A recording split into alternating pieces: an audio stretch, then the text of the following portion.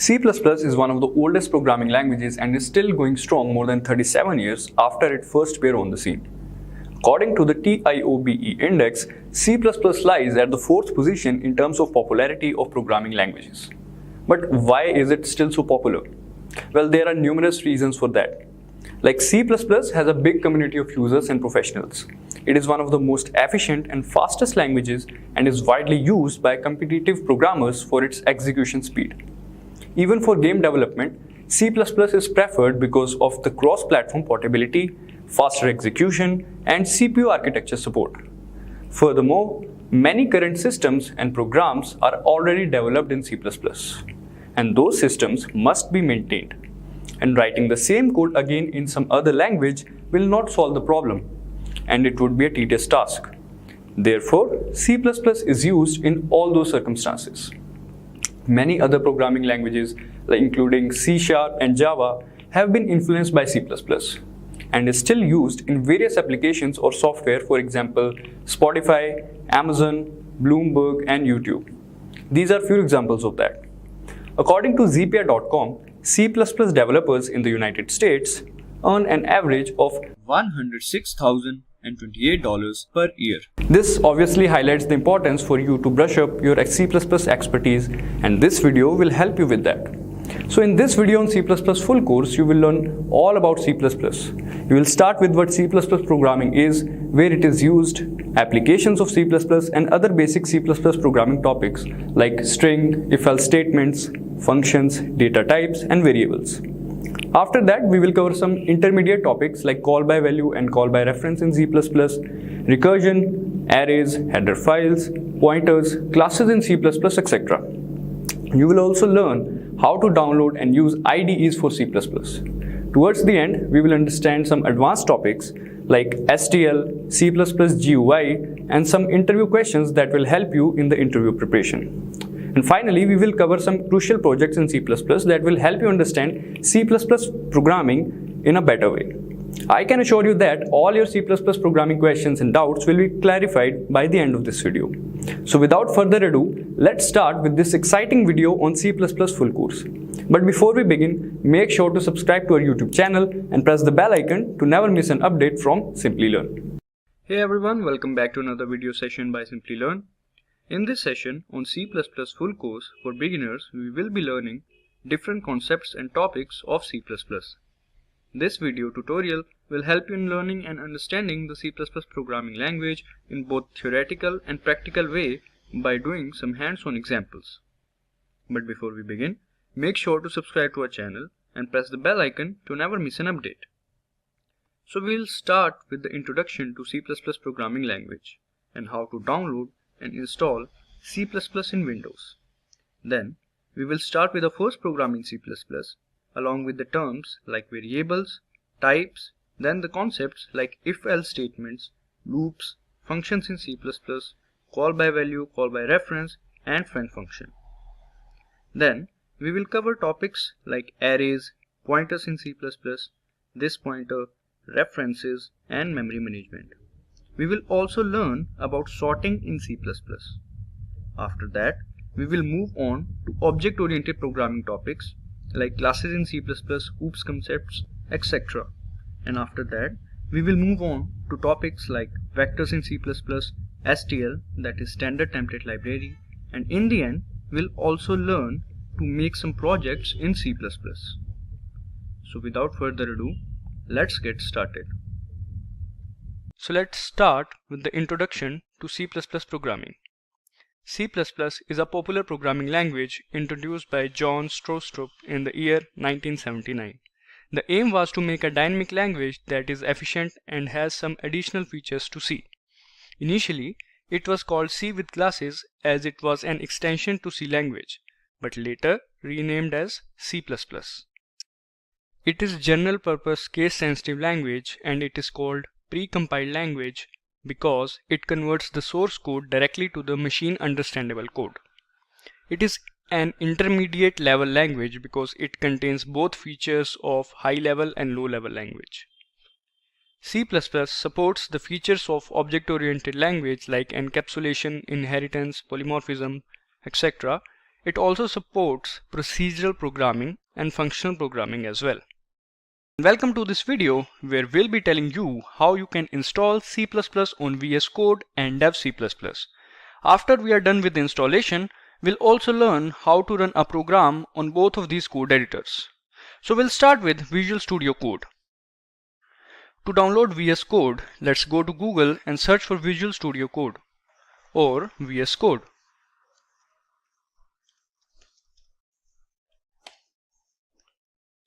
We'll click on this first link. This is the official web page for downloading the Visual Studio Code. And we'll now click on this Download for Windows blue button. And now we'll click on Download Now. Here it is getting download, and as you can see, thanks for downloading Visual Studio Code for Windows. Once we are done with the download, we can click on this Open folder.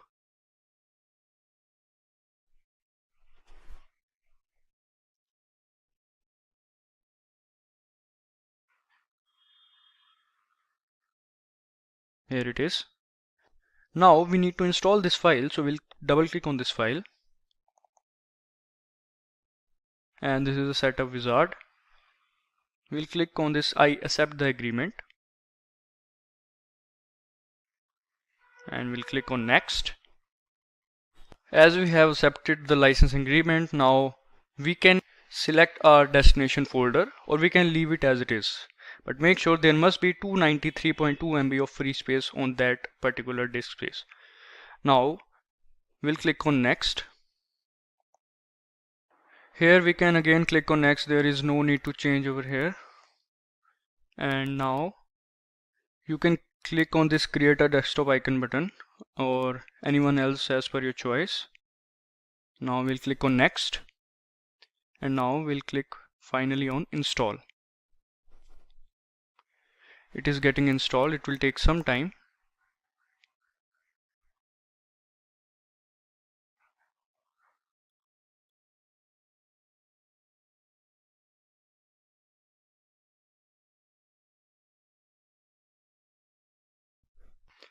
Now we can click on this finish button. Launch Visual Studio, we have marked it. It is already marked. So when we click on this finish button, it will launch the Visual Studio Code.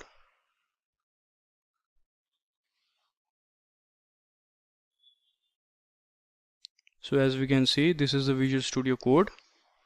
So as we have installed VS Code, now we have to configure it so that the C++ programs can run in this code editor. So in order to do that, we need to add some extensions. So we'll click on this extensions button. Now here we will write code runner extension. We'll write code runner. And this is the extension. We'll click on this install. And it is getting installed.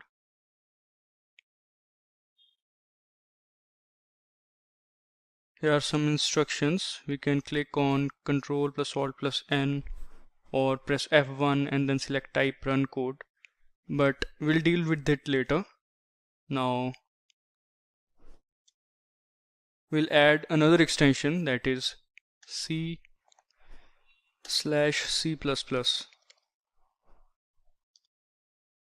Here it is. We'll click on this install. Here we can see downloading Visual Studio Windows Debugger. It is getting installed and I think it is installed now. So as we have added both the extensions, so let's move on and do a program of C++ in this code editor. We can define strings as a collection or group of characters. It is basically used to represent text in the program, and we can perform many operations on strings in order to manipulate it. The syntax of string contains a collection of characters surrounded by double quotes. For example, here string is the type, str is the name of the string, and coffee is the value that is assigned to the string. In C++, there are two ways to create a string. First is C-style strings. In C-style strings, collection of characters are stored in the form of arrays.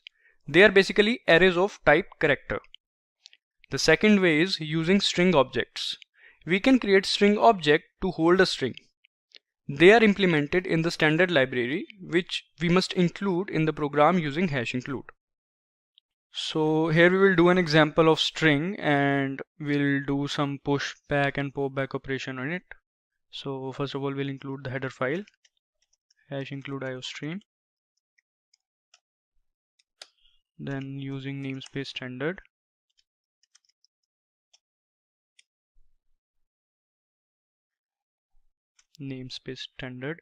Okay, now we'll start with int main. Alright, first of all we'll write string data type, then the name of the string s. Here s is the name of the string.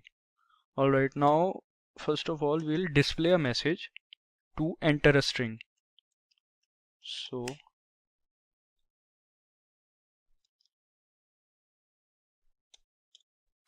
okay, enter a string.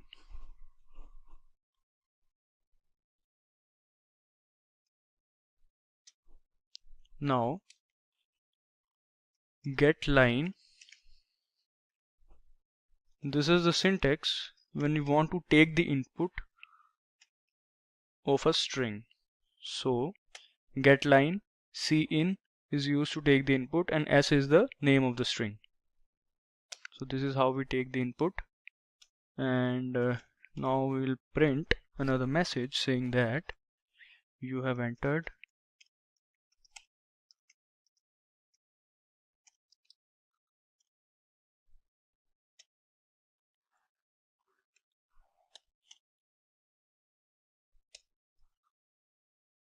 Now here we will print the string s.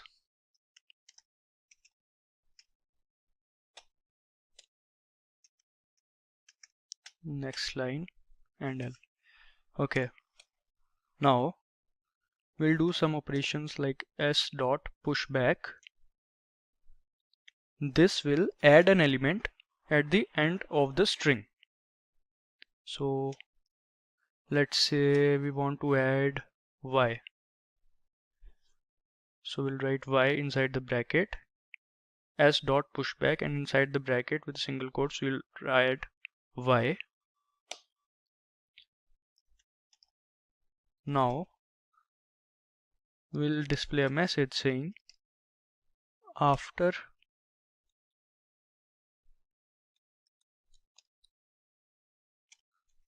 using pushback function,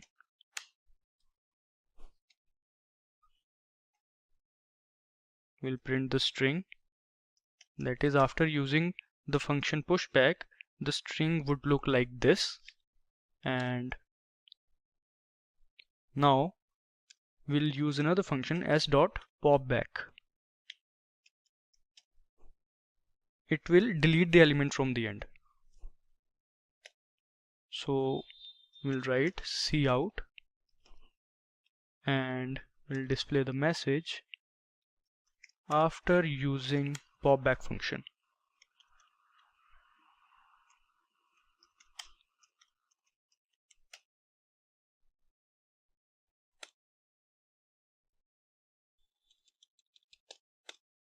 Let's write popback only and we'll print the string.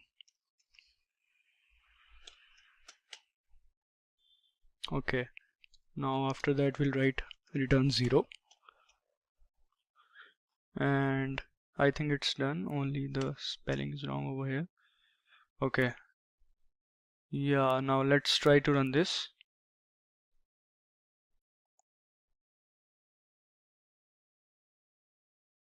As you can see the message enter a string. So let's say I have entered Barcelona.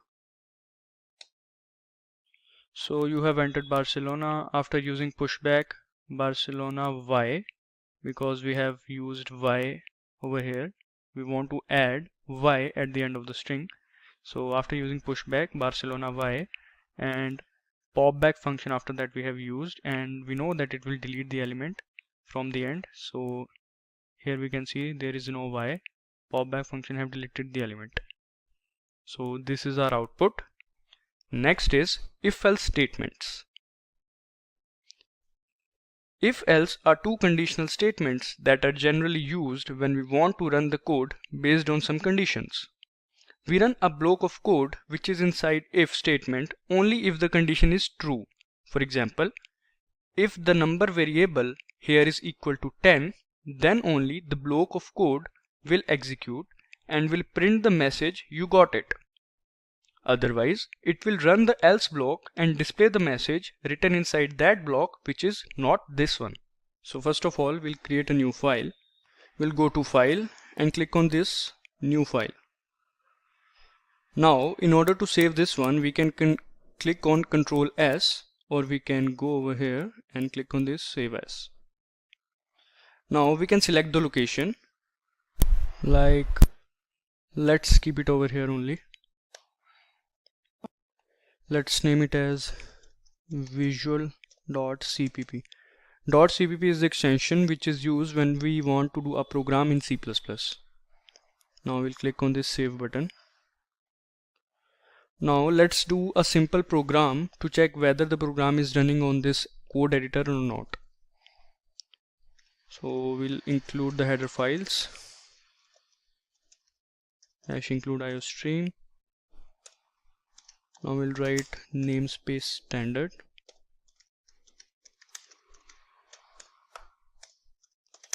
Now we'll write int main.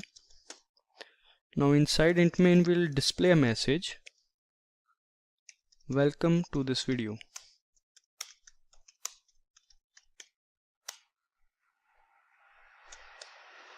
Okay, now return 0. Make sure to save this after making changes, or you can click on Ctrl S, or you can go to File and click on this Save. So once you have saved the program, now you can run it. We can click on this play button. It will run the code. As we can see in the output, welcome to this video, we can see. Here it is. So it means our program is working. It is running fine. Now let's do another example in which we will take the inputs from the user. So let's make a new file. We'll go to File and click on this new file. Now we'll save as and we'll write visual2.cpp. Alright, in this program we'll take the input from the user. So start with header files, #include iostream. Our spelling is wrong. #include iostream, after that using namespace standard.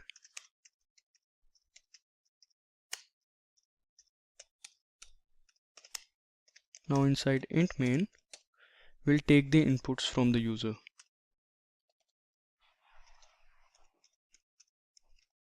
We'll display the message. Enter the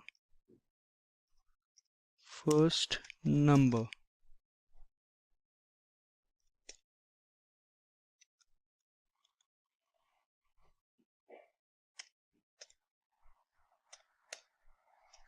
Now using cin, we'll take the input. We forgot to mention this, declare this n1 variable. So we'll write int n1, int n2, and int sum equals 0. Alright, here we have taken the input of n1, the first number. Now we'll take the input of another number by displaying the message. Enter the second number.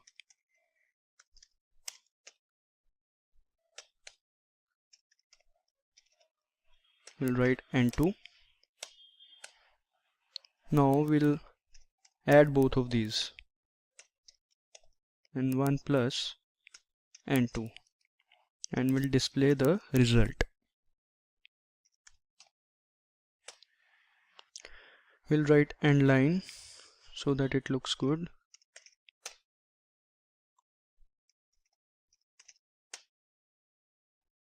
Alright, now we need to save it.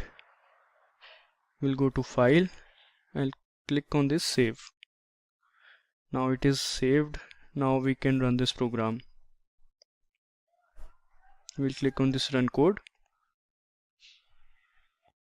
Now in order to write the first number over here, that is, in order to write in the terminal, we have to configure the Visual Studio Code. And to do that, we'll go to File and we'll now go to Preference, and in the Settings, we'll click on the Settings, and here we will type Run in Terminal.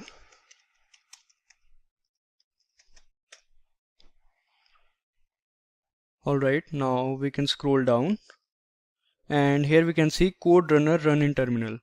In my VS Studio it is already marked, but you have to mark this if you want to write in terminal or enter the inputs in the terminal. Alright, once you have marked this, you can close it, and then you can Control S, that is save, and then you can close the VS Studio and then open it again.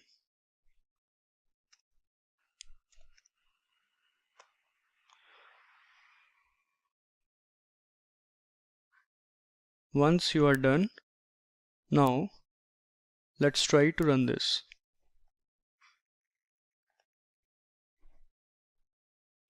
So now you will be able to write the inputs, like let's say 4.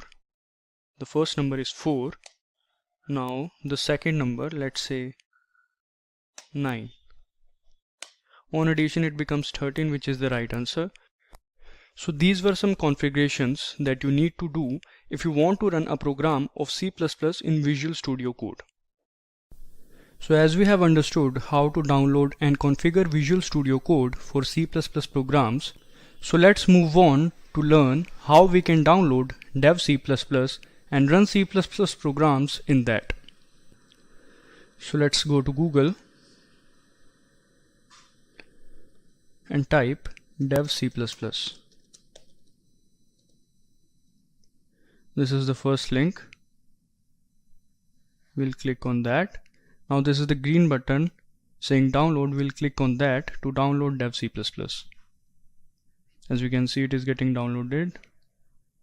Your download will start shortly. So now we'll click on download now.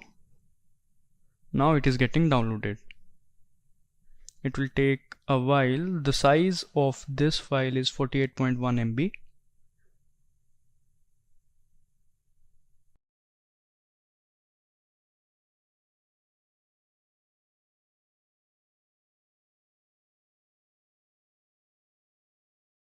So as you can see, the downloading is almost done.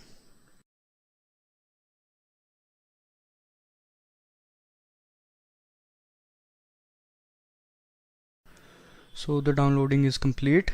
Now we'll click on open folder.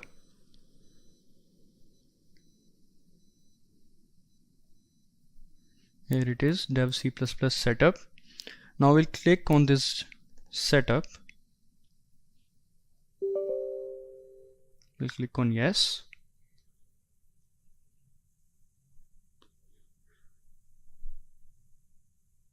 The setup is loading.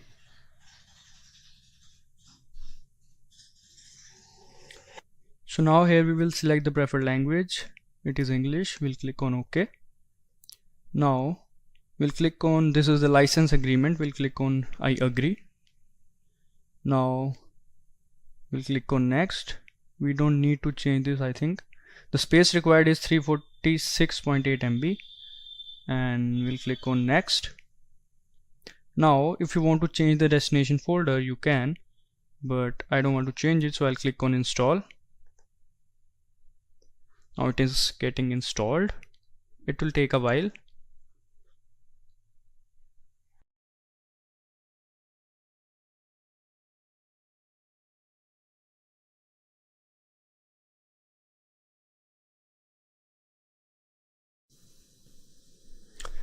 It's done, and now we'll click on finish, and it is marked.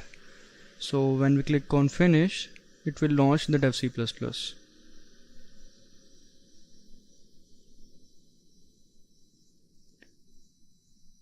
So here we have to select the language, It is English, so we'll click on next.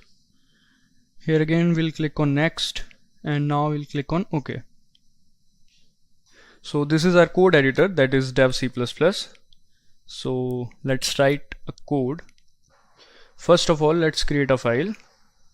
We'll go to file and go to new, and we'll click on source file.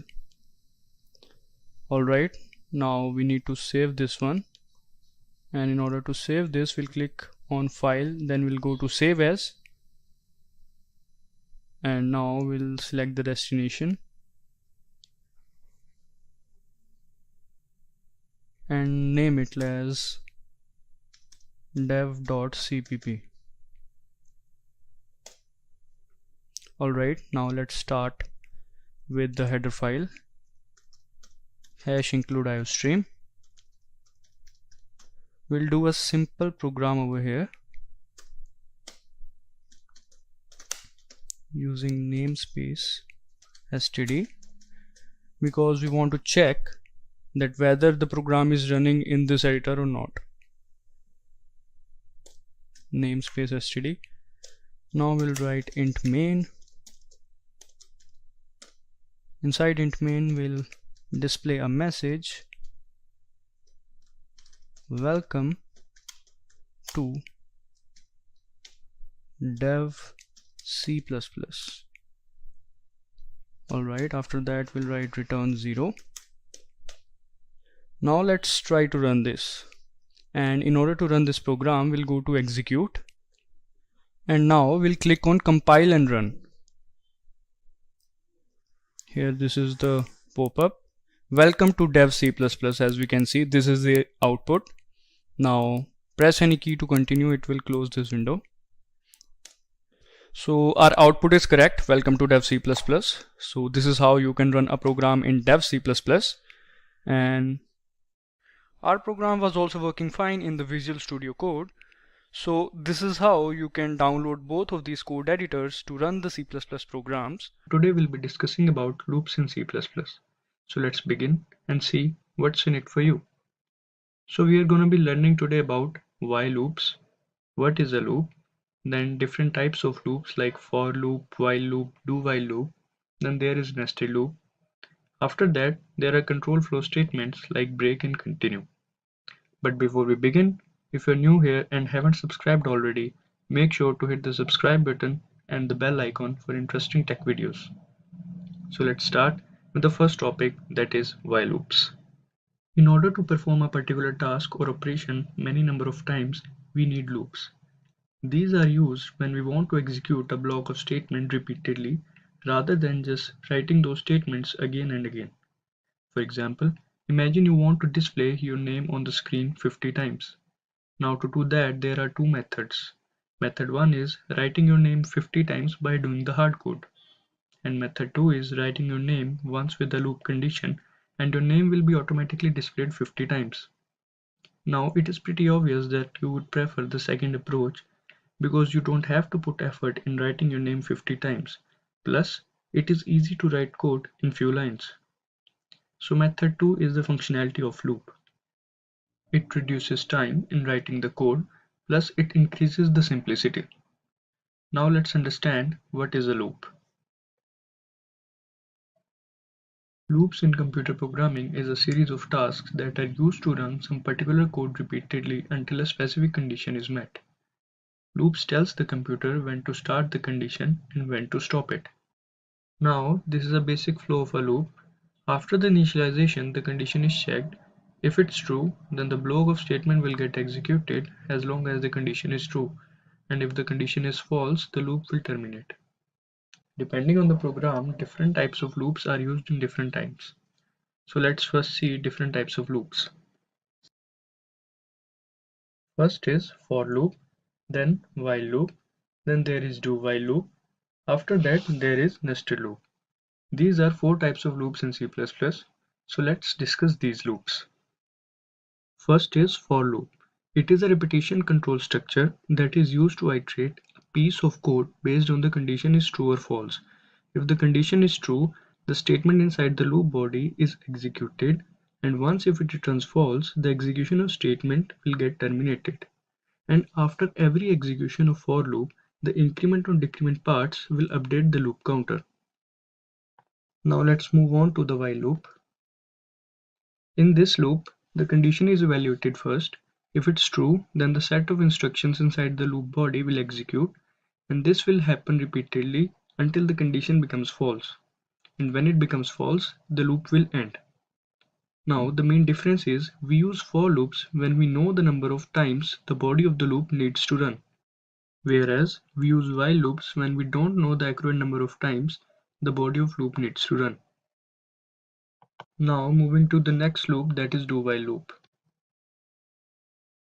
This loop is quite similar to the while loop. In this, the loop will execute the set of instructions once before checking if the condition is true. After that, it will repeat the loop as long as the condition is true. That means, in do while, loop body will execute at least once irrespective of the test condition. Now coming to the nested loop. When one loop is defined inside the body of another loop, then it is known as nested loop. In C++, there are at least 256 levels of nesting, and the flow of execution for nested loop is, first it includes initialization of variable, followed by condition 1. If it gets satisfied, then it will search for the second condition. If that also gets satisfied, then it will get increment, and when the condition gets satisfied, it will search for the new set of statements, and follows the same flow of execution. In C++, break statements are used to terminate the execution of the loop. And by terminating the execution of loop, we means finishing or stopping the execution. Like if we want to block or terminate a loop at some point, all we need to do is to use the break statement with a condition on which we want the loop to stop, and it will terminate the loop's flow or iterations. So break statements are mainly used for two cases. One is it can be used inside the loop, and second is it is mostly used in switch statements. And this is the loop's flow diagram, in which first there is a loop body, then if the condition is true, then there is a break statement which will terminate the loop, and if the condition is not true, then the loop will continue to iterate. As you can see in this example, the loop is iterating from 0 to 10. Inside the loop, there is a condition and then the break statement, which will make sure that the loop will terminate when I becomes equal to 4. After the break statement, the control will jump out of the loop body, and that's how the break statement works. Its output would be 0, 1, 2, 3. It will not exceed 4 because of the break statement. Now, coming to continue statement. The continue statement is a bit similar to the break statement, as it is also used for termination. But the difference is that it is used to terminate the current iteration and not the complete loop. For example, if a loop is iterating from 0 to 6 and inside the loop there is a continue statement on 4, then all the elements will be printed except 4, because continue statement skips that particular iteration and continues with the next one. And in break statement, the complete loop flow terminates. So when the continue statement is used, then within the loop, the control skips or terminates that particular iteration and continues with the next iteration. As you can see in this example, first loop body, then there is a condition. If that is true, then the continue statement will terminate and continues it with the next iteration. And if that is false, then control will go to the remaining part of the loop as always. Now in this example, we are using continue statement. Here the loop is iterating from 0 to 10. Inside the loop, there is a condition and then the continue statement, which will make sure that if the value of I becomes 4, then terminate that iteration and moves to the next iteration. After that, elements are getting printed with the help of cout function. Now its output would be 1, 2, 3, 5, 6, 7, 8, 9. It will not display 4 because of continue statements, as we know that the continue statement skip that particular iteration. So when we use I equals to 4, then it skips that particular iteration. If getting your learning started is half the battle, what if you could do that for free? Visit SkillUp by Simplilearn. Click on the link in the description to know more. Alright, so as we have covered the theoretical part, so now let's do some examples on break and continue statements in our code editor, that is VS Code. Now we'll make a new file and we'll name that file as loops.cpp. Okay, loops1.cpp. Now here we will do a program in which we have to print the digits from 0 to 10 using for loops. It will be a basic program just to understand it. We'll write the header file #include iostream.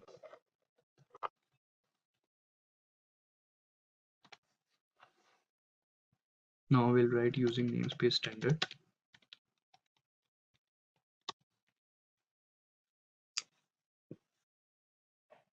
Now here is the int main. Now we'll write the for loop with a for keyword. Inside the for loop, we'll initialize I with 0.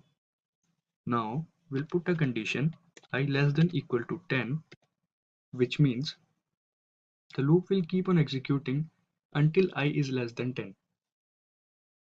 Now we'll put increment I++. Now inside the loop brackets, all we have to do is to print I, so that all the digits get printed. So now let me tell you, here what we are doing is, we are just making the loop to run from 0 to 10. As we can see that I have made I 0 to I less than equal to 10. That means loop will move from I 0 to 10. Now let's try to run it.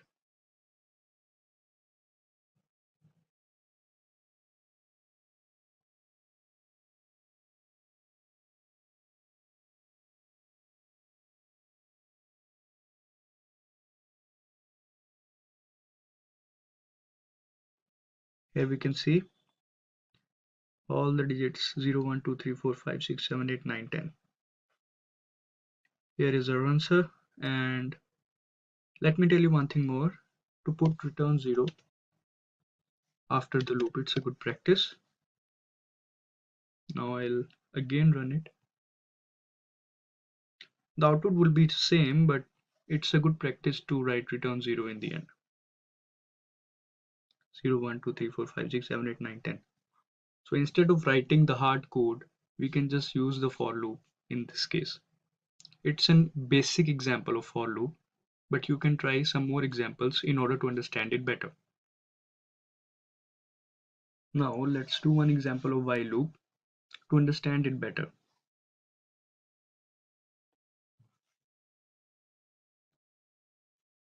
We'll be doing a basic example of while loop in which all we have to do is to print Happy New Year 11 times. Let's start. First of all, let's name this file loops2.cpp. Now let's start with the header file, that is #include iostream.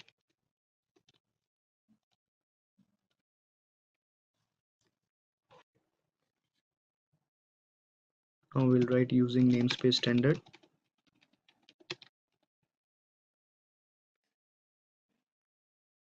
Now here is the int main.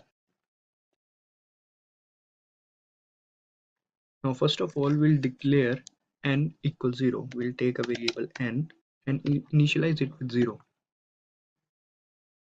Now we'll put the while condition with the while keyword, writing while n not equal to 11.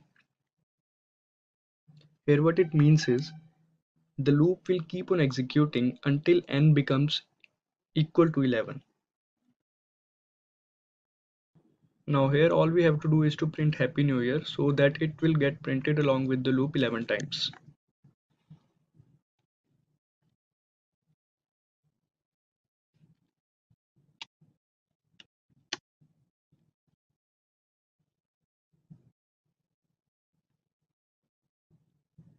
and L. Now we'll write n plus plus. We have written n plus plus so that the loop will keep on incrementing every single time. After that, now we'll write return 0 outside the loop. Now we'll try to run this. So here's our output. Happy New Year 11 times. So this is how it's done. This is again a basic example of while loop, but to understand it better, one must practice some more examples on it. Now let's do one example of do while loop also. Let's make a new file.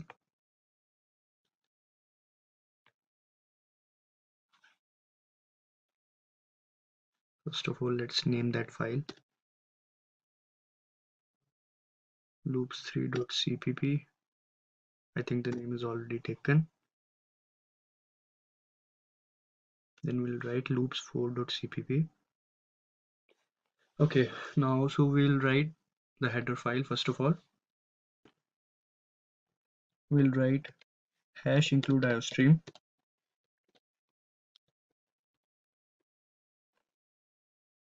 After that, using namespace standard,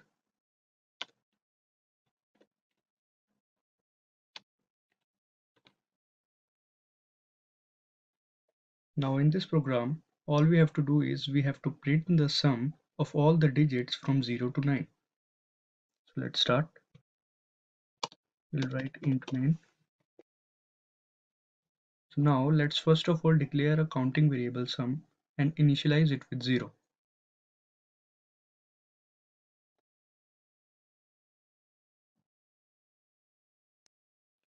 Now we will initialize another variable I with 0. Now the syntax of do while loop is do keyword, and now we will add some code inside the body. We'll write sum equals sum plus I.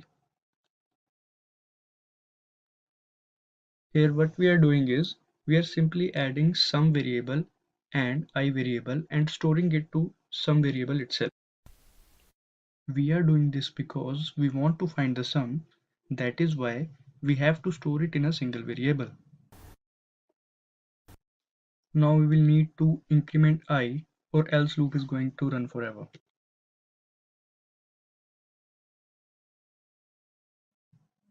Now we will write file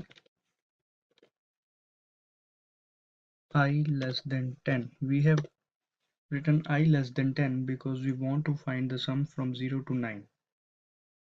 And make sure to put a semicolon in the end in case of do while loop. Now we will print sum in this while loop. We'll write sum is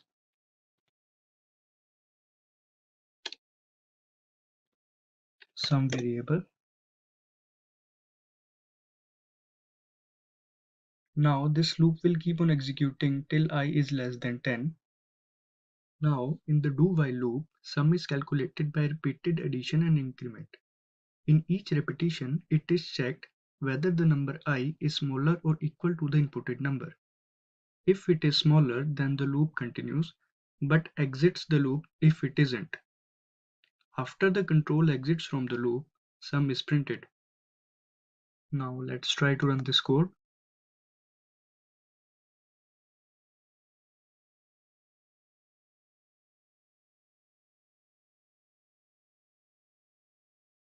Here it is. Sum is 45, which is the right answer. This is our output. So this is how it is done in do while loop. So now let's do one example of our last loop, that is nested loop. First of all, we'll name the file loops5.cpp. Now we'll start with the header files.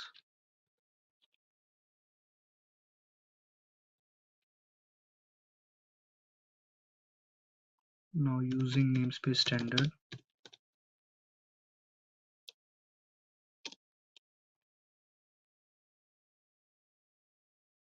Now in this program, all we have to do is to print a star pattern of half pyramid form using nested loop. So let's try. We'll write int main.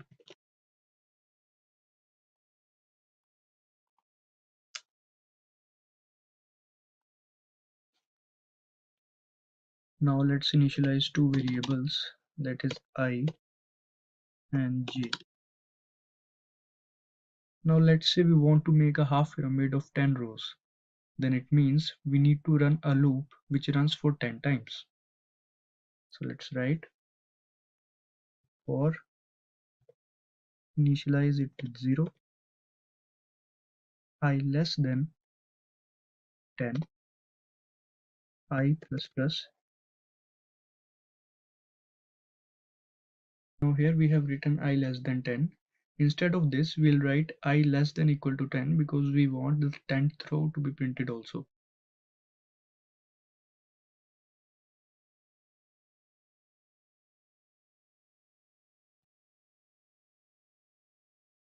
Now we'll print /n in order to insert a new line.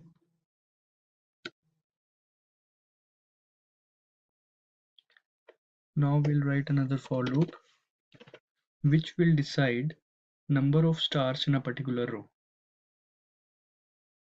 So we'll write j equal to 1 because this for loop is for the column section.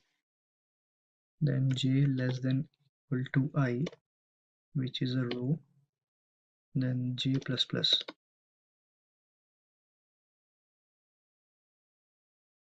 Now we'll print star.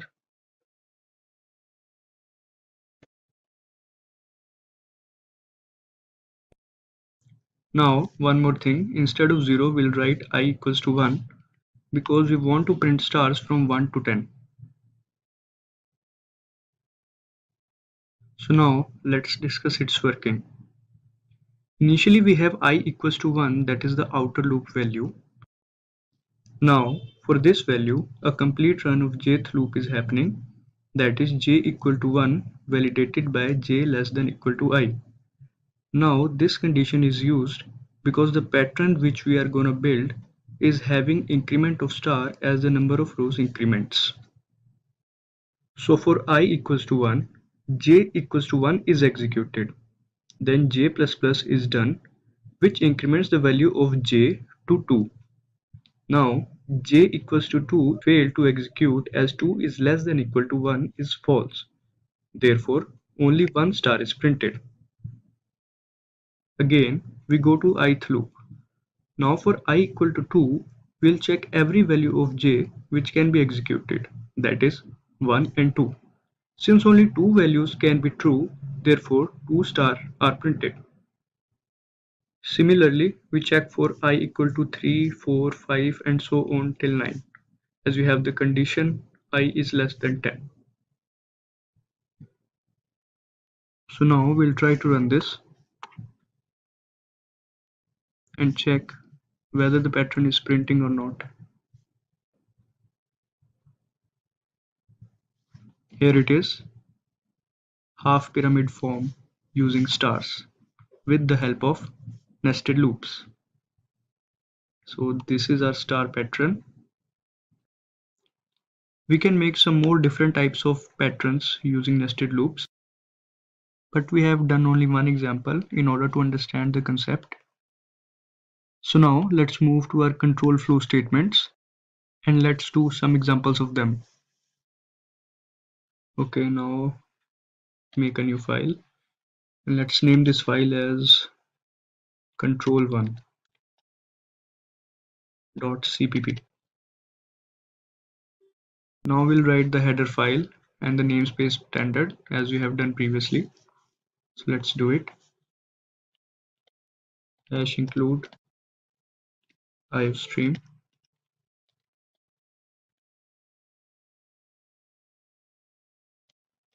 using namespace std.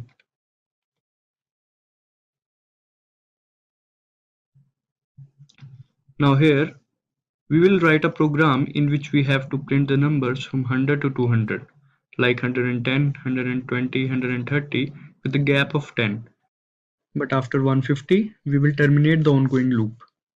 Now, how can it be done? With the help of break statement. So let's start. First of all, we'll write int main.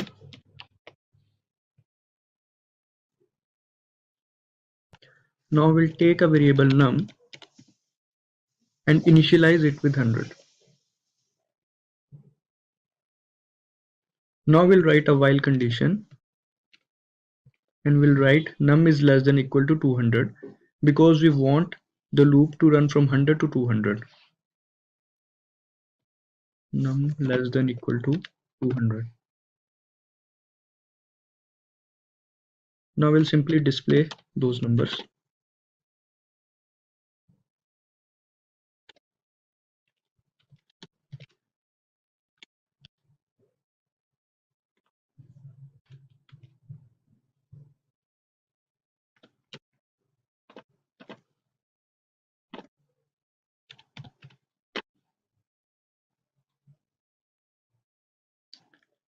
Now we'll write an if condition that if num equals 150, then we'll terminate the loop. And for that we have to write the break statement inside the if statement. So let's write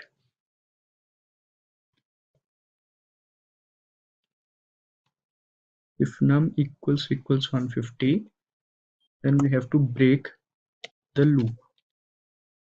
Write the break statement. Now after that we'll increment this by 10. We're incrementing this by 10 because we want the numbers to be printed like 100, 110, 120 like this. That is why we are incrementing it with 10 and not with 1. Now we'll write out of the loop just to be informed that we are finally out of the loop.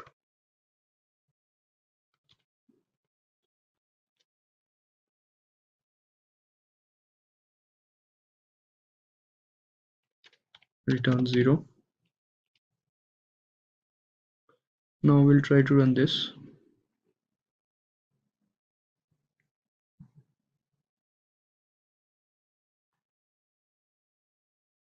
Here we can see, here we can see 100, 110, 120 up to 150. After that we are out of the loop. This means the code works fine. So this is the example of a break statement. Now after this we'll do another example of continue. So let's start. Let's make a new file and name it control2.cpp. Now we'll write the header files.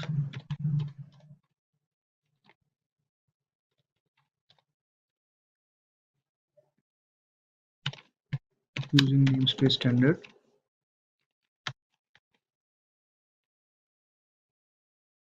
Now in this program all we have to do is to print the numbers from 100 to 90, only excluding 96 from them. Now how do we do it? With the help of continue statement. So let's start. First of all we'll write int main. Now we'll declare a variable num and initialize it with 100. Now we'll write a while condition, while loop, in which we write the condition num greater than equal to 90 because we want the loop to run till it is equal to 90. That is why we have wrote greater than equal to 90. Basically we want the loop to run from 100 till it becomes equal to 90. Now inside the loop we'll write the if condition in order to skip 96. So we'll write if num equals 96, num equals 96.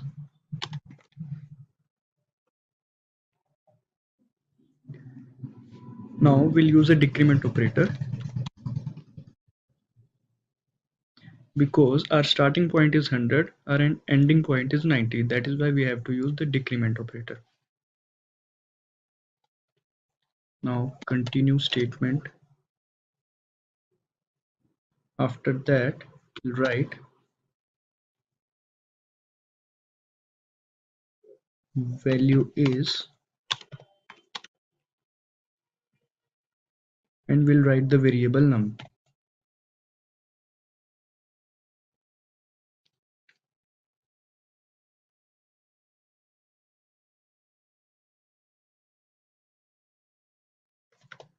Now we'll write num minus minus.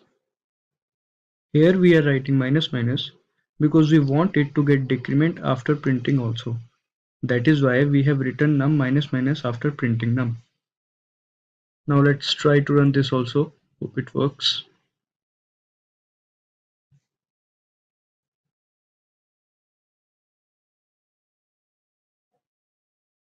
Okay, I think there are some errors. So some brackets were missing. And we'll write return 0. Now we'll try to run it.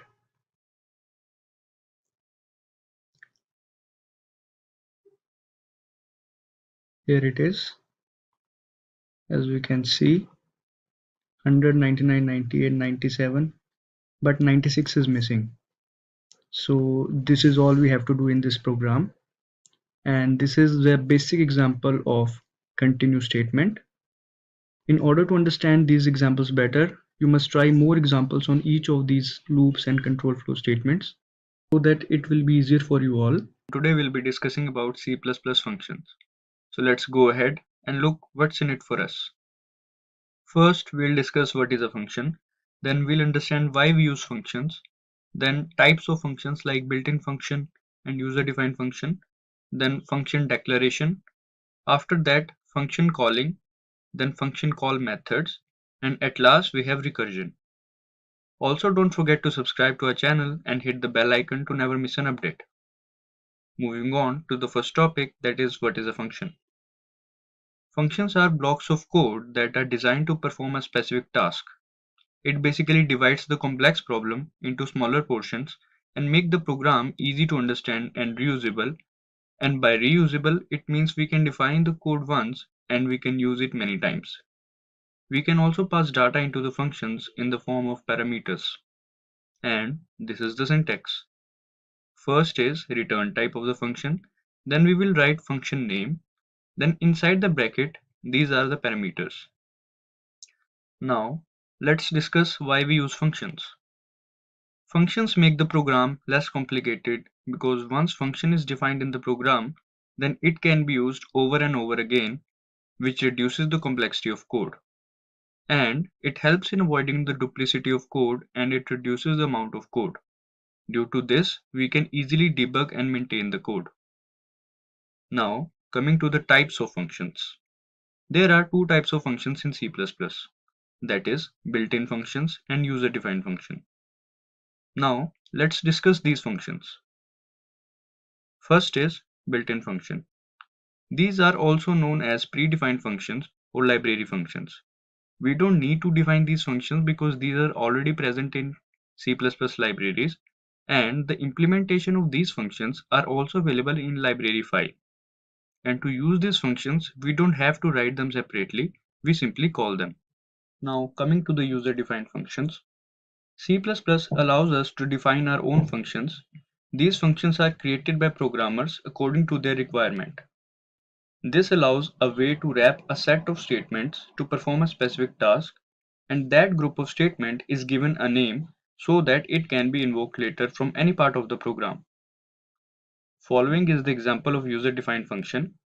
Here club is a user-defined function with the return type void, and it is being called from the main function. Now, let's learn about function declaration. Function declaration basically acts as an identification for the function. It informs the compiler about the existence of function's name, the number of parameters in the function, and its return type. These things acts as an identifier for a function. And this is the syntax for a function declaration. First, we will write the return type, then we will write the name of the function. After that, inside the bracket, we will write the number of parameters. For example, in this chess function, int is the return type, chess is the name of the function, and inside the brackets, these are the number of parameters. Although we can write the names of parameters, but names of parameters are not important in the function declaration, only their type is required. Now, let's learn about function calling. In order to use a function, we'll have to invoke or call a function. When a program calls a function, the control of the program is transferred to the called function, and when the called function completes its task, then the control is returned back to the main program.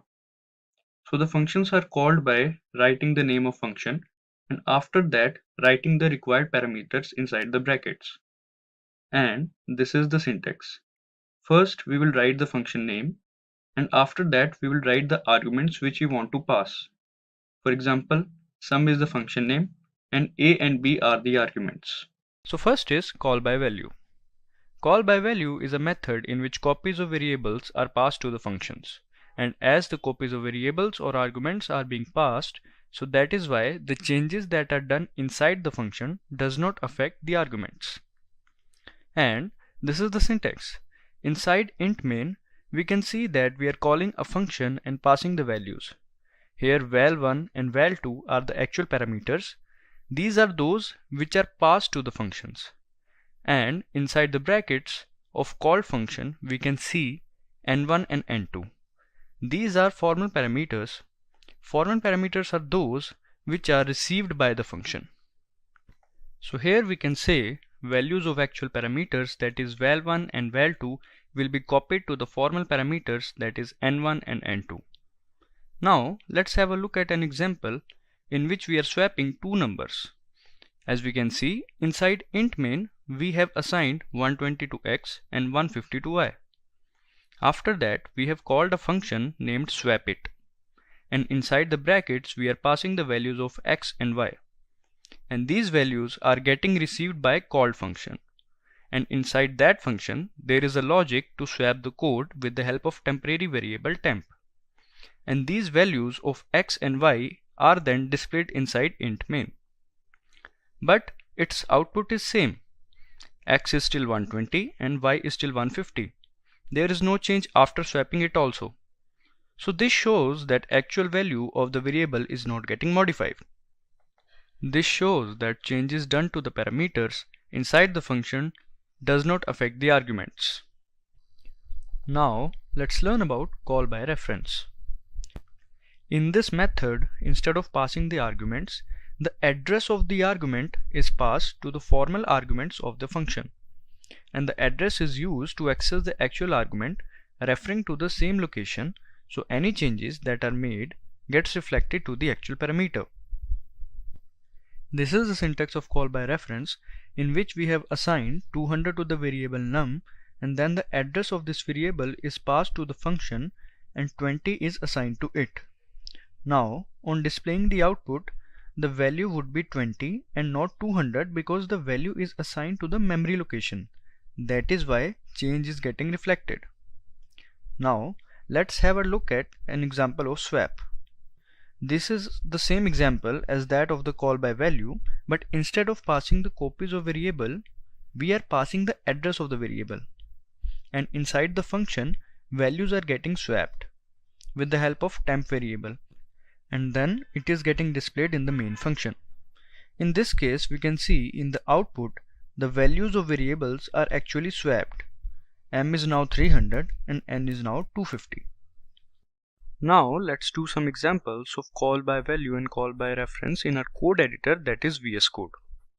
Now we will do an example of call by value in which we will try to change the salary with the help of a function.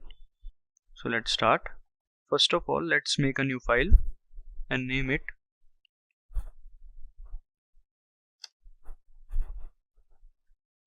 call1.cpp. Now we will include the header files #include iostream. Now we will add namespace standard.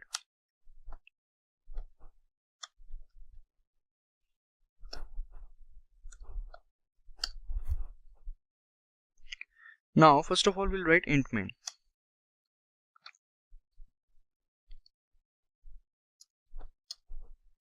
And we will declare a variable sal and assign a value 27,000, let's say salary, to this sal variable. Now we will call a function. Let's name that function as salary underscore change. And now inside the brackets we'll write sal, as we know that in call by value we pass the copies of the variable. So now we'll display that variable. We'll write value inside main.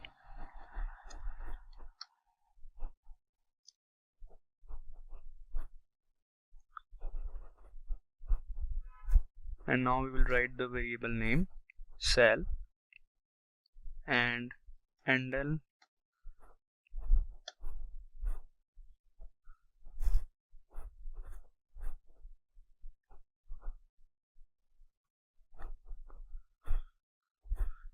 now return 0. Now let's make the function salary change. We'll write void salary underscore change. It's void. Now here we will write int, the data type, and the variable s, that is the formal parameter. Sal here is the actual parameter and s is the formal parameter. Now we will assign as a new value, let's say 30,000. Here we have assigned as 30,000. Earlier the value of sal was 27,000, and then we passed the copy of the variable sal to the function salary change, and there we assigned 30,000 to it. So let's print over here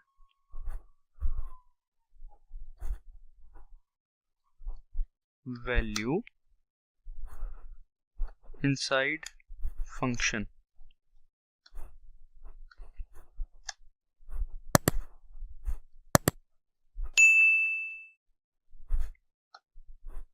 Sal and L. Here we have to write S because the variable name is S. Okay, now let's try to run this.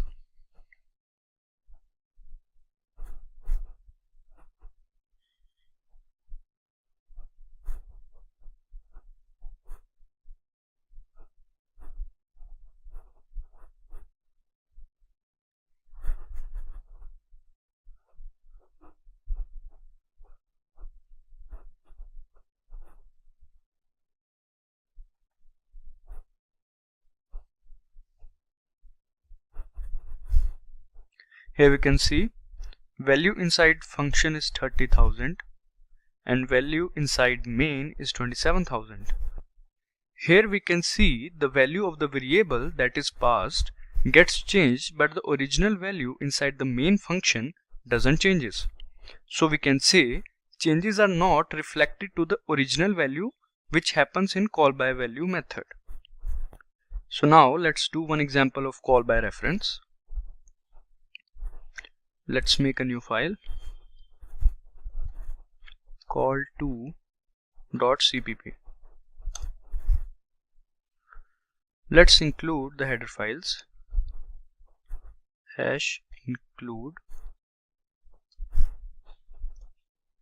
iostream,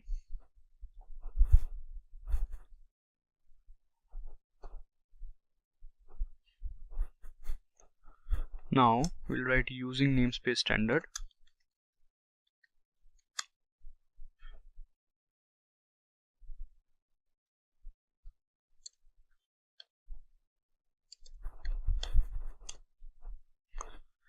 Now we'll start with int main.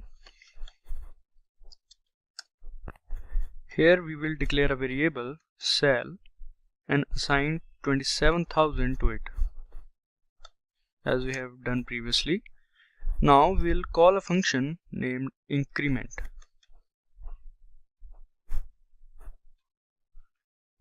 And inside the bracket we will pass the address of cell. As we know that in case of call by reference we pass the address. So after that we'll just write the message saying salary inside main, and we'll write the variable cell, then endl. After that we'll write return 0. Now our job is to write the function. We'll write void increment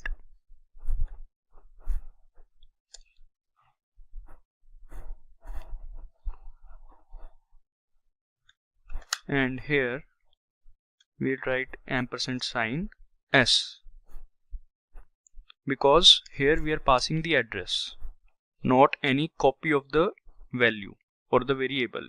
Here we are passing the address of the variable, so that is why we have used ampersand sign.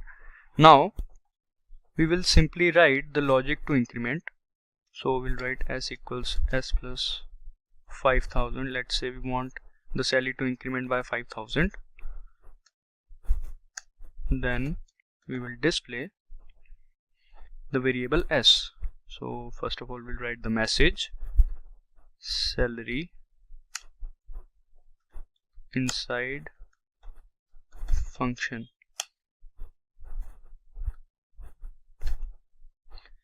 the name of the variable, after that endl. Now let's try to run this.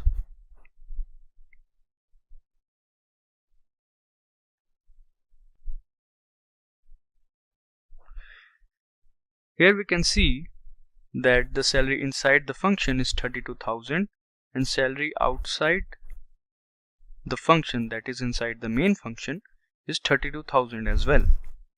Here we can see that the changes are reflected to the original values as well in the main function, and we know that in case of call by reference any change inside the function is reflected outside the function because we are passing the address of the variable.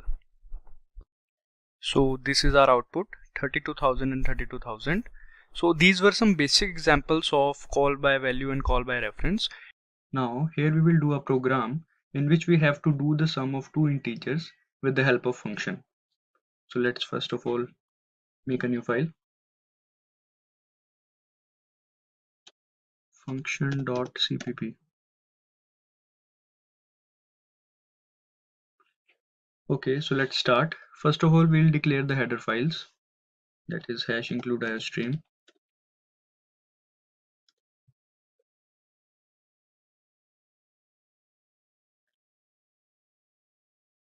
Now the namespace standard.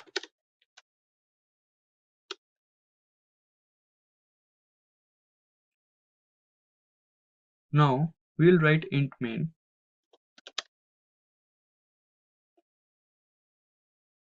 Now inside int main we'll declare a variable named s. Here we have declared this variable because we want to store the sum of those two integers in this variable. So we'll call the function, let's name the function as sum, and let's assume the variables to be 5 and 5. Here sum is the name of the function and 5, 5 are the arguments. Now we'll make the function sum.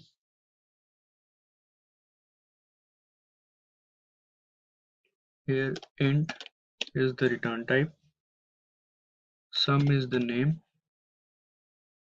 and int a comma int b are the parameters.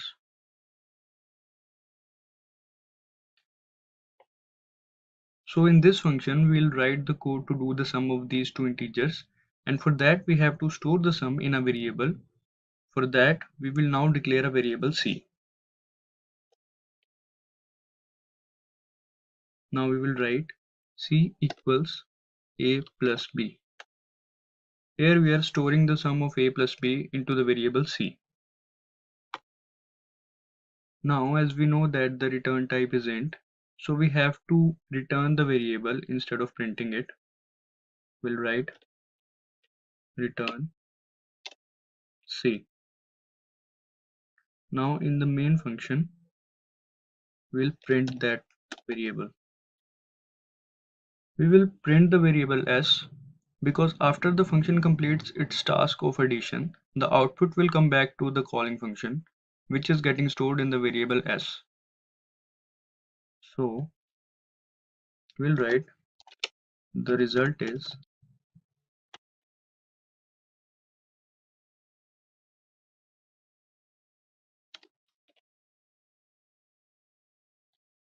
now we will write the variable s. Let's see. Hope it runs.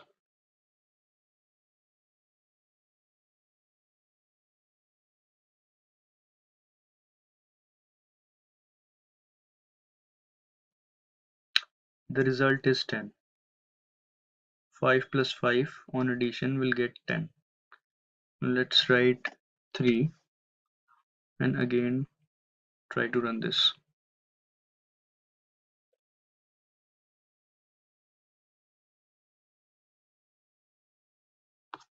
The result is 8. 5 plus 3 equals to 8. So this is the right answer. Now we will do another example of C++ function in which we have to find the larger number or greater number among two elements. So let's do that.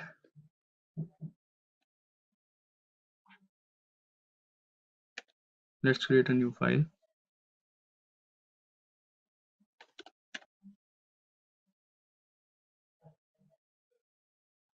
function1.cpp. Now we will include the header files hash include iostream.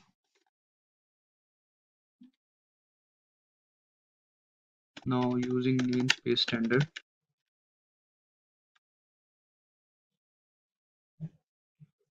now first of all we'll write the int main. Now the variable n1. Now we will declare another variable n2. These are the two variables among which we have to find the greater number. So we'll display a message saying that enter the first number.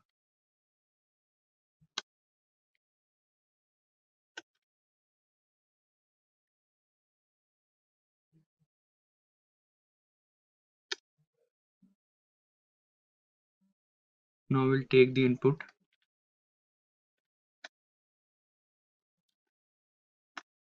n1. Now we'll do the same for the other one. We'll write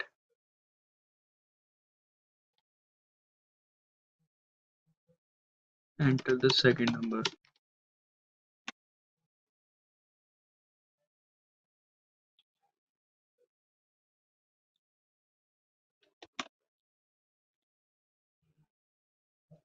We'll input the second number. Now we have to make a call to the function named, let's say, maxi, and we will pass these arguments n1, n2.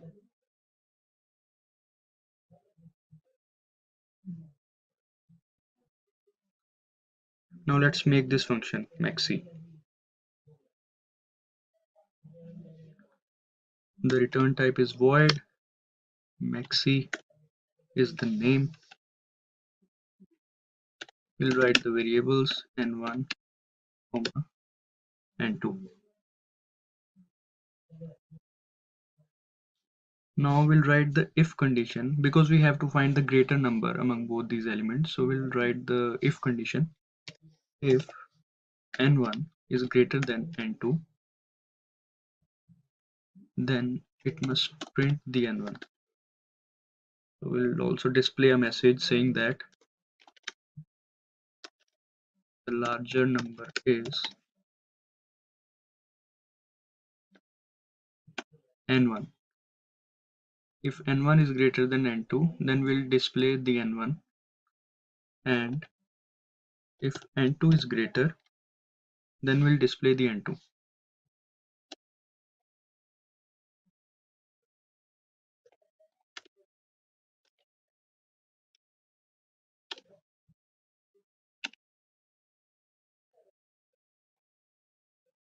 We'll write the variable n2.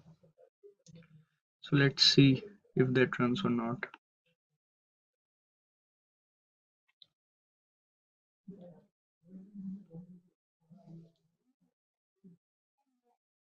I think we have to write the first number. Here we can see enter the first number. Enter the first number. So we'll write, let's say, 56, and the second number would be 78. The larger number is 78. So among both the numbers, as we know that 78 is greater than 56, so this is how we can show it with the help of functions. So these were some basic examples of C++ functions. In today's session, we will learn about C++ recursion. Now, let's have a look at what we'll be covering today. First of all, we'll discuss what is recursion. Then we'll understand the working of recursion, that is how it actually works. After that, we will learn about types of recursion, and at last we will go through the advantages and disadvantages of recursion. So, what is recursion? Recursion can be defined as a process in which a function calls itself again and again until a certain condition is met. Recursion basically brings about several number of iterative calls to the same function. However, it is important to have a base case to end the recursion. For example, imagine you are calling your friend again and again for an urgent piece of work until he picks up the call. Now, here calling your friend again and again or one after the other is a recursive function, and when he picks up your call is the termination condition. And this is the basic syntax where the function name is recursion and it is being called from the main function, and inside the recursion function it is calling itself. Now let's understand its working. In a recursive function there are two parts, that is the recursive case and the base case. In the recursive case, the function is being called by itself again and again, and the base case is when the function finally stops calling itself. So when the recursive function is called from the main function, then the called function will execute and it keeps on repeating as it is being called by itself from within the function again and again until it meets the base case that will terminate its calling. For example, factorial of 5. In this problem, we can see a pattern, n into factorial of n minus 1. To be clear, n is 5. So n minus 1 is 4. And it is going on till n becomes 0. Here factorial is the recursive function and n minus 1 is the argument that is getting passed for every n into the recursive function. In this case, if n becomes 0 or 1, it is the base case, and n into factorial n minus 1 is the recursive condition. Now let's understand the types of recursion. First is direct recursion. As the name suggests, in this type of recursion, function calls itself directly. For example, void recursion. Here recursion is the name of the function and is being called by itself from within the function directly. Although there is no base case in this example, but it shows the idea of direct recursion. Now, coming to indirect recursion. When a function calls itself indirectly, that is, if a function calls some other function to make a recursive call, then it is known as indirect function. For example, here recursion function is calling some other function sub, and sub function is calling the recursion function. Here both the functions are calling other functions to make a recursive call. This is called indirect recursion.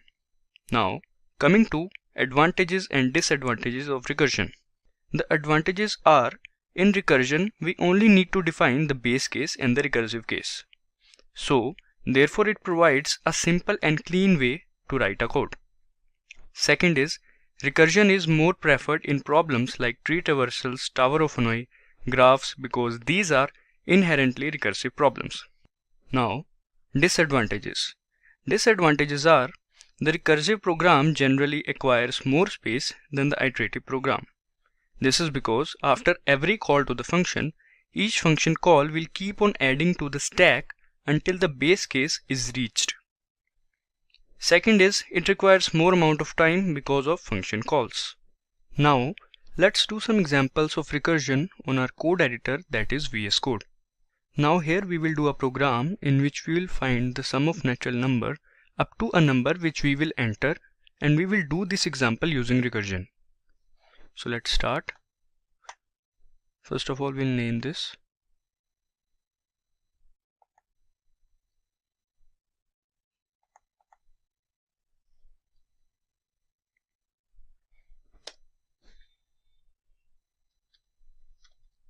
Recursion.cpp.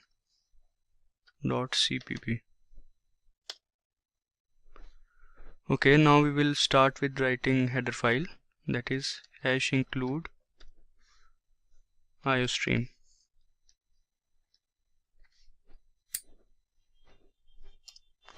Now we'll add namespace standard using namespace std. Now first of all we'll write int main.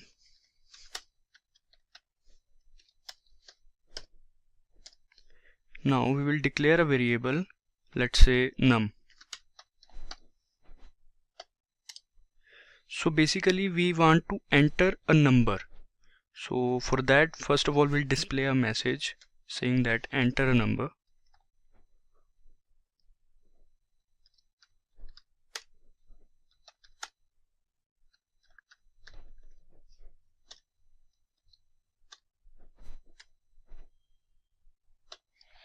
Now we'll take the input as num. So now here we will make a call to the function, and in that function we will pass the variable num which we have taken the input of, and we will print this with a message. So let's say we'll print it like cout, and the message would be sum is, and this is the function name sum, and this is the variable which we are passing.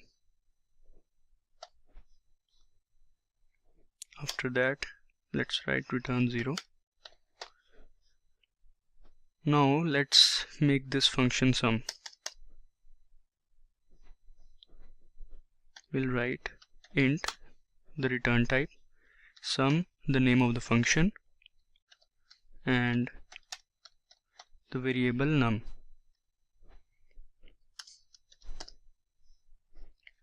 Now first of all we have to make a base case. So we will write the base case as, we'll make if num is not equal to 0, then here we will write the recursive case, return num plus sum num minus 1. So here we are adding the numbers with its previous number, and because of recursive condition it will keep on calling the same function, sum function, again and again till the base case, that is num becomes equal to 0, is achieved, and once it is achieved the calling would be stopped. Num not equal to 0 here means that if num is not equal to 0, then only this statement num plus sum num minus 1 will execute. Okay, so now after this We'll try to run this.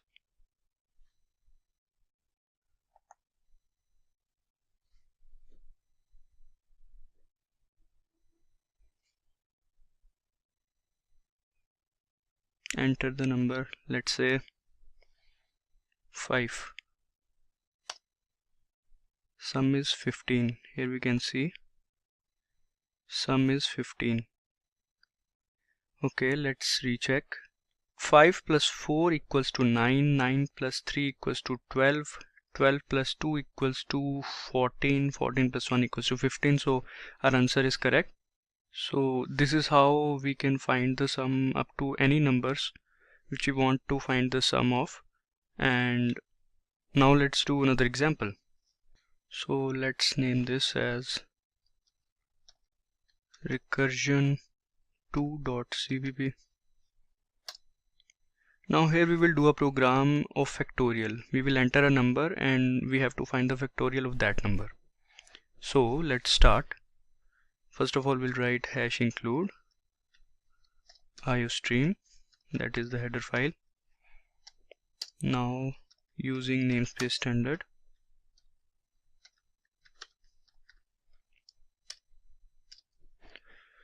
now we'll write int main.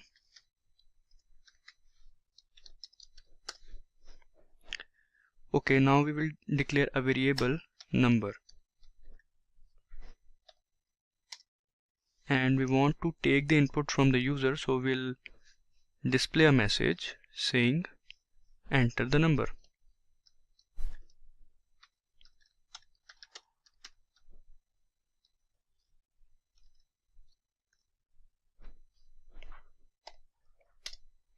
Now we will take the input, we'll write number. Now we will call a function and we will pass the argument number as we have done in the previous question. So let's do it. First of all, we'll display that saying the factorial of the number you have entered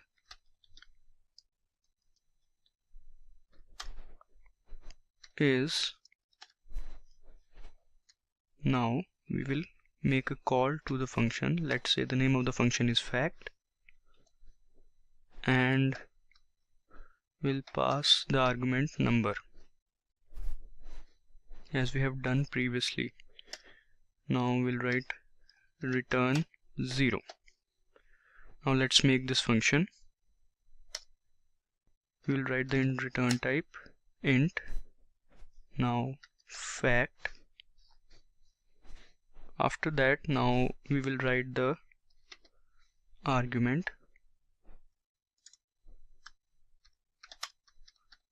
int number. Now we will write if condition and we'll write number less than 1, and we will return 1.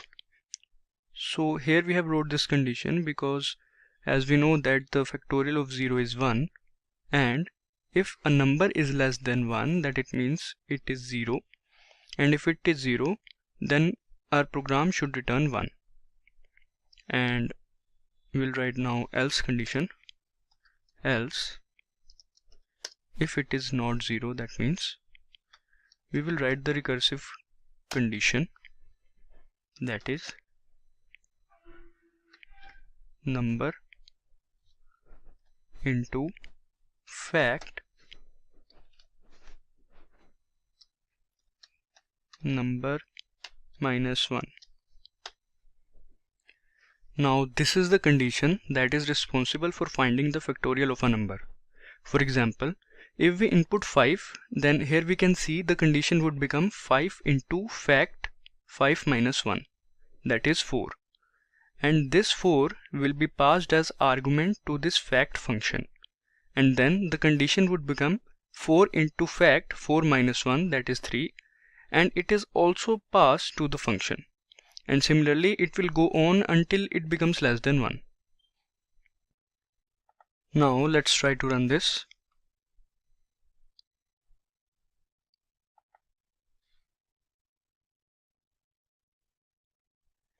Enter the number. Let's say 6. The factorial of number you have entered is 720, and we know that the factorial of 6 is 720. So this is the right answer. And let me tell you, this is the base case and this is the recursive case in this program. Now after that, let's do one last example of recursion. Okay, so now let's make a new file and name this file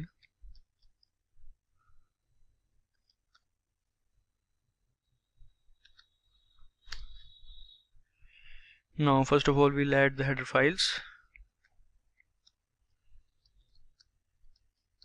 IOStream, now namespace standard, using namespace standard. So here we will do the program of Fibonacci series, and we know that Fibonacci series is basically in Fibonacci series each number is basically the sum of its two previous numbers. So let's start. So first of all we'll make int main. Now we'll declare a variable num. Now we want to take the input from the user, so first of all we'll display a message saying that enter the number.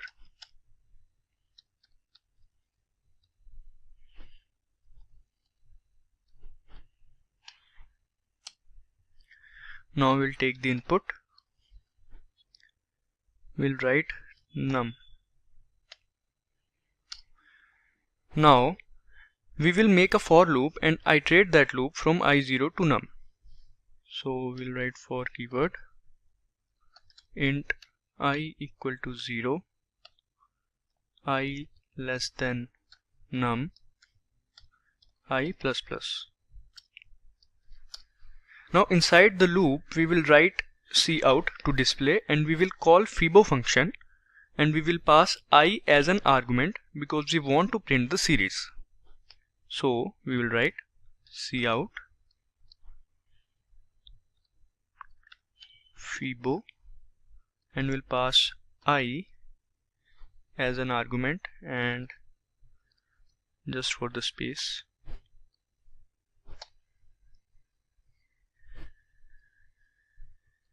now we'll write return 0.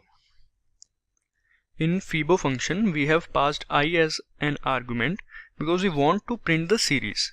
So first 0 will be passed, then 1 will be passed, after then 2 will be passed, and so on. So now we will make the function Fibo. Int is the return type, Fibo is the name. Now the argument num.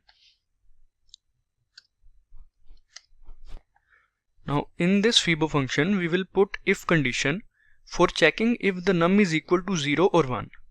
If yes, we will return the value of num, else we will recursively call Fibo using n-1 and n-2, because Fibonacci series is basically the sum of previous two numbers. So first of all we'll write if num is less than equal to 1, then return num,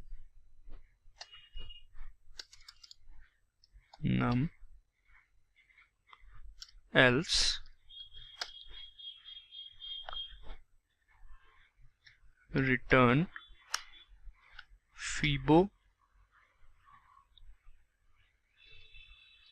num minus 1 plus Fibo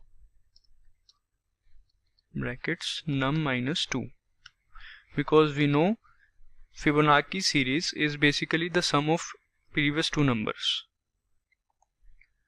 Now if the num is 0 or 1, then it will go to the if statement, and if it is greater than 0 and 1, then it will go to this recursive statement. So for example, if n equals to 2, then we will call recursively 2 minus 1 and 2 minus 2, that is 1 and 0 respectively. Since 2 minus 1 will give 1 and 2 minus 2 will give 0, these will be evaluated in if statement as they are less than equal to 1. So it will give 0 plus 1, that is equal to 1. Now let's try to run this code. Enter the number, let's say 6, 0, 1, 1, 2, 3, 5, which is the right answer. The Fibonacci sequence for 6 is 0, 1, 1, 2, 3, 5. So this is how we can do Fibonacci series or Fibonacci sequence with the help of recursion. And I suggest you to do some more examples on recursion to understand it better. In this session, we will learn about friend functions in C++. So let's go ahead and have a look at what we'll be covering today. In this session, we will cover topics like why do we need a friend function, what is a friend function in C++, then the declaration of friend function, and after that, we will learn what is a friend class, then we will understand features of friend function and its advantages. But before we begin, make sure to subscribe to our channel and hit the bell icon to never miss an update. So first is, why do we need a friend function? Friend functions are used when we want to access the private or protected members of the class, but without the help of the objects. It helps us in avoiding the case where the functions must be a member of both the classes in order to access them. Or, in other words, a function doesn't have to be a member of both the classes in order to access the class data. A friend function is also used to perform operator overloading. Like functions, operators can also be overloaded, and because of the friend function, it is possible. Now, let's understand what is a friend function. A friend function is not a member function of the class, and it is defined outside the class. And we know outside members cannot access the class data, but the friend function can access those private, public, and protected class data, because the friend function is friendly with the class. Now let's move to declaration of friend function. The declaration of friend function must be done inside the class. The friend function is declared using the friend keyword, then the return type, then the name of the function that is made a friend of the class. Its definition is done outside the class, and we don't use the friend keyword while defining it. But while declaring it inside the class, we use the friend keyword. Now, coming to the next topic, that is, what is a friend class? Exactly like a friend function, a class can also be a friend of another class. A friend class is that class that can access the data members and member functions of a class to which it is a friend. We need to pass the objects of the class to a member function of the friend class if we want to access those private and protected members. Also, if the classes are declared friends, then all the member functions of the class will be a friend function to the friend class. Now, let's have a look at the syntax. Here we have done the forward declaration of class table. This will allow the access of the objects of the class table in the class club. Inside the class club, we have declared friend class table. That means the class table is a friend of class club, and it can access members of that class. After that, we have defined the class table without the friend keyword, as we can see. Now, coming to features of friend function. So here are some features of friend functions. So let's start with the first one, that is, a friend function can be easily invoked just like a normal function. It doesn't require any object or so to invoke. Next is, the scope of a friend function is not limited. It can be a member of another class as well. Third is, a friend function can be declared in any part, that is private, protected, or public parts of the class. Fourth is, the object of the class can be used as an argument for the function. And the last is, a friend function can access the members by using the object name and dot operator along with the member's name. Now, coming to advantages of friend function. The first advantage is, with the help of friend function, we are able to access the non-public members of the class, that is, the private members. The second advantage is friend function helps in operator overloading. And the third advantage is because of the friend function, we are able to share the private information by a non-member function, as friend function is not a member function. And the last advantage is friend function allows us to generate more efficient code.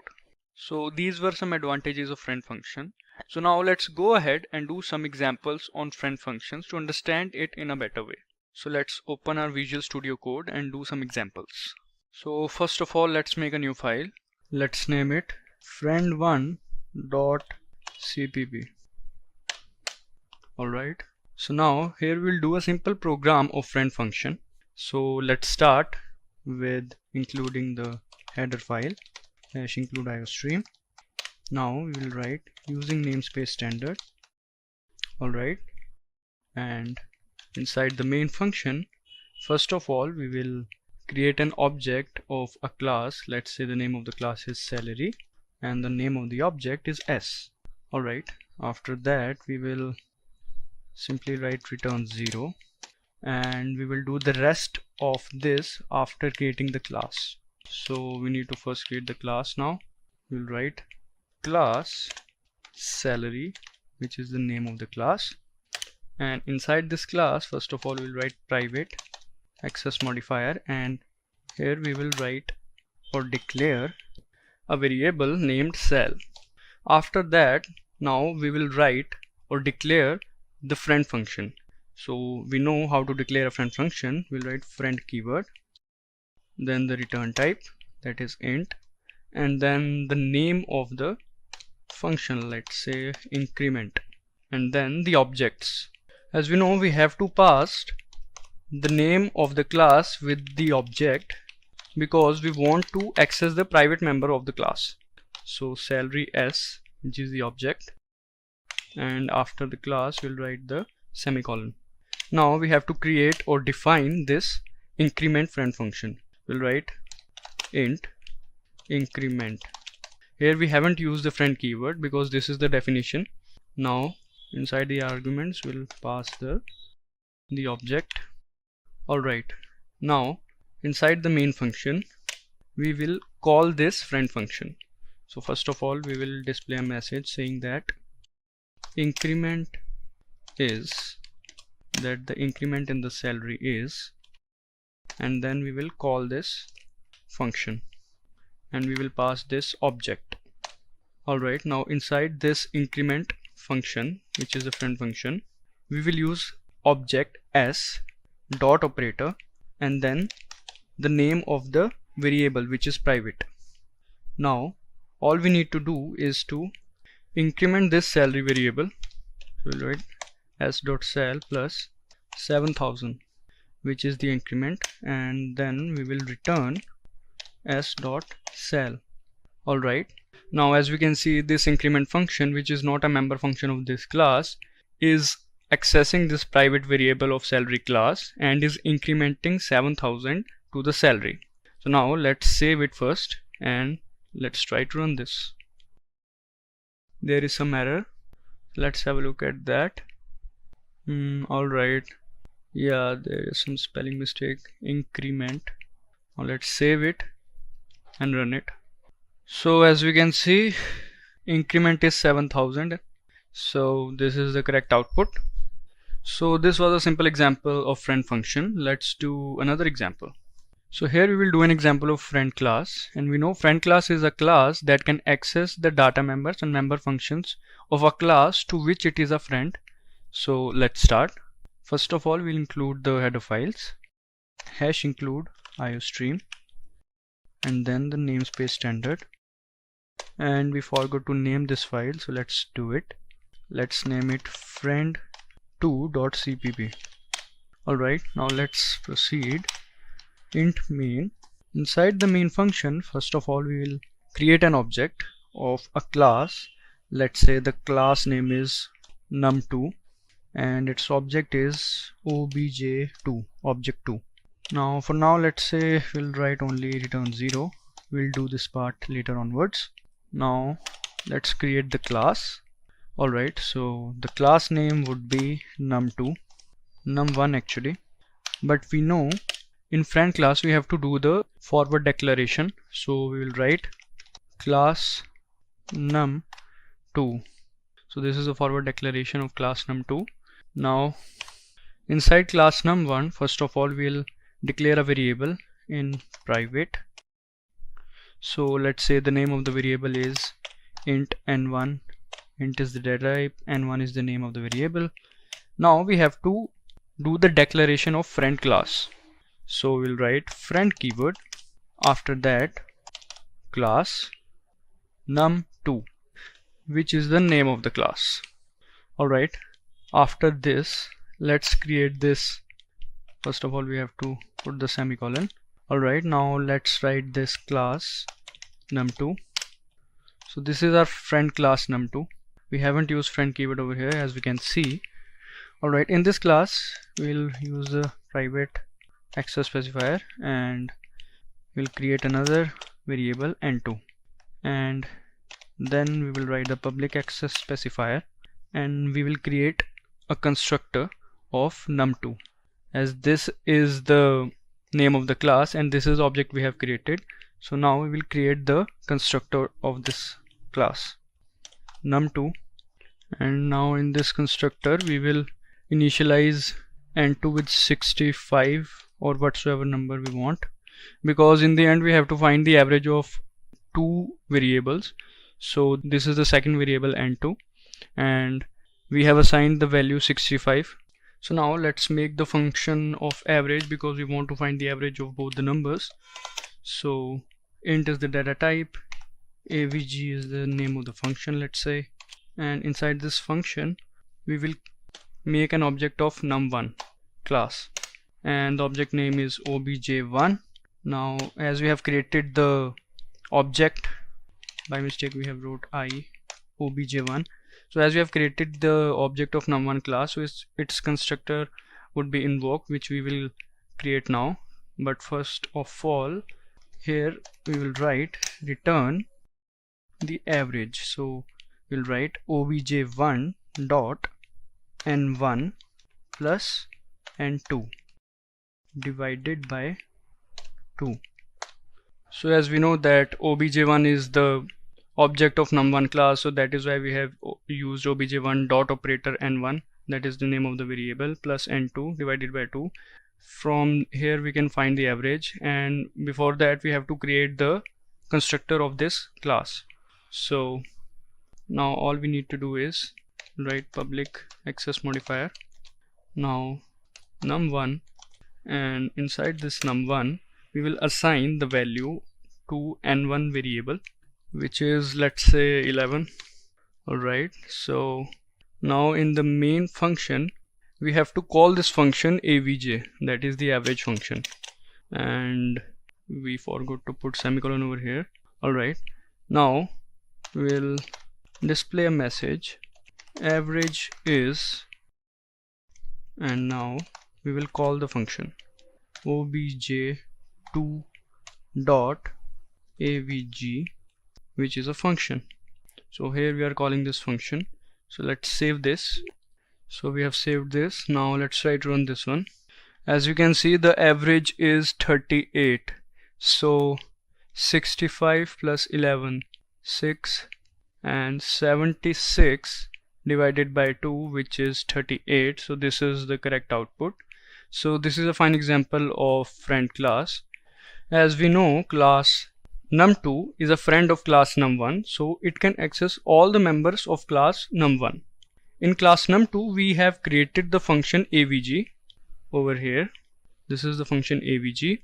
Here we are doing the average of both the numbers, and as class num2 is a friend of num1, so we can create objects of num1 in num2 class. And after doing this, this is our output, that is average is 38. So this is an example of friend class. Now let's do another example. So here we will do an example of friend function, in which a friend function is a friend to two classes, and this would be an example in which we have to do the product of two numbers. So let's start. First of all, let's include the header files as we have done previously. iostream namespace standard. Now let's save it, friend3.cpp, and spelling is wrong. Now let's start with the main function. Inside the int main, first of all we will create the object of class A, that is A, and class B object would be small b, and we will use these objects to call the functions, but we will do that part later onwards. First of all we'll simply write return 0 over here, and now we will create the classes. Alright, so here we will create a class, but before that we have to do the forward declaration of another class. So this is the forward declaration of class B, and now we can create the class A, and inside the A class we will declare the variable x, let's say. Now we'll use this public scope, and we will create a function within this class, let's say void assign. Now inside this function we will pass the variable I, because we have to assign the value of this variable I to the variable x. So we will assign the value of I to x like this, and before that we have to do the calling from the main function. So we will do that later. First of all we will create the friend function, and here we are declaring this friend function. Void is the return type, product, let's say, is the name of this friend function, and A comma B are the arguments. Now let's call this assign function first of all. So all we need to do is we will make a call from this main function a.assign, which is the name of the function, and let's say we have passed the value 45. Now here we will create the class B. Inside the B class we'll similarly create another variable y, and now inside the public scope we will create function of the same name, that is assign. Now in this assign function we will pass I as the argument, as we have done in class A. Similarly we'll do it over here. We will assign the value of I to this variable y. Once we have done this, then we will declare friend function. As we know that the friend function is friend of both of these classes, so we have to do it inside both of these classes. We have to declare the friend function, and now we will declare the friend function in this class as well, product. Alright, after the class we will use the semicolon. Now we will create the friend function. So here we are defining the friend function. We use void product, which is the name of the function. Now data type object name. Alright, now all we need to do is we'll do the sum a.x into b.y, and now we'll use semicolon. So here a.x will hold the value which have been assigned, that is 45, and now b.x, b.y will hold the value which we will call from here, b.assign.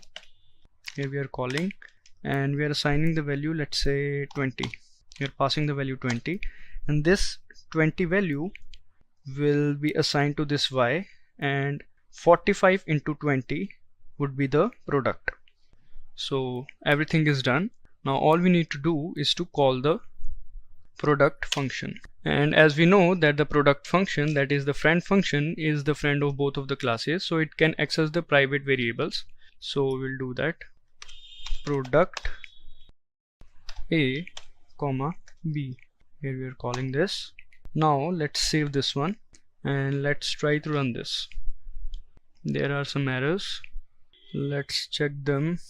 Class A, alright, so we forgot to make some space over here. Now let's save it again and let's try to run this.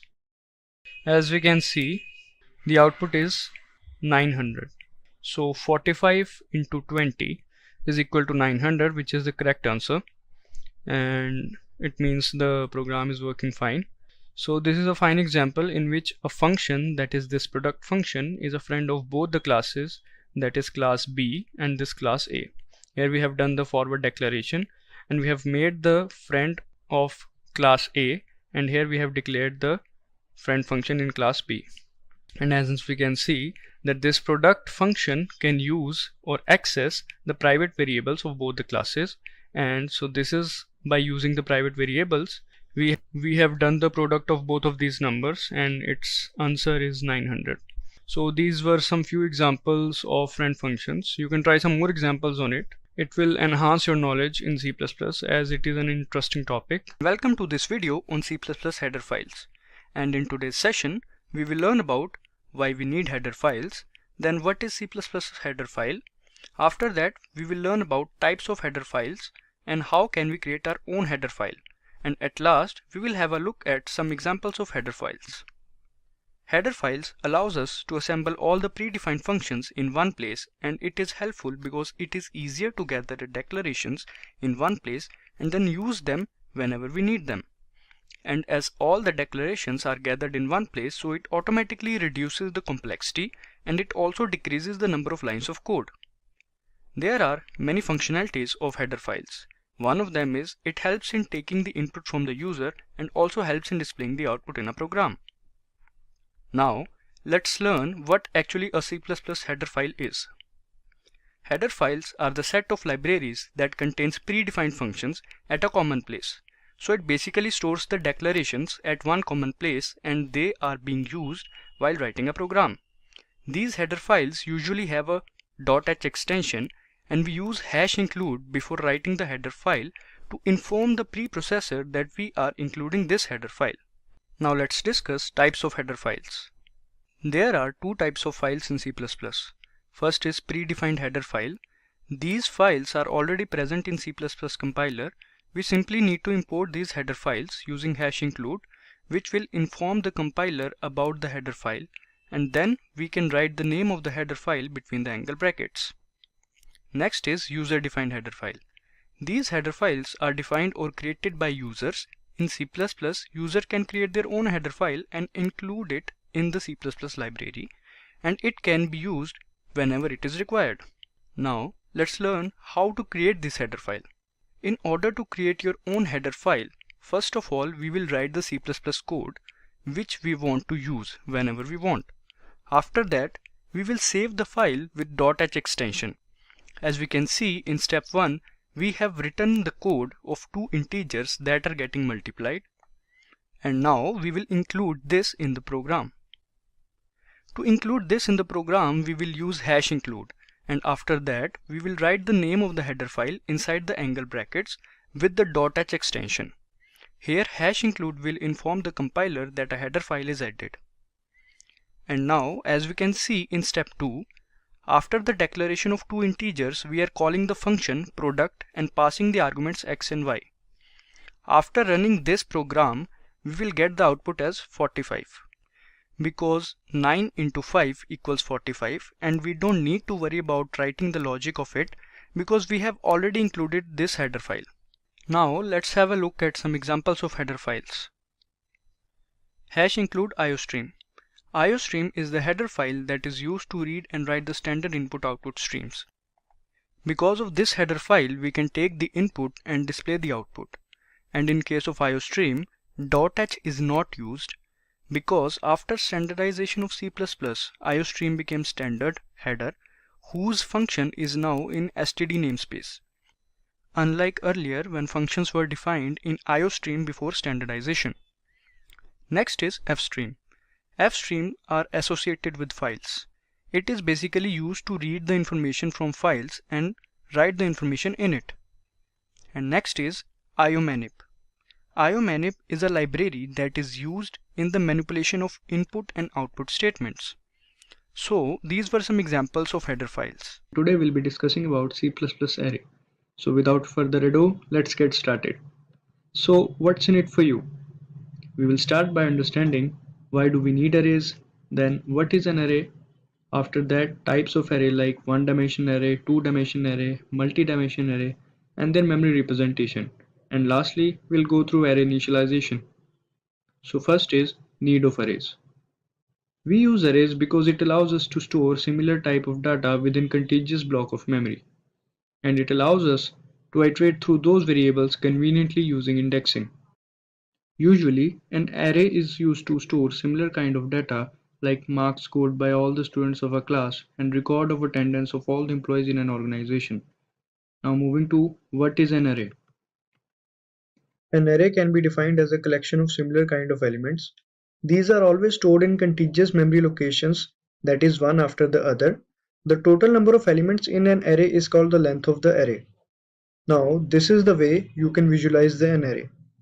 Here each block is capable of storing data values of some type in sequential manner, and each element can uniquely identify by its index in the array. And this is the syntax of array. Int is the data type, array is the array name, and 5 is the size of array. Now there are few types of array in C++. Those are one-dimensional array, two-dimensional array, and multi-dimensional array. So let's first of all discuss 1D array. This is the simplest form of an array. In this array, data items are arranged linearly in one dimension, having single index value to represent data elements. Now this is the syntax of 1D array. Type is the data type, then there is array name, and after that size of array. And this is the example of one-dimensional array. Now coming to its memory representation. Here we can see 2, 7, 4, 8, 1, 6 are the elements inside the memory blocks, and 0, 1, 2, 3, 4, 5 are the indexes. So by using index we can easily access the elements, and once the array elements are accessed, a number of operations can be performed. Here array of 0 means 2 and array of 1 means 7, and so on. As each element is of type int, that is 2 byte, that means the array occupies 12 contiguous bytes because each block contains 2 bytes and there are total 6 blocks. Now coming to the two-dimensional array. In this array, each element is referred by two indexes, that is rows and columns, and they are stored in the form of matrices. The first index shows a row of the matrix and the second index shows the column of the matrix. Now moving to its memory representation. As we can see, this is a 2D array with 3 rows and 3 columns. And we can also say that these are basically 3 1D array containing 3 blocks each, combined to form a 2D array in the form of a matrix with size of 3 cross 3. The horizontal lines depicts rows and the vertical lines depicts columns. And we know that index starts from 0, so first elements get stored at array 0, 0, that is 0th row and 0 column. Then second element is stored at array 0, 1, that is 0th row and column 1, and likewise all the elements are stored in the array. Now coming to the multi-dimensional array. These are defined as array of arrays, that means each element of multi-dimensional array is an array itself. They can have any number of dimensions and it stores the data in tabular form. A two-dimensional array is also a multi-dimensional array. And this is the syntax for a multi-dimensional array. Here, type is the data type of array, then array name is the name of the array, and size 1, size 2, up to so on size n are the dimension of sizes. After that, this is the basic example of a multi-dimensional array. Now, coming to the next topic, that is array initialization. So, there are two ways to initialize an array in C++. First is, you can initialize an array when you declare it by including the initial values in braces after the declaration. While declaring, we could use curly braces to set the values inside it. For example, in this array of size 6, the element 2 is at 0 index, 5 is at 1 index, 1 is at 2 index, and so on. If we don't mention the size of array, then the array will only be large enough to hold the elements added within the curly braces. Other than this, we can set the value after the declaration by assigning the element to the array using its index. Like array of 0 equal to 5, here we are assigning 5 to index 0, and array of 1 equal to 7, here we are assigning 7 to index 1, and same goes for the array of 2. Now let's do some examples on array to understand them better. We'll do these examples on our code editor, that is VS Code. If getting your learning started is half the battle, what if you could do that for free? Visit SkillUp by Simplilearn. Click on the link in the description to know more. Now we'll make a new file. And let's name that file as array.cpp, array1.cpp. Now we'll do a basic example in which we have to print the elements of array. So let's start. First of all, we'll write the header file #include iostream. Now using namespace standard,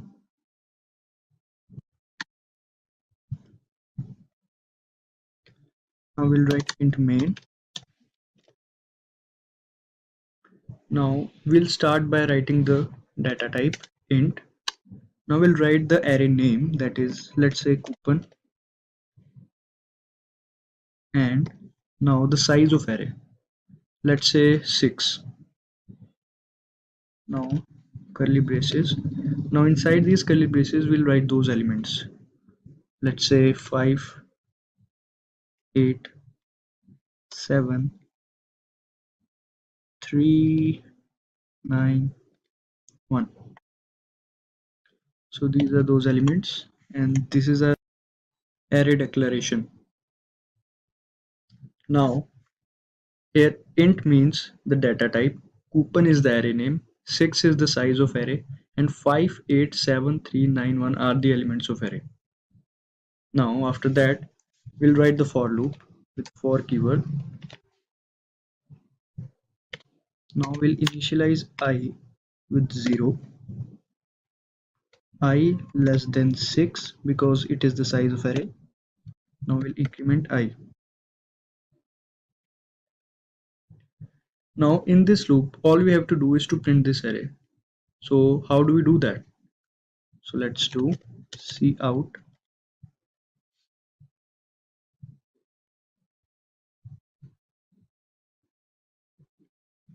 and inside the bracket we'll write I.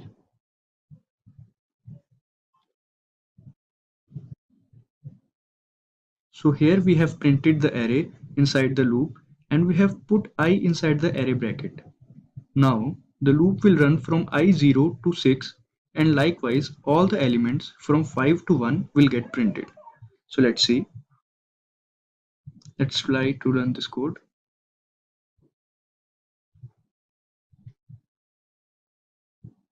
So this is our output 587391. So this is how we can print the elements of an array. And if we want to print a particular element from the array, all we have to do is to write the index number of that element inside the bracket. Let's say if we want to print 7, all we have to do is to print its index number, that is 2. Now let's run this.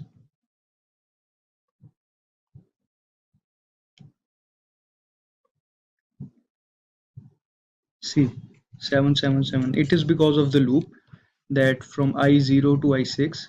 That is why it is getting printed 6 times. Now if we remove the loop and try to print it, then it will get print only one time. Let's see.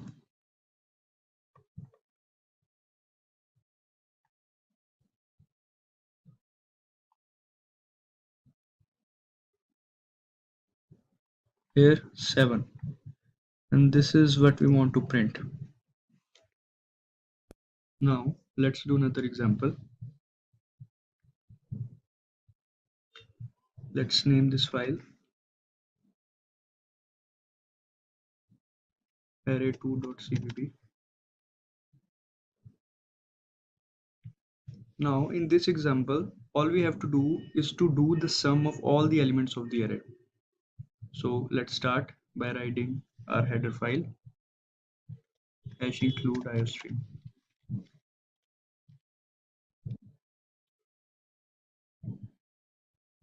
Now using namespace std,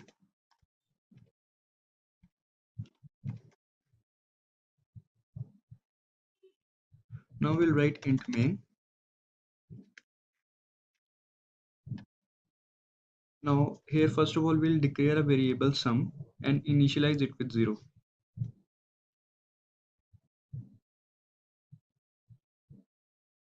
Now we'll declare another variable n, and n will depict the size of the array. So first of all, in order to scan array, first of all we have to scan the size of it. So we'll scan n. Now we'll declare the array.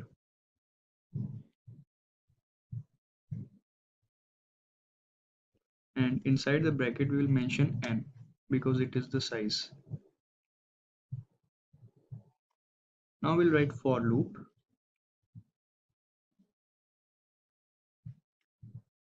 and we will initialize with I equals 0, I less than n, which is the size of array, and we'll increment I plus plus.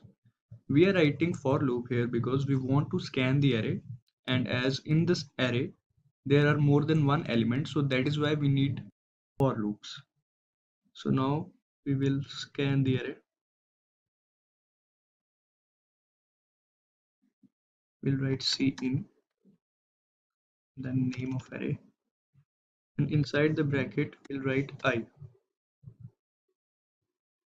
Now here we have written I inside the brackets because we want to take input of elements from I equal to 0 to n, which is the size of array. Now we'll take another for loop. Now here we will write another for loop in which we are initializing I from 0 to n, and inside that for loop we will do the sum of the array. So we'll write equals to 0, I less than n, which is the size. Now we will increment I plus plus. Now inside this for loop we'll do the code, we'll do the logic of adding the elements of the array. We'll write sum. As we know that we have already initialized sum with 0, we'll write sum equals to sum plus array of I.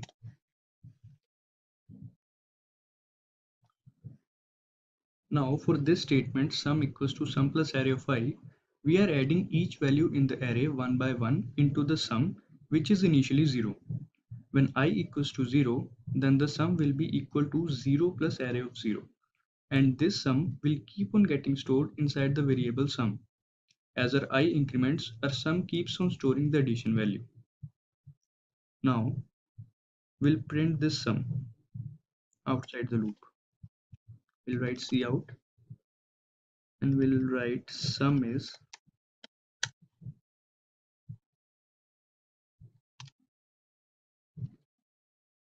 now we'll write the sum variable.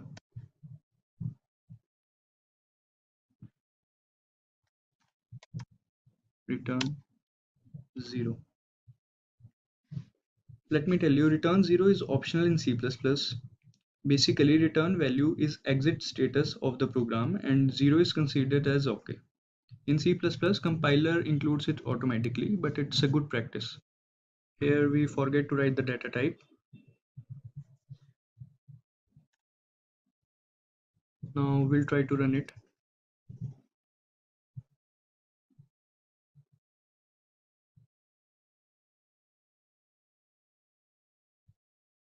So first of all, we'll write the size, like let's say 6. Now the elements of the array, let's say 1, 2, 3, 4, 5, and 6. Now we want to find the sum of these elements. Sum is 21. Let's recheck. 1 plus 2 equals to 3, 3 plus 3 equals 6, 6 plus 4 10, 10 plus 5 15, 15 and 6 is 21. So this is our right answer. So this is another basic example of array. So after this we'll do one example of two-dimensional array also. So let's make a new file and we'll write the header file.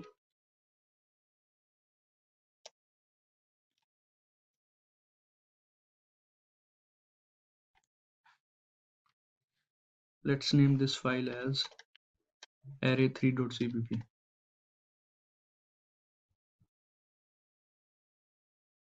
Now namespace standard.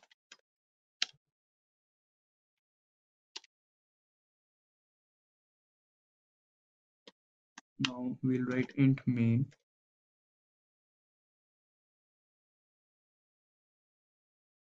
Now we will declare a 2D array of 3 rows and 3 columns with elements inside it.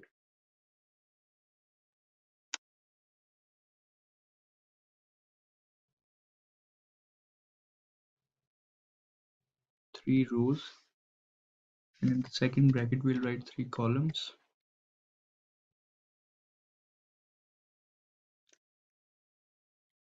Now we'll write the curly braces and another curly braces.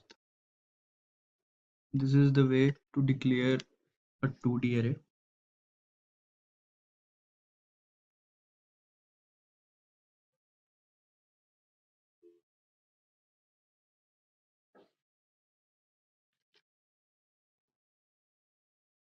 Now 2, 7, 9, let's say. Now again curly braces, 1, 3, 8. Because we are creating a matrix of 3 cross 3, that is why there are total 9 elements inside the array.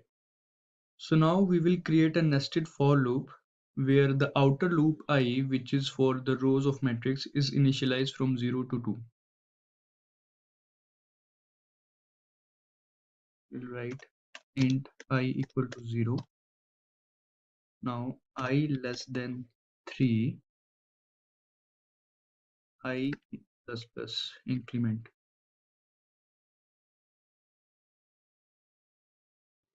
Now we will write inner for loop j, which is for the column, and we will initialize it from 0 to 2 as well. We'll write for int j equals 0,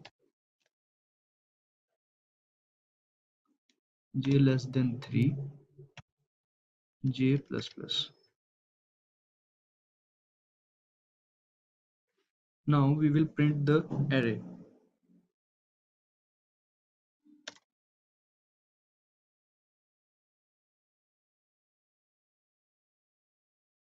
In the first bracket we will mention I, that is the number of rows, and in the second bracket we will mention j, that is number of columns.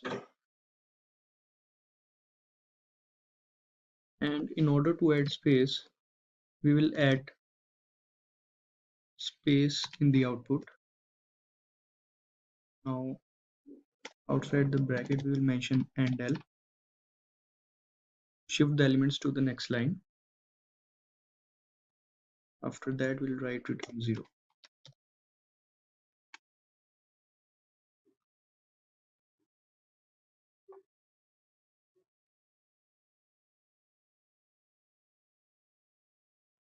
So this is our output, 541279138 in the matrix form. That is why I have used this space to make the output look good, and this AND-L. So this is our output, 541279138. So this is how we can print the elements of a multi-dimensional array or two-dimensional array. These were some basic examples of array, and in order to understand these programs you must practice more examples on it. In this session, we will learn about sorting in C++. So let's go ahead and have a look at what we'll be covering today. We will learn what is sorting in C++, then the categories of sorting, which are internal and external sorting. After that, we will understand types of sorting in C++, that are bubble sort, selection sort, insertion sort, and quick sort. And at last, we will understand sorting using C++ library. But before we begin, make sure to subscribe to our channel and press the bell icon to never miss an update. So first is, what is sorting in C++? Sorting in C++ is a concept in which the elements of array are rearranged in a logical order. Now this order can be from the lowest to the highest or highest to the lowest. rearranging them in a sorted order helps in dealing with many problems like searching the maximum element or the minimum element from an array of elements. In C++, sorting is categorized into two types, that is internal sorting and external sorting. So let's understand these. In internal sorting, the data to be sorted is present in the main memory, and the process of sorting will also take place in the main memory itself. While in case of external sorting, the data is not always present in the main memory because the data is large. So data is filled in the main memory in small portions. So this is the difference between internal sorting and external sorting. Now coming to types of sorting in C++. There are various types of sorting in C++, that are bubble sort, selection sort, insertion sort, and quick sort.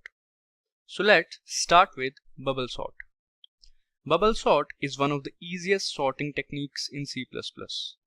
In this technique, the comparisons are done starting from the first two elements. The adjacent elements are compared. If the element on the left is greater than the element in the right, then the swapping is done, and it will proceed till the end of the array. So first the comparison will start from the first two elements, that are 22 and 13. And as we know that 22 on the left is greater than 13. So we will swap these elements and make them 13 on the left and 22 on the right. Now it became 13, 22, 5, 7, 11. So now we will compare 22, which is at index 1, with 5, that is at index 2. And as 22 is greater than 5, we will swap these elements as well. Then again we will compare it with the next element, and if 22 is greater than that element as well, then we will swap them as well. So in this way, round 1 of comparison is complete, as one of the element reached its actual position. Two more rounds of the comparisons will occur till the array becomes sorted. It is because for n elements, the number of comparisons are n-1.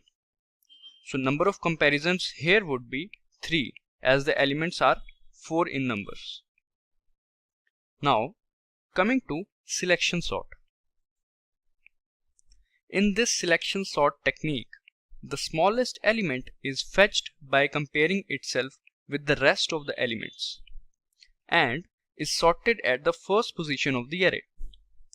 Once the first element is sorted, the search for second minimum element begins from the rest of the array and is positioned at the second place.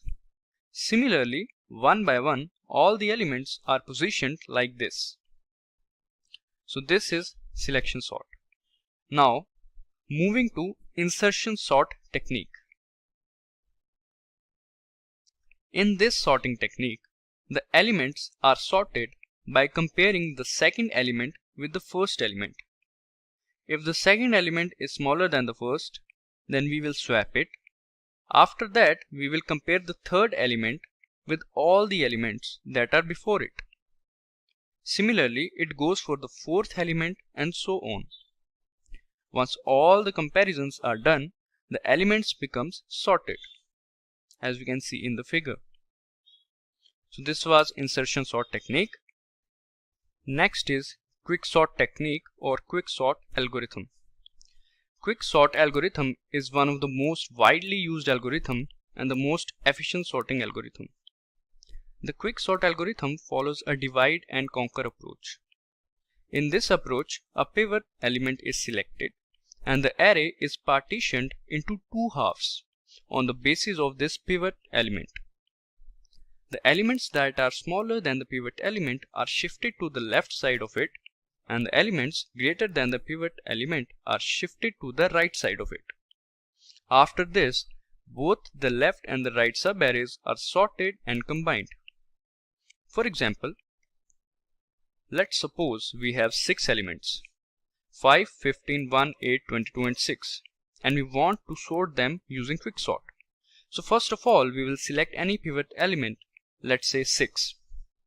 Now we will divide the array to two subarrays based on the pivot element in such a way that the elements smaller than the pivot element are on the left and the elements greater than the pivot element are on the right. As you can see in the figure, elements smaller than 6 are on the left and elements greater than 6 are on the right. Now we will sort both of these subarrays separately. We will select a pivot element from each of the subarray. Like we can see, from the first subarray we have selected 5 and the second subarray we have selected 15. Similarly, if the element is less than the pivot element, then adjust it on the left, otherwise on the right. By doing this, both the subarrays will become sorted, and now we can combine them to become a complete sorted array. So this is how quicksort algorithm works. So as we have understood about the sorting technique, now let's understand how to sort using C++ library. We can sort using the C++ library as well. To use that library function, we must include the #include algorithm header file. This function compares each and every element within the range. The syntax of function is sort, then within the brackets there will be the starting iterator and the ending iterator. And we must include this algorithm header file with #include, which is a preprocessor. So as we have understood about these sorting algorithms, so let's move to our code editor, that is VS Code, to do some examples on these sorting algorithms. Alright, so this is our code editor and here we will do some examples of sorting techniques. So let's first of all create a new file and let's name it sort1.cpp. So let's add first of all the header file #include iostream, then the namespace standard,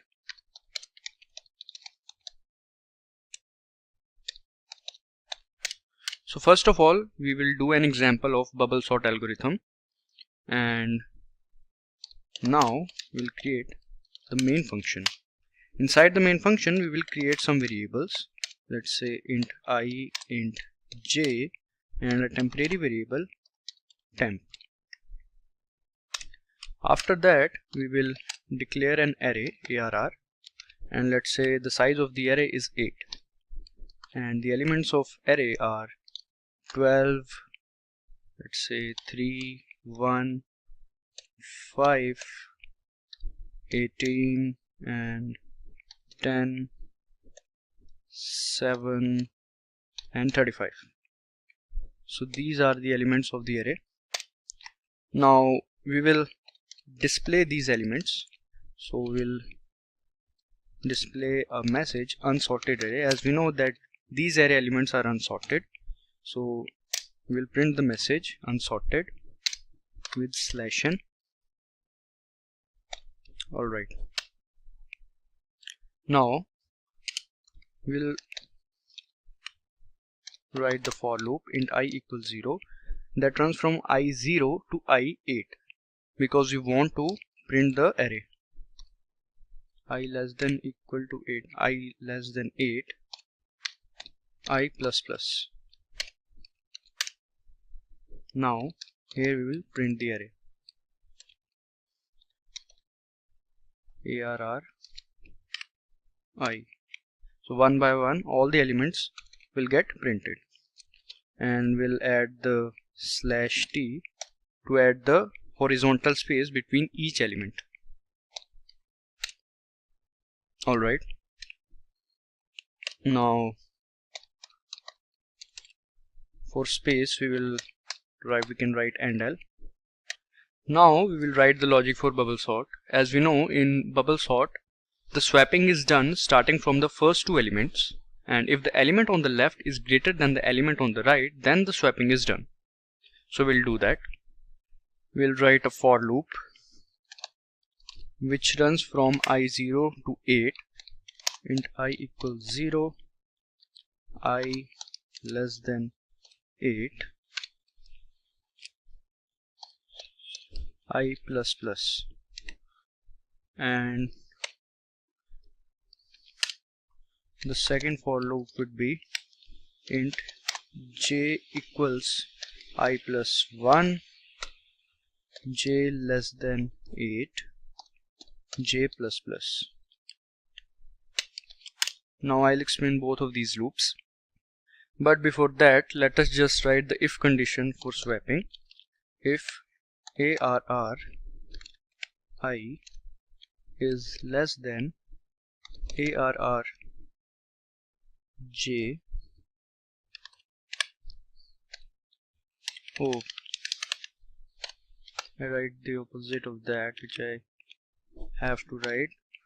Let's make it I. Yeah, if arr of j is less than arr of I, then we'll do the swap. So now I'll explain this part. Here, when I is at 0, then j is at 0 plus 1, that is at index 1. So now comparison will take place between element at index 1 and element at index 0. If the right element, that is index 1 element, is smaller than the left element, that is index 0 element, then swapping will take place. And similarly, one by one, each element is compared with the next element, and it will proceed till the end of the array. So now here we will write the swapping logic. We will store the first variable into the temporary variable, and then we will store the second variable into array of I.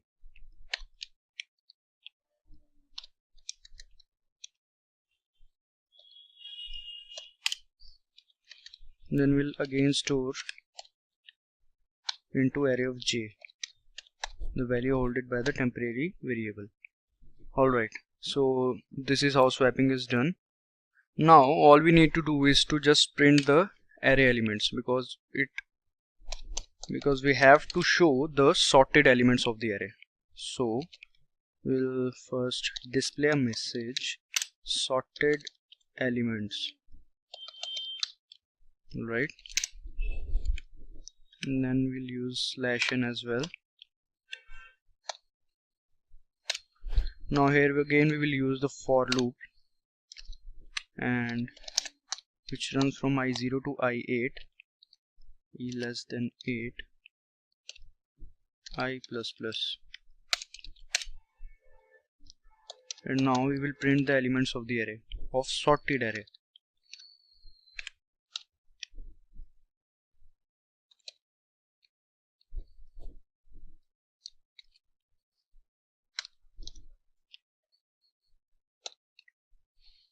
Just to add the horizontal space, we can write /t, and now after that return 0.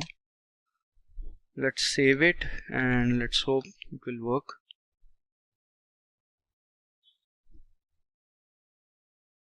So as we can see, this is the unsorted array 12, 3, 1, 5, 18, 10, 7, 35, and this is our sorted elements of the array 1, 3, 5, 7, 10, 12, 18, 35. So as you can see, these elements are sorted, and using the /t we have added the space between each of these elements. Alright, now let's do another example. So now let's do an example of insertion sort. First of all, let's save it and let's name it as sort2.cpp. Now let's add the header files, #include iostream, then write the namespace standard. Then we'll start with the main function, int main. Now we'll write the variables like int I, int j, and num variable, then the temp variable, temporary variable, and we'll also initialize the array. Let's make it 30 size. Now we'll take the input from the user. So write enter the elements, enter the number of elements first of all.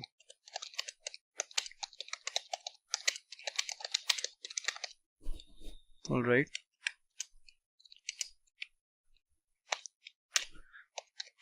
we'll take the input as num, and then we'll ask the user to enter the elements.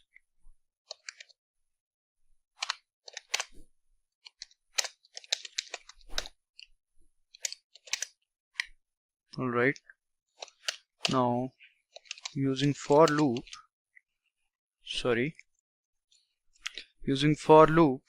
I equals to 0 till I less than num I plus plus. We will take the input of the elements of the array one by one. So num is the size of the array, so one by one all the elements the user will enter all the elements. Alright, after that, now we will write the code for insertion sort. Please keep in mind, in insertion sort we start by comparing the second element with the first element. If the second element is smaller than the first element, then we will swap it. After that, we will compare the third element with all the elements that are before it. Similarly, it goes for the fourth element and so on. We can see this figure for reference, and now we'll start doing the code. We'll start by writing the for loop, which starts from 0 till num minus 1. I less than num I plus plus. Alright, after that we will store the array in the temporary variable.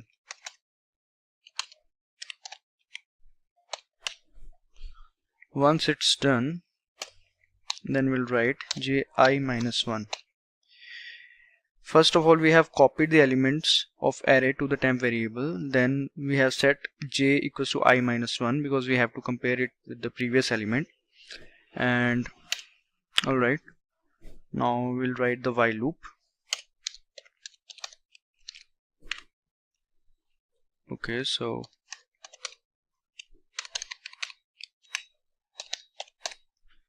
temp is less than ARR of j plus 1. No, only j. And for termination, j must be greater than 0. Alright, let's make them inside the brackets.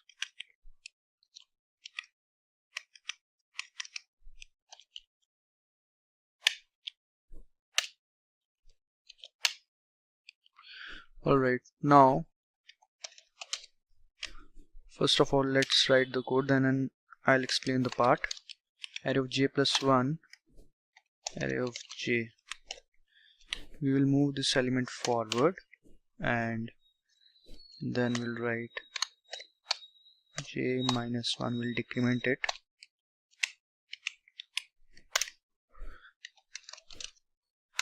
Then we have to insert the element in this place.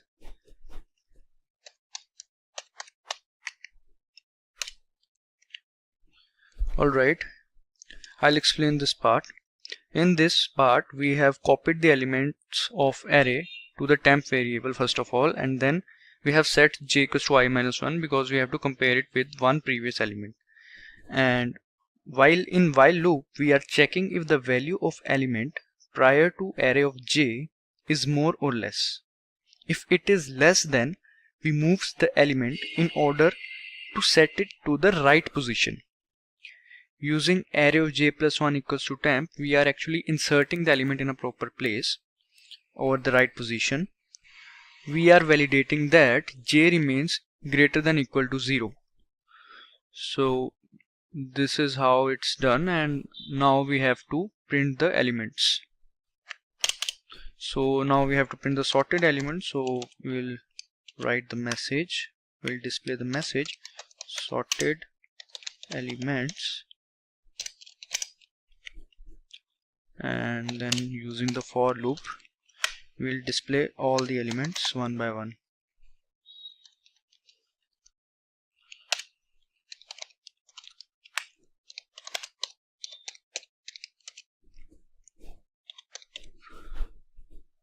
I plus plus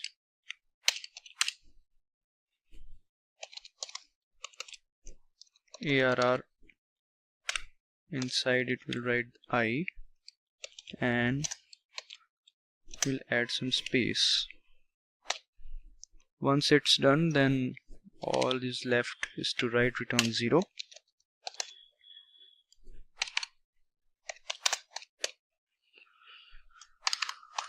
Return 0. Now let's save it.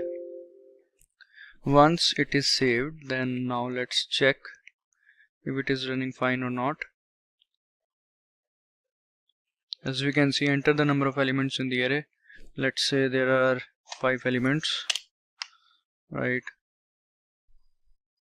8, 1, 4, 9, 2. Alright, 8, 1, 4, 9, 2. So our output is wrong. Let's check where it is. I less than equal to. This is the problem. Let's save it and let's check it once more. 5. Now 8, 5, 7, 2, 6. 8, 2, 5, 6, 7. Alright, now I get it. Actually we are checking from the first element, so we have to start with the first index. Now let's save it and try one more time. 5, 9, 5, 8, 2, and let's say 12. 2, 5, 8, 9, 12. So finally our output is correct. Because of some logical mistakes, our output was getting wrong, but now we finally can see that 2, 5, 8, 9, 12, the elements of the array are finally sorted, and this is how you can do insertion sort. Now after this we'll do another example. Alright, now let's do an example of selection sort. Let's name it as sort3.cpp. So let's understand this selection sorting technique one more time. In this technique, the smallest element is fetched by comparing itself with the rest of the element and is sorted at the first position of the array. After the first element is positioned, the search for the second element begins from the rest of the array and is positioned at the second place. Similarly, all other elements are positioned like this, as we can see in the figure. Now let's do its practical implementation. So let's start by adding the header files. Hash include iostream.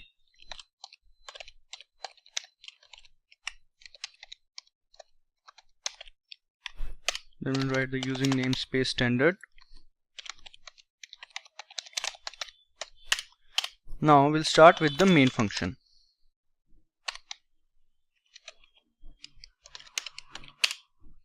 Alright, so first of all we'll declare some variables like int I, int j, int num variable, then a variable p, and a temporary variable temp, and we also need a minimum variable. We'll name it min, and now we will declare the array. Let's make it of size 10, and yeah, now we will display a message saying that enter the number of elements. We'll write enter the number of elements.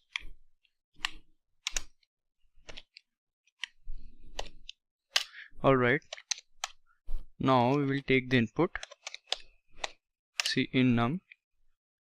Now we'll ask them to enter the elements. So we'll write /n, enter the elements. Alright, now again we will use /n.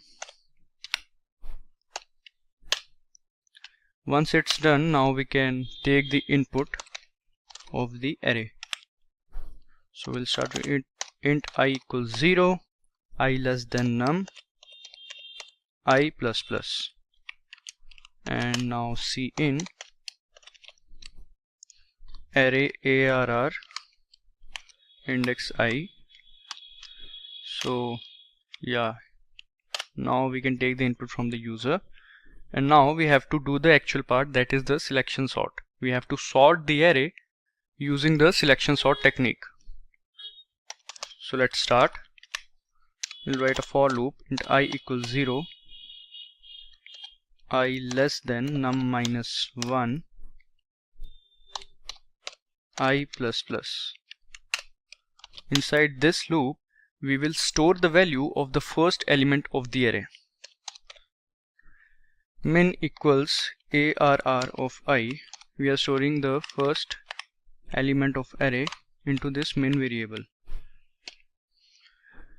So here we are storing the value. Now we have to store the index. So the p variable which we have declared, and we are storing the index I to this p variable. Alright, after that we have to use another for loop where the actual comparisons begins. Now we will write j equals to I plus 1 and j less than num j plus plus. Now I'll explain you this for loop. In this for loop we are doing I plus 1 because here the comparison will take place and the comparison will occur with the preceding elements. So we have to do j equals to I plus 1. Now we have to do inside this for loop, we'll use a if condition. So we'll write if minimum is greater than array of j, that is if any element is smaller than the minimum element, then that particular element will be set as minimum element. So we'll do that. We'll write min equals array of j, and we also have to change the index. So we'll assign the index of j to the p. Earlier we have assigned the index I to p, but if that particular element is smaller than the minimum element, then we also have to assign the index to p. Now all we need to do is to swap. So now let's do the swapping part as well. Alright. So first of all, the temporary variable temp, we will assign arr of I. We have to swap arr of I and arr of p because the index j is assigned to p. And we all know how to do the swapping.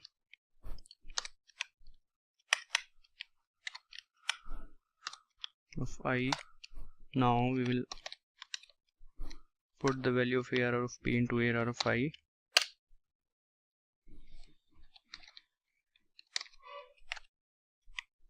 Now the value at temp goes to arr of p.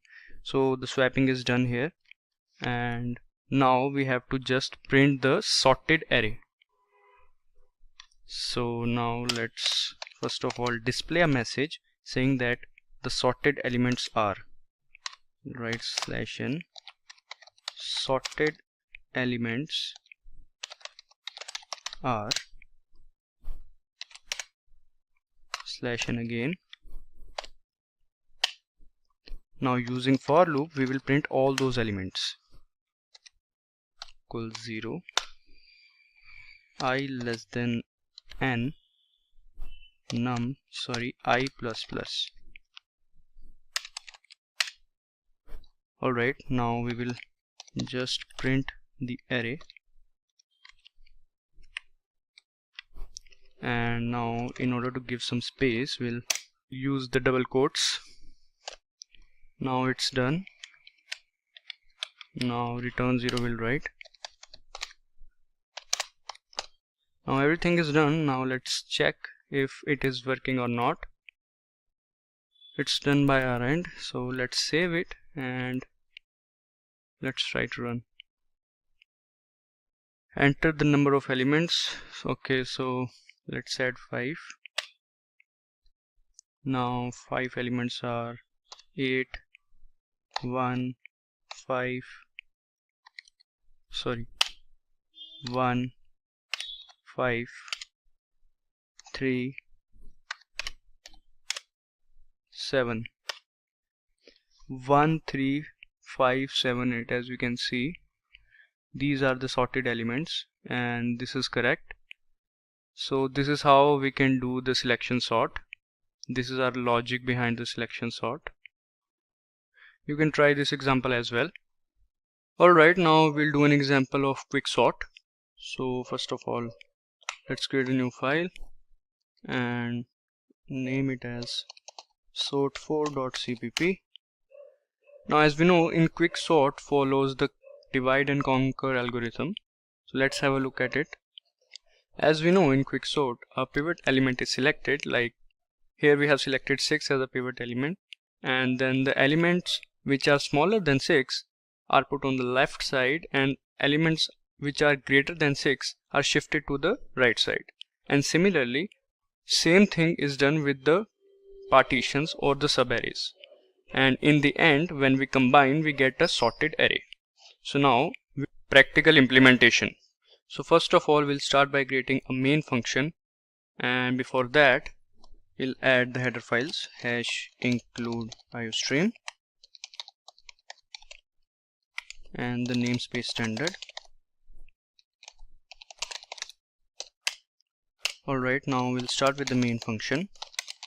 Inside the main function, we will declare a variable num and another variable I, and declare an array ARR of size, let's say 10. Now we'll display a message saying that enter the number of elements. Enter the number of elements.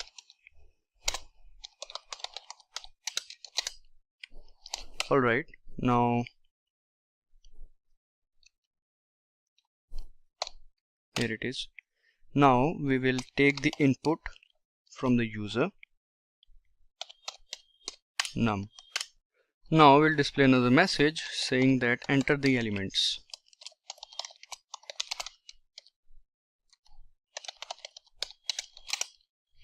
And now we'll use for loop to take the input from the user.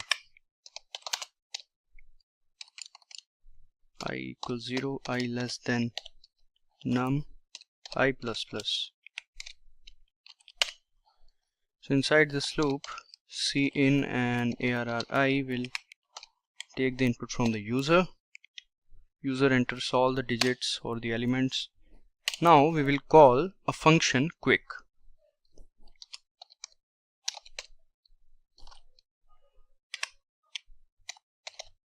And we'll pass the arguments array and the starting index and the ending index. The starting index would be 0 and ending index would be num minus 1, that is size minus 1.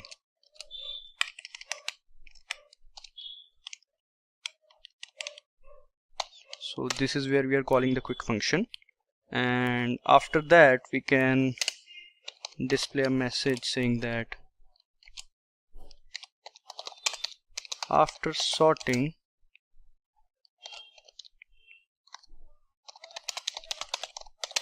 the elements are.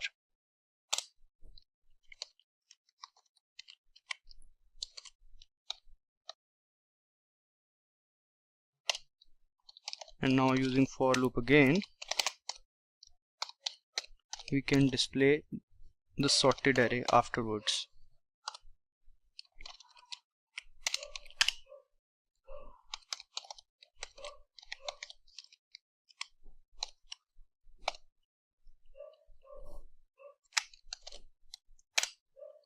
We'll add some space. Yes, and we'll write return 0. So our main function is done. Now all we need to do is to make the quick function. Alright, so let's create this quick function. Quick, and its data type would be void quick, and we'll pass the arguments or the parameters are array and the starting index and the ending index. Start, int, end. So these are the parameters, and inside this quick function we'll write the if condition, that is if start of the index is less than end, that is if the array element is more than 1, then here we will find the point of division D, and then there would be recursive calls for the divided subarrays or the partitions. So now we will make the division point D, and now we will call the function divide, and we'll pass the parameters array and the starting index and the ending index to this function as well. So here D is the division point, and by calling this function we'll find this division point. After that we will do the recursive call for the left subarray and the right subarray. So let's do that. Quick array and starting index and ending index, but here ending index would be, as it is a subarray, as it is the left subarray, so the division point is the point of division, so the ending index for the left subarray would be D minus 1.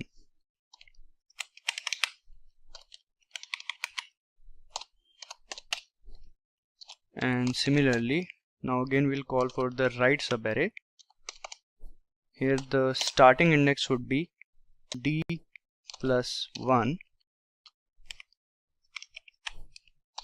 and the ending index would be end. Let me explain this part again. The first recursive call would be from start to D minus 1, and the second recursive call is from D plus 1 to the end.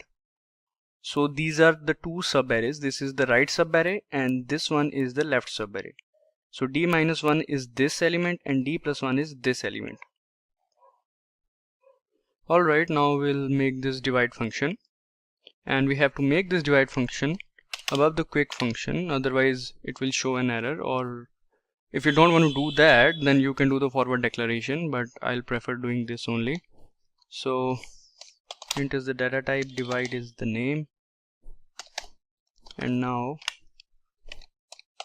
int arr, as we have passed the starting index and the starting index and the ending index. Alright, now inside this divide function, first of all we will set a pivot element. So we'll do that arr. We usually select the last element as pivot element, or you can select the first element as well, or any random element. Now we'll create another variable int index, and we'll assign it start index.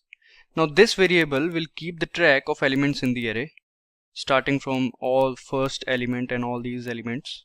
So now we'll use a for loop, and now we will do the comparison with the pivot element. So inside the for loop, int I equals start, because we'll start from the first element. So I equals start, I less than end. We will not use less than equal to, we'll use I less than end, because we don't want to include the pivot element. So that is why we'll use I less than end, and now I plus plus. Alright, now inside this for loop we will create if condition. Now in this condition, if the array of I is less than the pivot element, then we will shift it towards the left. Then we'll do the swapping. And ARRI is less than pivot, then temporary variable temp, and we all know how to do the swapping, so we'll do that.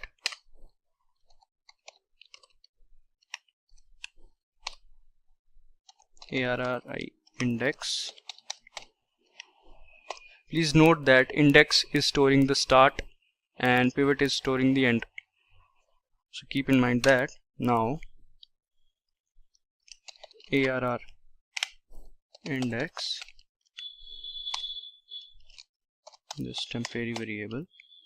Now we will increment this index plus plus, because this index plus plus will do the further comparison with pivot element. So if that particular element is smaller than the pivot element, then it will move to the left side, otherwise on the right side. Alright, now it's done.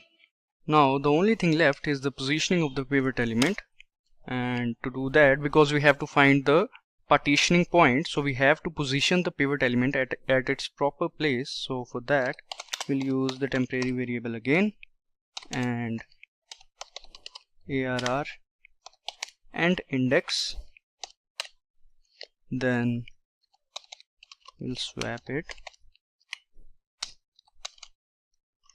with index.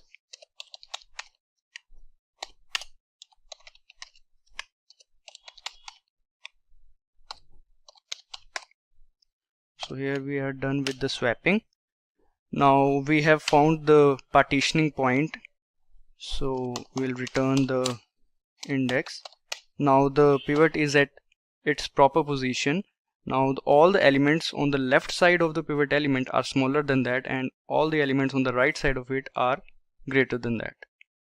Now let's try to save it and run it. I hope it works.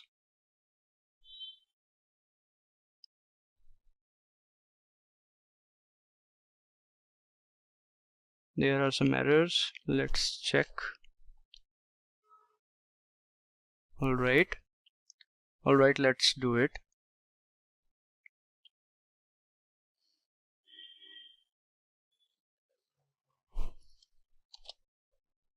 And this one is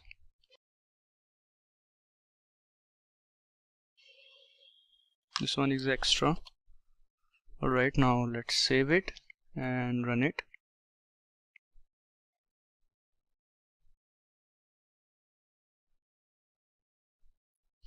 Enter the number of elements. Let's say we have entered 5, not that place. 5 elements. 3, 1, 9, 5, 7. 1, 3, 5, 7, 9. So this is our sorted elements of the array, and we have done it using the quicksort method or the algorithm. And this is our code, and this is our logic behind the quicksort method. You can also practice this quicksort algorithm. It is one of the most efficient sorting algorithm.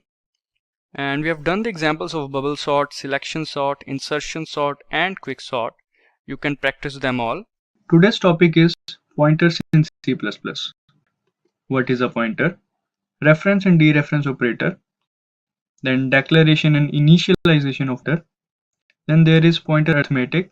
And after that we'll go through pointers and functions, pointers and arrays, and at last we have arrays of pointers. So let's go to our first topic, that is, what is a pointer? A pointer can be defined as a variable that contains the address of another variable. It basically stores the memory address, which means it points to an address of a particular value. And like a regular variable, pointers have a data type also. Now coming to reference and dereference operators. Reference operator or address of operator is defined as that operator which is used to get the address of the variable. It can be easily obtained by preceding the name of the variable with an ampersand sign. Now, dereference operator. Dereference operator basically returns the content stored in the variable pointed by the specified pointer. For example, if we write asterisk a, then it will return the value of variable pointed by a. Now let's see how to declare and initialize a pointer. To declare a pointer, first of all we will write the data type. After that we will write the name of the variable with an asterisk sign. For example, int asterisk sign a, float asterisk b, char asterisk c.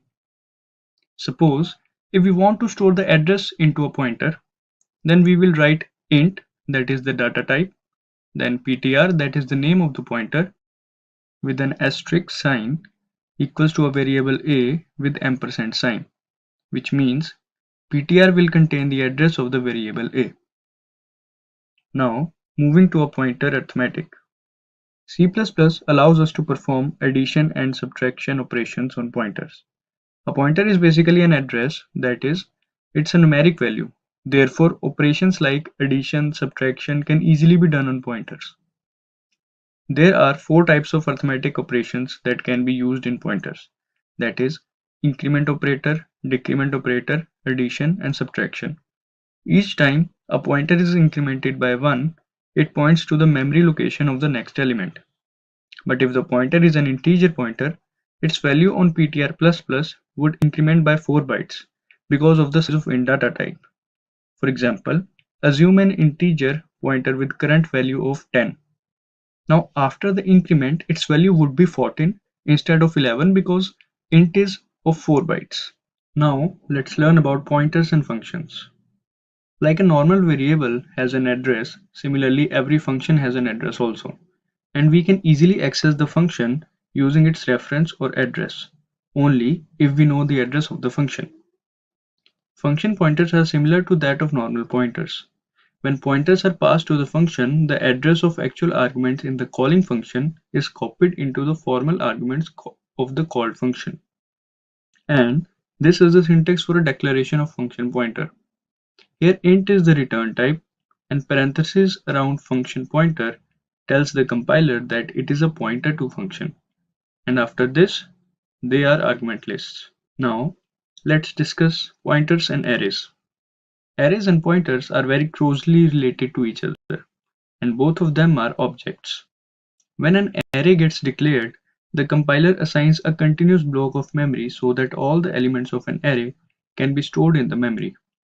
And C++ treats the name of the array as a pointer that contains the address of first element, which is known as base address. So basically, array name is the base address of the array.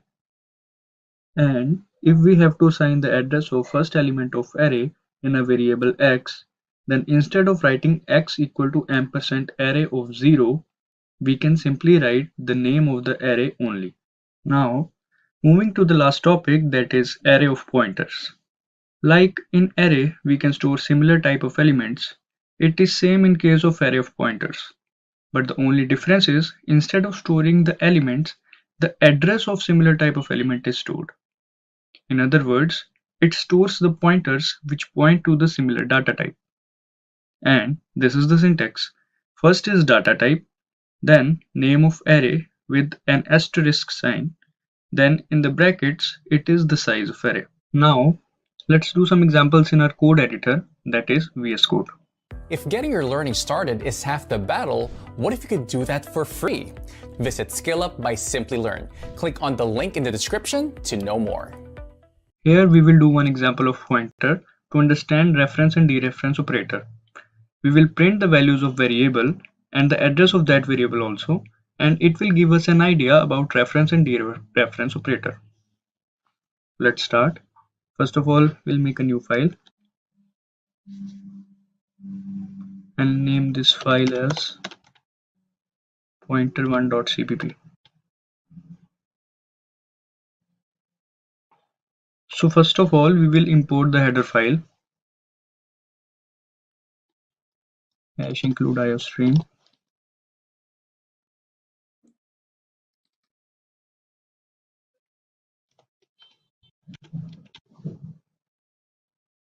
Now we will include namespace standard.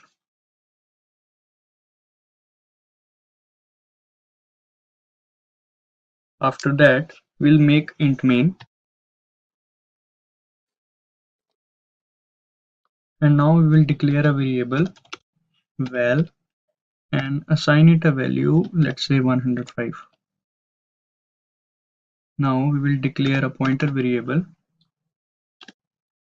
ptr. Now we will store the address of the variable val into the pointer variable. So we will write ptr equals ampersand val. Now we'll display a message. Before printing val variable, we'll display a message saying value of val is.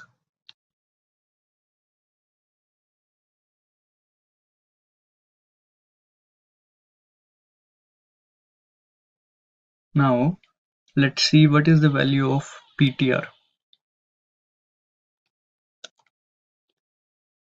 For that we will have to print ptr also, and we'll write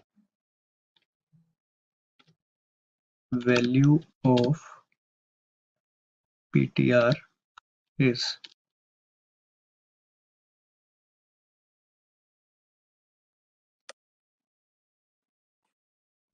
Now we will print the pointer variable ptr also. Although the value of val and ptr would be same, but in order to check we will print that also. So we'll write cout value of specific ptr is.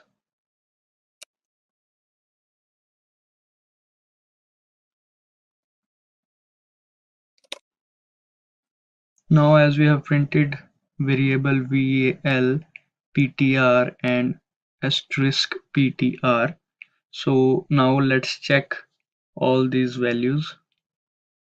Let's first of all we'll write return 0. Now let's check all these values.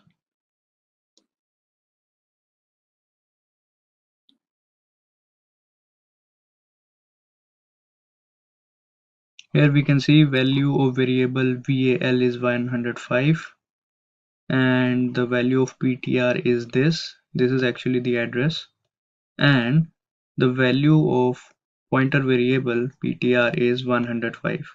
As we know that the value of val and the pointer variable is same because we have assigned this value, the address of variable val, to ptr, and then the dereference operator, as we know, returns the actual content of the variable. So that is why the value of variable val gets printed when we print the pointer variable ptr. And the address over here is the address of the val variable which we are assigning to the ptr. So that is why this address is getting printed. Now we'll do another example. Let's name it pointer2.cpp. Now we'll include the header files.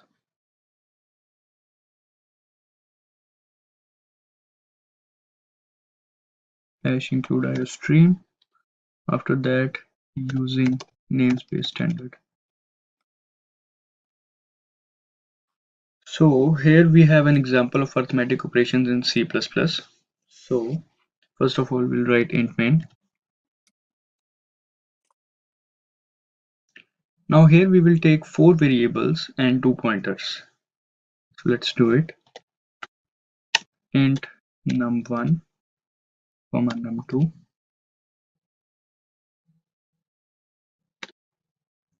int sum equals 0, and int sub equals 0. We'll initialize it with 0. Now we will declare the pointers ptr1, ptr2. So let's take input of the required variables num1 and num2, and after that we'll do some arithmetic operations on them. So let's just write. First we'll display a message. enter two numbers.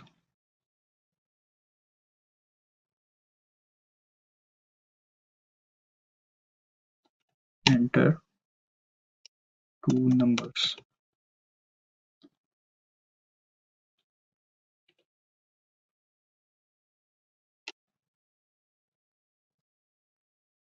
Now we'll take the input.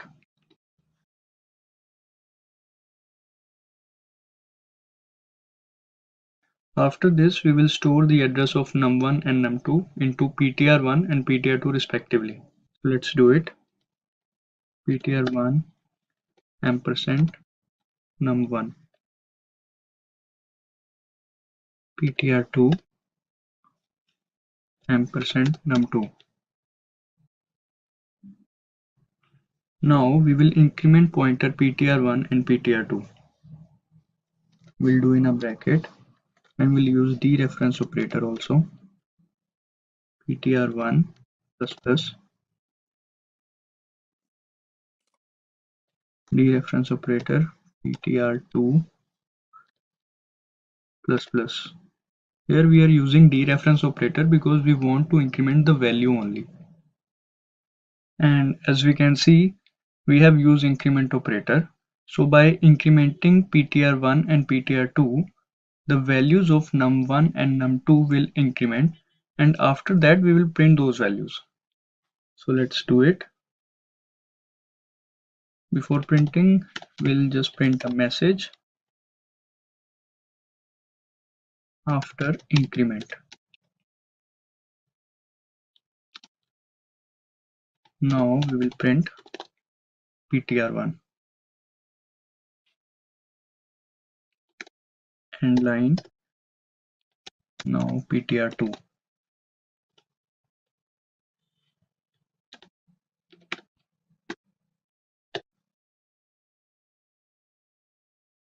Now we will do the sum of these incremented values. So we will write sum equals dereference operator ptr1 plus dereference operator ptr2. Now we will simply print it. We'll write addition and we'll print some variable which we have already initialized as 0 earlier, and we'll write end line. So this will give us the sum of the incremented values of num1 and num2.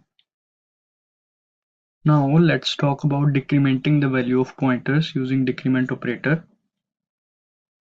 Here by using this operator, the value of the ptr1 and ptr2 gets decremented. So let's start. We'll write decrement ptr1 minus minus. That is the decrement operator. Now ptr2 minus minus. Now we will write after decrement the values of ptr1 and ptr2. So we'll display a message saying after decrement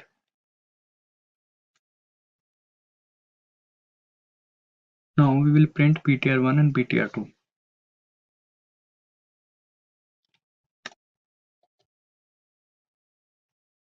This will display the values of ptr1 and ptr2 after decrement. And at last we will find the subtraction of 2. So we'll write sub decrement operator ptr1 minus decrement operator ptr2 and cout will display first subtraction. We'll write subtraction, then we'll write the variable sub.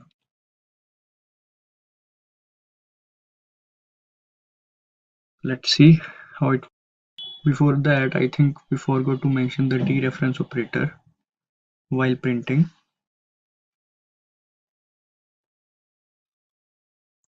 We have to mention this because we want to print the values. Dereference operator. and let's put some space over here. Now let's try. Enter two numbers. So let's say we'll enter 4 and 5. As you can see, we have entered 4 and 5. After increment, it becomes 5 and 6. And on addition, it becomes 11. After decrement, it becomes 4 and 5 again. Then 4 minus 5, that is equal to -1. So this is the right answer. And this is how it's done. This was the basic example of arithmetic operations in pointers. Now let's do another example. Name this file as pointer3.cpp. Now we will include the header files #include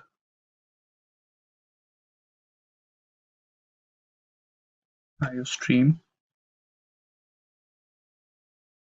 using namespace standard. Now we'll write int main. Now we will do an example of pointer and arrays in which all we have to do is to print an array with the help of pointers. So let's start. First of all, we'll declare a pointer. Now we'll declare an array named RRAY. And let's add some elements inside it. 5, 17, 20, 7, 9, 4, 6. I think these are 7 elements. Now we will assign array ARR to pointer PTR. So we'll write PTR equals ARR. After that, we'll run a loop from I equal to 0 to I less than 7 because we want to iterate array elements. So let's write for loop int I equals 0, I less than 7, I plus plus. Now we'll display using dereference operator with pointer because we want to display the values, that is why we have used dereference operator. Now we'll do ptr plus plus. We have used ptr plus plus because we want the pointer to move to the next position after each iteration, and endl will help to print the output in the next line after each iteration. So after this, we'll write return 0. And let's try to run it.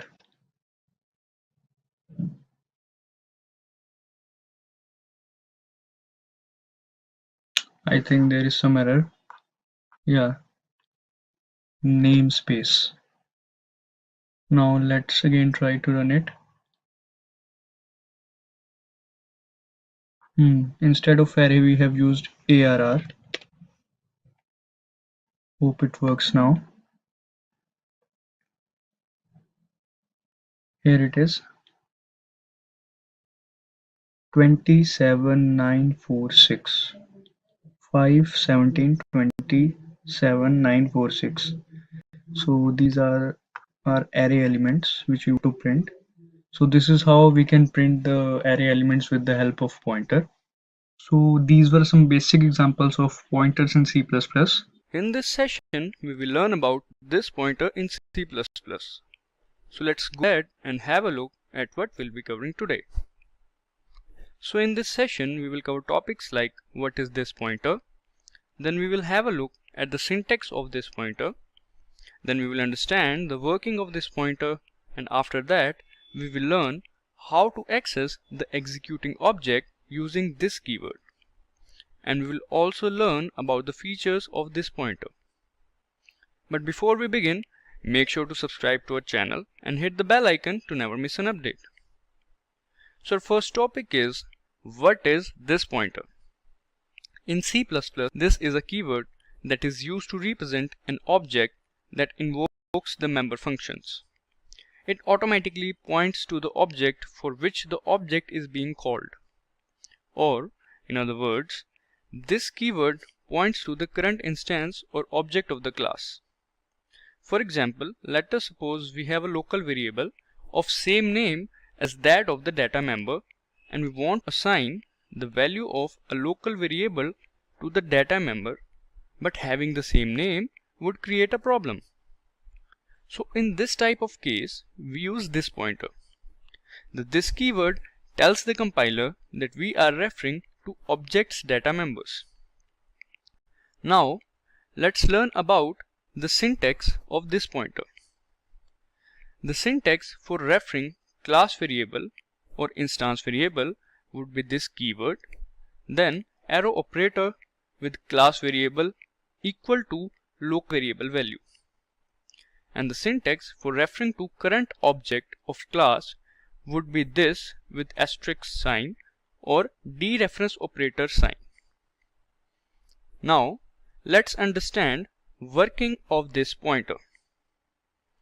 This keyword represents the address of current instance of the class. This pointer acts as an implicit parameter to all the member functions. Now implicit parameters are similar to normal parameters. The only difference is these parameters are passed silently to the functions.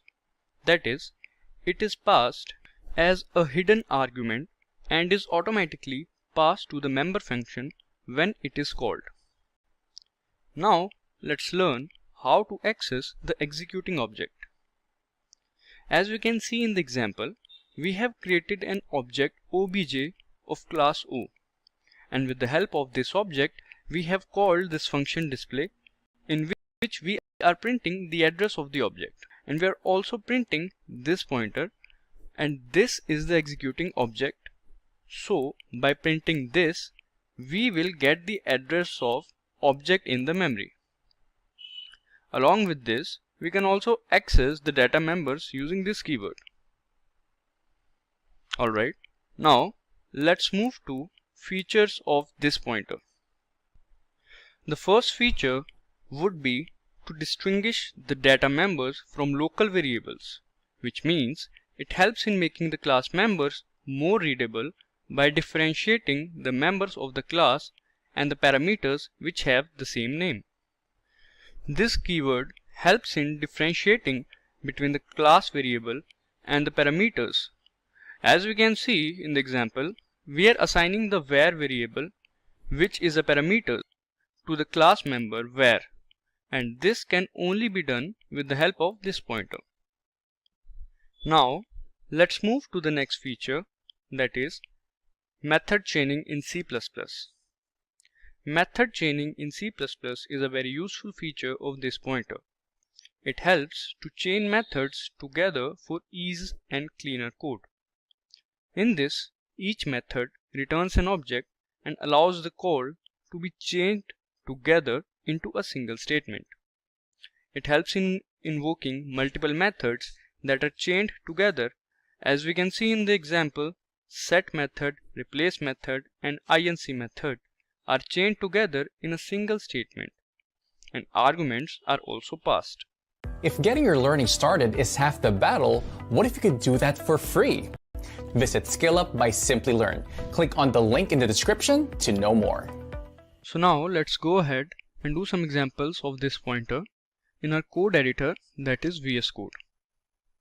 Alright, so here we will do an example of this pointer in which we will show that how this pointer differentiates between the class member and the parameters having the same name. So let's go ahead and first of all let's create a new file and let's name it this one.cpp. Alright, now we can write the header files #include iostream.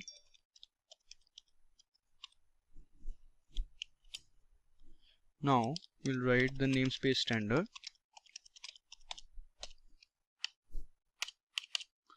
Now we'll start with the main function. We'll write int main. Inside int main, first of all, we will write the class name and then the object of that class, let's say obj. Now let's write return 0 first of all, and now we can make some calls with this object, but before that let's create class. So alright, now we have to create a class which has the name A. As we know, the class name is A, we have already defined, and the name of the object is obj. So let's create class A, and inside that class we will, inside the private scope, we will declare some variables. Let's say int x, y, and z. So these three are the variables. Now I'm sorry, spelling is wrong, int z. So these three are the variables. Now inside the public scope we will create a function. Let's say the name of the function is set. So data type is void, name of the function is set, and from the main function we will call this set function. So all we need to do is we'll write the name of the object obj dot operators set, which is the name of the function, and we will pass the arguments, let's say 20, 54 and 65. These are random numbers. Now here we will write int x, int y, int z. As we can see, the parameters and the class members have the same name. So variables are of same name.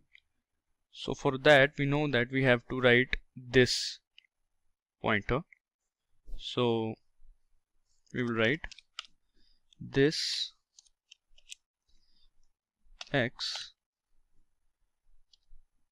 So here this x is the parameter 1 and this x is the class variable. So this pointer differentiates between both of them. As the name is same, so this will help in differentiating. We'll do the same for y, and we'll do same for x. This arrow operator z equals to z. So here we are assigning the values to these class members. Now after that we will display these values. So let's create another function. Let's say the name of the function is void print. Alright, so inside this function we will simply display these variables. So we'll write x value is the small one x value is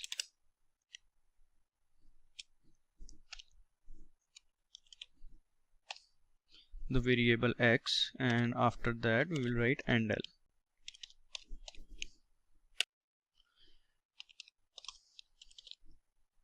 Right, y value is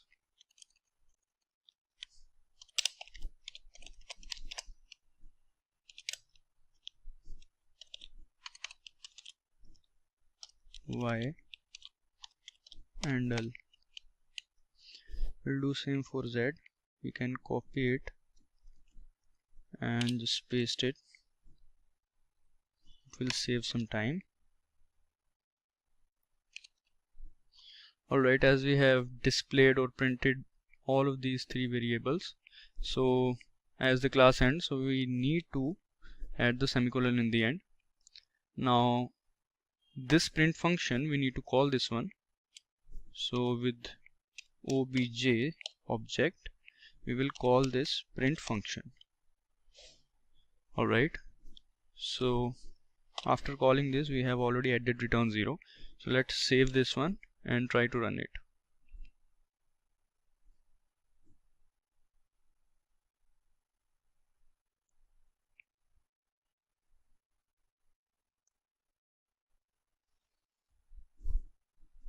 Alright, let's check.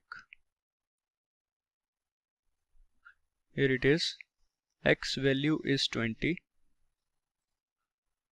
Y value is 54, and Z value is 65. So arrow operator helped us in differentiating between the class members and the parameters. What if we don't use this? Let's have a look at that as well.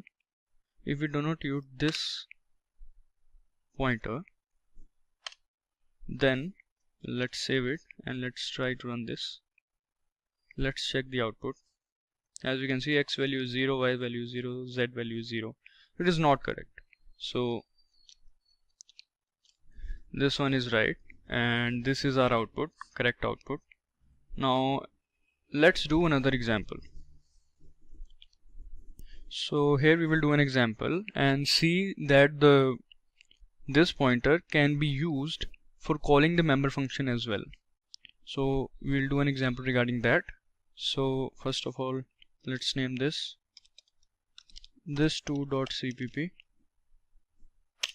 Let's save it, and we'll start with hash include iostream.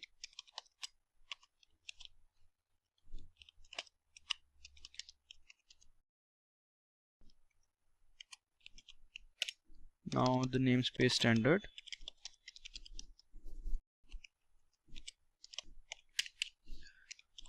We'll start with int main. Inside int main, we will name the class and create the object obj. The class name is king and the object name is obj. So from here we will call a function. Let's say obj dot, let's say the name of the function is text.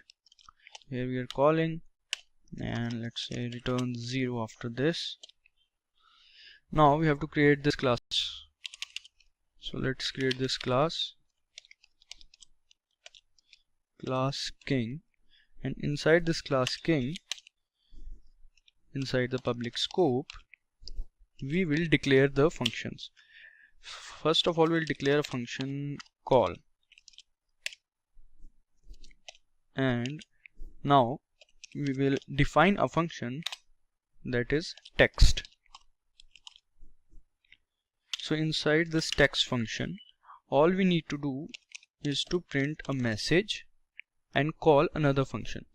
So first of all, we will print a text or a message. Let's say hello brother. So after that, we'll write endl. Now we will call another, not cout. We will call this function call, which we have declared and not defined yet. So we will write this arrow operator cal call. This is how you can call using this pointer, and here we are calling this call function. So we'll close the class using semicolon, and now inside the class scope, let's say void king scope resolution operator. This means that this function is of class king. So now we will print whatsoever we want. Let's say a is, we'll display a text. Let's say a, and that's it. Then we'll do the same for B and C.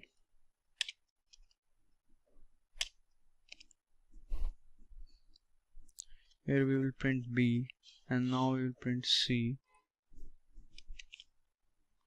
Alright, now all we need to do, and everything is done. Yeah, because we have created this function outside, so we don't have to use this semicolon. Now we can save this and we can try to run this.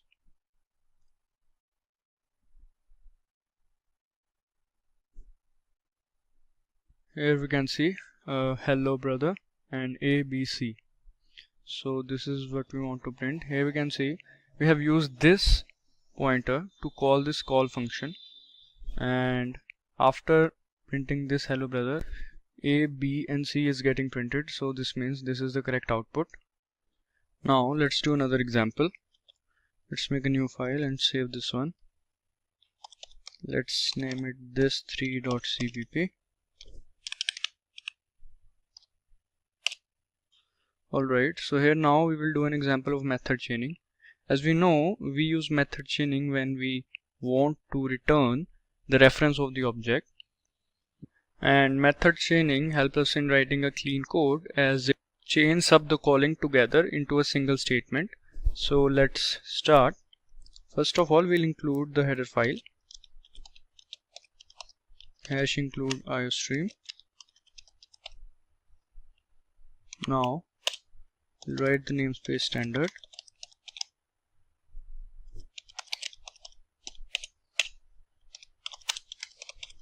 Now we'll write the main function. By mistake we have. Alright. Now inside the main function, first of all we'll write the name of the class, that is test, and we'll create the object. The name of the object would be n1. Now we will chain up the calls. Let's say the name of the object n1, and the name of the function, let's say, is assign, and we are passing 100. And now we'll chain up display function with it. So this is method chaining. Now we'll write return 0, and now we'll start with the class. So class name is test, and inside the class we'll declare a variable, let's say num, and now under public scope we will write the function, and we'll not define the function in a usual way. We'll write the data type. First of all, let's say test is the data type, address of operator, assign, which is the name of the function, and argument would be num. The parameter would be num, and inside this function we'll use this arrow operator, and now we will assign the value of parameter num to the class variable. After that we can return reference to the object. We'll use the dereference operator and this pointer. Now we'll make another function, that is display, and inside this display function we'll print a message, and we'll print the variable, that is num. So first of all we'll print the message saying that the value of num is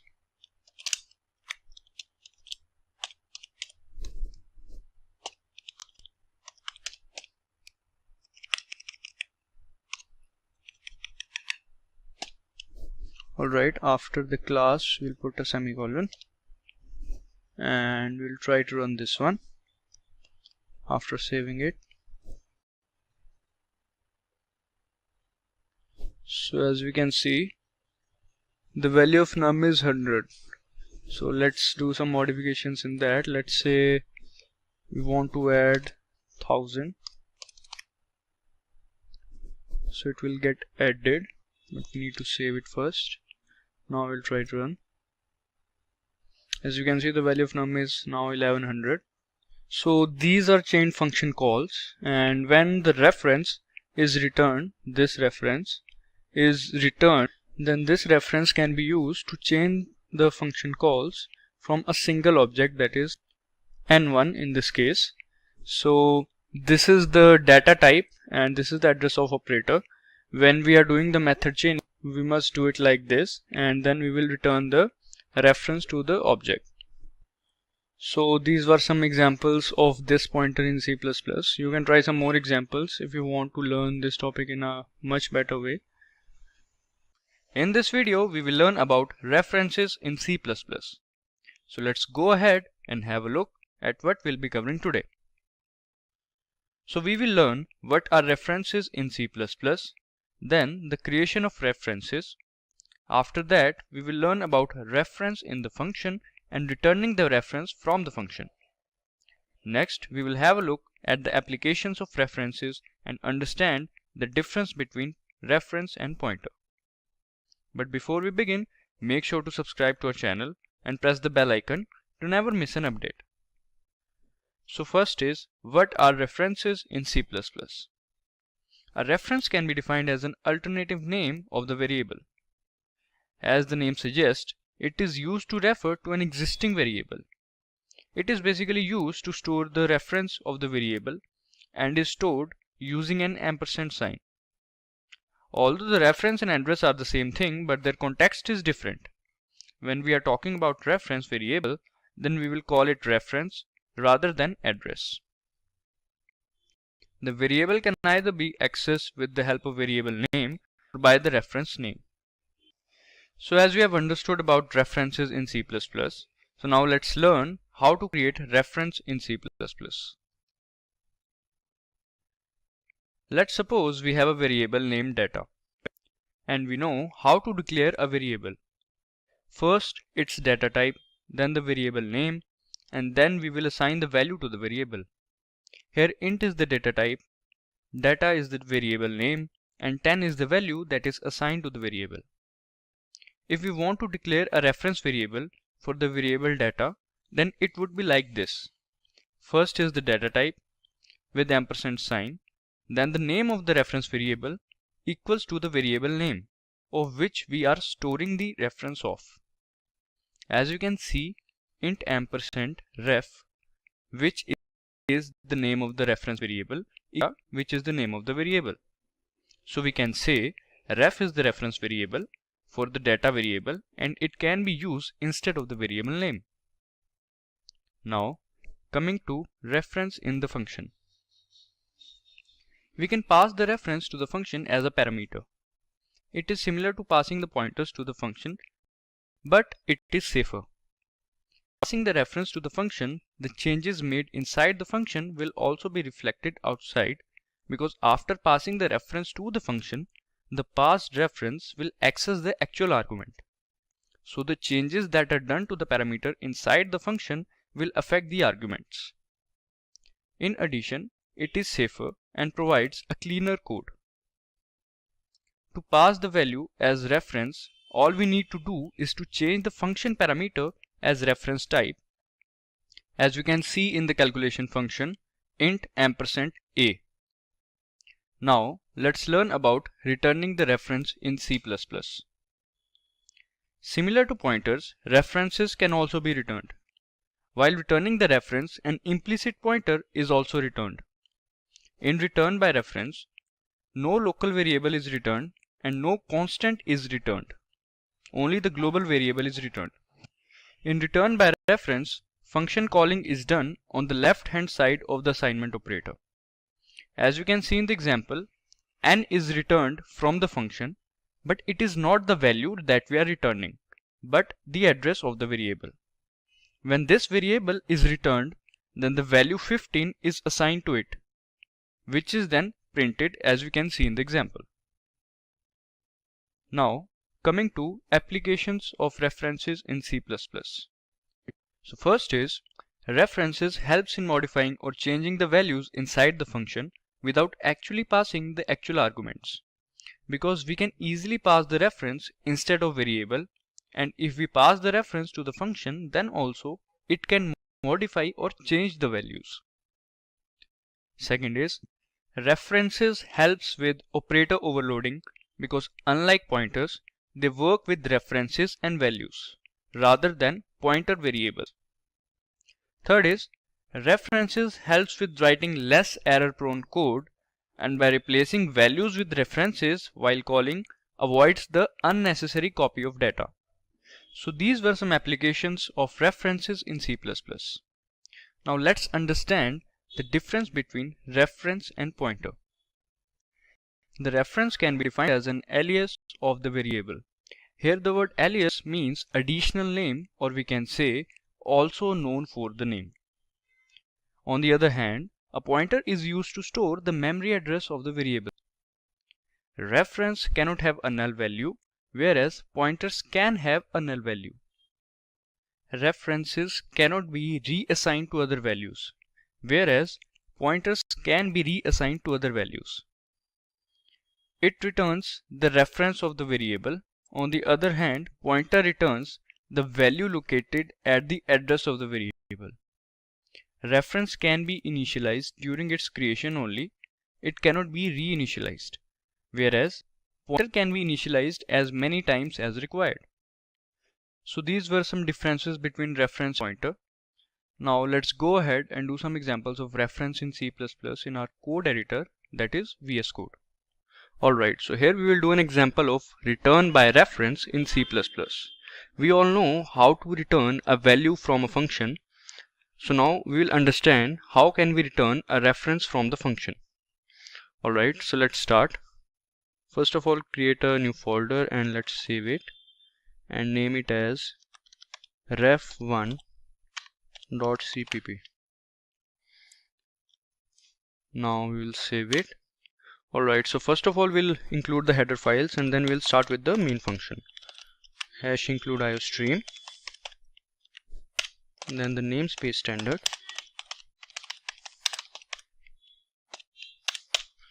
Now let's start with the main function. Inside the main function, first of all, like normally we'll do for the functions, we'll call, let's name the function as club. So this is how we normally call a function, and after that we create a function like this, like int club, and then this is how normal calling works. But in this case we want this function to return the reference, and for that we have to use the ampersand sign. So we have used this ampersand sign, and this is the syntax: int, which is the data type, then the ampersand sign, then the name of the function, and if we want to pass any arguments then we can do that. And keep in mind that inside this function we cannot return any local variable or any constant. Like we cannot create a variable inside this function, assign it some value and then return it. We can't do that, and we can only return the global variable. Let me show you that we cannot return this, return 8, as this is a constant, and we can't do like this, like int p equals to 9 and then we will return it, return p. We can't do like this as well. All we need to do is to create a global variable and then we will return. Alright, so let's create a global variable. Let's say the global variable is n, and so we'll return n. Now if we want to assign some value to this global variable, we have to call this club function, and we have to make this calling on the left hand side of the assignment operator, like this. And now we have to assign the value, like let's say the value is 75. So here we are assigning the value and calling this reference operator. We are assigning the value to this global variable, this n global variable, and in this part we are actually assigning this 75 value to this global variable n. Now we can print this n variable, which is global, and check if its value is 75 or not. Alright, so let's save it and let's try to run this.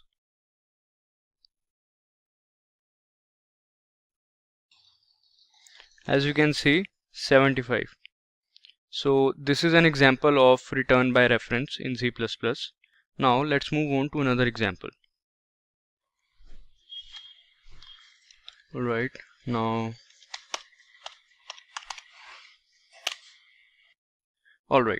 we know a reference cannot be reassigned. That also means a single reference cannot refer to two different values, but two different references can have a single value, or in other words, a value can have two different references. So in this example, we'll show how a value can have two different references. So let's start doing this example. First of all, we'll include the header files, #include iostream. Now the namespace standard. Alright. Now inside the main function, we will create a variable and two different references. The variable is num and we will assign it a value, let's say 70, and we will create two different references, int num1 n1 and we will assign it to num and n2, which is also assigning to the same variable. So there are two references n1 and n2 which are referring to the same variable num. So now we will print this variable num and both of these reference variables, that is n1 and n2, to check if they are pointing to the same value. So let's do this. We will write cout value of num is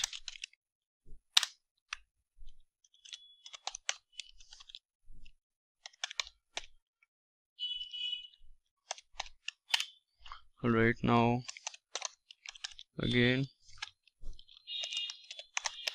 value of reference n1 is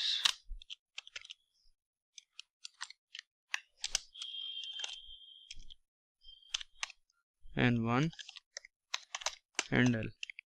Similarly,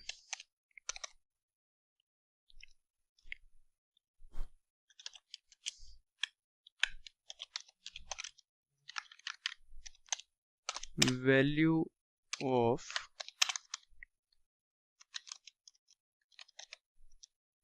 reference n2 is n2 and L. Alright, so we have printed all of these variables and references and now return 0, and let's check if they are running fine or not. As you can see, value of num is 70, value of reference n1 is 70 and n2 reference is 70.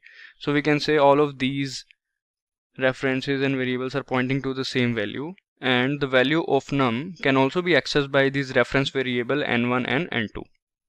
Alright, now let's do another example. Let's name it ref2.cpp. So here we will do an example of references in C++ in which we will pass the reference into the function to swap the actual values. Basically, we don't pass the actual arguments, we only pass the references and swap the values. So let's start. So let's include the header files.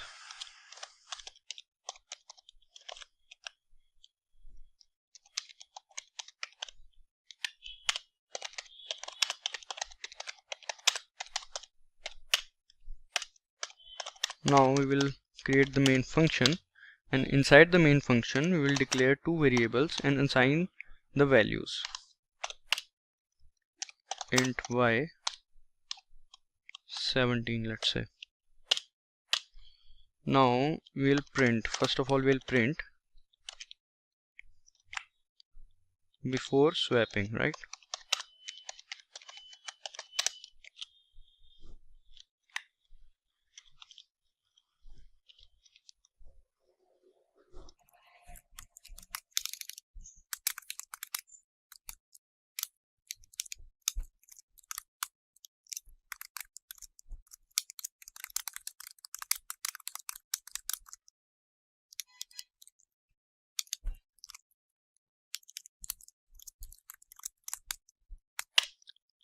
Alright, So now we will call the function swap. We will create a function swap afterwards, and we'll pass not the values but the references. And then we can similarly copy this one and just paste it again, and we'll do that after swapping. Here we have to do before swapping, right? So first of all, we'll print the value of x and y before swapping, then we will print the values of x and y after swapping.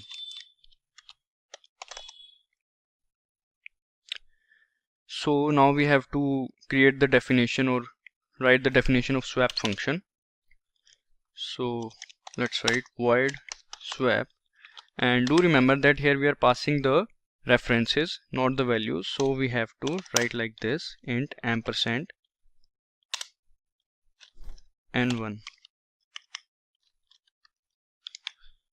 This is how, when we are passing the values, we have to write like this, and int ampersand n2.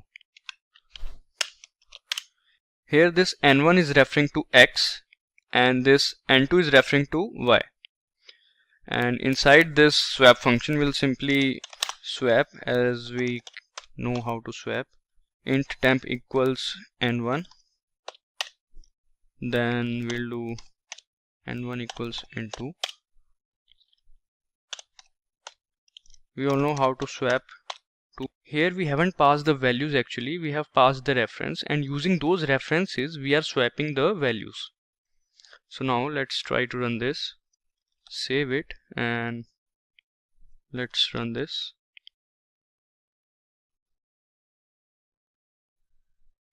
As you can see, before swapping x value is 12 and y value was 17. After swapping 17 and 12. So as we can see clearly that the value is swapped. So we can say using the references, or by passing the references to a function, we can actually swap the values. So this also proves that references can access the values. So these were some examples of references in C++. References in C++ is a very simple topic, and there are very limited examples on this topic. And if you find some more examples, please do try them. In today's session, we are going to learn about C++ memory management. And do check out our other videos on the C++ series. So let's go ahead and have a look at what's in it for us. First is memory management. Then we will understand why we need memory management in C++. Then we will learn memory allocation and deallocation in C++ using new operator and deleter. And at last, we will understand the advantages of new operator in C++. So without further ado, let's get started. What is memory management? Memory management can be defined as a process in which management of a computer's memory occurs. For example, assigning memory to programs, variables, etc. in such a way that it doesn't affect the overall performance. Sometimes the computer's data can range up to terabytes. So efficient use of memory is necessary so that we can minimize the memory wastage and boost up the performance. Now, let's understand why we need memory management in C++. Memory management is required so that there will be no wastage of memory, and to make sure that allocation takes place efficiently. During the declaration of an array, there are times when the correct memory is not determined until runtime. And to avoid such cases, we usually declare array of maximum size. And because of this maximum size, some memory remains unused. For example, let us suppose we have declared, and after declaring the array, it turns out that we only need space of 10 size. So the rest of the space is of no use, or we can say it will get wasted. To avoid such cases, we use memory allocation. So let's understand memory allocation and deallocation in C++. Other programming languages like Java, Python, etc., they don't need to allocate memory dynamically. In C language, we use the malloc or calloc functions to allocate the memory dynamically at runtime. and these are also supported by C++. But in C++, allocation and deallocation is done manually. In C++, there are two operators that are used for the allocation and deallocation of memory, that is new operator and delete operator. So let's understand this new operator in C++. The new operator in C++ is used for the dynamic memory allocation. It is used to allocate the memory at runtime.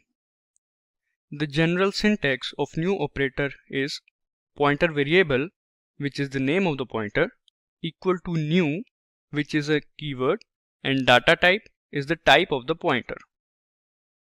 The syntax for arrays is almost the same, but after the data type, we have to write the size inside the brackets, which specifies the number of elements in an array. And here in the example, we first of all are declaring a pointer ptr of int data type. After that, we are dynamically allocating the memory using new keyword, and at last we are assigning the value 75 to the allocated memory. Coming to the delete operator. The delete operator in C++ is used for the deallocation of memory. When we no longer need to use the variable, that means the memory is no longer required, then we have to deallocate or release the memory using the delete operator. Syntax for delete operator is delete keyword with the name of the pointer variable. The syntax for arrays is delete keyword following the empty brackets and then name of pointer variable. As we can see in the example, once the printing of value is done, we have deallocated the memory using the delete operator. Moving on to the advantages of new operator. The new operator and delete operator can be overloaded unlike the malloc function. Next is, return type of the new operator is of the same type for which the memory was allocated. We don't need to use the typecasting. Third is, the new operator automatically computes the size of data object. We don't need to use the size of operator. Next is, new operator in C++ allows us to initialize object while creating memory space for them. So these were some advantages of the new operator. So now let's move on to our code editor, that is VS Code, to do some examples on the new operator and delete operator. Here we will do an example using new and delete operator in C++ that will allocate the memory location for 3 values and find their average. So first of all, let's create a file and name this file as mm1.cpp. mm means memory management. So now first of all we'll include the header files, hash include iostream,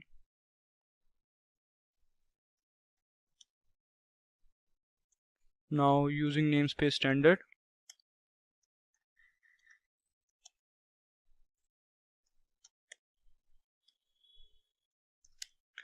now we'll start with int main.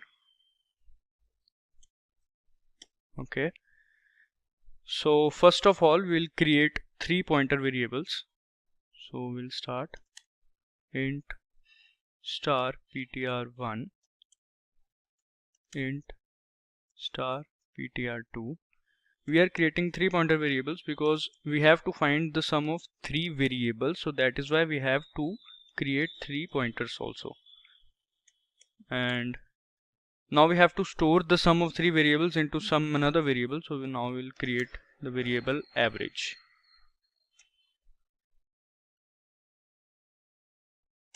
Okay, now we will allocate the memory dynamically using the new keyword. So we'll write ptr1 equals new int, which is the data type. Same we will do for ptr2 equals new keyword int. Here we are allocating the memory dynamically with the help of new keyword, new int. Sorry, m is there.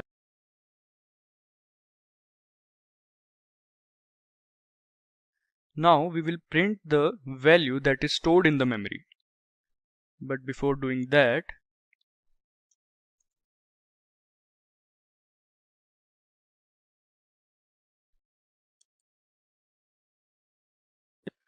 as we have allocated the memory, so now we will take the input from the users of those three variables of which we have to find the average of.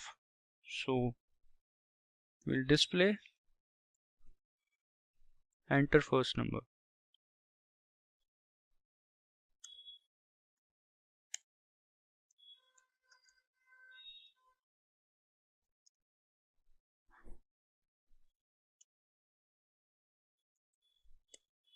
After displaying this, we'll take the input from the user, we'll write cin, and using the dereference operator, we'll write ptr1.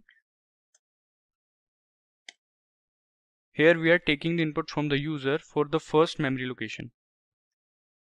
Now we'll take the input of the second number from the user. For that we have to print the message again.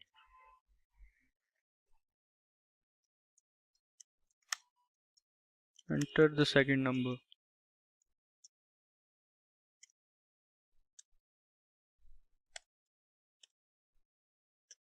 Yeah. Now we'll take the input using the dereference operator with the pointer. Now same goes for the third one. Enter the third number.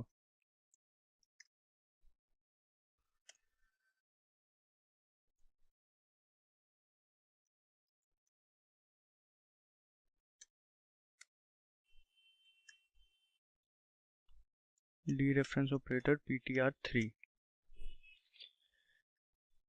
As we have taken all the three numbers from the user, now all we have to do is to find the average of these three numbers, as we know that dereference operator will point to the variable. So that is how we'll get the access for the variable. Now we'll write the variable avg, that is average. We know that dereference operator will display the value that is pointer pointing at. So we are actually adding the values ptr1 plus dereference operator ptr2 plus dereference operator ptr3 divided by 3. This is how we can find the average. After that, all we have to do is to print the average. So we'll write average is avg, that is the variable, as the result is getting stored in this variable avg. So we'll print that variable, and once everything is done, once the printing is, then we have to deallocate the memory, and we will deallocate the memory by writing delete ptr1. We have to do this for all of these three pointers. Delete ptr2, because we have allocated the memory for all of these three pointers, so that is why we have to deallocate for each one of them. Okay, now everything is done, and let's try to run this.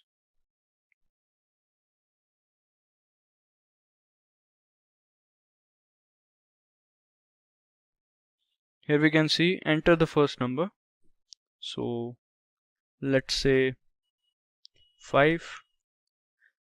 We have to find the average of three numbers, so we'll select the easy number to check whether it is right or wrong.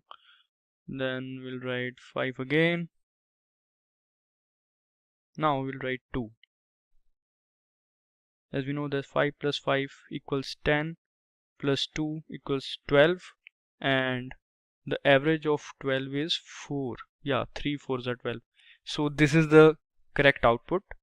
So first of all, we have allocated the memory over here dynamically, then we have deallocated the memory using delete ptr1, ptr2 and ptr3. So this is how it's done. So let's do one another example. Let's name this as mm2.cpp. Okay, we'll write mm4.cpp. I think 2 and 3 are already taken, so we'll start with hash include iostream. Hash include iostream. Then we'll write using namespace standard. So in this question, we'll simply enter the elements of the array and then we will display those elements. But we will use new operator and delete operator in this question. So let's start. First of all, we'll write int main. Now inside int main, first of all, we'll write the variable size. We have declared the variable size. And this variable size is the size of the array which we will take as an input from the user. So first of all, we'll display enter the size. Enter the size.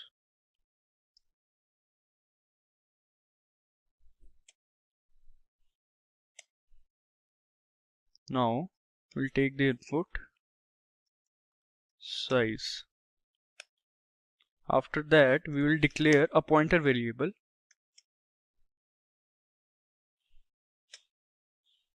ptr. Alright, now here we will allocate the memory for the complete array. So we'll write ptr new keyword int, which is the data type, and here size. Okay, here we are allocating the memory for the complete array of size that we will enter. Okay, now we will display the message saying that enter the elements.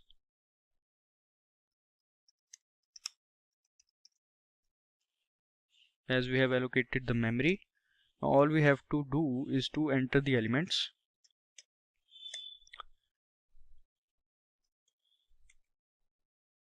We'll use a for loop. So we'll start with int I equals 0, I less than size, I plus plus. Now we'll write element, and after this we'll take the input from the user for the elements of the array. So we'll write cin. Now just like arrays, we can do it for the pointer as well. We can write ptr, and just like arrays, inside the bracket I, and we can do it for the output as well. So here we are taking the elements from the users. Now we have to display those elements. So for that, first of all, we'll display a message, elements that you have entered.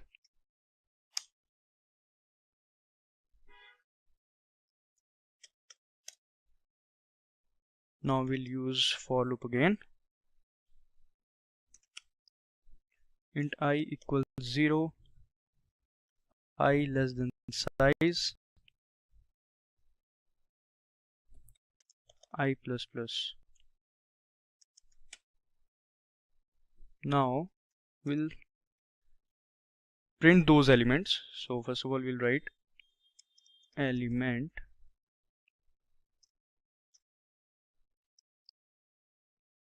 now ptr, like just we did earlier, ptri,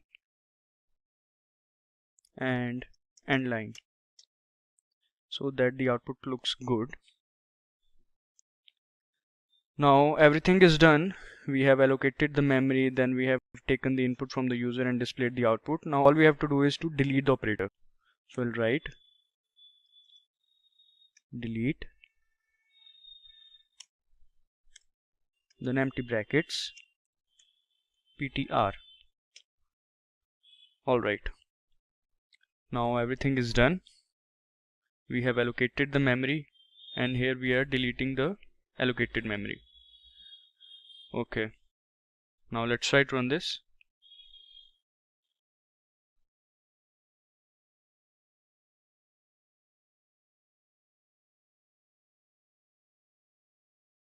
Here we can see enter the size, let's say 4. Now enter the elements 3, 6, 5, 7, and here is the output elements that you have entered 3, 6, 5, 7. That is right, but it is not looking good.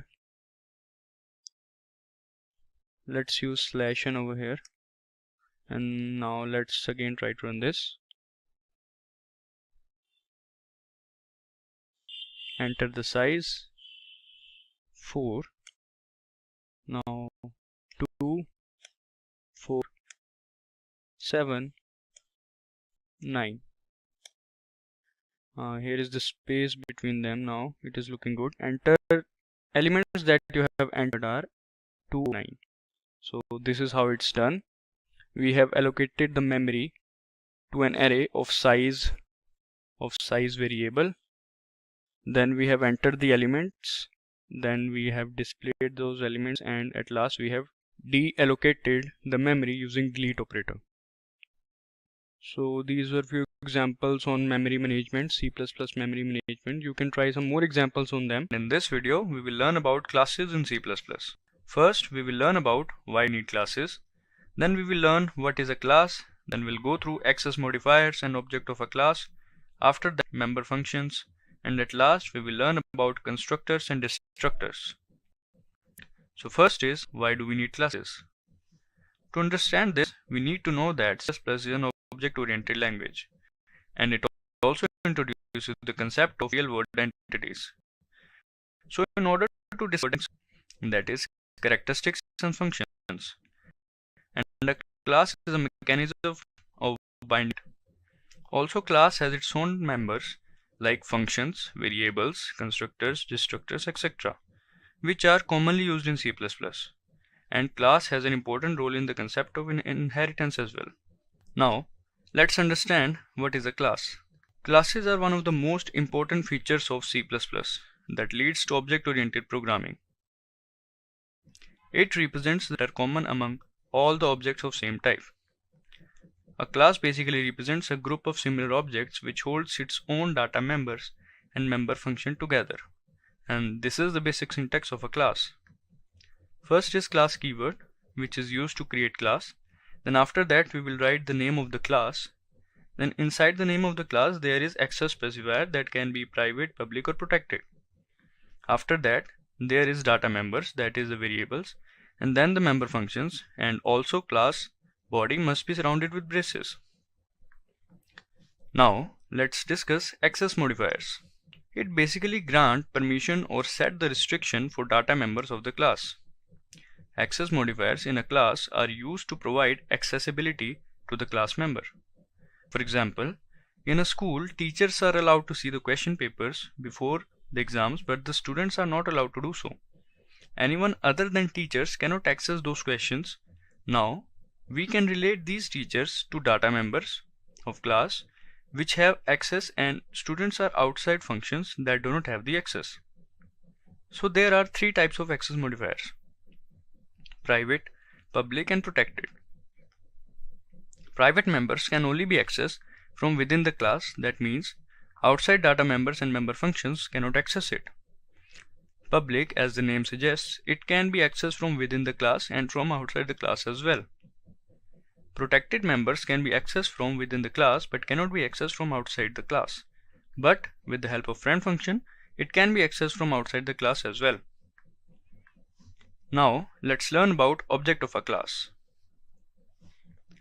An object is an instance of a class. It is a real-world entity that contains state and behavior. When we create an object of a class, then the memory is allocated, and no memory allocation occurs when class is defined. and we can create as many objects of a class as we need. In this example, state is the class and st is the object name or reference variable. So this is how an object is created. Now coming to member functions. Member functions are also known as methods. These are as much as part of the class as the member variables. These member functions can be invoked by sending messages through an instance of a class with the help of dot operator. For example, if the name of the object is obj and we want to access a function named sum, then it will be obj.sum. Here obj is the name of the object and sum is the name of the function. What is a constructor in C++? In C++, constructors are special functions that are different from normal functions. They are used to initialize objects of a class. Whenever an object is created, the constructor is invoked or called automatically. Even if we do not create a constructor, the compiler automatically creates a default constructor. Now, let's move to the declaration of the constructor. Constructors are the member functions of a class that has the same name as that of the class and it doesn't have any return type. A constructor can be defined inside the class and outside the class as well using the scope resolution operator. The syntax of a constructor is as mentioned. Inside the class cons, we can see there is a constructor which has the same name as that of class, that is cons, and we can initialize variables inside it. This constructor will be invoked automatically when the object is created. Now let's understand how the constructor is different from functions. There are some differences between constructors and functions. So the first is constructor doesn't have a return type unlike function which has a return type. Next is the name of the constructor must be the same as that of the class and it is not so in case of function. Third is whenever an object is created then a constructor is invoked. And the last one is function can be a virtual function but it is not so in case of constructors. So these are some differences between constructor and a function. Now coming to types of constructors. There are actually three types of constructors in C++, that is default constructor, parameterized constructor and a copy constructor. So let's start with the default constructor. A default constructor is a constructor that doesn't have any arguments inside it. It can either be declared explicitly or can be generated automatically, which means even if we do not define the constructor, then also it is generated by the compiler. For example, here cons is the default constructor. In this case, the name of the class would have been cons. That is why the name of the constructor is cons. Now coming to the parameterized constructor.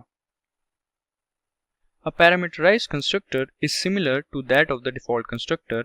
The only difference is we can pass the arguments to the parameterized constructor. The constructor can be overloaded and also be used to initialize elements. Here is an example of the parameterized constructor. Cons is the name of the constructor and n1 and 2 are the parameters of the constructor. Now coming to the copy constructor. A copy constructor is a type of constructor which initializes an object using another object of the class. In this constructor, properties of one object is copied to another object. This copy constructor is invoked when an object is passed as a parameter. If a class has pointers or there is some dynamic memory allocation, then it is necessary to have a copy constructor. Its syntax is as follows. Here cons is the name of the constructor and &obj is the reference of the object. As we have understood all of these three constructors, so let's go ahead to our next topic, that is constructor overloading. Like functions, constructor can also be overloaded and it is pretty much the same as function overloading. The constructor must have the same names and the difference in the number or the type of arguments will decide which constructor should be called. Here in the example we can see two constructors with the same names as that of the class are being overloaded. Here the difference in the number of parameters will determine which constructor will be called. Now coming to the last topic, that is destructors in C++. Just like the constructor, the destructor is also a special function which deletes or destructs the object as soon as the object goes out of scope. It basically deallocates the memory that has been assigned to the variables. The name of the destructor is same as that of the class name with a tilde sign. The destructor doesn't have a return type and it also doesn't take any arguments. And here is the syntax of the destructor. Now here we will make a new file and let's name this file as class.cpp. Now here we will do a program in which we will make a class, and inside that class we will make some functions, and with the help of objects of that class we will call those functions. So let's start. First of all, we'll mention the header files #include iostream. Now using namespace standard.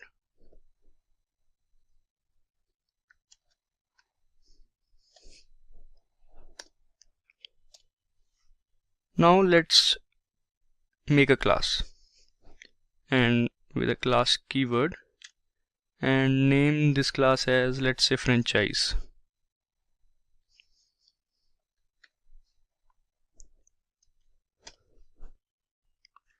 Now here don't forget to mention the semicolon.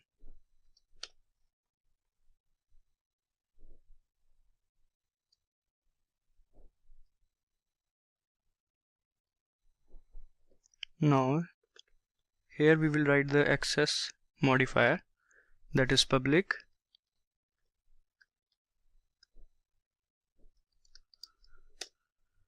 Now we'll mention those functions. Let's say void, let's name this function as KFC.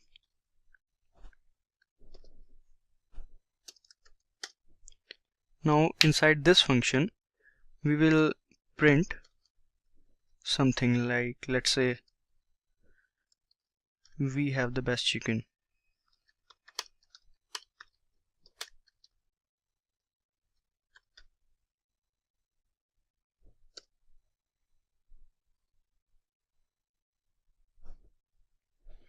After this we'll write endl.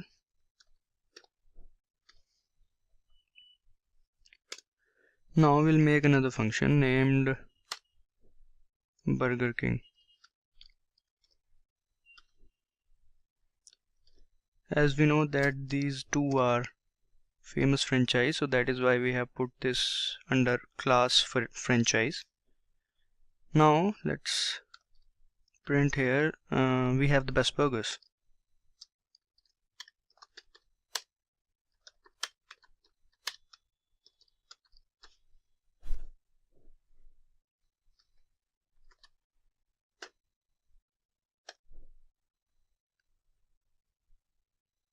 Now we'll try to print these two functions with the help of objects that are made from the class franchise.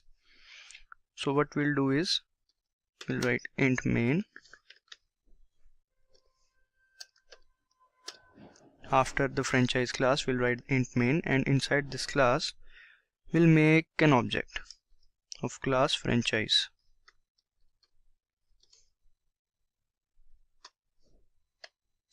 Franchise is the class name, fran is the object name.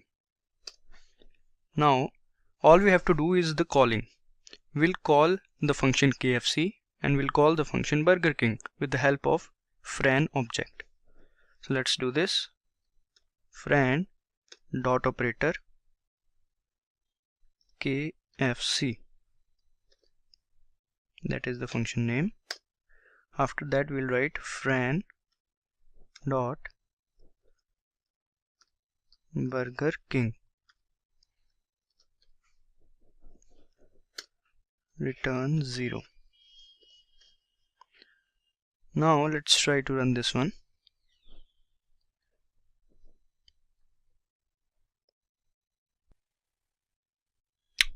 Here it is. Actually I have run it twice, so that is why it is getting printed twice. We have the best chicken, we have the best burgers. That is what we want to print. First here friend.kfc, call this void KFC inside this class franchise. After that friend.burgerking, call this function Burger King. So that is why they have printed serial wise. We have the best chicken, we have the best burgers. After this we'll do another example. So let's do this.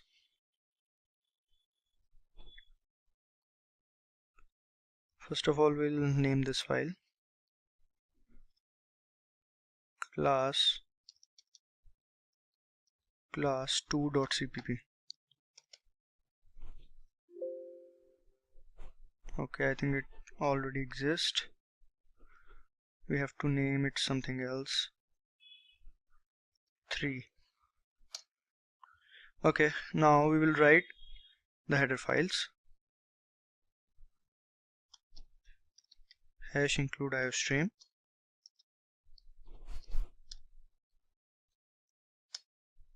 Now using namespace standard.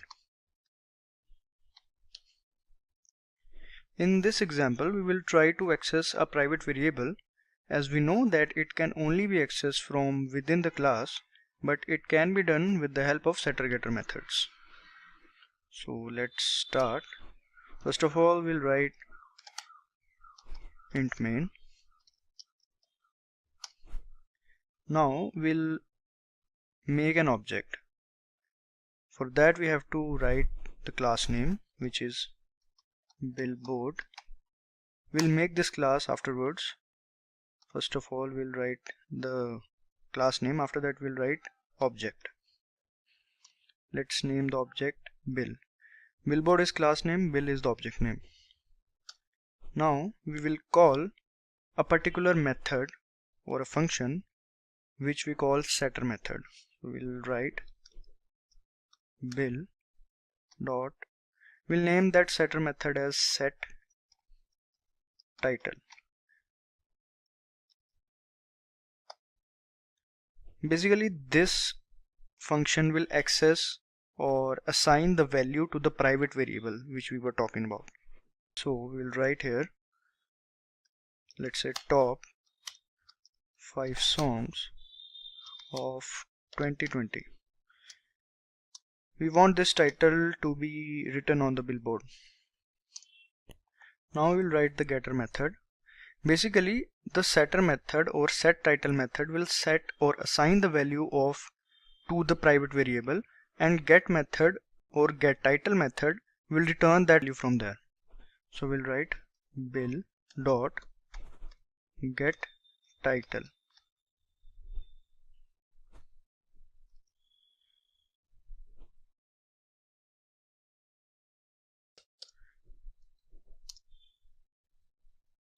Now because we want to print it, so that is why we'll write it in cout.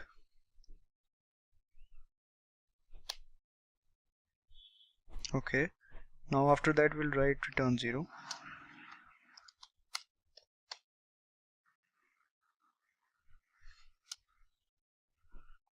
Now we will make the class billboard. Class keyword billboard. After that bracket starts. Now we will write private because we want the variable to private.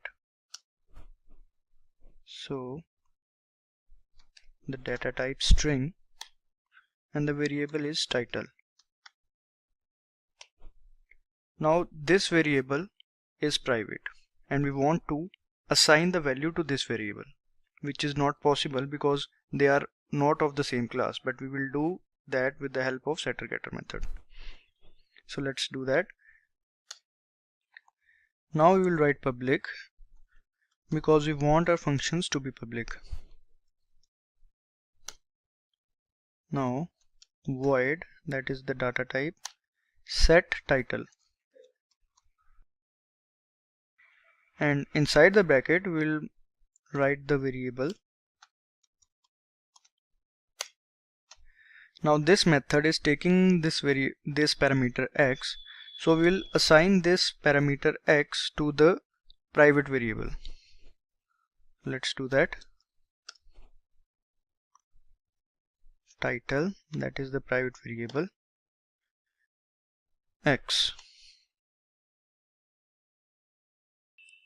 Now we will write another method named getTitle.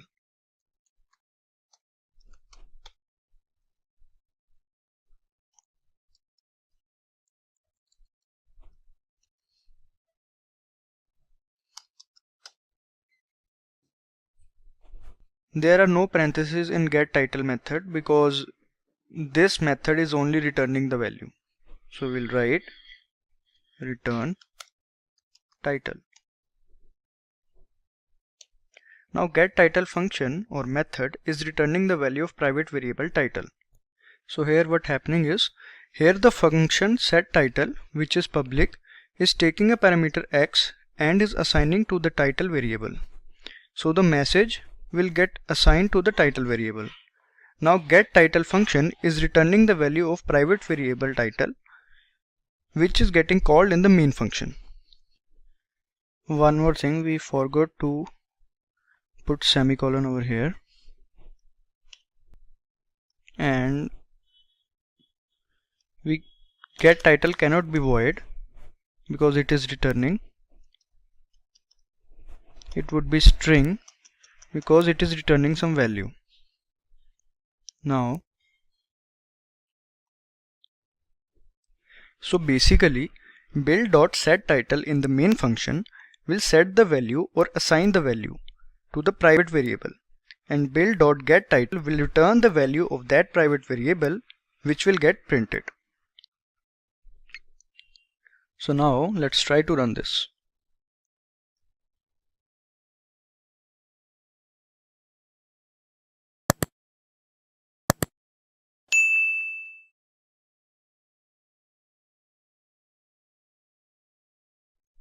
Top 5 songs of 2020. Here we can see it is getting printed.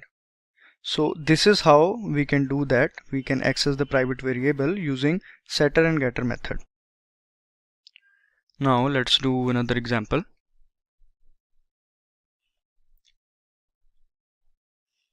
Let's name this as class4.cpp. Now here we will do the same example, but we will do it with the help of constructors. So let's continue. First of all, we'll write hash include iostream.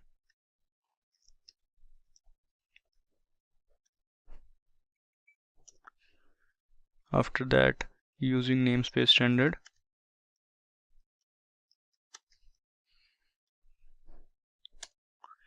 Now here first of all we'll write int main.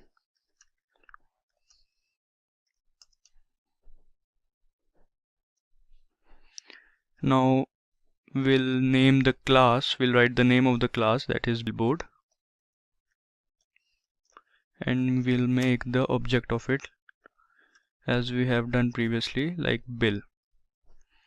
Now we'll make a constructor of this object and we'll pass the parameters. We'll pass the string as top 3 songs of 2020.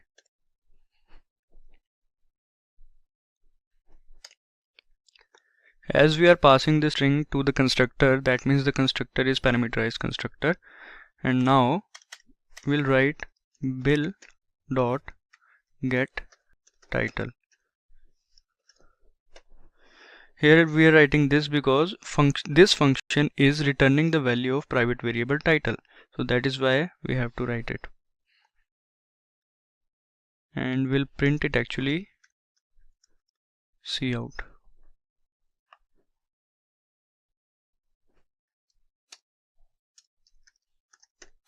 Return 0. Now let's do the other thing. As we have done previously, we'll write class billboard. We are making this class, and inside this class we are making the variable private.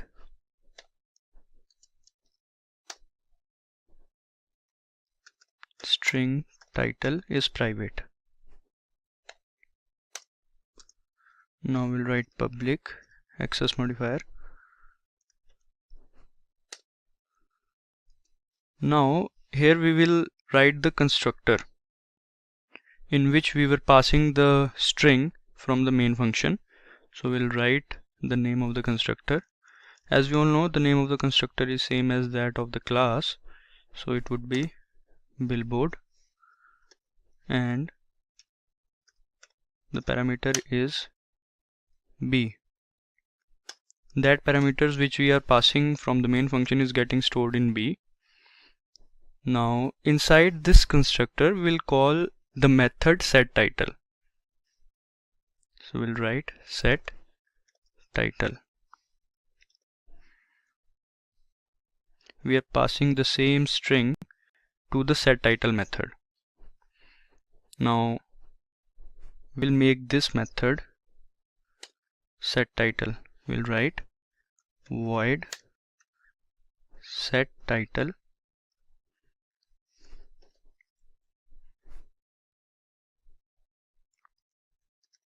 string a.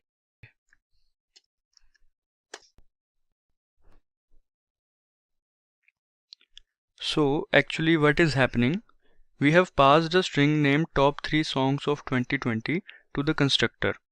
The constructor is further calling to the method or function named setTitle and is passing that string to the same function. Now that function is setTitle, and now we will assign that string to the private variable title.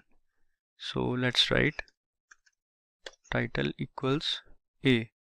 A is that string. Now as we have done previously, we'll write void get title. Now get title function is used for returning the value of private variable, as we know. So we'll write string actually.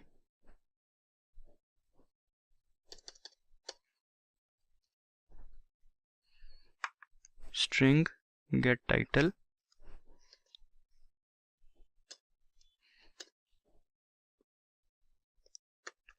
return title.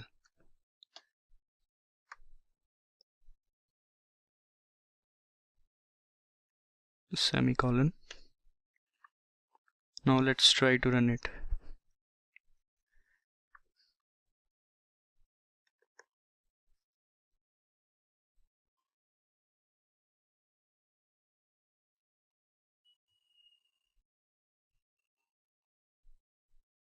I think something is wrong.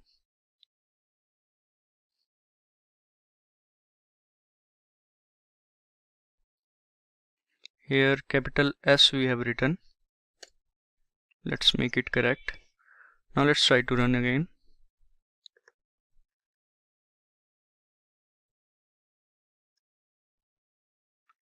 Here we can see top 3 songs of 2020. So this is how we can print with the help of constructor. This was the same example as that of the previous one, but to understand constructors we have done this with the help of constructors and we get the right output. So after this we'll do the example of destructors. Okay, let's name this as class 6.cpp.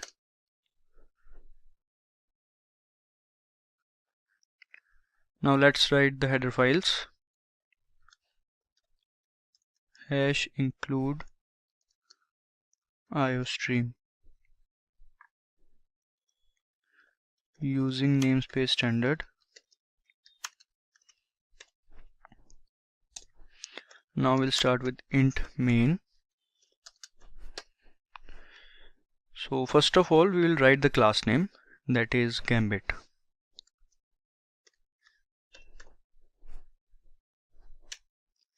To access the class we need to have an instance or object of class. Here the name of the object is Gam.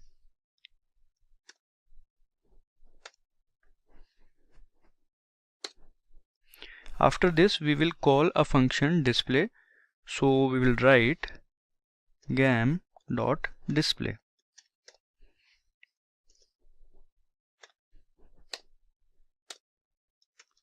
Return 0. Now let me tell you what is happening. So as we declared this object, constructor will be called, that is gambit, and the message inside the constructor will be printed. After the constructor gets completed, we will return back to the main. Now we have gam.display, which is used to call display function inside the gambit class. So after this we will write the class. Let's make it class keyword gambit.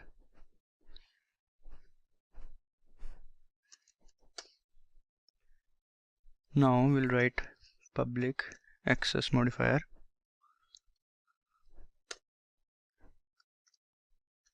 Now we'll write the constructor, and inside the constructor we'll display the message.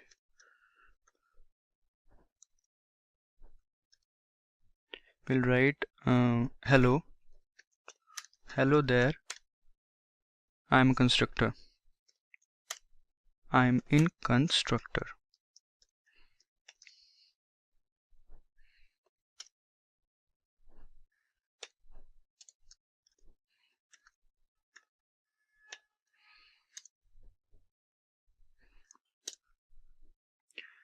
Now here we will write the destructor.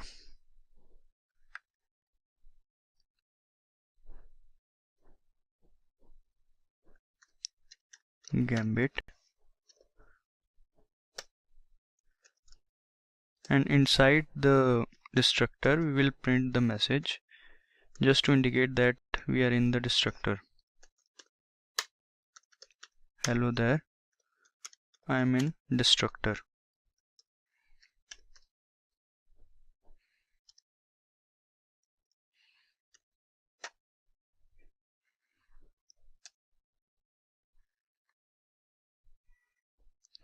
Semicolon. But before that we have to write the function display also. So we'll write void display,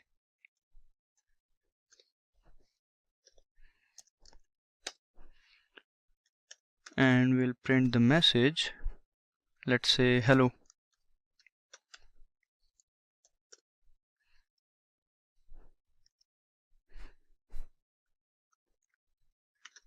And L.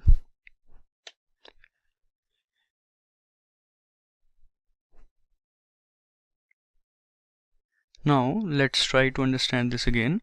As the object is declared, constructor will be called, that is gambit, and the message inside the constructor will be printed. After the constructor gets completed, we will return back to the main. Now we have gam.display, which is used to call display function inside the gambit class. So hello will be printed. Now as we can see, the program has finished the execution. Now the destructor will be called and hello I am destructor will be printed. As we know, destructor destroys the object as the scope of the object ends. So after the scope of the object ends, hello I am in destructor gets printed in the last. So now let's try to run this.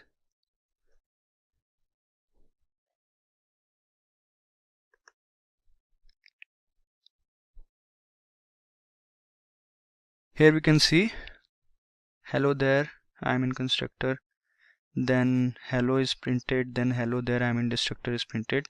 As we have thought, destructor is getting printed in the last because as we know that when the scope ends, the destructor is called. So these were some basic examples of classes in C++. In order to understand them better, practice some more examples on them. In today's session, we will learn why we need OOPs, then what is object-oriented programming, then we will discuss the difference between OOPs and procedural programming, then we'll go through basic concepts of OOPs, and at last we will learn about the benefits of OOPs. There were some limitations in earlier approaches to programming, and OOPs help to fill those gaps. In object-oriented programming, it is easy to maintain the code with the help of classes and objects. And with the help of inheritance, there is code reusability. That is, we don't have to write the same code again and again, which increases the simplicity of the program. Now, let's understand what is object-oriented programming. Object-oriented programming is a programming pattern where the programs are structured around objects rather than logic and functions. In other words, we basically focus on objects that are required to be manipulated instead of logic. For example, let us suppose we have made blueprint of a mall, then that blueprint will be a plan that explains what properties the mall should have and how it should look like, etc. But it is just a blueprint of the mall. We cannot go inside it physically as of now. Now the constructors will go through the blueprint and they will construct the mall, and they can make as many malls as they want with the help of that blueprint, and each mall can have its own different shops and showrooms. In this case, blueprint is the class, the mall is the object, and the shops and showrooms inside the malls are data stored in the object's properties. And these are some basic concepts of OOPS. First is classes, then objects, then data abstraction and encapsulation, then there is inheritance, polymorphism, dynamic binding, and message passing. We will learn about these concepts later. First, we will discuss the difference between OOPS versus procedural programming. Procedural programming follows top-down approach. Here, top-down approach means fragmenting a bigger complication into smaller chunks. OOPS follows bottom-up approach, and bottom-up approach means piecing together smaller tasks to give rise to complex tasks.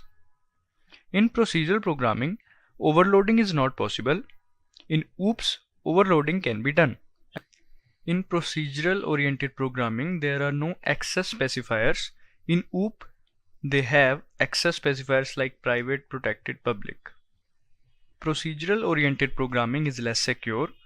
OOPS is more secure because of the concepts like abstraction and encapsulation, which are used for data hiding. Now, let's learn the basic concepts of OOPS. First is class. Class can be defined as collection of objects. It is a logical entity. Then there is object. It is defined as an entity that has state and behavior, or in other words, anything that exists physically in the world is called an object. Inheritance can be defined as when one object acquires properties and behavior from its parent class. It provides code usability. Polymorphism. Polymorphism is a combination of two words, poly, which means many, and morphs, which means forms. It is basically an ability to exist in more than one form. Next is abstraction. Hiding the internal details and showing the functionality to the user is called abstraction. Then encapsulation. Encapsulation is the binding of code and data together into a single unit. Dynamic binding. Dynamic binding is the method call at runtime that means which code will execute is unknown until the program runs. Then there is message passing. It is basically a communication that exists between the objects. As we have gone through some concepts of OOPS, now let's discuss some benefits of OOPS. In OOPS, code can easily be reused with the help of inheritance and object. We don't need to write the same code over and over.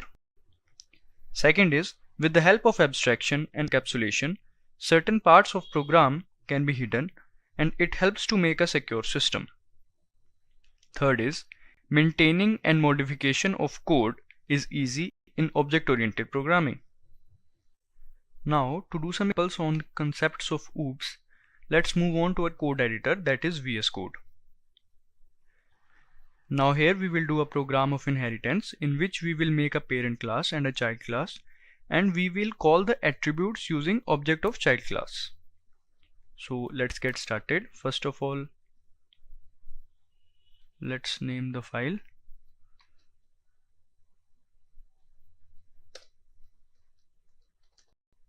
oop.cpp.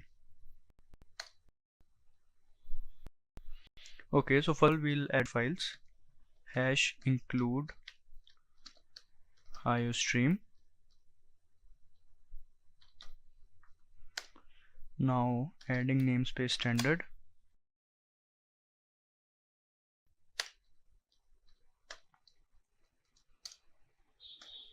Now we will write int main.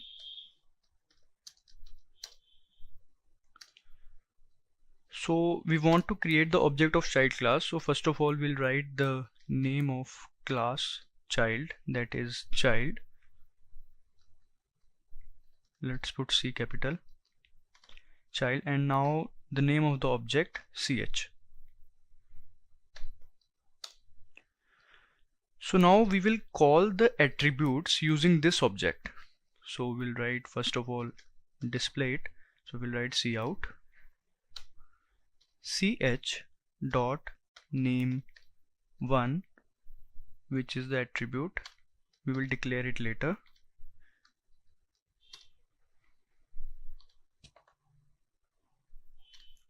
So basically we want to write both the names of both the classes together, so that is why we are doing like this. We'll write name2.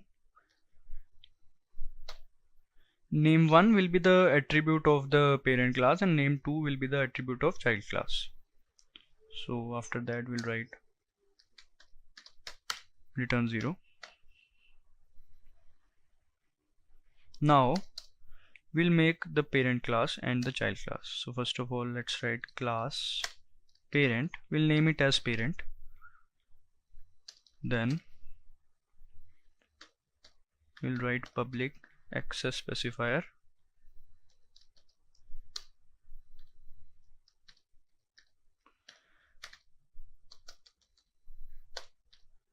String is the data type. Name1. Let's write Harley.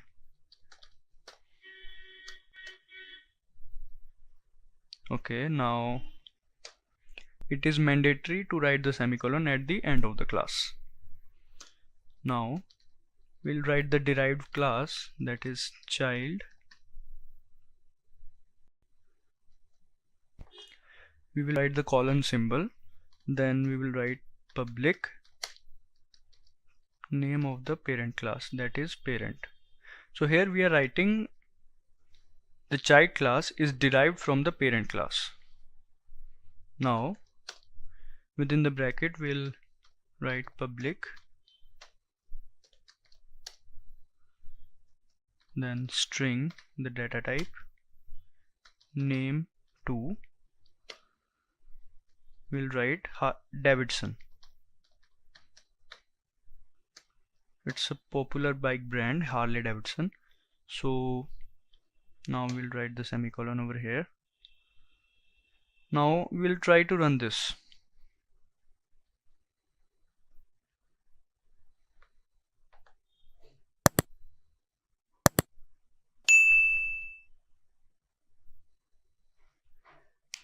As we can see, Harley Davidson. Here Harley is from the parent class and Davidson is from the child class. So as we can see that we are calling from the object of child class and still we are able to access the attribute of parent class. So this shows that the child class inherits attributes or properties from the parent class. Now as we have done one example of inheritance, so now let's do one example of polymorphism also. Let's name it oop1.cpp. First of all we'll include the header files. #include iostream stream. Now we'll write using namespace standard. After that we'll write int main. Now here we will do an example of polymorphism in which we will make a base class and its derived classes, and inside these classes we will override a function which is common in all of these classes. So let's start. First of all we'll write the name of the parent class or base class, animal, and we'll make an object A. After that we'll write the name of the child class cheetah, and its object name is seal, let's say. Now under derived class dolphin, and we'll name the object as D. Now while making these classes, we'll write a function named speed in all of these classes, inside all of these classes. Now, in order to override that function, we'll call them. So first of all, we'll call it by the object of animal, that is a dot speed. Now c dot speed, this is the object of cheetah class. Now d dot speed. After that we'll write return 0. Now let's make these classes. First of all, we'll make the animal class, that is the base class.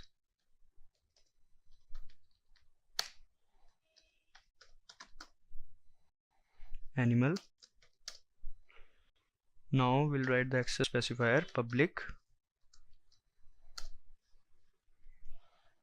Now we'll write the function void, that is the data type speed. Now we will display a message inside this function. Let's say it displays who is more.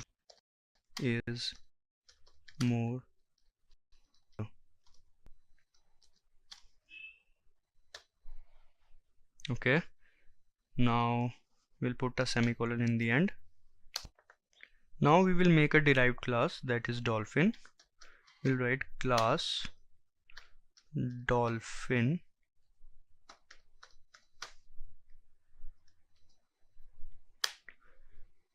child of animal class. Okay, so now inside this class we'll write public, and we'll make the same function speed.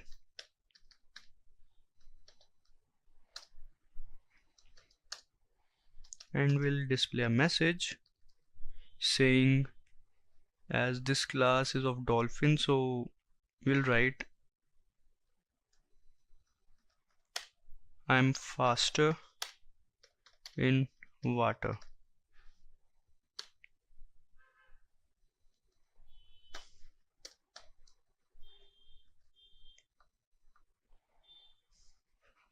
We'll put semicolon. Now we'll make another child class, class cheetah. Okay, C is capital, cheetah.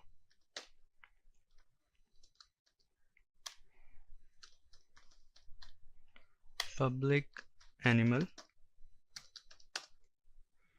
Now here we will write public access specifier, and we'll write the same function void speed. And over here we'll display a message saying that I am faster on the ground.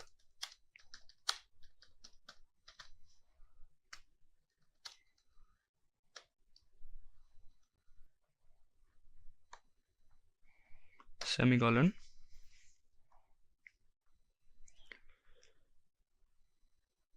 So now as we can see that a.speed is calling this speed function in animal class, c.speed is calling this cheetah function in cheetah class, and d.speed is calling the dolphin speed function in dolphin class. Okay, so now let's try to run this.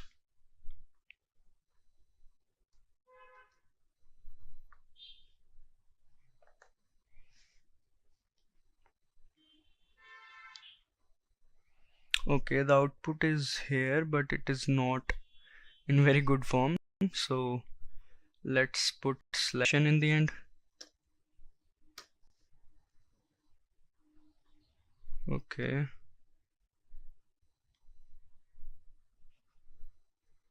/n.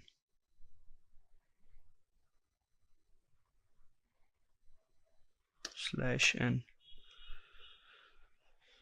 Okay,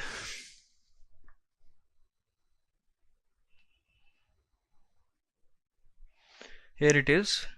So first, who is faster is displayed, then I'm faster on the ground, then I'm faster in water is displayed.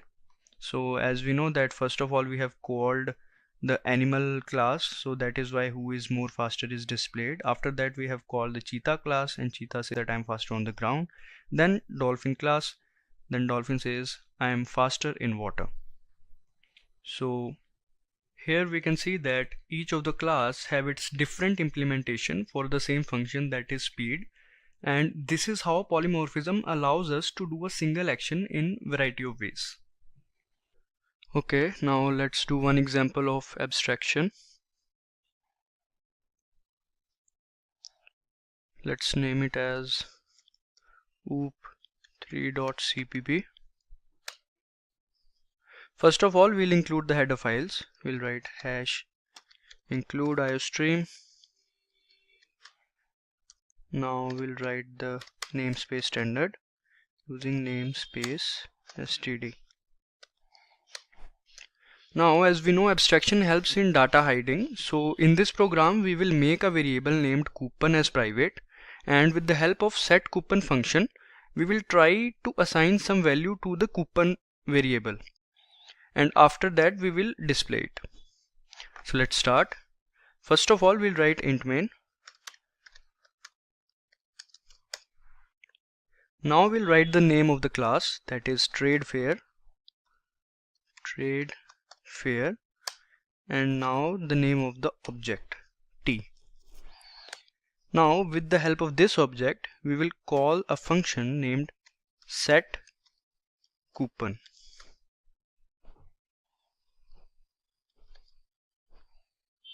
I would say coupons,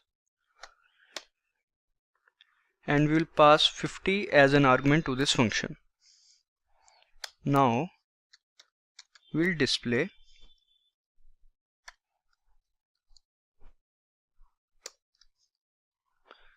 a message coupon, and after that we will call getCoupon method in order to display the number of coupons. So we'll write t dot get coupons and brackets, done. After that we'll write return 0. Now let's make the class and the functions. So let's start. First of all, we'll write class TradeFair.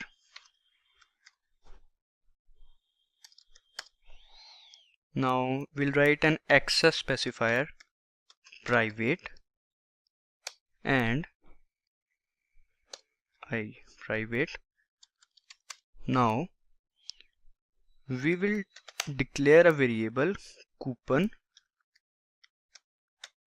and as I've already told you, we will make this variable as private, so that is why we have used this access specifier as private. Now after that we will write public access specifier to write a function that is setCoupons.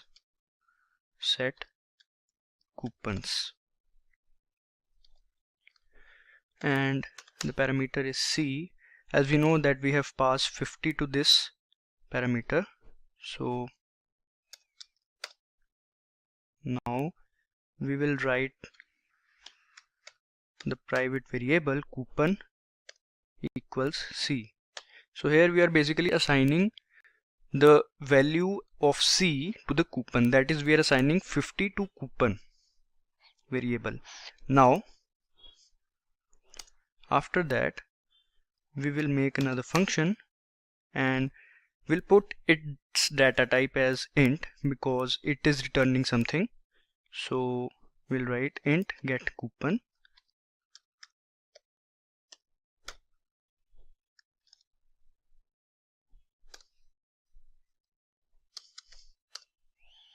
and we will return variable coupon. Now as the class ends, we will write semicolon. Now let's try to run this code.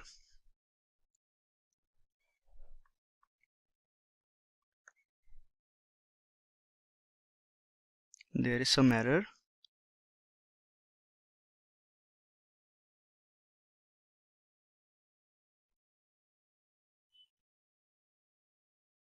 Okay, we haven't write s over here. Now let's again try to run it.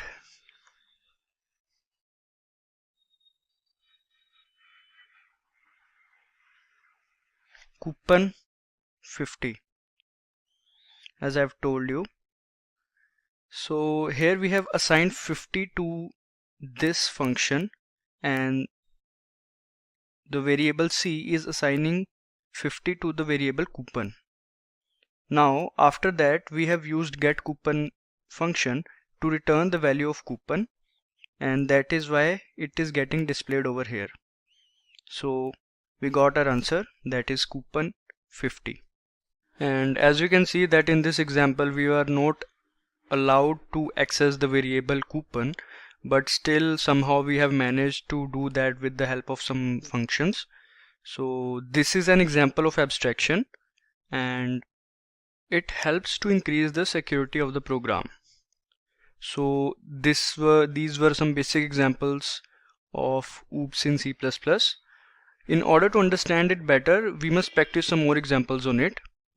Today we will learn about C++ inheritance. So without further ado, let's get started. So in this session, we will learn about what is C++ inheritance, why do we use inheritance in C++, then we will understand different modes of inheritance, and after that we will learn about types of inheritance, that is single inheritance, multiple inheritance, multi-level inheritance, and hybrid inheritance in C++. But before we begin, make sure to subscribe to our channel and hit the bell icon to never miss an update. So, what is inheritance in C++? Just like a child inherits the behavior and characteristics from his or her parents, similarly, inheritance in C++ is a process in which the derived class acquires all the properties and characteristics from the parent class, that is the base class. Derived class is also known as child class, and base class is also known as parent class. Inheritance is one of the most important features of C++ OOPS, that is object-oriented programming. In inheritance, there are two types of classes.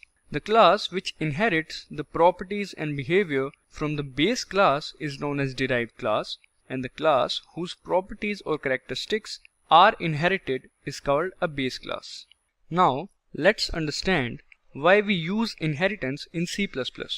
Inheritance is used in C++ because it increases the reusability of the code and it helps in removing the redundancy. To understand it, let's suppose there are two classes, two-wheeler and four-wheeler. Both of the classes contain similar functions like color, brand, and mileage. Now, if we create these classes, we have to create all the three functions in both of the classes. Or in other words, we have to write the same code two times in both of the classes. So instead of writing that code again and again, we can use inheritance and create a parent class named class vehicle. And both of the two-wheeler and the four-wheeler classes will be inherited from this parent or base class. Now with inheritance, we have inherited both the classes from one base class, that is class vehicle. Now we no longer have to write the code again and again, and we can simply write the functions once in the base class, as both of these classes are inherited from the base class vehicle. So as we have understood about inheritance in C++ and why we use inheritance in C++, so now let's go ahead and learn about modes of inheritance. There are three modes of inheritance in C++, that is public mode, protected mode, and private mode of inheritance. So let's start with the public mode. In this mode of inheritance, the public members of base class remains public in derived class, and same goes for the protected members. That means inside the base class, the class members that are public will remain public in the derived class, and similarly protected class members will remain protected in derived class. Now protected mode. In the protected mode, the public and protected members of the base class will become protected in the derived class. That means the class members which are public or protected in the base class will all become protected in the derived class. In the private mode of inheritance, protected and public members of class will become private in the derived class. So now let's go ahead to the types of inheritance. So there are various types of inheritance in C++, that is single inheritance, multiple inheritance, multi-level inheritance, hierarchical inheritance, and hybrid inheritance. So let's start with the single inheritance. In this type of inheritance, a single derived class is inherited from the single base class. It allows the derived class to inherit properties and behavior from the parent class. The derived class objects can access the members of the base class, but the base class objects cannot access the members of the derived class. So now let's have a look at the syntax. As we know, this is single inheritance, so there will be only a single derived class and a single base class, and this is how we derive a child class from a parent class. Class keyword, then the name of the derived class, then the colon operator. After that there is an access modifier with the base class. Now as we have understood about single inheritance and its syntax, now let's move on to multiple inheritance. Multiple inheritance. When a class inherits from more than one base class or multiple base classes, then it is known as multiple inheritance. It allows us to inherit properties and characteristics from more than one base class. Syntax for multiple inheritance is class keyword with the name of derived class, then the colon operator and access modifier with the name of the base class separated with comma and the name of another base class. Here we have shown only two base classes, but we can make more than two base classes depending upon our requirement. Now coming to multi-level inheritance. In this type of inheritance, the derived class is inherited from another derived class. That means when a class extends a class that further extends another class is known as multi-level inheritance. For example, if there are three classes A, B, C, and class C is inherited from class B and class B is inherited from class A, then it can be called as a multi-level inheritance. Syntax of multi-level inheritance is as follows. Base class 2 is derived from base class 1 and the derived class is derived from base class 2. These base class 1, base class 2 and derived class are just the names, not a syntax. You can write whichever name you want with the class. Now let's learn about hierarchical inheritance. In this type of inheritance, more than one class is inherited from a single base class. That is, there would be a single base class and multiple derived classes, which have the properties and features same as that of the base class. As we can see in the figure and in the syntax, the derived class 1 is derived from base class, and similarly derived class 2 and derived class 3 are also derived from the base class. So this was hierarchical inheritance, and our next type of inheritance would be hybrid inheritance. The hybrid inheritance is the combination of more than one type of inheritance, and it can be said that it is a combination of multi-level and hierarchical inheritance. In the figure we can see the base class 1 is the parent class of derived class 1 and derived class 1 is the parent class of derived class 3, which makes it multi-level inheritance. But if you look at it in this way, that the base class 1 is the parent class of derived class 1, derived class 2 and derived class 3, then it is hierarchical inheritance, as multiple classes are inherited from a common base class. So we can say it is a combination of more than one type of inheritance or a hybrid inheritance. So as we have understood about inheritance in C++, so now let's go to its practical aspect. and do some examples on our code editor, that is VS Code. So this is our Visual Studio Code, and now we will do an example of inheritance. We'll start by doing the single inheritance example, in which we will make a parent class and a child class. And let's start. First of all, we'll create a file, and let's name this file as, let's name it inherit.cpp. So here we will do an example in which we will create two classes, a base class and a derived class, and we'll create functions in those classes. Like we'll create one function in base class and one function in derived class, and using the object of derived class we will access the member of parent class or base class. So let's start. First of all, we'll include the header files, hash include iostream. Now the namespace standard using namespace std. Now we'll create a base class first, then afterwards we'll create the main function. Alright, so let's create the base class. Let's say the name of the base class or the parent class would be beverage, and inside this class let's make the scope public. And now let's create a function, as we have said, drinks. So this is a function, and we will print something inside this function. So let's say we are printing all drinks are available. All drinks are available. Now we'll write endl. Now we will use semicolon in the end of the class. So this is our base class, and we have created a function drinks, and we have printed a message, all drinks are available. Alright, now we will create another class which is derived class or child class. We will write class coffee is the name of the derived class, and use the colon operator, public access specifier, and the name of the base class, that is beverage. Alright, now we'll write public access specifier inside this class, and we will create a function in this class also. Like let's say the name of the function would be mocha. It is a kind of a coffee, so mocha, and we will print that mocha tastes good, tastes the best, I would say. Okay, now let's use the colon operator in the end of the class. So here we have created the parent class or base class and this derived class or child class. So now we will create the main function where we'll do the calling. So now we will create the object of child class. So our child class is coffee, and now we will create the object, that is C, the name of the class and the object. Okay, now we will use the object with dot operator and call this function, that is drinks. And now using the same object we will call the mocha. The spelling is wrong. Yeah, now it is right. Mocha. So using the object of child class, here we are calling the drinks function, which is of the parent class. So let's see if it works or not.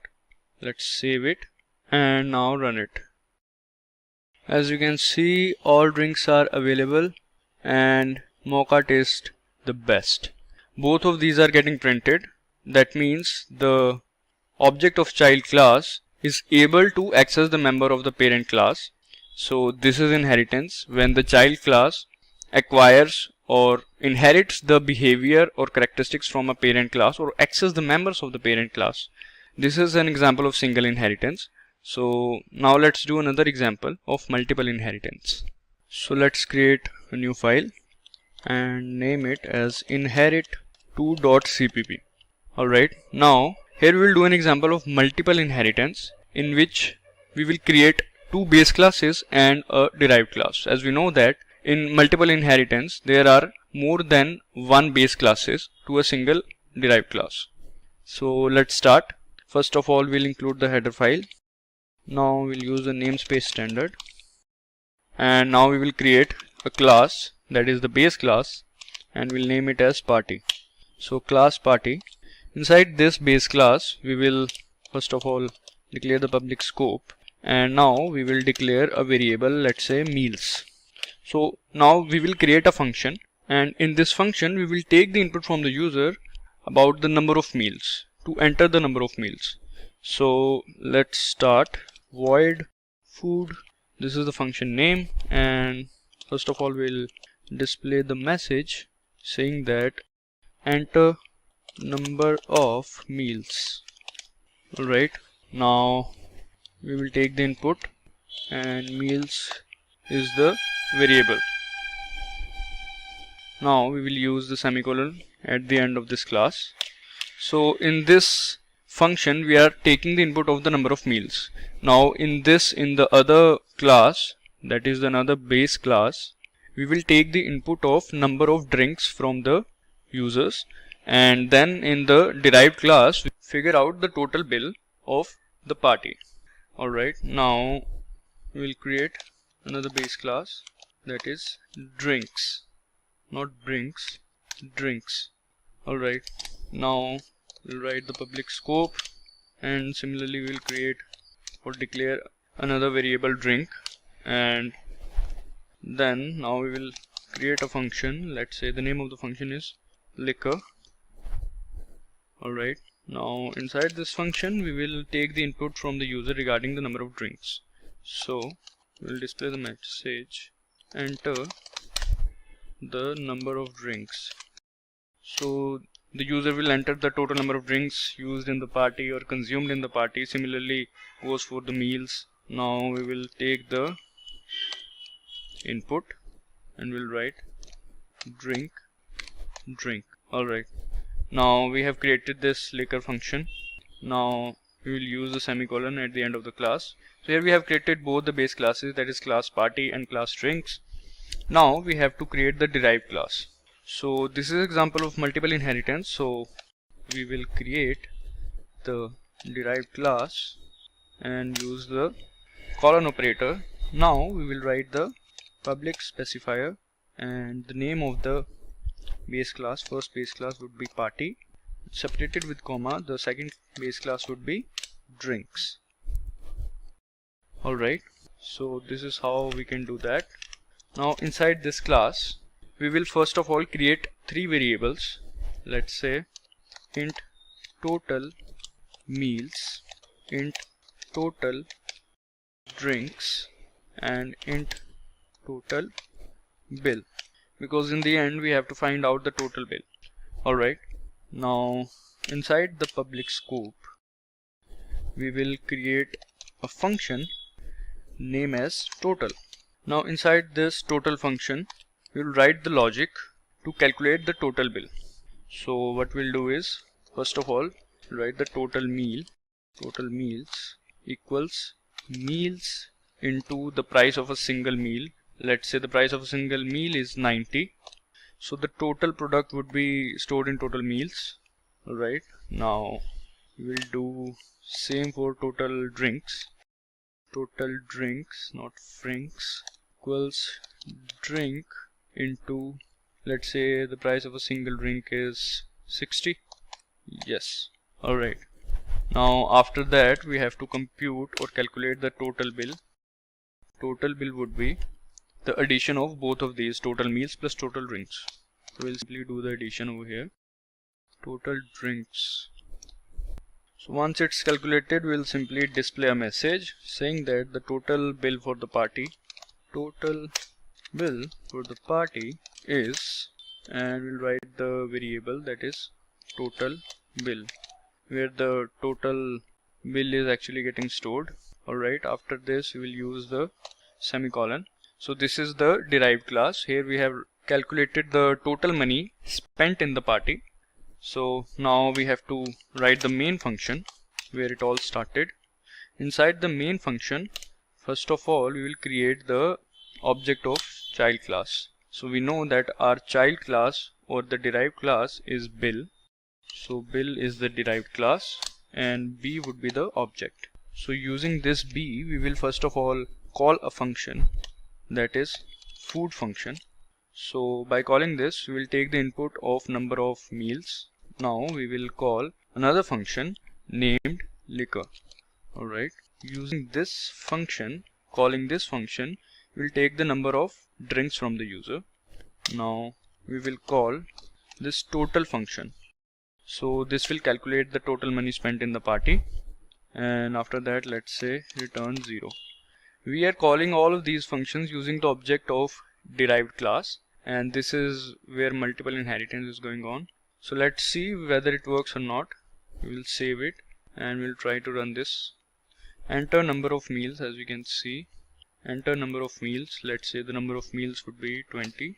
It was a short party. Then enter number of drinks. 17 would be. So our total bill for the party is 3270, which is the correct answer. So this is how we can do multiple inheritance, and this is a fine example of multiple inheritance. Now let's do another example. So let's name this one as inherit3.cpp. Alright, so here we will do an example of multi-level inheritance, and we know that in multi-level inheritance a single derived class is inherited from another derived class, or in other words we can say a class extends a class which further extends another class. Then it is called a multi-level inheritance, as the name suggests. So we will do example of that. In this example we will calculate the marks of a student scored by him in 3 subjects. We will calculate the total marks scored by him using multi-level inheritance. So let's do this. So first of all we will include the header file #include iostream. Then we will write the namespace standard. Now we will create the class, base class chemistry. Alright, in this class first of all we will make the public scope and marks1. So here we will take the input of marks scored by that particular child in this chemistry subject. So we'll create the chemistry function void chemistry. This is of same name as that of class, so let's say chemistry marks. Alright, now we will display the marks scored in chemistry. Enter the marks scored in chemistry. Spelling is wrong. Okay, now we'll take the input marks1. So the student will enter the marks. After that let's put semicolon in the end. Now we'll create another class named physics, which is inherited from chemistry class. That is, chemistry class is its base class, chemistry. Alright, so in this class we will do the same, public int marks2. Now we'll write void physics marks. We'll do the same as we have done in the previous class. So now we will display a message saying that enter the marks scored in physics. Alright, now we will take the input in marks2. Alright, so now we will put semicolon in the end of this class as well.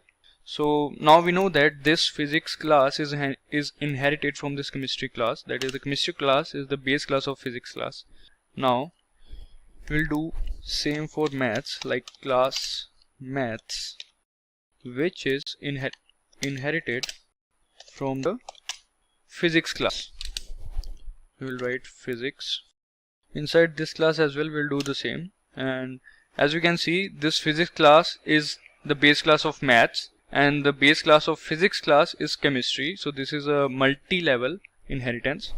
So in this class we'll do the same, public scope, and now after public scope int marks3 is the variable we have declared, and we will declare another variable in this one like total, because we have to find out the total marks. Now function maths marks. Inside this one we will display the message that enter the marks scored in maths. Alright, now we'll take the input marks3 and we'll write the semicolon in the end. So here we have created all of these 3 classes, which is of multi-level inheritance. As you can see, we have taken the input from the user of its maths, physics and chemistry marks. Now we'll do the total. So we have to do the total inside this class only. So the name would be result function. So the total variable that we have declared is equal to marks1, marks2 plus marks3. So physics, chemistry and maths marks, we will add all of them and then we will display the total. Alright, now this is done. Now we have to go to the main function. Now first of all we will create the object of child class maths. Once this object is created, now we can call the functions, as it can access the base classes. So chemistry marks first of all, then m dot physics marks, m dot maths marks, and then the total, that is result function, m dot result. Then we'll write return 0. So return 0. So here first of all m dot chemistry marks will call this function in the chemistry class. So the user will enter the marks code by him in chemistry. Then this will call physics marks, so the user will enter the marks code by him in physics subject. Then similarly we will maths marks, they will enter the marks of maths. Then we will call the result function. We will do the total of all the marks scored by the student. We will do the total and then we will display that total. So pretty much it's done. Now we can save it, and now let's try to run this one. There are some errors. Alright, that's a silly one. By mistake we have done this.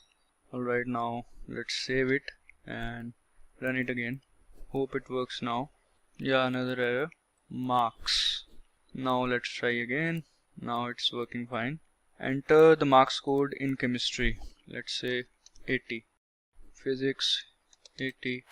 My maths is weak. Let's say 75. 235. Which is the right answer? 80 plus 75 is equal to 235. And using the object of child class, we have called the functions of all of these base classes. Like we have called this chemistry marks function and this physics marks function, which is of base class. And this was a fine example of multi-level inheritance, and this is how we can do multi-level inheritance. So these were some examples of C++ inheritance. You can try some more examples on it, and these were some decent examples. To understand it better, you can start with some basic level examples, then go to the intermediate level. Hey everyone, welcome back to another video session by Simplilearn. In this session we will learn about C++ polymorphism. So let's go ahead and have a look at what we'll be covering today. So we'll start with what is polymorphism in C++, then types of polymorphism in C++, that is compile time and runtime. We'll also study function overloading and operator overloading under compile time polymorphism. And under runtime polymorphism, we will learn about function overriding and virtual function in C++. But before we begin, make sure to subscribe to our channel and press the bell icon to never miss an update from Simplilearn. So what is polymorphism in C++? Polymorphism is an important topic of C++ OOPS concept. The word polymorphism is derived from two words, that is poly, which means many, and morphs, which means forms. So basically it means many forms. Polymorphism in C++ can be defined as when the member function or the object behaves differently in different situations or circumstances. Then it can be called as polymorphism. For example, a mother has different relationships with different family members inside the house. For example, she is a parent to her child, she is a wife to her husband, she is a sister to her brother, and she is also a daughter to her parents. So we can say a mother as a single entity has different behavior among different members. And same goes for polymorphism, where functions behave differently in different situations. Now let's understand the types of polymorphism. There are two types of polymorphism in C++, that is compile time polymorphism and runtime polymorphism. So let's start with compile time polymorphism. As the name suggests, this type of polymorphism occurs during the compile time, and it is achieved by overloading the function or overloading the operator, that is by function overloading or operator overloading. So what is this function overloading? Function overloading is a feature in C++ where the functions having the same name but different in terms of parameters or type of parameters can be overloaded. For example, as we can see, two functions with same name func differ in the type of arguments. One data type is double, another data type is integer. So when we make a call to the function with arguments of type double, it will invoke the suitable function, and the same goes for the other one. In example 2, there is a difference in number of parameters among functions. So while calling the function, if we pass 2 arguments, it will invoke the first function, and if we will pass 3 arguments, then it will invoke the second function. Then next is operator overloading. Like functions, operators can also be overloaded. In operator overloading, we can redefine the functionality of the operator. It helps us in redefining the already existing operator. For example, instead of writing sum equals s1.add s2, we can easily write sum equals s1 plus s2. That is, we can redefine the plus operator and use it to add the numbers in the operator function. And we will discuss the syntax of operator overloading in the examples. Now, coming to runtime polymorphism. In this type of polymorphism, the functions are invoked during the execution of program, that is, during runtime. This runtime polymorphism can be achieved through function overriding. So let's understand this function overriding. In function overriding, the function of the base class gets a new definition in the derived class. In this, more than one function has the same name and same type of parameters. The only difference is in the definition of both the functions. That is, functions have different definitions in the parent class and the child class. As you can see in the example, void message function has a different definition in the parent class and in the child class. Both have the same name, but in parent class it is printing hello there, and in child class it is printing nice to meet you. By using the object of the base class or derived class, we can invoke the suitable function. So let's move on to our next topic, that is virtual function. Virtual function is also used to achieve runtime polymorphism. It is a function that is defined in the base class and then is redefined in the derived class. The function is defined using the word virtual in the base class, and the name of the function is same as that of the derived class, having different definitions as shown. It tells the compiler to perform the late binding on the function in derived class. The function call is resolved at runtime and in late binding, and the compiler determines the object type at runtime. With the help of virtual function, we can invoke the derived version of the function in the derived class. So as we have covered the theoretical aspect of C++ polymorphism, so let's go ahead and cover the practical aspect of this topic in our code editor, that is VS Code. If getting your learning started is half the battle, what if you could do that for free? Visit SkillUp by Simplilearn. Click on the link in the description to know more. So here we will make a new file, and let's name it as poly1.cpp. Alright, poly1.cpp. So let's save it. So here we will do an example of function overloading, which is used to achieve compile time polymorphism. And we know function overloading is a feature in C++ in which two functions have same name but differ in terms of parameters or number of parameters, or the type of parameters can be overloaded. So let's start. First of all, we'll write the header file #include iostream. Now using namespace standard. Alright, so now we will create a class king, and inside that class we'll do the overloading. So the class name is king, and inside the class, first of all, let's make public scope. Now we'll create a function. Return type is void, and the name of the function would be pro. Inside this function, let's say we are passing two arguments, int a and b. Alright, now we'll print both of these arguments. or variables inside this function. Alright, and we'll use endl in the end. Okay, after that we'll create another function, and the name of the function is same, that is pro, but in this case we'll make the arguments like int a, int b, int c, int d, and int e. So there are 5 arguments in this function, second function pro. As we know that the name of the function is same, and now inside this function we'll simply add all of these. So a plus b plus c plus d plus e. Alright, once we are done with this, we'll use semicolon in the end of the class. Alright, now we'll start with the main function. Inside the main function,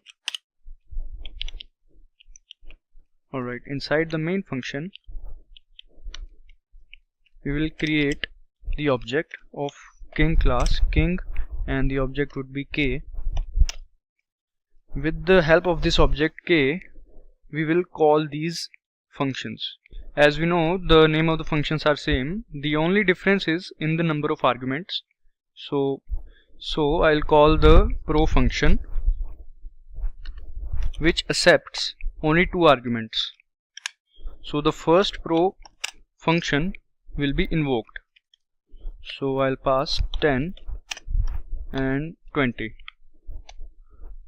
So these 2 arguments will be passed over here. Alright. Similarly, now we'll call the pro function again, but now we'll pass 5 arguments so that the second pro function would be invoked. So let's say I'm passing 12, 23, 20 and 62, 6. These are some random numbers. Alright, now return 0 in the end. Now let's try to run this. I think we are done with this. First of all, let's save it, and now let's try to run this.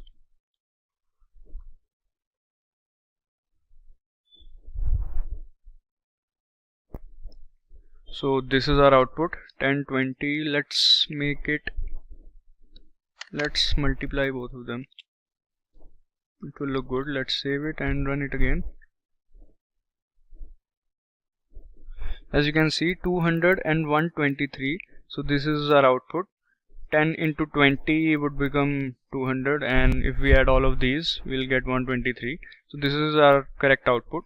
So this was the example of function overloading, and let's start with another example. So now let's create a new file and name this file as poly2.pp. Alright, we have saved it. Now here we will do an example of operator overloading. As we know that in operator overloading we give definition to already existing operators, or we can say we can redefine the functionality of already existing operators. So let's start. First of all, we'll include the header files as we have done previously. Hash include iostream, then the namespace standard. So first of all, we'll start with the main function, and inside the main function we will write the name of the class that we will create and the object. Let's say the name of the object is O1, and we'll pass the arguments to the constructor. Let's say the argument is 6 and 8. Alright, then I think we can write return 0, and we'll do the rest afterwards. First of all, we will create the class. So as we know that the name of the class is overload, so let's create it, class overload. And inside this class, inside the private scope, we'll start with the variables. Let's say the first variable is n1, and let's declare another variable n2. Then we will create the public scope. Inside this we will create the parameterized constructor. So it is of same name as that of the class, that is overload. And now as the constructor is parameterized, so int num1 and num2 are the parameters. So when we'll create this object O1 and we'll pass these arguments, so it will go here. And alright, inside this, in the definition of this constructor, we will declare the variable res, and we will assign num to n1, we'll assign num2 to n2,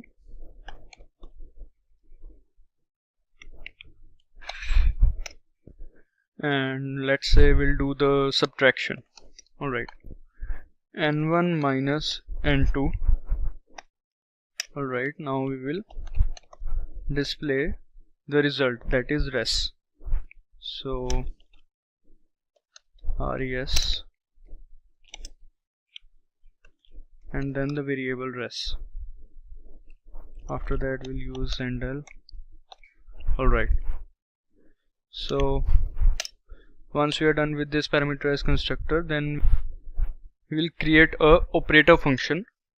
So void is the return type, then we will write operator keyword. This is the syntax of operator function. Then after writing the keyword, we'll write the symbol. Let's say minus is the symbol. Then the arguments, if there are any arguments, then we can put those. Then inside the function, that is in the definition, we can perform whatever the functionality we want to perform. So let's say in this case we'll just make the numbers negative, so we'll do that.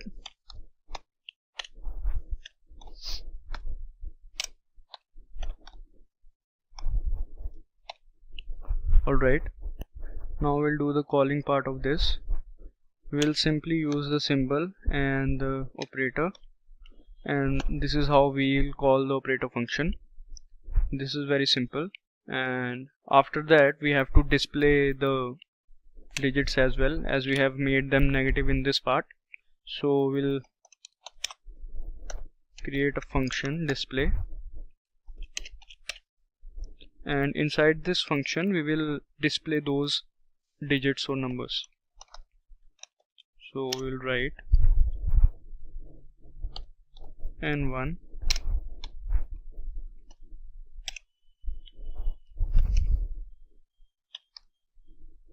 Alright, after this we'll do same for n2, so we'll write n2,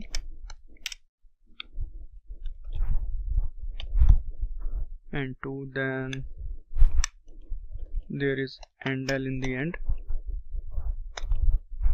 Alright, so here we are displaying this. So once we are done with this, the class is finished, so we can use the semicolon in the end. And we have to call this void function as well, so we will write o1.display.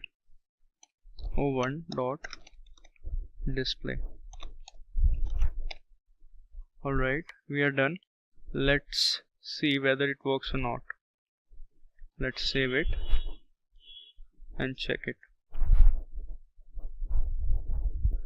So as we can see, the result is -2, that is 6 minus 8 equals -2, that is correct. And n1 is -6 and n2 is -8 because we have made them negative inside this operator function.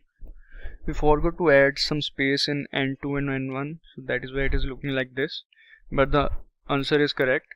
And this is how we can do the operator overloading. In this part we have used the return type, then the operator keyword, then the symbol, and if there are any arguments, then we can pass those arguments, and if there are not, we can put it like this. So this is our example of operator overloading. Let's do another example. So now we'll do an example of function overriding. So let's name this poly3.cpp. So in function overriding, the function of base class gets a new definition in the child class.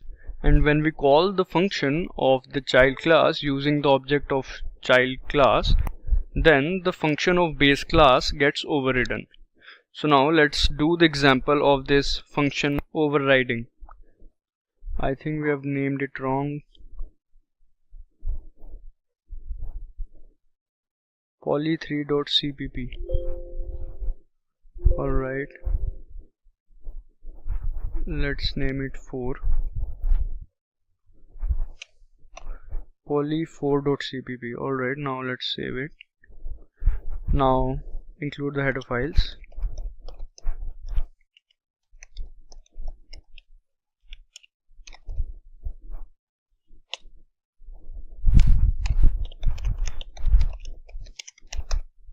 Using namespace standard.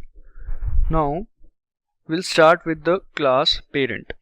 So this is the base class and we have named it parent. Inside the parent class we will create a function. For that we'll create the public scope. Inside the public scope we will create the function print, and we will display the message, this is the function of parent class or base class whatsoever.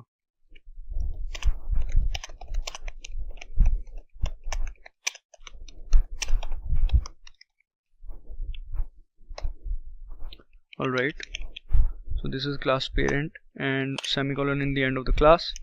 Now we'll create the child class, child derived from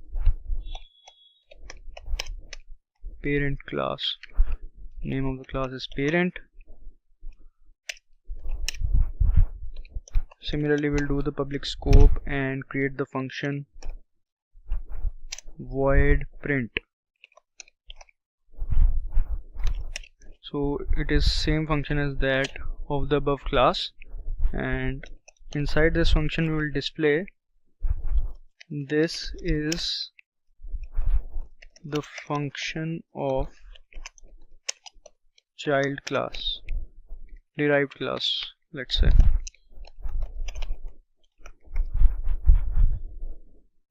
Alright, once we are done with this, semicolon in the end and semicolon in the end of the class as well. Then we can create a main function, and inside the main function we will create the object of child class, child obj. So as we have created the object of child class or derived class, so with the help of this we will override the function of the base class. So we'll write obj dot print, which is the name of the function. So as we have created the object of child class, so it will call the derived class or child class function, and in the end let's say return 0.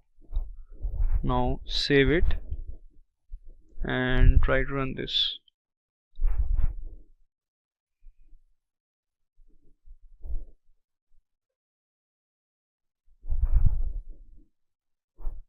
This is the function of derived class.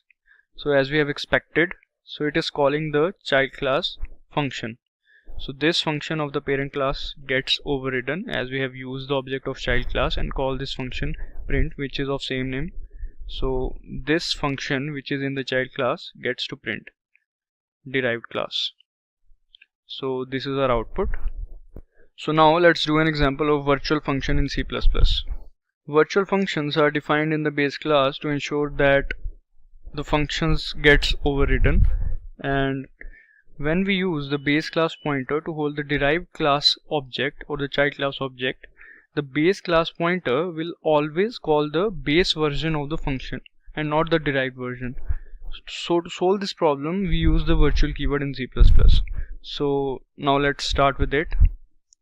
First of all we'll write hash include iostream.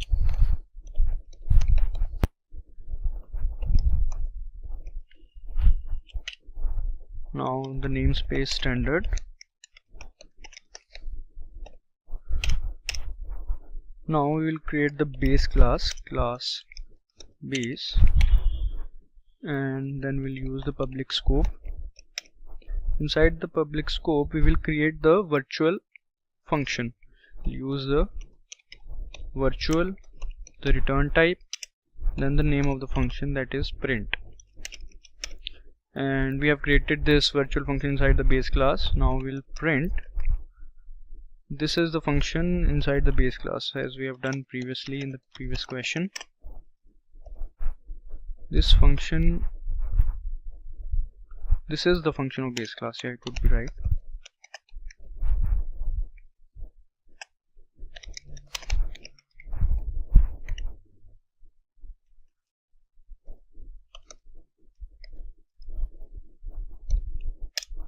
Alright, once we are done with this, we'll close the class by using semicolon. Now we'll create the derived class and we'll name it derived from the base class, whose name is base itself. Now here we will use the public scope and we'll create the function of derived class, print function, and we'll print this is the function of derived class.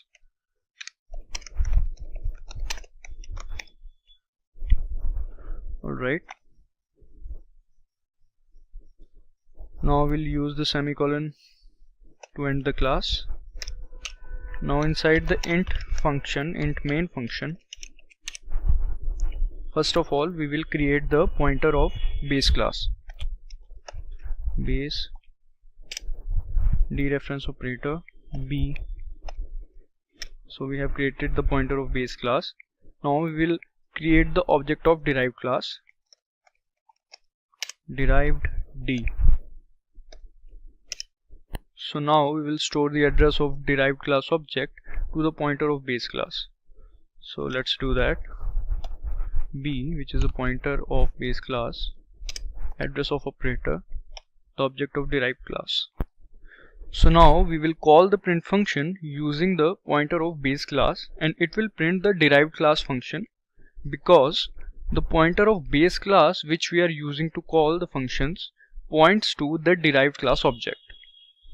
So now let's do the calling part. All we need to do is the pointer and the arrow operator and the name of the function, that is print. After that we can write return 0. Now everything is done. Let's save this and run it.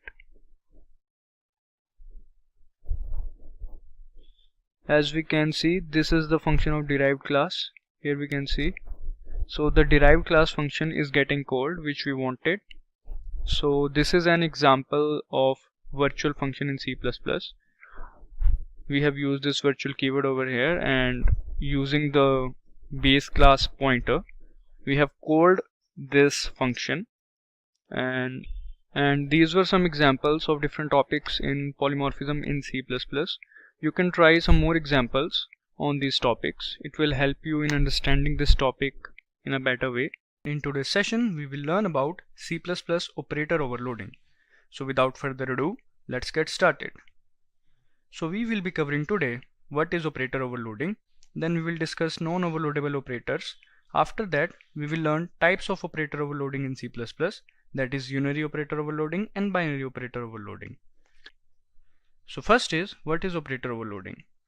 Operator overloading is a special case of polymorphism in which the operator is overloaded to provide special meaning to the user-defined data type. Basically, it adds some features or redefines the functionality of already existing operators. For example, let us suppose we have three objects of same class, namely A, B, C, and C equals A minus B. Now here we can redefine how minus operator works, and we can write C equals A minus B instead of writing C equals to A dot subtract B. And this is the general syntax of operator overloading. First is the return type of the function. After that, operator is the keyword, then symbol is the operator we want to overload, then the arguments are those which are passed to the function. Now let's move on to the non-overloadable operators.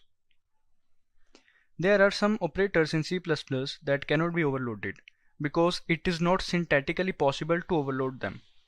First is the dot operator, then next is scope resolution operator, and third is pointer to member operator, and at last we have ternary operator. Coming to the next topic, that is types of operator overloading in C++. So there are two types of operator overloading, that is unary operator overloading and binary operator overloading. First is unary operator overloading. It is defined as an operator which contains only one operand or works on only one operand. Increment operator and decrement operator are examples of it. There are two ways to do operator overloading, that is from the class function and the friend function. Its syntax using class function is the return type, operator keyword, then the symbol and the brackets. But if we are doing postfix in the function, then we have to write the data type inside the brackets. Syntax using friend function is friend keyword, return type, then operator keyword, after that symbol, and in case of friend function we have to pass an argument. Next is binary operator overloading. An operator which contains two operands or works with two operands is called binary operator overloading. Addition, subtraction, multiplication are examples of binary operator overloading. Syntax using class function is return type, then operator keyword, then the symbol, and then we have to pass an argument inside the brackets. And syntax using friend function is friend keyword, then the return type, after that operator keyword, and then the symbol, and in case of friend function we can pass two arguments. Now we will do one example of unary operator overloading in which we will increment the value of the variable with the help of operator overloading. So now let's move on to our code editor, that is VS Code. So here first of all we'll make a new file and name that file as operator.cpp. Now first of all we'll write the header files #include iostream. Now we'll write the namespace standard.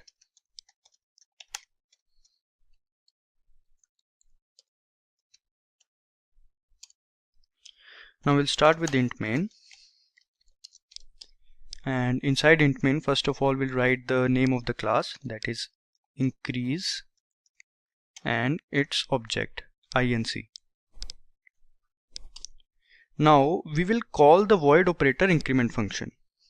So we will write ++inc. Here when we write ++inc, then function void operator ++ will be called, which we will make later. So as of now, first of all we write inc.display in order to display the output. We are calling the display function over here. Now after that we'll write return 0. Now we'll make the class. So we'll write class increase, which is the name of the class. Now we'll use the access specifier private, and we'll write the variable int value. Now we'll write another access specifier public, and now we will make the constructor because we have created the object inc, so that is why a constructor is called, and we are making it increase. And inside the constructor we have given the value 10 to the variable. Now ++inc is calling the void operator ++ function. So we'll write that function void operator increment, which is the symbol. Now value equals value +5 because we are incrementing the variable with 5. So we'll write value equals value +5. Now after that we have to display the value variable. So we will write void display, because we have already called over here inc.display. So now we will write inside cout, we'll write the message value is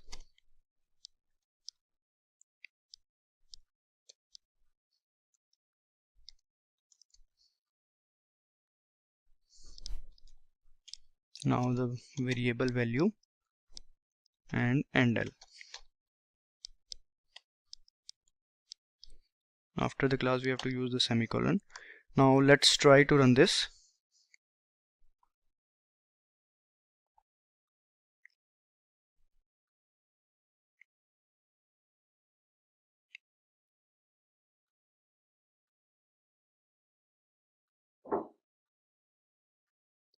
Here is our output. Value is 15. Previously the value was 10, then on increment its value gets 15, which is the right output. So here first of all we have created an object and constructor is called, and inside the constructor we have initialized value with 10. Then with the help of object inc, that is when we are using plus inc, then we are calling the void operator function, which is increasing the value of the variable by 5, and then we are displaying it with the help of display function. And one more thing guys, in case of postfix, that is in case of inc++, we have to write the data type inside the void operator function, that is over here. Now let's do another example for binary operator overloading. So let's name this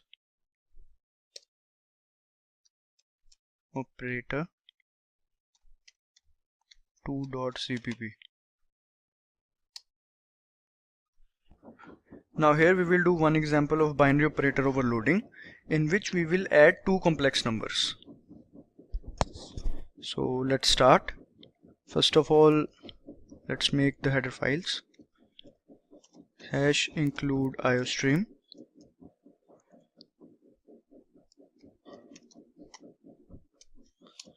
Now using namespace standard,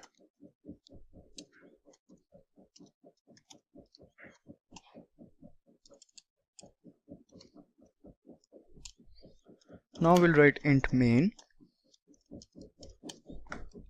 Okay, now first of all we will write the name of the class, that is complex.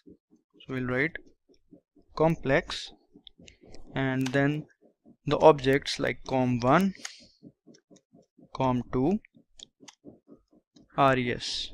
We have created 3 objects.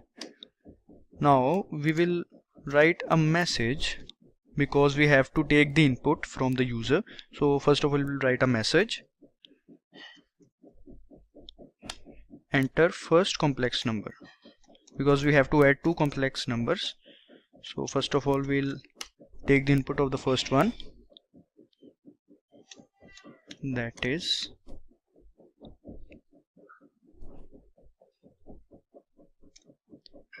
/n.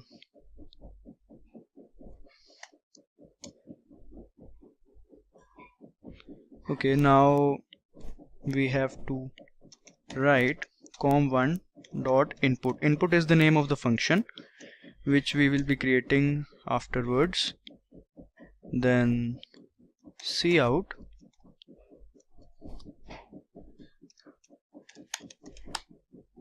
enter second complex number.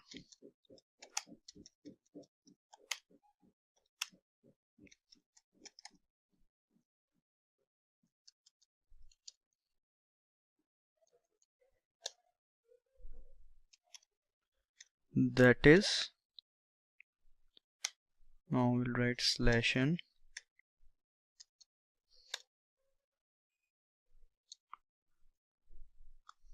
Okay, now after this we have to write the semicolon and we'll write com2 dot input.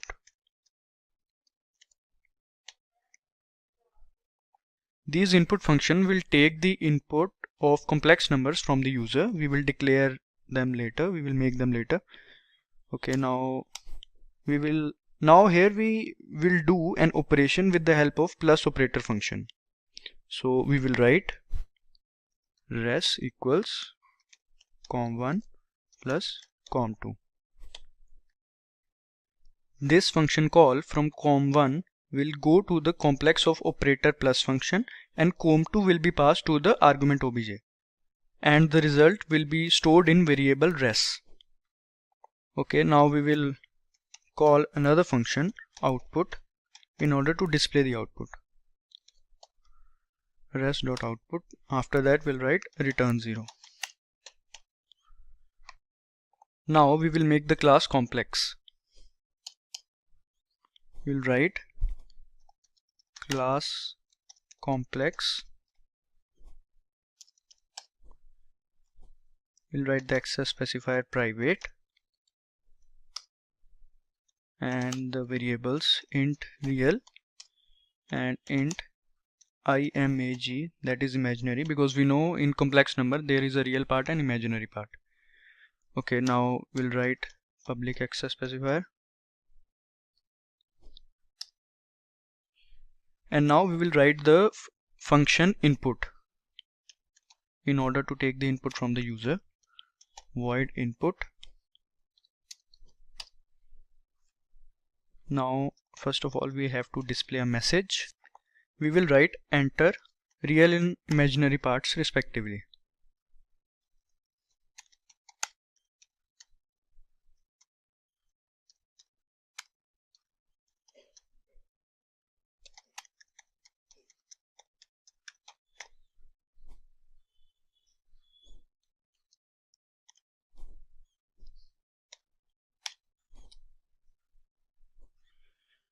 Okay, now we will write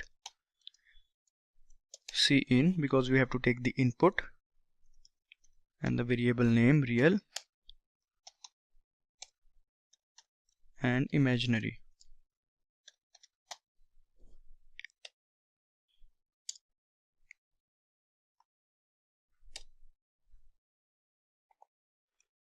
Now we will write the overloading function. We'll write the return type, that is the complex, then operator keyword, then symbol, then argument, complex obj.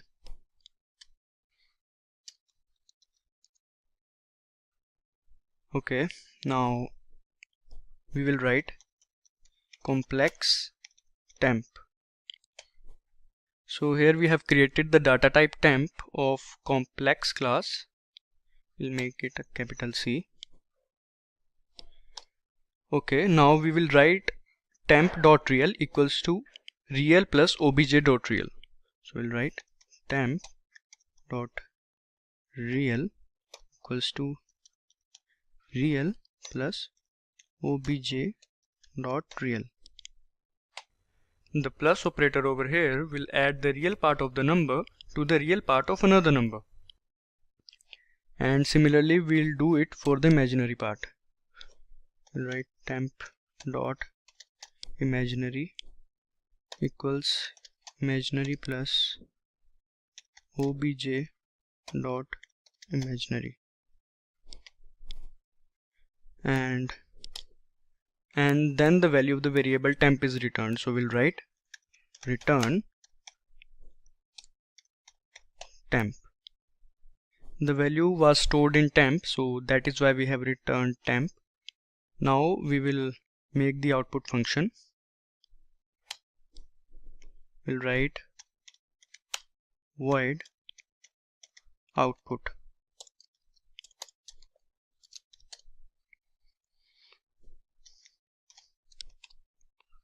We'll write output is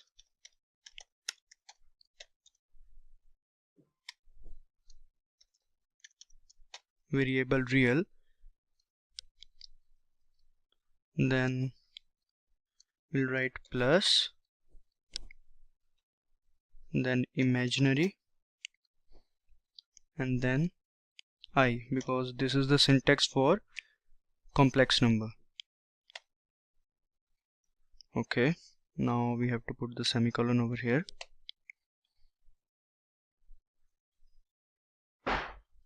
As the value of temp is returned, Now the result is stored in variable res, and then we will print the output using the output function. This is the output function, and the value is stored in res, and then we are printing the output using the output function.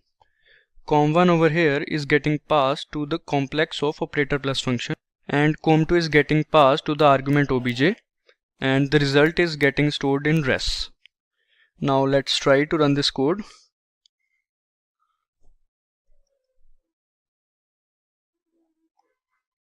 The first complex number, let's say 2 plus 2 iota, so we will write 2 and 2, and then enter second complex number, that is enter real and imaginary parts respectively. Now we have to write the real and imaginary parts of the second complex number, so we'll write 4 plus 6 iota. So the output is 6 plus 8 iota. 2 plus 4 equals 6 and 2 plus 6 equals to 8. So this is our correct output. We are basically adding two complex numbers with the help of binary operator overloading. So this is how it is done. So these were some important examples of operator overloading. You can try some more examples on it in order to practice them well. Hey everyone, welcome back to another video by Simplilearn. In this session, we will learn about encapsulation in C++. So let's go ahead and have a look at what we'll be covering today. So we'll start by understanding what is encapsulation in C++. Why do we need encapsulation in C++? Then we will learn about access modifiers. After that, we will understand the benefits of encapsulation and also the difference between encapsulation and abstraction. So let's start with encapsulation in C++. Encapsulation is a very important concept of object-oriented programming. It can be defined as wrapping up of data and functions together into a single unit. Just like a capsule, the data members and functions are wrapped together. Wrapping them into a single unit helps in keeping them secure from the outside access. For example, inside a class, the variables and functions are declared and then bind together with the help of class, which also implements encapsulation. Next is, why do we need encapsulation? Hiding the details or attributes is also an important thing that one should focus on. Encapsulation helps with that part. It keeps the details of the object hidden or safe from the users by securing them from the outside access. There are many implementation details that the users are not supposed to see. So these details, like the details of the object, are kept secure from the direct access from outside the class with the help of encapsulation. The data hiding is done with the help of access modifiers. So let's understand these access modifiers. The access modifiers helps in data hiding part. The access modifiers provides or grant the access to the members of the class, or it prevents them from the direct access to the class members from outside the class. So there are generally three types of access modifiers, that is public, private and protected. So let's understand them. In public access modifier, other classes and function can access the data members and member functions of the public class. For example, park is a public property. Anybody can go to the park or access the park because it's a public. Nobody has to take the allowance of anybody to go to the park. Now coming to the private. In private access modifiers, only the member functions inside the class have the access to the class members.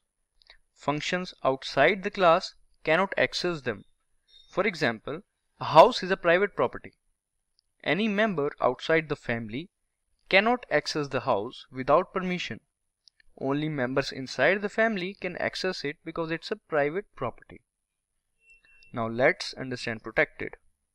In protected access modifier, similar to private scope, it cannot be accessed from the outside class, but it can be accessed from the derived class. The derived class is also called the child class. Also, the protected member of a class can be accessed from the friend function. So as we have understood about these access modifiers, Now let's understand the benefits of encapsulation. Encapsulation helps in reducing the complexity of code by hiding the irrelevant data or information, and by doing so, it reduces the complexity.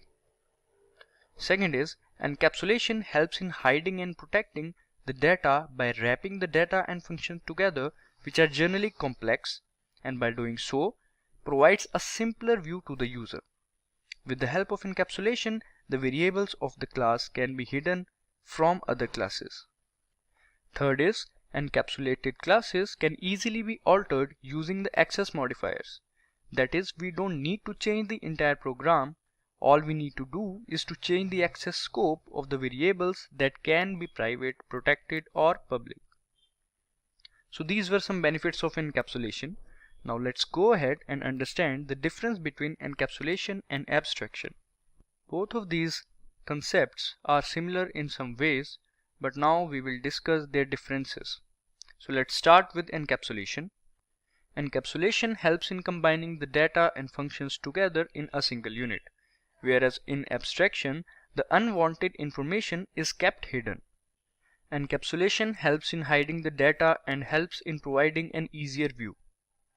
Abstraction helps in hiding the implementation details.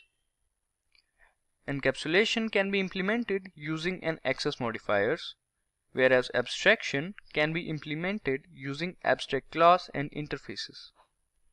In encapsulation, problems are solved at implementation level, and in abstraction, problems are solved at design level. So these were some differences between encapsulation and abstraction. Let's go ahead and do some practical examples on this topic. If getting your learning started is half the battle, what if you could do that for free? Visit SkillUp by Simplilearn. Click on the link in the description to know more. So this is our code editor, that is Visual Studio Code. And now let's create a new file and let's name it encapsulation.cpp. So first of all, we know in encapsulation we can make variables inaccessible by making their scope as private. So in this example we will do that. We'll make the salary of an employee as private, and then using the setter and getter methods we will set the value of salary and return it as well. The setter getter methods are generally used in these kind of situations where the variable we want to access is private. So now let's start. First of all, we will create the main function, but before that let's add the header files.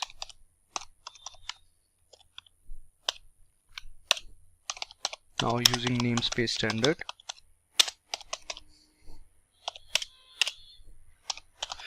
now we'll start with the main function, and inside the main function first of all we'll create an object by declaring the class name. Let's say the class name is company and the object name is obj. Now using this object we will call the set function, or we can say the setter function. We will name it as set salary, let's say, and we will pass two values,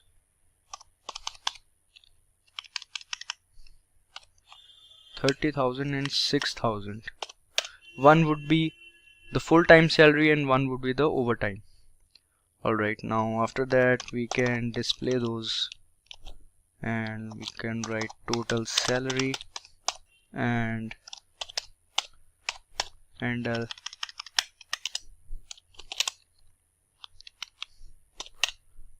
after that we can call the get function to return the salary, as the getter function is used to return the output and set function is used to set the values. So we'll write obj.get salary. So the salary we will display over here, and after that we can write the return 0. Now the main function is done. Now let's start with company, class company,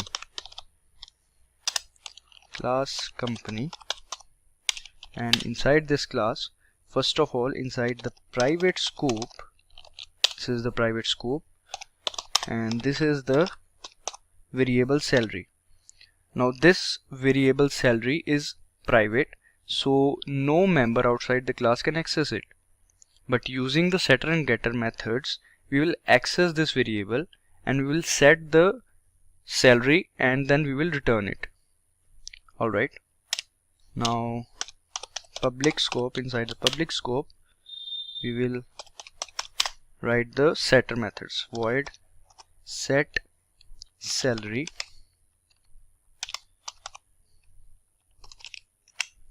and int full time, int overtime. So these are two variables. This 30,000 that we are passing is a full-time salary and this 6,000 is an overtime salary. So we need to add both of these salaries in this part. So we'll write salary equals full-time plus overtime. So this would be the total salary, and let's just do this. Alright, so this set salary function is done. This is the setter function. Now we have to return using the getter function. So we'll write the data type int get salary. Now inside this function we will simply return the variable salary, as we can see, and once the class will use this semicolon. Alright, pretty much everything is done, and now we can save it and let's try.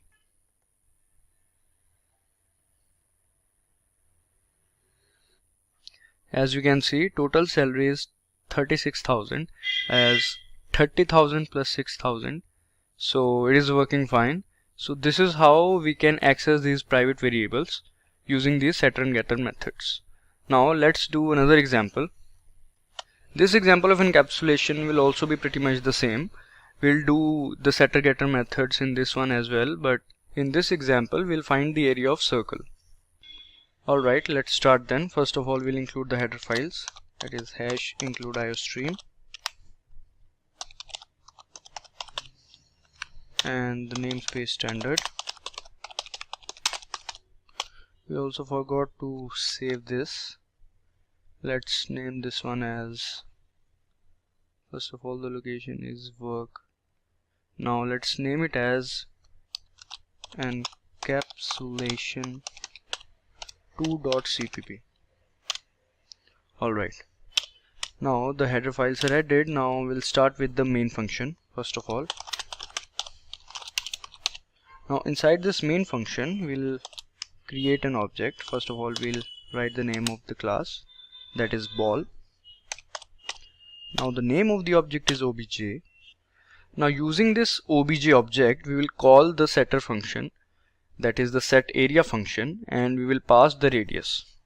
Alright, obj dot set area, this is the setter function. Now we will pass the radius. Now we can display the area by calling that getter function, but before that we will display a message. We'll write area of ball is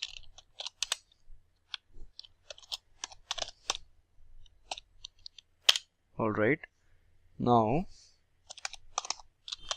we will call that getter function, get area.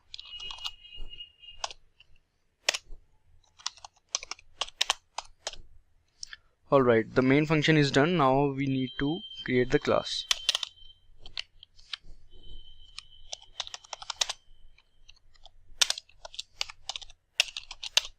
Class ball. Inside this class, private scope, inside the private scope we'll create that variable area, and let's make its data type as float, because we know that there are chances that the answer could be in decimal form, because we have to use pi in that, because the area of circle is pi r square, so 3.14 is the value, so that is why we are using float as the data type. Alright, Now in the public scope, we'll set the radius inside this function. Set area and int radius. This is the radius, that is 6 that we are passing. This is the parameter, and inside this function area equals, we know that pi r square is the formula, so we'll write 3.14, that is the value of pi, into radius again into radius r square. Alright, so this is the area of circle or ball, we can say. After that, float is the data type. Now we have to return the area using the getter function. Float getter, its name is get area, and we'll simply return the area variable. Alright, after that we can use semicolon in the end, and pretty much everything is done. So let's save it and let's check it if it is running fine or not.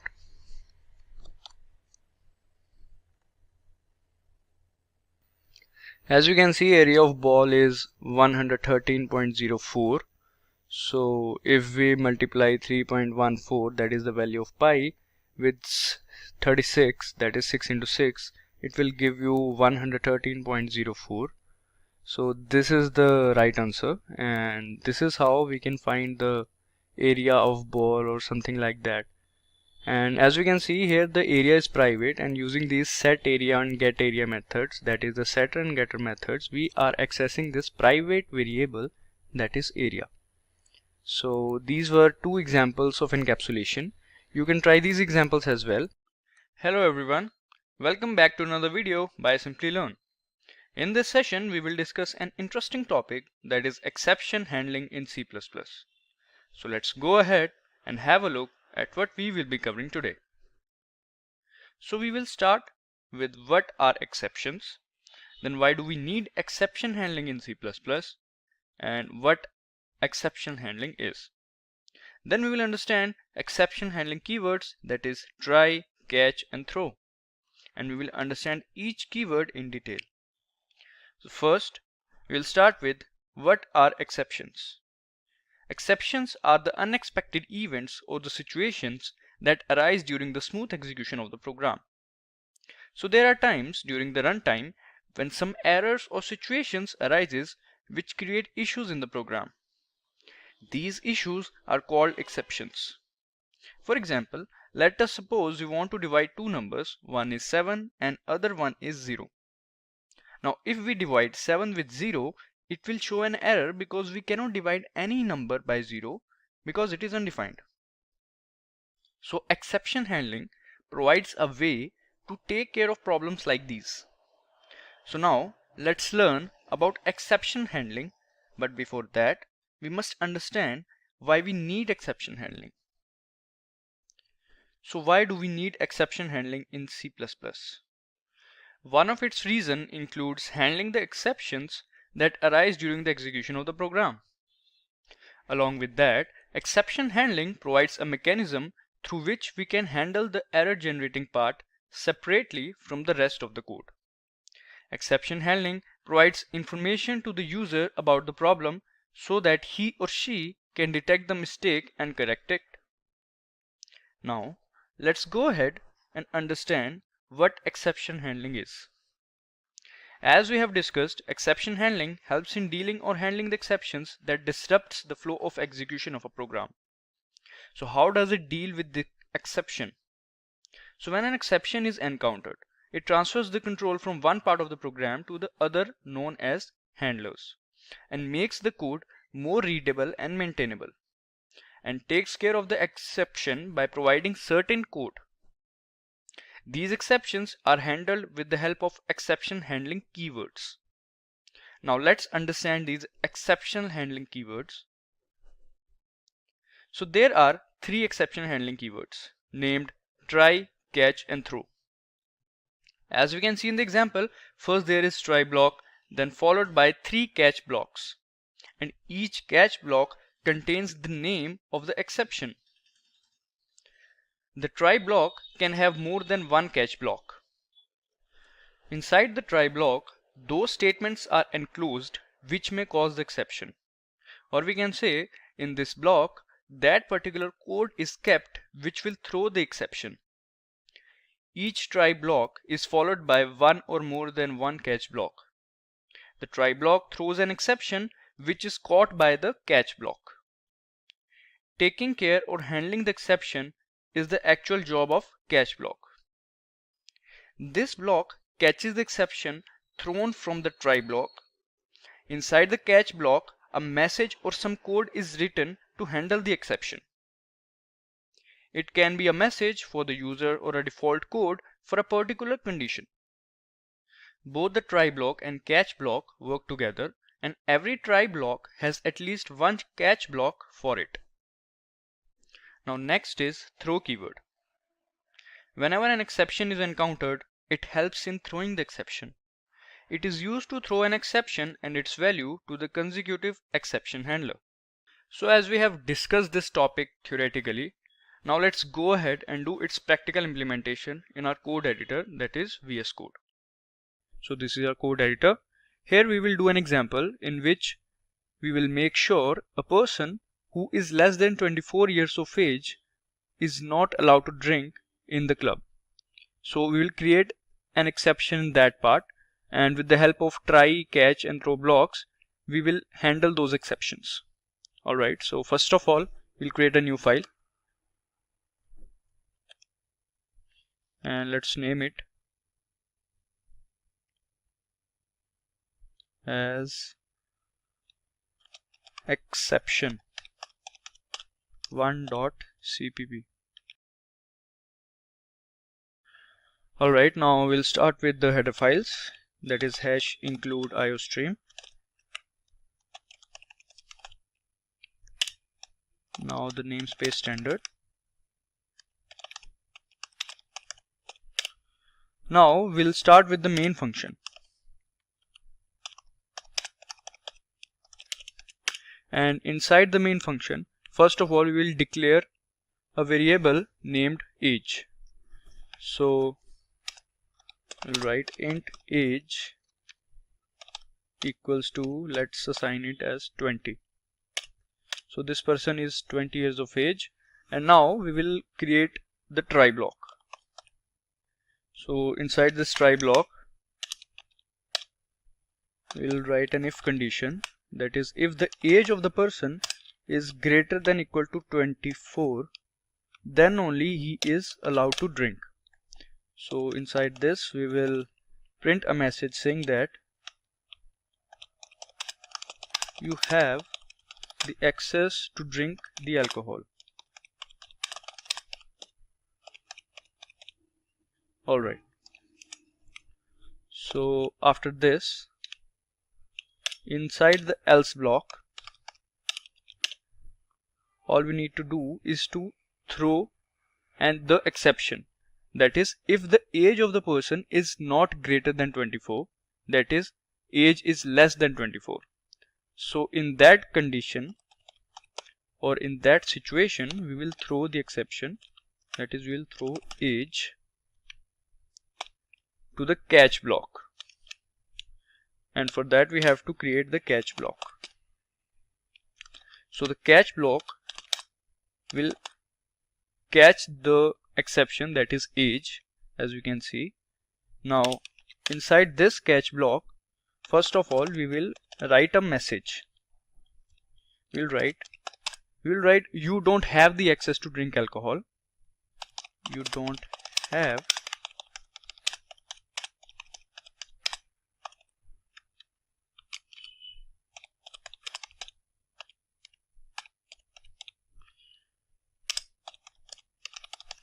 because your age is less than 24.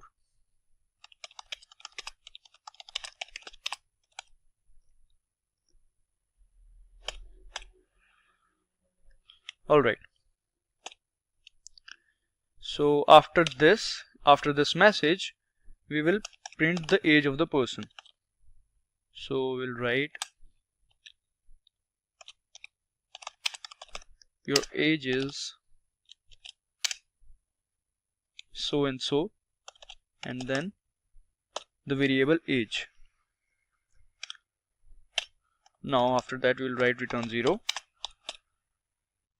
So in this example, as we can see, the person age is 20 as we have assigned, and inside the try block we have set a condition that if the age of person is greater than 24, greater than equal to 24, then he or she have the access to drink the alcohol, and if not, if his or her age is not greater than 24, then we'll throw the exception, and the catch block will catch the exception and will print this message that you don't have the access to drink alcohol because your age is less than 24, and then his age will be printed. So now let's try to run this. I hope it works. As you can see, you don't have the access to drink alcohol because your age is less than 24 and your age is 20. And now let's try to, if we assign, let's say 25. The program is working fine, but we want to check the other condition as well. Okay, so it is happening because we forgot to save this 25. As we have now saved it, now let's try to run this.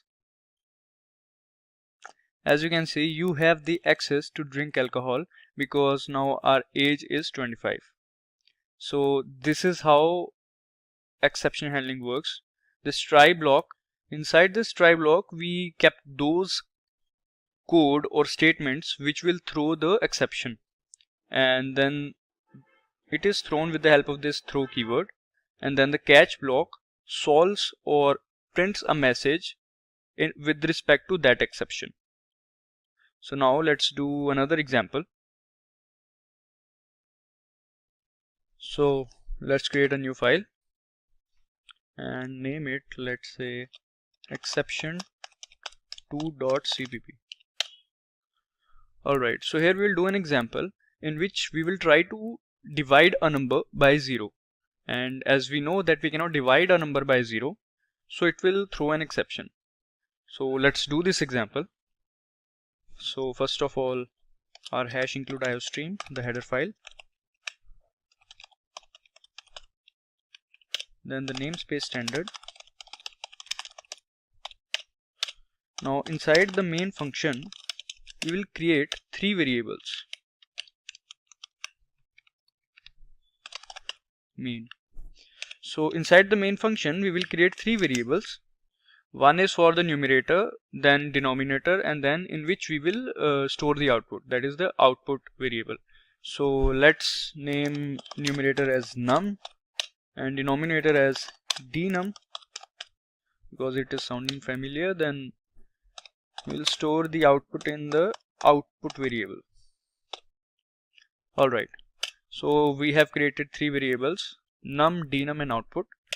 Now first of all, here we will display a message to enter the numerator and denominators. So we'll write, please enter the numbers to do the division.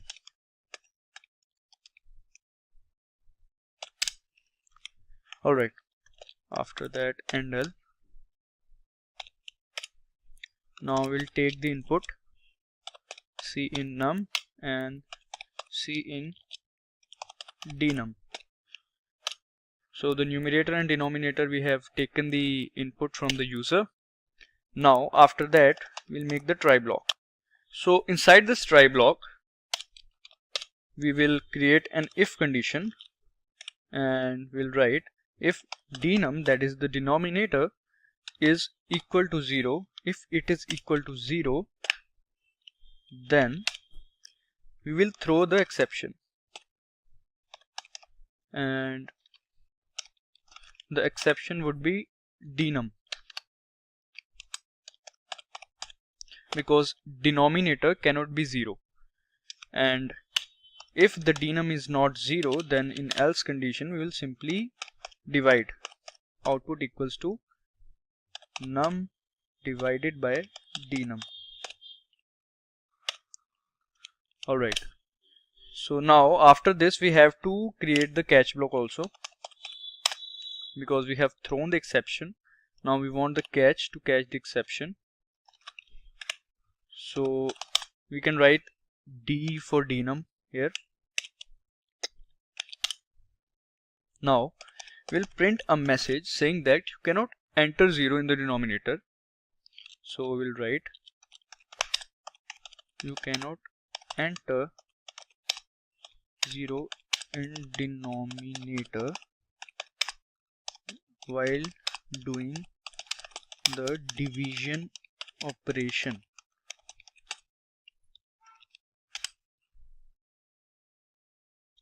Alright, now after that we'll use endl. So this is our catch block. After this catch block we will again write a message that the output of the division is, that is, if the denominator is not 0, then we have to print that result. So for that we will do this. The output after the division is, and here we will write the variable output. So this will print the result of this one where the denominator is not 0. So after that we can write return 0.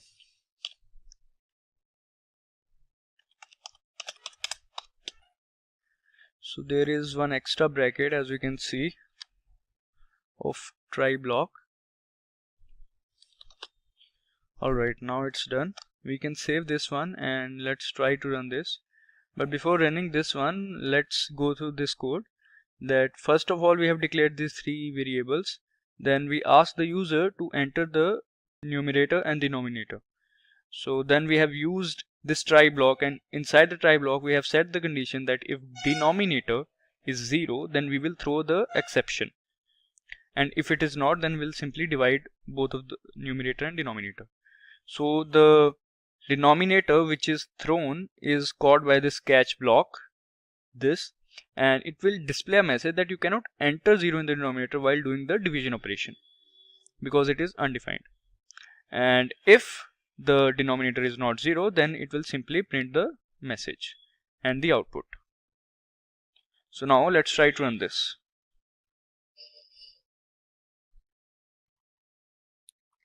So as we can see, please enter the numbers to do the division.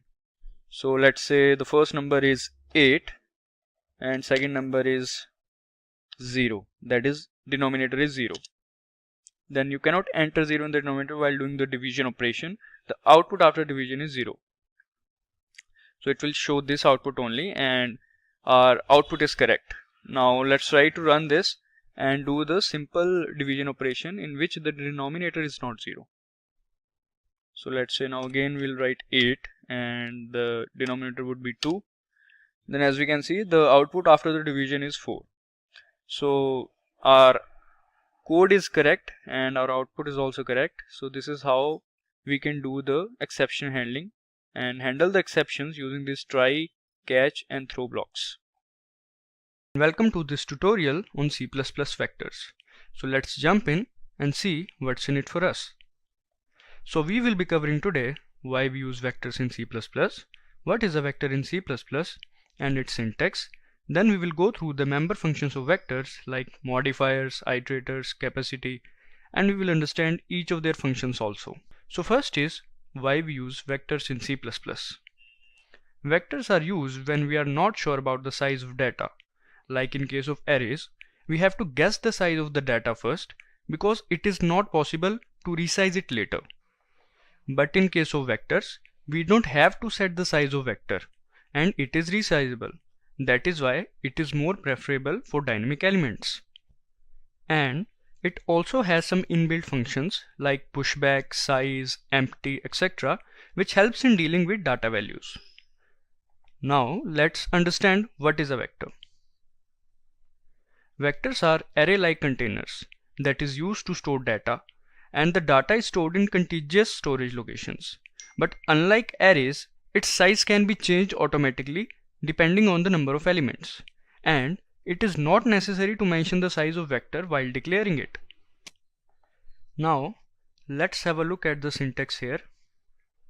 Inside the angle brackets, this is the data type of the vector. It can be string, int, float, etc. and v2, v1, v3 are the names of the vectors respectively. Now let's understand the member functions of vectors. A vector container has three types of member functions, that is modifiers, iterators and capacity. So let's understand these functions in detail.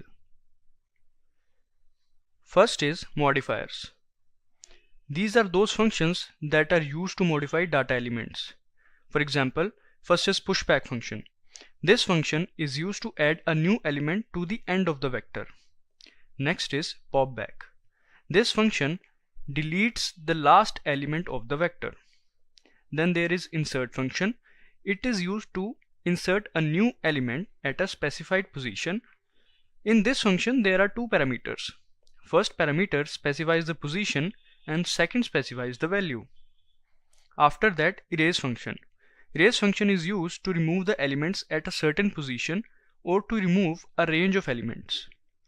Either you can write the position of the element you want to remove inside the bracket, or you can write starting position and ending position of the range of elements inside it. Next is swap function. This function is used to swap the contents or elements between two vectors. And if there are two vectors named v1 and v2 that we want to swap, then its syntax would be v1.swap v2. Then there is assign function. This function is used to assign values to the vector. In this function there are two parameters. First one specifies number of values to be assigned and second represents the value that is to be assigned. Last is clear function. This function is used to remove all the elements from the vector. Now moving on to iterator functions. These are those functions that helps in iterating across the elements. First is begin function. It basically returns the iterator pointing to the beginning of the vector. The next is end function. This function returns the iterator pointing to the end of the vector. Now coming to capacity functions. These functions that lie under capacity are associated with size. So first is size function. This function returns the number of elements in the vector. Next is max size function. This function returns the maximum size that a vector can hold. Then there is resize function. This function changes the size of the container, and inside the brackets a number n is mentioned. If n is less than the size of container, then content is reduced by removing extra elements. But if n is greater than the size of the container, then extra elements are added at the end so that it reaches the size of n. After that, capacity function. This function returns the size that is currently allocated to the vector container. At last, there is empty function, which checks whether the vector is empty or not. If it returns true, then it is empty, and if false, then it is not empty. Now, to understand these vector functions in a better way, let's do some examples of these vector functions in our code editor, that is VS Code. So first of all, let's make a new file and name this file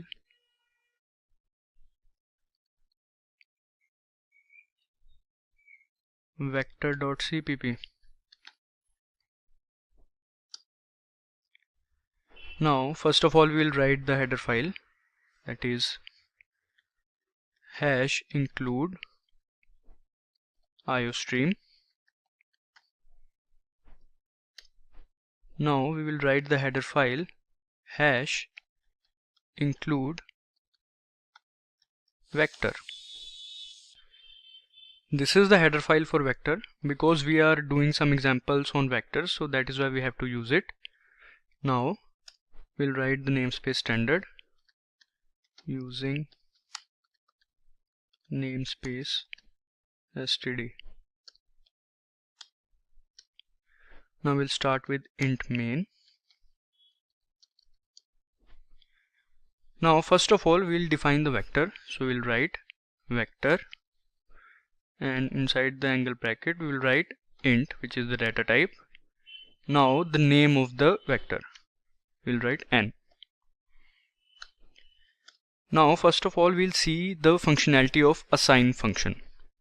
As we know that assign basically puts the value at positions, so we will write n dot assign. Now first of all we'll write the number of values, like 9 is the number of values. After that, in the second parameter we'll write the value. Here it means that we are putting 1 to 9 positions in the vector. That is, we are assigning 1 to 9 positions. Now in order to print this, first of all we'll display a message saying the contents are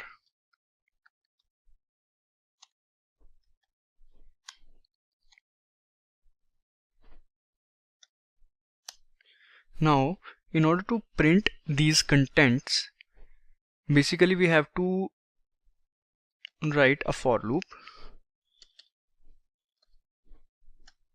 We'll write int a equals 0. We'll initialize it from 0. Then a less than n dot size. This is the size function. It basically returns the number of elements. Now a++ will increment. We have to now print this. We have to write like an array in order to print all the elements. We'll write n and inside the bracket a. Now we'll leave some space.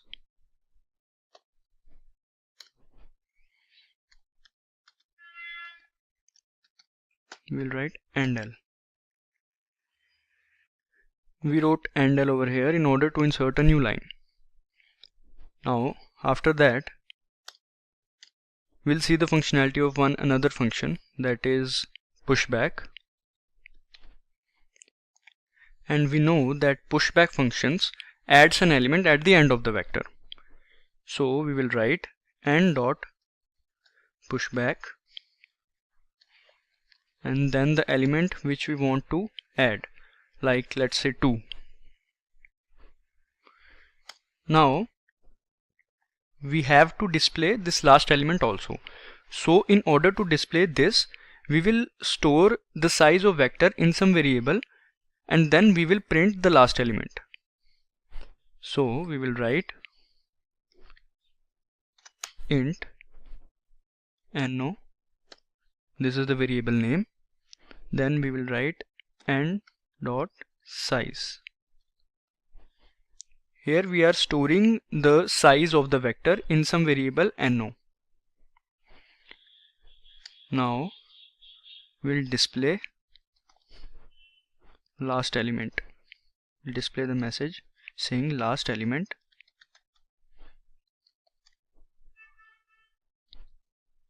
And then we will print the last element, and as we know, in order to print the last element we have to print the n-1th element. So we will write n bracket no minus 1. Here we are writing n bracket no minus 1.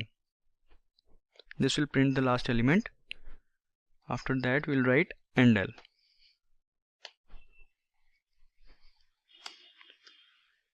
Now after that we will see another function, that is pop back. It basically removes the last element. So we'll write n pop underscore back. So this function will remove the last element that we have added, that is 2.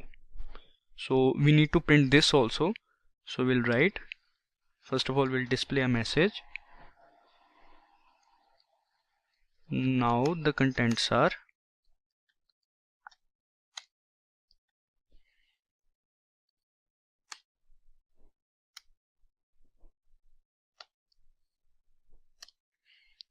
now we again write the for loop as we have done previously. We'll write int a equals 0, a less than n dot size a plus plus.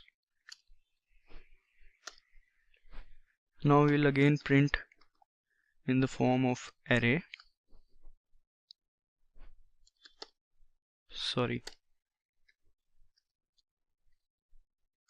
N, and inside the bracket we will write a.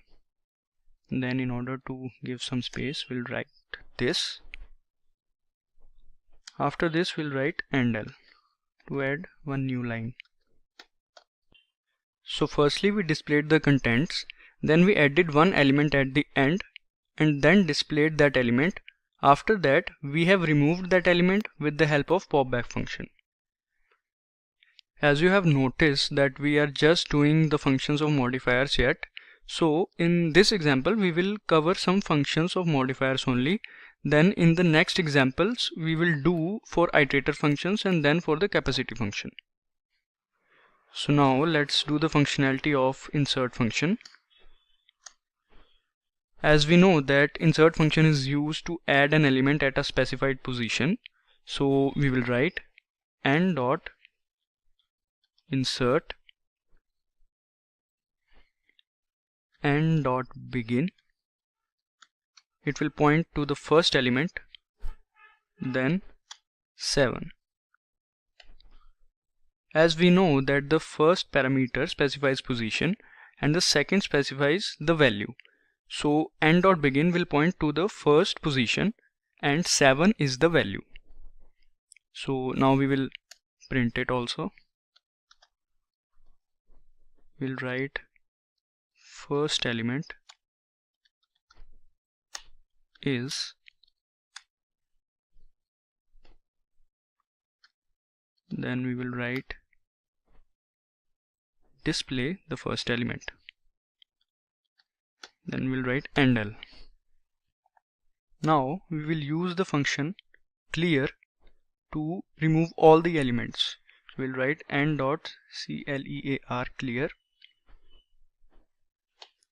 and then in order to check we will write n dot size. So first of all we'll write now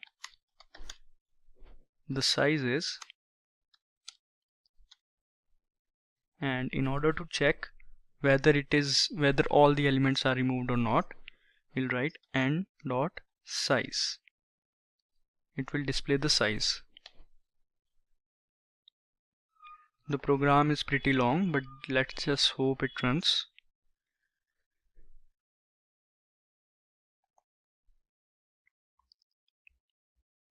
Here it is. Now the contents are last element. Let's have a look whether it is right or not.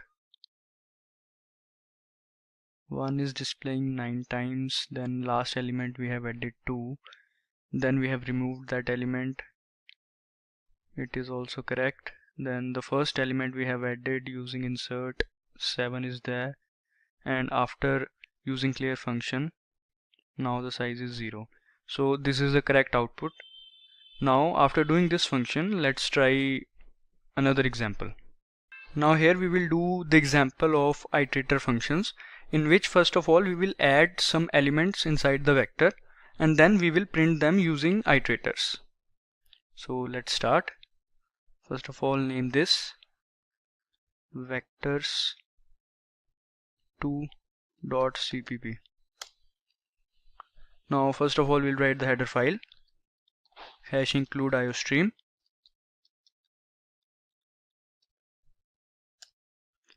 then the header file for vectors #include vector,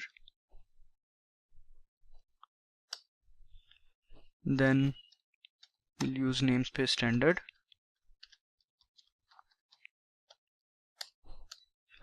Now we'll start with int main.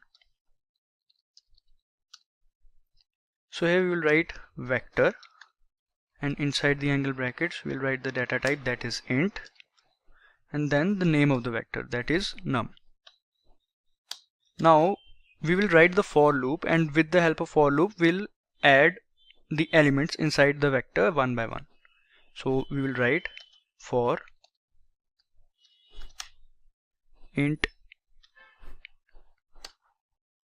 I equals 0, I less than, let's say 5, I plus plus.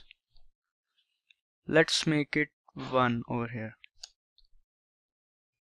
Okay, now after that we'll push these elements one by one inside the vector. So we will write the function pushback. We'll write num dot push back, and here I will write I. Okay, now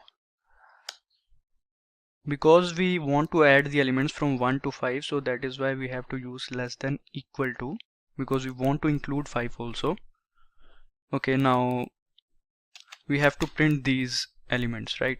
So we'll write, first of all we'll display that output from the beginning to the end. Okay, now we will write for loop, and with the help of iterators we will print the elements of vector. So we'll write auto, this is the iterator and A is the iterator name. Then we'll write num dot begin. As we know that begin function points to the first element of the vector, so that is why we have written num dot begin. Now we will write A less than, sorry, not equal to num dot end, then A plus plus. Now after that we have written A not equal to num dot end, and we know that end function returns the iterator to the end of the vector. And after that we have used increment operator, so this loop will run from beginning till it reaches to the end. And inside for loop we will write the dereference operator with A, so that each element which is getting pointed by A will display one by one with the help of loop. So let's write, we'll write cout dereference operator A, and then we'll give some space. Now let's try to run this.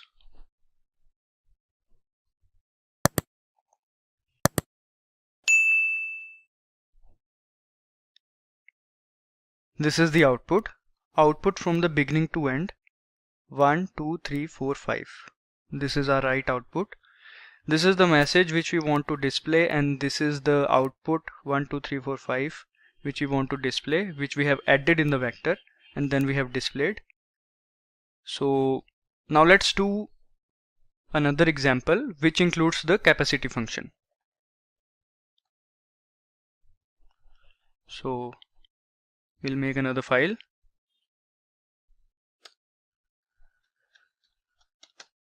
vector3.cpp. So in this example we will add some elements in the vector and then we will apply some functions on it. So let's start. First of all we'll include the header file, hash include iostream, then the header file for vectors, hash include vector. Then we'll write the namespace standard using name space std, Okay, now we will write int main.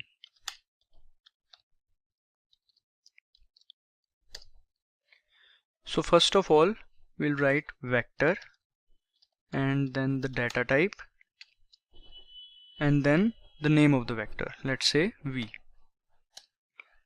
Now one by one we'll put some elements inside the vector.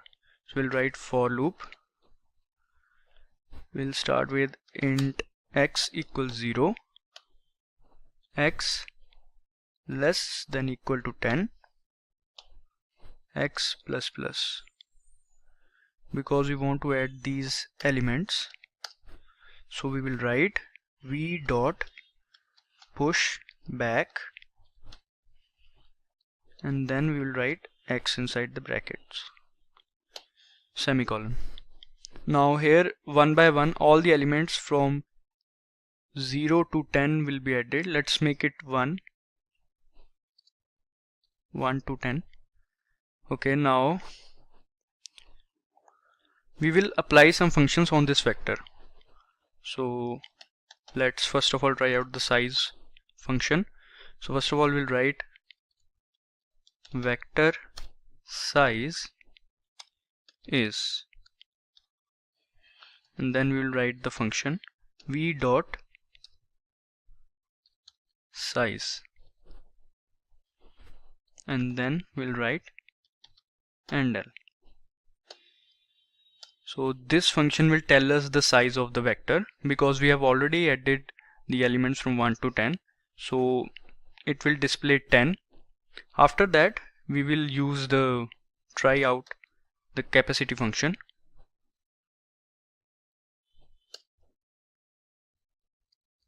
We'll write capacity of vector is,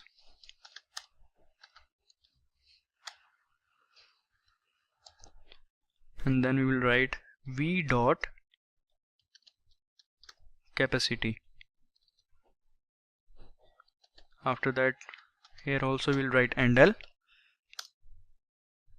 Now we will use the maximum size or the max size. So we'll write maximum size of vector is.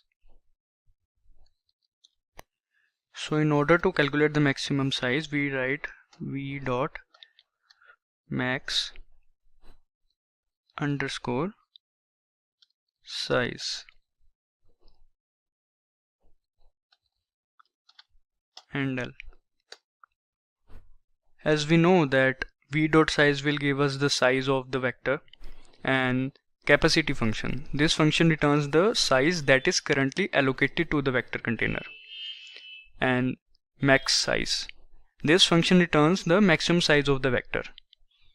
So all of these functions result will be displayed because we have wrote them inside cout. Now let's try another function, that is resize. Now in order to resize the vector, we'll write v dot resize, and then we'll write the number that we want to resize it with, like let's write 5. Now in order to check this also, we will display. So we'll write vector size after resizing. Resizing is, I forgot to put the commas. Okay, now we'll write v dot size because now we want to find the size after resizing. So we have written v dot size. Now after that we will write endl.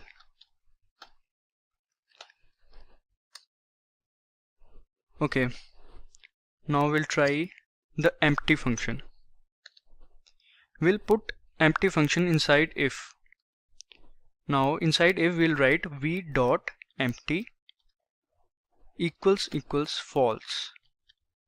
It means if the vector is not empty, because we have written v.empty equal to false, not true. We have written v.empty equal to false.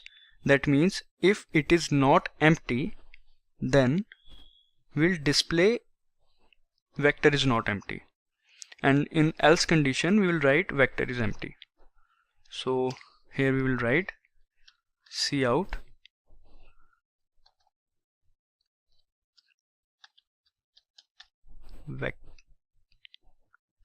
again I forgot to put over here. Okay, vector is not empty.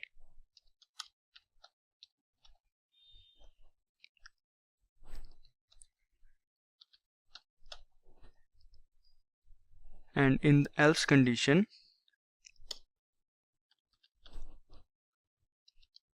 we'll write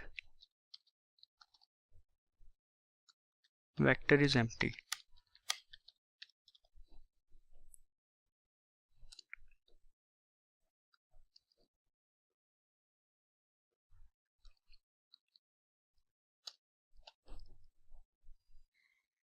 So in this question, first of all, we have added some elements inside a vector.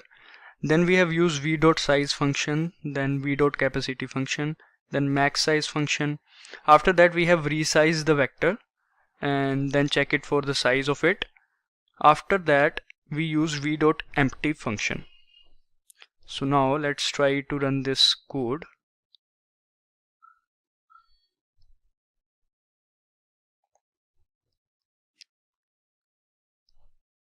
Okay, I think we have done something wrong. We haven't put the brackets over here. Okay, now let's try again.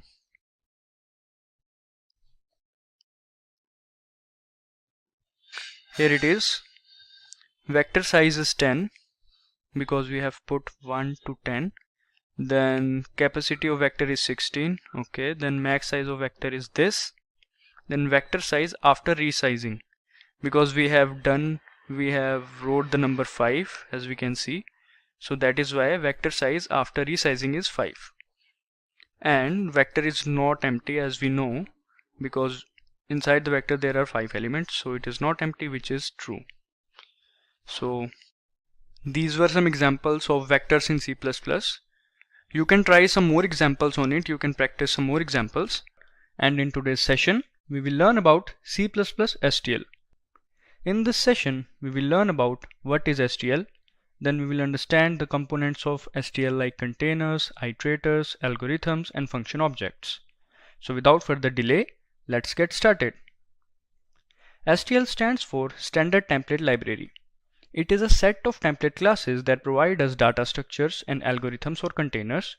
It allows the programmer to use predefined functions which helps them to write the code quickly and in an efficient way. For example, you are solving a problem that needs sorting. Now instead of writing the code to sort, you can make use of STL. Now STL mainly consists of 4 components, that is containers, iterators, algorithms and function objects. So first is containers. These are collection of objects that store data of similar type. In STL we have different types of containers. Some of them are array, vector, set, map, and these containers are generic in nature. So further, these containers are of 3 types, that is sequence container, associative container and container adapters. Sequence containers, these are those containers that can be accessed sequentially. For example, vector, deque, list are some of the containers that store data in a linear form. Next is associative container. These are those containers that implement sorted data structures. In this, elements are retrieved via keys and each associative container maintain its keys in sorted order. Example, set, multiset, map and multimap. After that, container adapters. These containers are like sequential containers, but they are implemented by modifying their interface to provide the desired behavior. For example, stack queue and priority queue are some examples of container adapters. Now coming to iterators. In STL, iterator plays an important role as it links algorithms and containers. Iterators are those entities that helps in traversing through containers. They are used to point at the memory address of the STL containers. Iterators also helps in traversal from one element to the next element in the range using operators like increment operator. Iterator contains two functions, that is begin function and end function. The begin function returns the iterator to the first element and the end function returns the iterator to the last element. Now coming to algorithms. Algorithms in STL can be defined as procedures that are applied to the containers and provide some operations on the content of the container. And because STL algorithms are built in, so that is why they save considerable amount of time. In algorithms, we just have to make a function call and we don't have to write the lines of code to implement it. Now let's have a look at types of algorithms. First is modifying algorithm, non-modifying algorithm, sorting algorithm, searching algorithm, and numeric algorithm. Modifying algorithms are those algorithms that make changes to the sequences. Swap and reverse functions are some examples of it. Then non-modifying algorithm. Non-modifying algorithm are basically read-only functions. They do not modify the data on which they work on. Some examples are count, equal, and search functions. Then sorting algorithms. This algorithm is used to sort the container elements. Its example is sort function. Next is searching algorithm. As the name suggests, this algorithm searches for the element. Binary search algorithm is mostly used search algorithm. Last is numeric algorithm. This algorithm works on numeric values, or we can say it solves some numeric problems. Examples are accumulate function and partial sum functions. Now coming to function objects. Function objects are also known as functors. A function object is an object of template class that implements call operator. This call operator allows the object to be used with same syntax as regular function call. For example, suppose you have declared an object obj of a class in which operator is defined. Then you can use the object obj just like a normal function. Function objects also helps in generating the data and it also helps in testing purposes. Now in order to do some examples, let's move to our code editor, that is VS Code. So here we will do an example of vector container. So let's make a new file.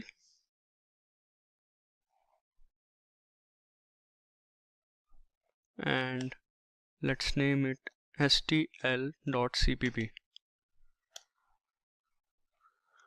Now we'll add the header files.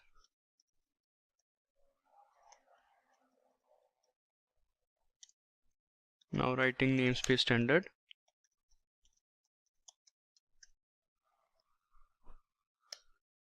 Now we will add, before namespace standard we have to add the header file for vectors, because we are doing the example of vector, so that is why we have to add the header file of vector.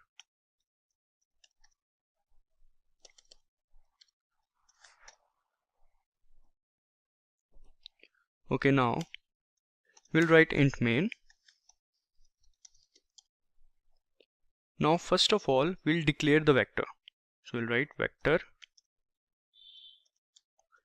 int within the angle brackets. Now we will write the name of the vector, that is v. Okay, now we have to push some elements inside the vector. For that we have to use for loop. So we'll write for keyword int I equals, let's say 1, I less than equals 10, I plus plus, that is increment operator.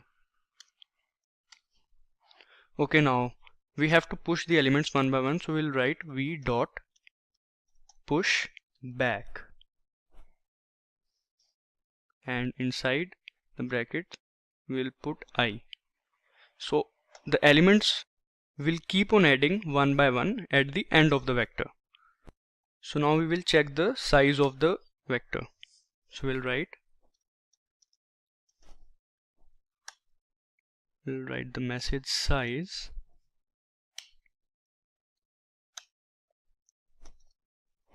and then the function v.size. It will tell us the size of the vector, that is the number of elements inside it. As we can see that we have put 10 elements inside the vector one by one, so it must be 10. So in order to check it, we have used this function v.size. Okay, now we'll use another function, that is v.resize. It will resize the size of the vector. So whatever we put inside this bracket, like let's say I've put 7, so its size now would be 7. And we need to check this also. So we'll again use the function size. So first of all, we'll display the message.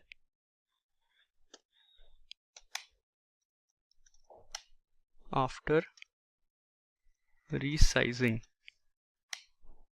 it becomes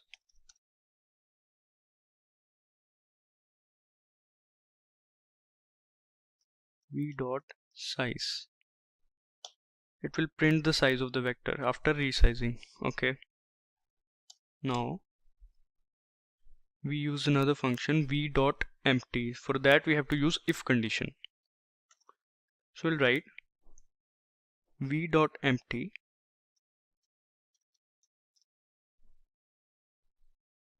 brackets.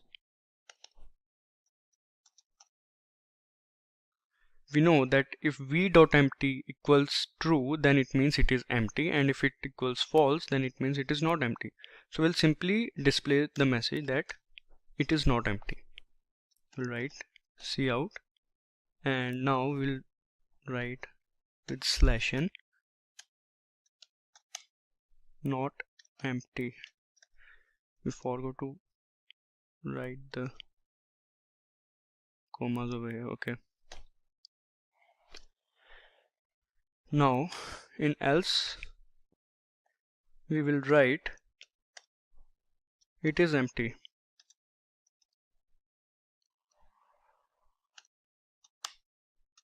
It is empty. We can also do this the other way around, like we can put v.empty equals to true, and then inside that bracket we can write it is empty, but it's your choice. Okay, now we'll display the elements of the vector. For that we have to first write the message. So we'll write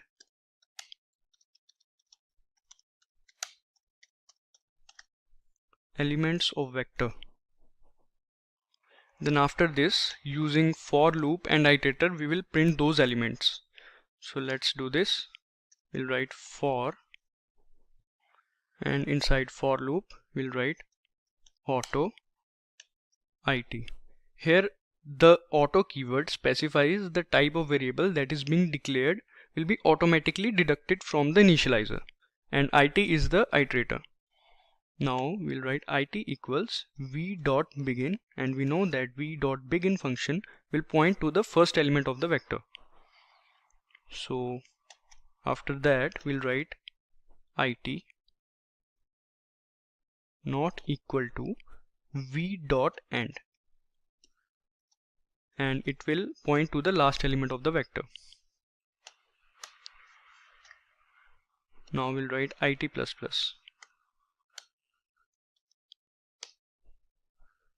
Now we'll print the iterator using dereference operator,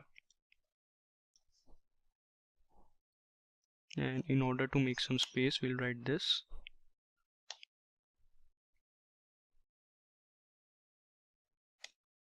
Now we return 0. Okay, now let's try to run this.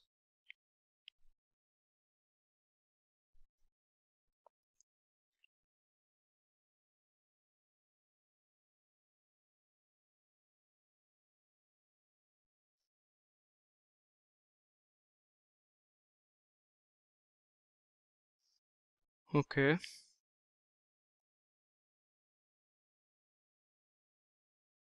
here is the problem, I think.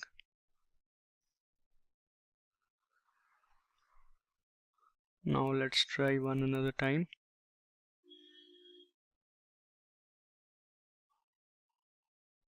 Here it is, size 10. After that, after resizing, it becomes 7. Firstly, we add the elements by pushing one by one using the pushback function. 10 elements were added, so size is 10. After that, we have resized it, so after resizing it becomes 7.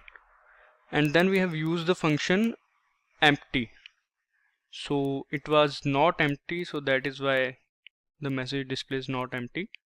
Then the elements of vector, I forgot to put space over here, and elements of vector 1 2 3 4 5 6 7, and that is correct.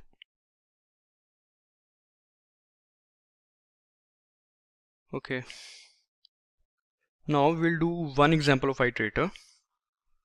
In this example, we'll simply print the elements of a vector using iterator. So first of all, let's name this stl2.cpp. Now we'll write the header files, hash include iostream. In this we'll add 3 header files. Now we'll write hash include iterator, because we have to use iterator, so that is why we are doing this. And we also have to use the vectors, so we'll write hash include vector. Now we'll write namespace standard.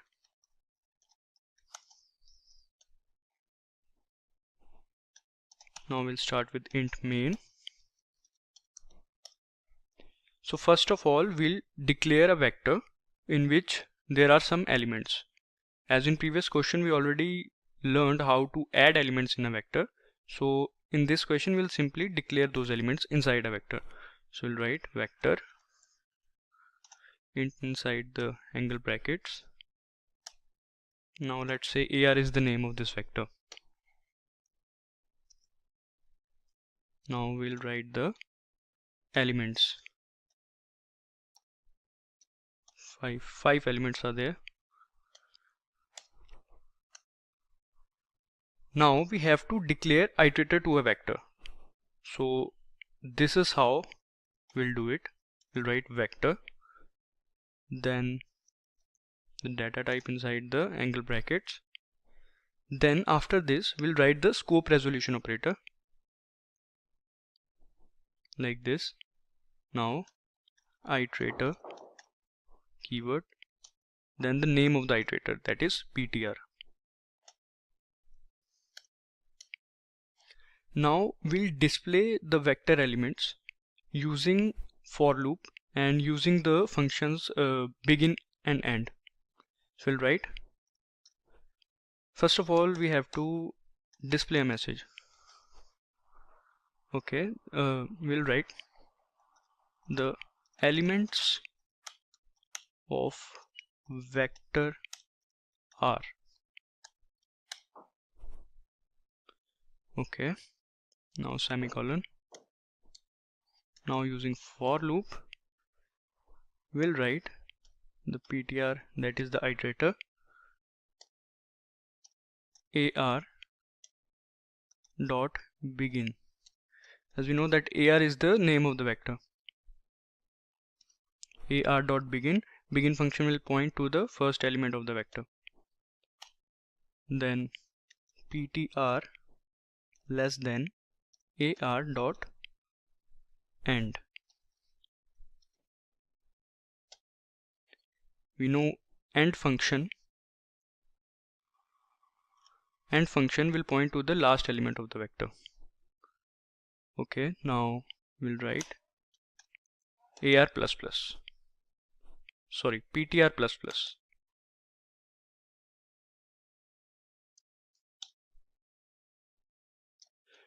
Now we have to display it, and we'll display it using dereference operator and the name of iterator, that is PTR.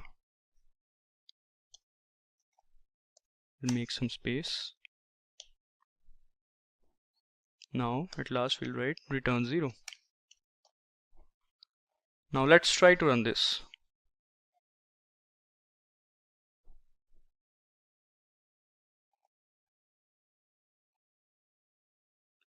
The elements of vector are, as you can see, the elements of vector are 1, 2, 3, 4, 5.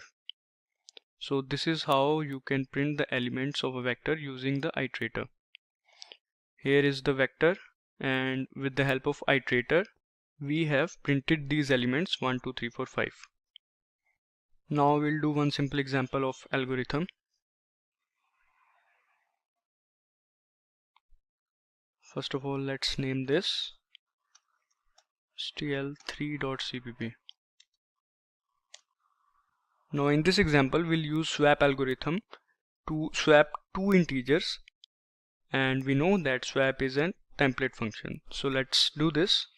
First of all, we'll write hash include iostream. Now using namespace standard,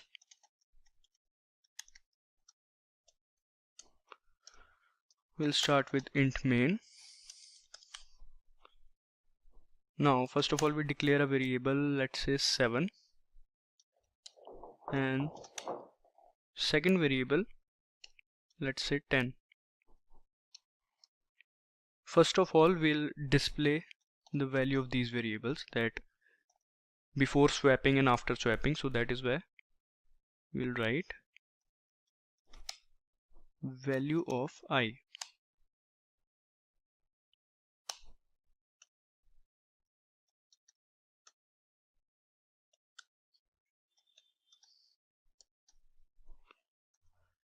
Now here we'll write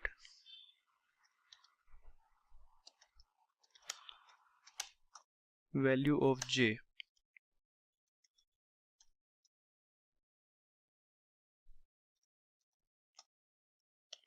And L.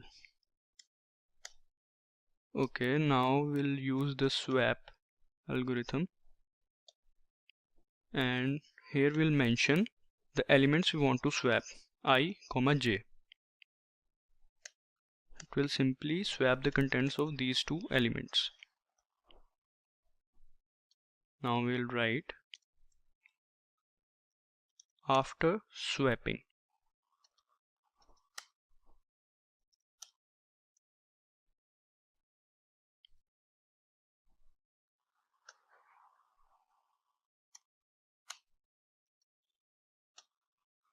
And L. We'll do same for j.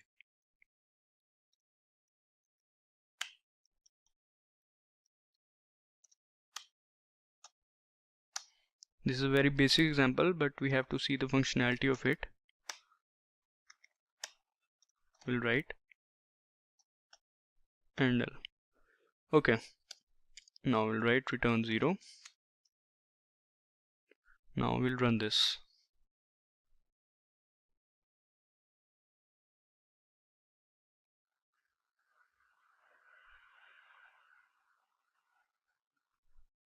Yeah, value of I 7, value of j is 10. After swapping I 10, j 7. It will look better if we have wrote like this. Let's make it look good.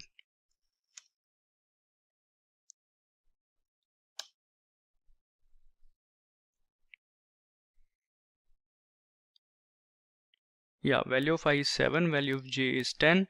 After swapping, I becomes 10 and j becomes 7. So this is how we can swap the elements using swap algorithm. There are some more algorithms, you can try those as well. And now at last we'll do one example of function object. Let's name this as stl4.cpp. Alright, now we'll add the header file. Hash include iostream. Now we'll write namespace standard. Now in this question, first of all we'll start with the function. So first of all we'll make a class function obj.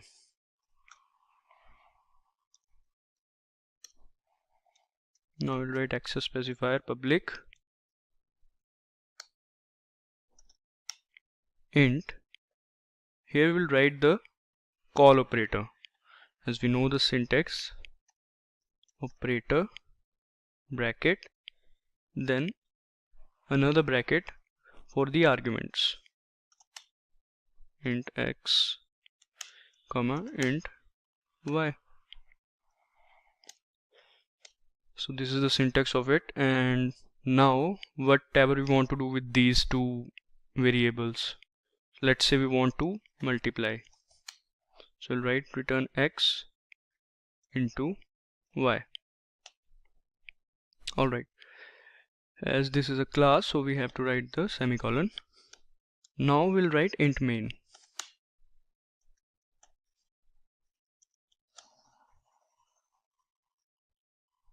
Okay, now we'll write int main. After int main, here we will write the name of the class, because we have to define the object of it. Now the object is fo. So here class name is function obj and its object is fo, and as I have explained earlier, here I can use fo object like a normal function because fo is the object of class function obj in which call operator is defined. So it will act like a normal function. So now we'll make a variable, let's say multiply. So we'll write mult equals fo, and because it acts like a normal function, so we'll pass the parameters 4 and 7. Now in order to display, we'll write cout and we'll write multiplication of x and y is, now we'll write the name of the variable mult, because the result is getting stored in mult variable. Now we'll write return 0. Now let's try to run this.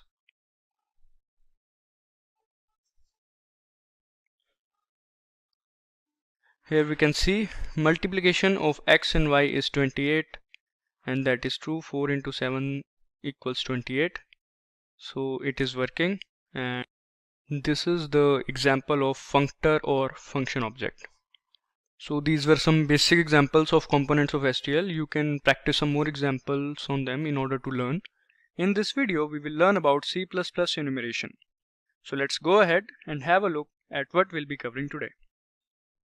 First is why enumerations are used in C++. Then we'll understand what is enumeration and its syntax, and after that we will learn how to use enums with flags. First is why enums are used in C++. Enums are short for enumerations. These are basically used when we have some set of possible values and we have to select one out of it. For example, suppose you are the shop owner and you have 4 types of coffee in your coffee machine. That is cold coffee, hot coffee, black coffee and mocha. And you don't want the trouble of customer putting any other coffee name in the machine which is not there. Then in situations like these, enumerations are used. Because in enumerations we have to choose from predefined values, and it is also helpful for documentation and readability purpose. Now let's understand what is enumeration. Enum or enumeration is a user-defined data type in which a set of values are specified for the variable, and the variable can take out any value from the set of values. And it is also a way to use integers to represent values. We can assign values to enum, but if we do not assign any value, then the compiler assigns value to them starting from 0. Coming to its syntax, which is enum, that is the keyword for enumerated type, then enumerated type name is written, then under brackets possible values of type enum are written. For example, here enumeration name is player and values are Ronaldo, Salah, Messi, Neymar, which are the names of players. In this example, by default Ronaldo is 0, Salah is 1, Messi is 2 and Neymar is 3. because we know by default compiler assigns them value which start from 0 and so on. But we can change these default values by assigning values to them. Like here, Ronaldo's value is now 4, Salah's value is 2, Messi's value is 8, Neymar's value is 1. Now, let's have a look at an example in which we will print the default value of months. So in this example, we have enum name as months and enumerated values as January, February, March, and so on. And in order to access these values, we have written enumeration name and after that the variable. As we can see inside main function, m is the variable and its type is months. Now here we have assigned the month March to the variable m, and then we are printing the variable m plus 1. Here plus 1 will print the value next to the month March, that is 3, and similarly if we write plus 2, then it will print the one next to it, that is 4. These values are default integer values. After printing the output, value is 3 because we have printed m plus 1 where m is 2 and plus 1 makes it 3. Now let's understand how to use enum with flags. In this example, we will choose a mobile having any of the two features among 3. Here the name of enumeration is mobile and its enumerated values are battery capacity, camera quality, large storage, and we have assigned values to them 1, 2 and 4 respectively. And because we are doing this example of enums with flags, that is why we are using integer values of power 2 because it avoids the overlapping. Inside the main function, we are using bitwise OR operator because we want to choose the mobile having both camera quality and large storage capacity.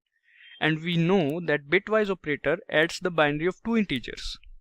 So the value of camera quality is 2 and value of large storage is 4. When we use a bitwise OR operator in between these two features, so it will add up their binary giving the decimal number as 6. So the output 6 is showing both the camera quality and large storage are used. Now let's do some examples of enumeration in our code editor, that is VS Code. Okay, now let's make a new file and name the file as enum.cpp. In this example, the enumeration name will be captain and the enumerated values will be the team members, out of which we will select one member as captain. And with if condition, we will verify if he is the selected captain or not. It will be a basic example. So first of all, let's write hash include iostream. Now we'll add the namespace standard.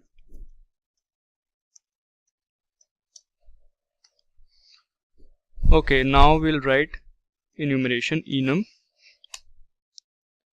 captain, which is the name of the enumeration type, and now we will write the enumerated values, which is let's say Avi, Sid, Robbie, Sammy and Jake. These are the team members. Now we'll write int main.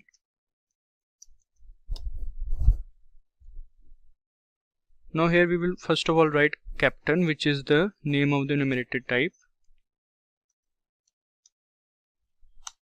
Then we'll make the variable out of it, cap.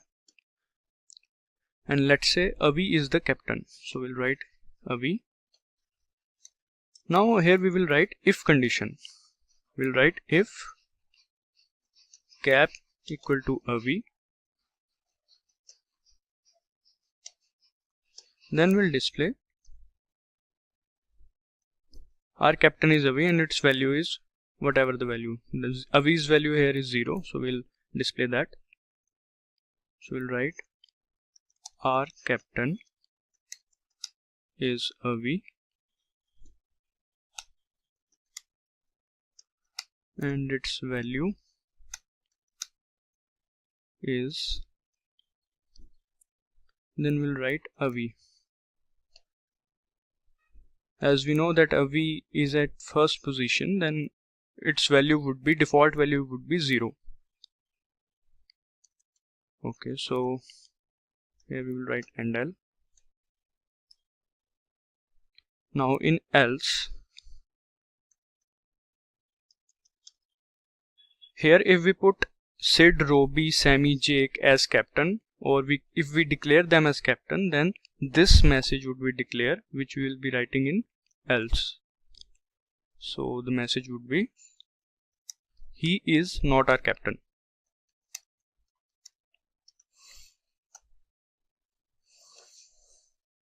Then over here we will write return 0.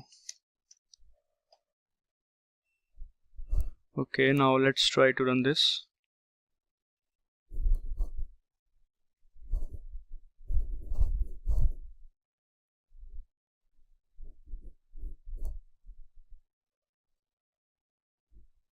Our captain is Avi and its value is 0. Because here captain we have declared Avi, so that is why this is printing. If we write, let's say, Sammy over here, then it will print the else part. He is not our captain. And if we write Jake or Sid, then also it will print the same.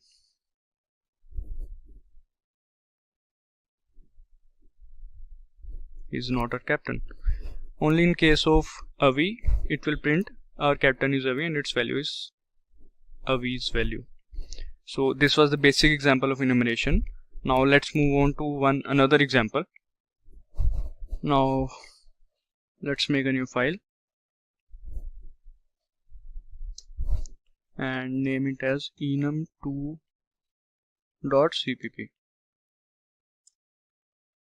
Okay, now we will add the header files #include iostream and using namespace standard.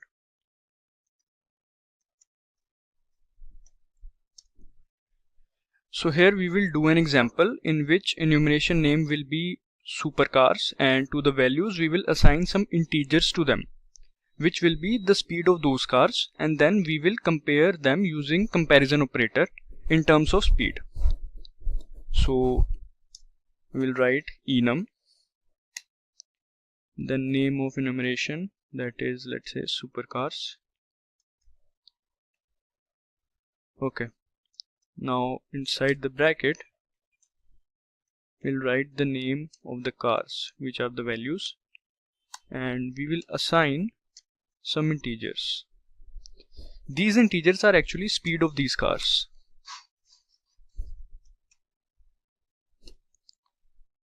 $268, then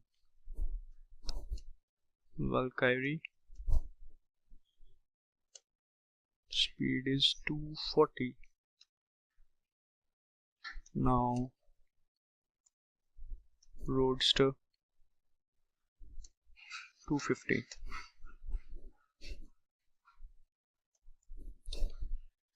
Okay, now as we have created the enum, now we will start with int main.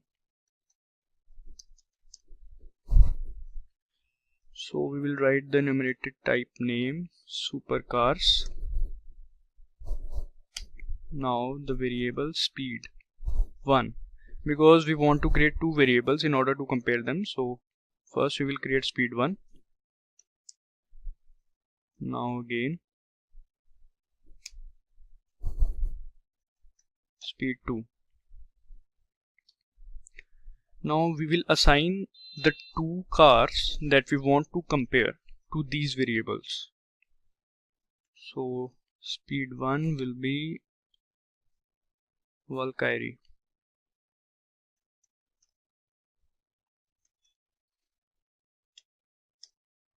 and speed 2 would be Roadster.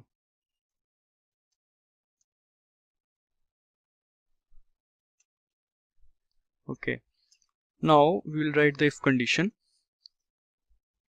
and inside the if condition we will compare the speed of these two cars. So we will write speed 1. If speed 1 is less than speed 2, okay, then we will print that it's a win for Roadster, because speed 2 is Roadster and speed 1 is Valkyrie. So we'll write it's a win for Roadster.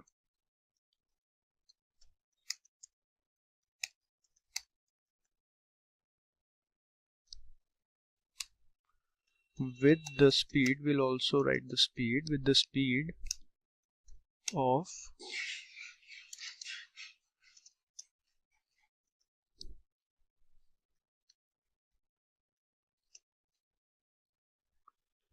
this speed 2 will display the speed of Roadster, that is 250. Okay, now else condition. So here we will write it's a win for Valkyrie.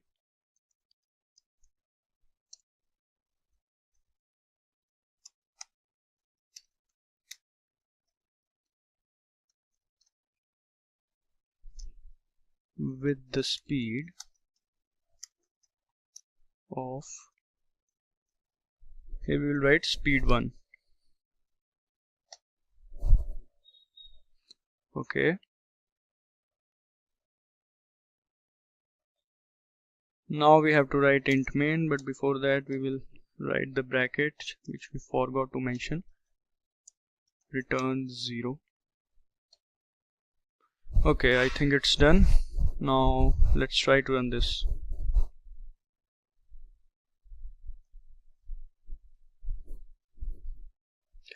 Here we can see it's a win for Roadster with the speed of 250. As we know that the speed of Roadster here is 250 and the Valkyrie speed is 240. So when we compare it, speed 2, that is Roadster, wins because Roadster is 250. So this was the second example. Now let's do one last example.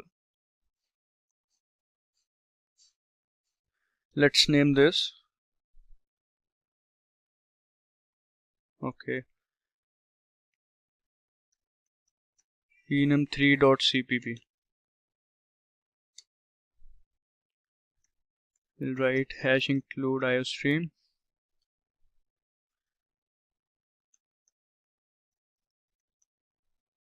Now namespace standard.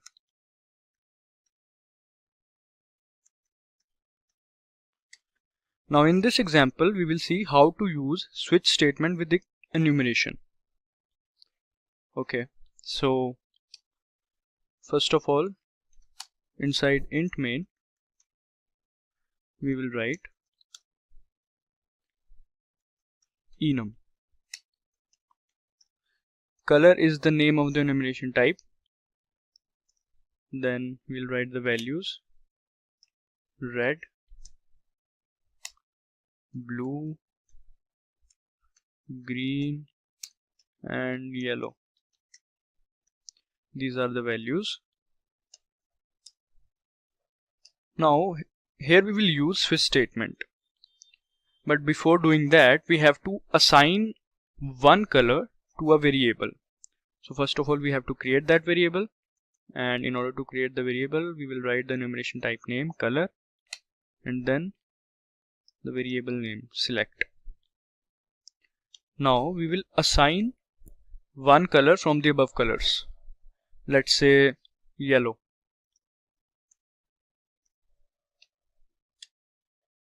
Now in switch statement we will write, first of all we will write switch statement, switch, and we will pass here the variable, that is select.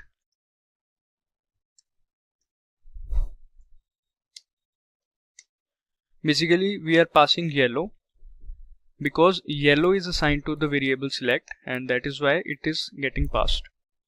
So now case 1, that is case red. First of all we'll write the case red with a colon in the end. Now we will print that it is red.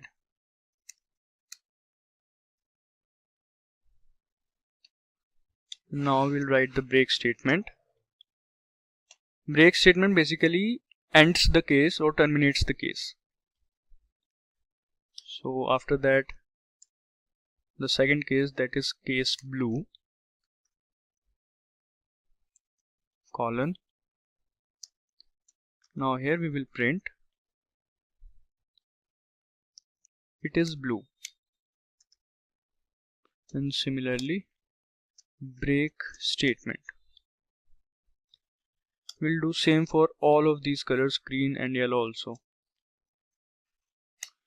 And switch statement will help us to find which color is passed and will display the message of that color. So here we will write green,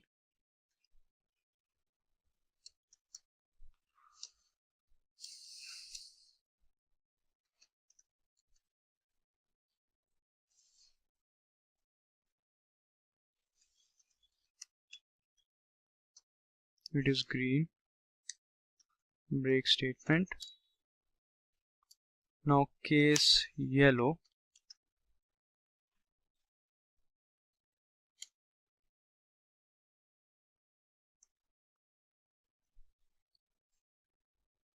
now we'll write it is yellow.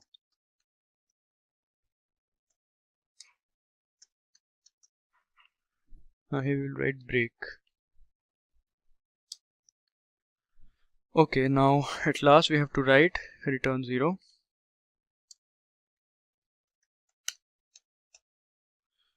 Now as we know that we have passed a particular color to the variable select, and select is the expression, and switch statement will help us in comparing the variable select value to the value of different blocks, and one which matches that particular block will execute. Okay, now let's try to run this one.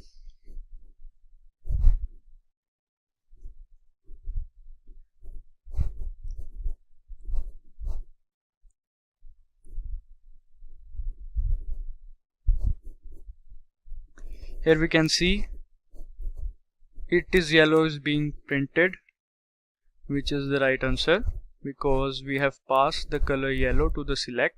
That is why only the case yellow output is being printed.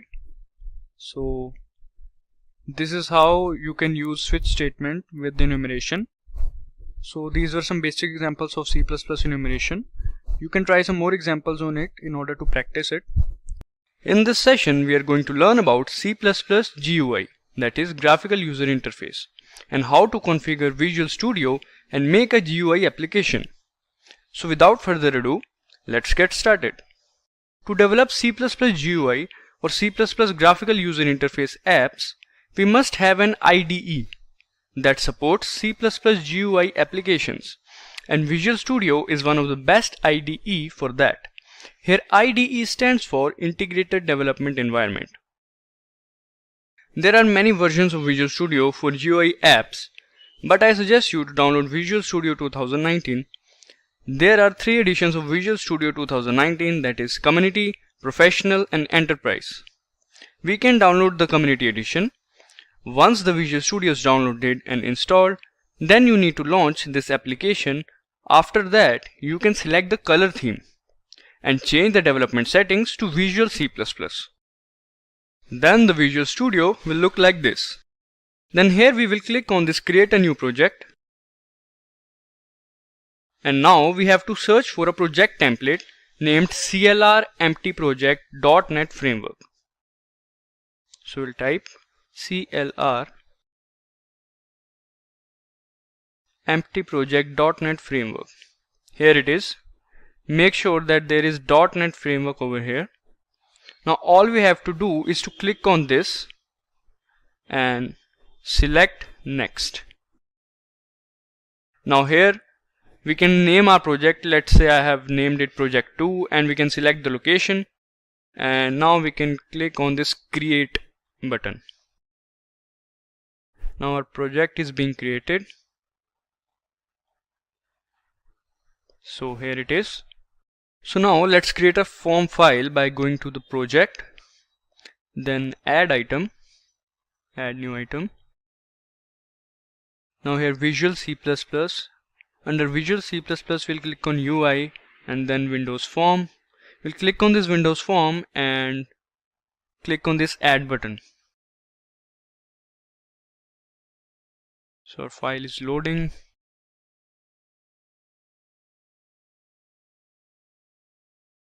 So it will show you this error, but you don't need to worry about this one. You can simply close it. Now we will go to Project, then into Properties.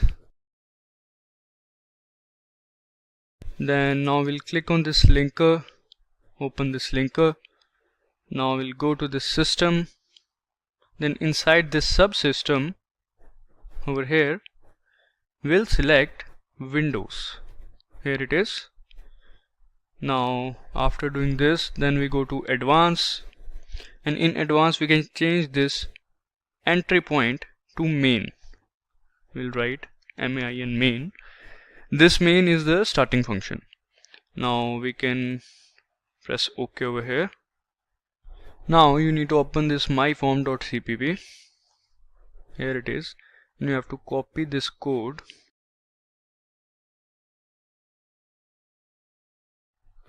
and just paste it over here. We will add this code in the description. You can take this code from there and add it. Now make sure to write your project name over here. Like my project name is project 2, so I'll write project 2.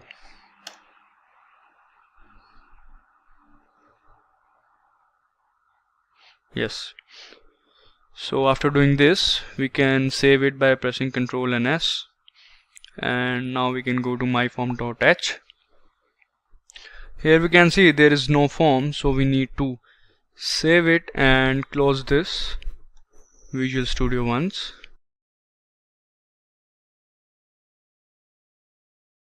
Now we need to open the Visual Studio again. We'll go over here, we'll write Visual Studio 2019, here it is. We'll click on this, and this is launching. We can click on this project 2.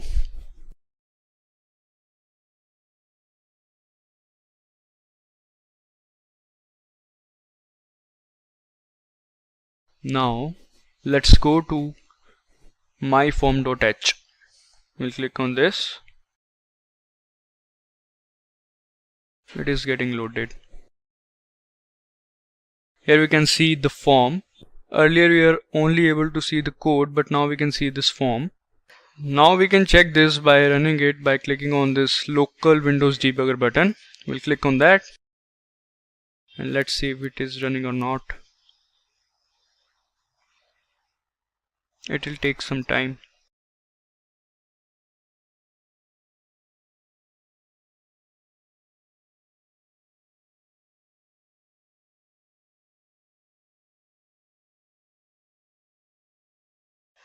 So here it is running properly. As you can see, this is my form, and this is ready to use. So the debugging is going on. So if we have to close the debugging or stop the debugging, we can click on this cross button. So the debugging is closed now, and we have verified that the form is running correctly.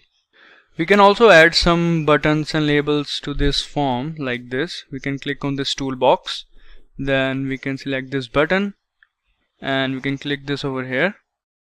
So this is our button, and we can select some more labels. Alright, we can click on this toolbox again and select another button like this over here, and now we can select a label, let's say, and click over here. And we can also adjust the size of these buttons like this, and like this we can adjust the size. And this is the label. We have to adjust its size by setting its format. We can do it by clicking on this label and going to properties. Over here we can see, as you have clicked on the label, so we can see the text, that is label 1. Here we can see text label 1. So it is this text which is written. We can change this one by clicking on this, we can select hello there. We can write like this and it will be shown over this side. Now we must click the label first, then only we can access the button or label. So now let's say this is the font, so we can click on this font and adjust this. Here it is. Let's say I have adjusted it to 18 size and made it bold. Now we can click this OK over this side. So here we can see hello there, it is bold now. Similarly we can do this for button as well. As we have clicked on this button, as you can see, now I can go to this properties. Now inside this properties there is text, that is button 1. We can see we can change this, like we can write click here, and we can also adjust its font. Here it is, let's say 12 and bold oblique. We click on this OK and here it is, click here. We can adjust it over there. And suppose if we want to delete some button or label or something like that, so we can click on this and right click on this side, and here we can see delete. We'll click on this delete and it will be deleted. There are more options in toolbox, like there is text box, list box, list view, picture box, checkbox, etc.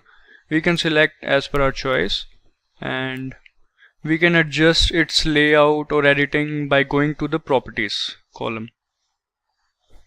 So now let's make a calculator program. So for that we have to create a calculator layout. So let's just delete all these, delete this one, and we'll delete this one as well. Now we'll go to the toolbox and select a text box. We can search it over here, text box. Here it is. We can click on that and put it over here. Here it is. We have to adjust its formatting. So we'll go to properties and we'll go to font. We click on this font. Now let's say adjust it to 22 and make it bold, bold oblique. Yes.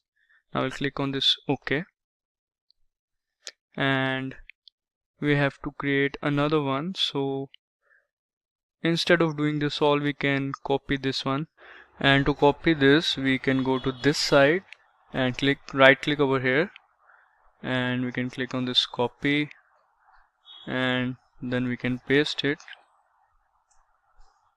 Here it is, because we have to enter 2 numbers, and for that we need to have 2 text boxes for a calculator.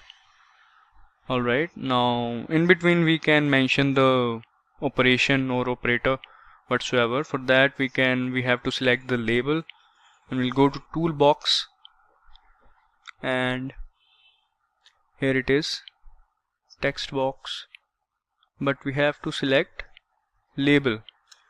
Alright, label. We'll click on this label and put it over here. Now we have to adjust it. Now here we will write, let's say its font would be 20 and it would be bold oblique. It will look nice. Then click on OK. Now we have to adjust what is written inside it. So we can go to text and click on this label 1. Now we can write operator, but it would be so long, so we can write OP, that means operator. Alright, it gives the idea about the operator. We have to adjust it a bit. Alright, here it is. And okay, now we have to create a buttons for addition, subtraction, multiplication. So we'll go to toolbox, and now we'll search for buttons.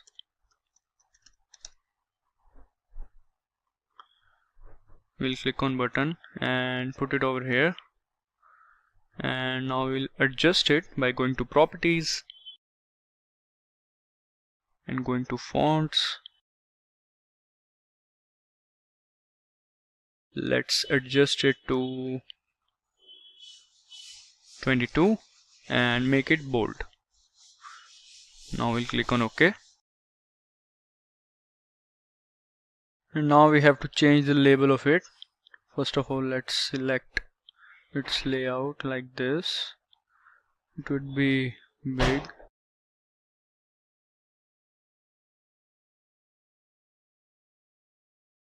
Now we'll go to properties and we'll go to text, and we'll make an addition sign over here, and now we'll click on this. So here we can see. So now we'll copy this button to create the next 3 buttons. So click on this copy and paste it.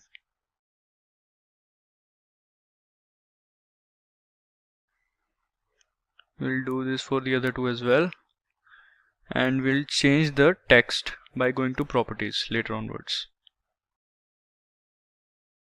Here it is. So first will be addition, then here let's make it subtraction. We'll go into properties, we'll click on this properties. Now let's make this text as minus. Alright, now we can also change the color of this text. Let's say we can make this color. Here it is, blue in color. Now we'll change this one. We'll go to properties and make this as sign of multiplication, but we'll press X so that it'll look nice. Alright, now this one, we'll go to properties and change this to division sign, and we can change this one as well. It will look nice. Let's make it this similar color to the subtraction. Alright, here it is. Here are 4 buttons: addition, subtraction, multiplication and division. Now we have to display the result as well. So we'll go to toolbox and we'll search for label. We'll click on this label and put it over here. Alright, let's make it like this, and let's put it over this side. It will look nice over here. Properties, now we have to adjust it. Let's make it 22, bold oblique. Okay, here is our result, and let's name it as result as well. We'll go to text. Here it is, label 2 written. We'll write result. Now whatsoever operation is done, its result or output is displayed over this side. Now all we need to do is to add the functionality to these buttons. So let's do that. We'll click on this 2 times on this button, and the button name, actual name of that button is button 1. So here it is. So this part is for button 1, and we know that button 1 is addition. So we need to do addition over here. So let's start. First of all, we'll have to declare a variable int result or output or answer, whatsoever we want. Let's write output. Now to add those, we need the names of those 2 text boxes. So we'll go to format design and we need these names, both of these text box names. So we'll click on this first and we'll go to properties. So here it is, text box 1 we can see, and we click on this and properties. This is text box 2, and this is similarly, this is button 1, button 2, button 3, button 4. We can check this by going to properties and by clicking them and going to properties. So this is text box 1 and this is text box 2. So now we know the names. Now all we have to do is to write text box where B is capital. We have to write the exact name. We can check it over here that this is text box. We can check the spelling. This is text box 2, this is label 1, this is button 1, this is button 2. We can check the spellings from there. Now we have to use the arrow operator. We'll write like this. This is the arrow operator. This will give us the access to the members of the object. Alright, so we have to change the text. So we'll write text with T capital.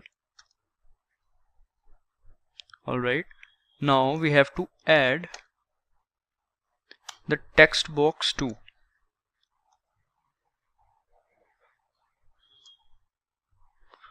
And we'll do it same. We'll write this arrow operator and text. Now this addition which we have written over here is wrong, because we are actually adding the strings. As we can see, when we type any number over here, it is a string, and same goes for this part. So we have to convert it.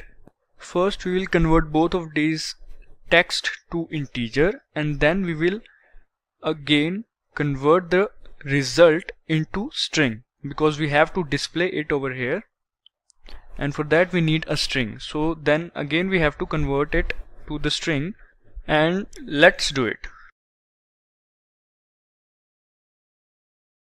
So what we gonna do is we'll write system, then this scope resolution operator, convert, again scope resolution inverter operator, to int 16. I must be capital, keep in mind, to int 16. Alright, now here we'll write text box with B capital, and then this arrow operator, and we'll write text. Alright, after that sign of addition. Again we'll do the same, system scope resolution operator, convert scope resolution operator to int 16, and text box 2. Here we have to write text box 2, arrow operator, text. Alright, here is the addition part. Now we have to display the result. Now to do that, first check the name of the result. Like this is the result. We'll click on this and go to properties. Its name is label 2. So we have to make the changes into label 2. We'll go to this format. Now we'll have to change the text, that is we have to change the result that is written into the output. So for that we will write label 2, which is the name, then this arrow operator. After that we'll write text, because we have to change it, and then we'll write system scope resolution operator, convert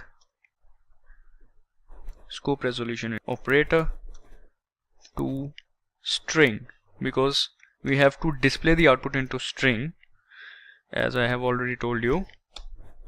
Alright, now over here we have to write output, this output.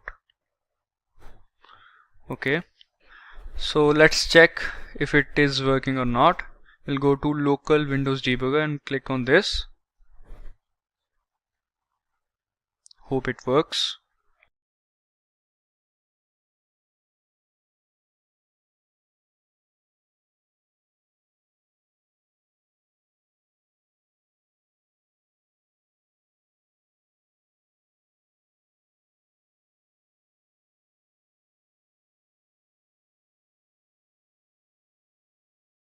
Here it is, my form. So let's try to add, let's say 5 plus 9, and we'll click on this add button. 14, and we know that 5 plus 9 equal to 14, so it is working fine, we can see. And now we have to do this for all the buttons, that is subtraction, multiplication and division. So let's go ahead and do that. Let's first close this debugging. We have stopped the debugging and we'll go to this. Now we have to do that for the next 3 buttons. So we'll, alright, now we'll click on this subtraction button 2 times. Here we can see now the code is same for all of these, and so we can copy the code from here,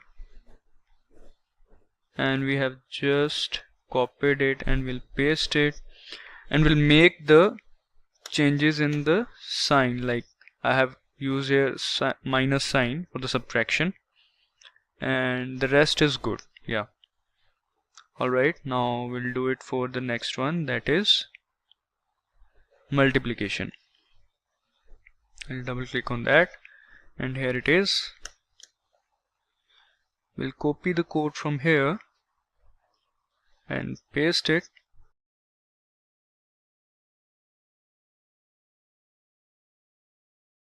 We'll change the sign, the subtraction, not the multiplication sign. This is the multiplication sign. And now the next one, that is division. Here we go. We'll again select, copy and paste.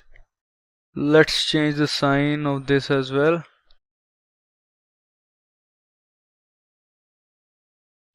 Okay, as we have done the changes, so let's save it by pressing Ctrl and S, and it is saved. Now let's try to run this. Hope it works. We'll click on this local Windows debugger.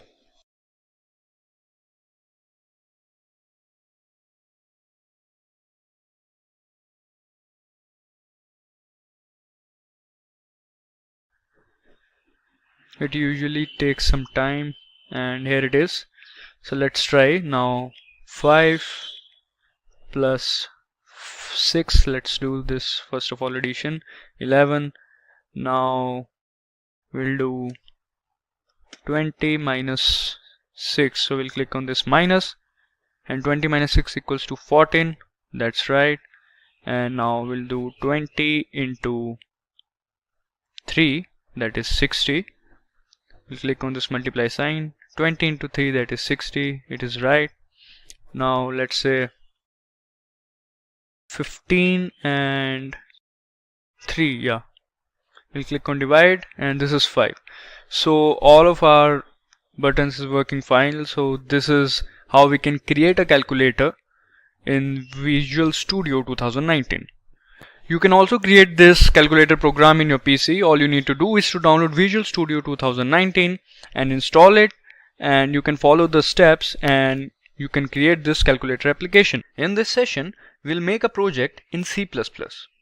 This project will be a hotel management project in which we will have the information of the items or rooms that we have in the hotel and what are the food items ordered by the customer. Also, we have the information that how many rooms are allotted to them. Also, this project will tell us about the sales and the remaining food stocks we have and the total collection of the day. We will make this project in 3 parts.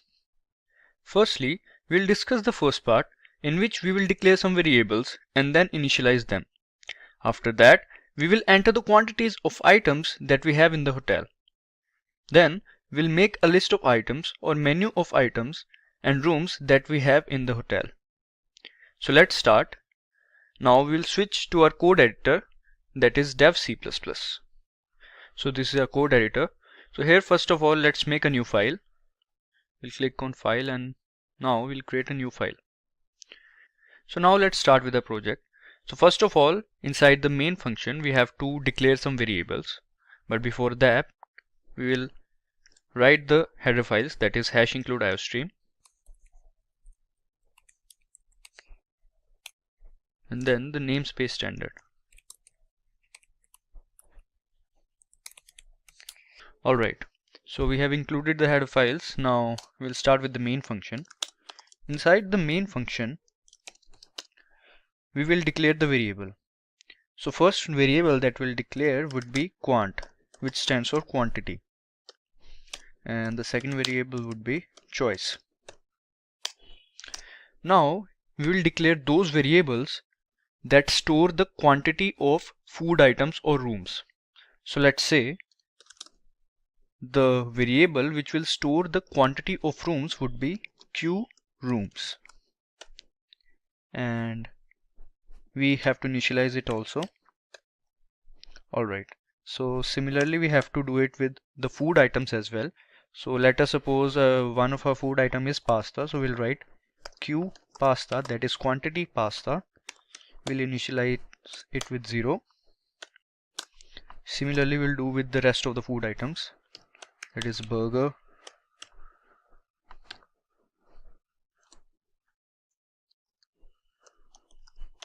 noodles,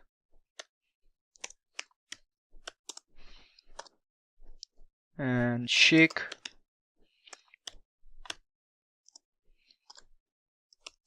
and chicken. Here chicken would be, let's say, chicken roll. So these are our food items.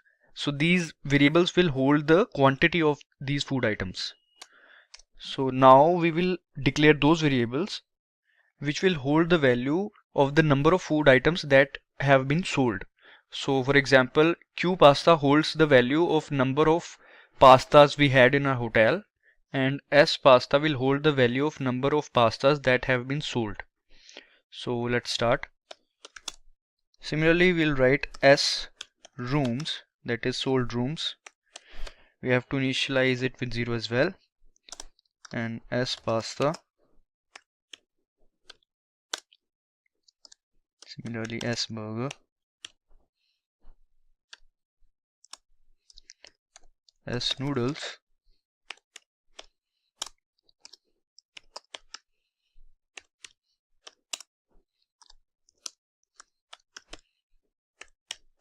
as chicken. Alright, now we will create some more variables that will store the price of the total price of each of these food items or rooms. So let's do that. Let's say int total underscore rooms. This is the variable name. It will store the total price of the rooms. We'll initialize it with 0. Similarly, total pasta equals 0, total burger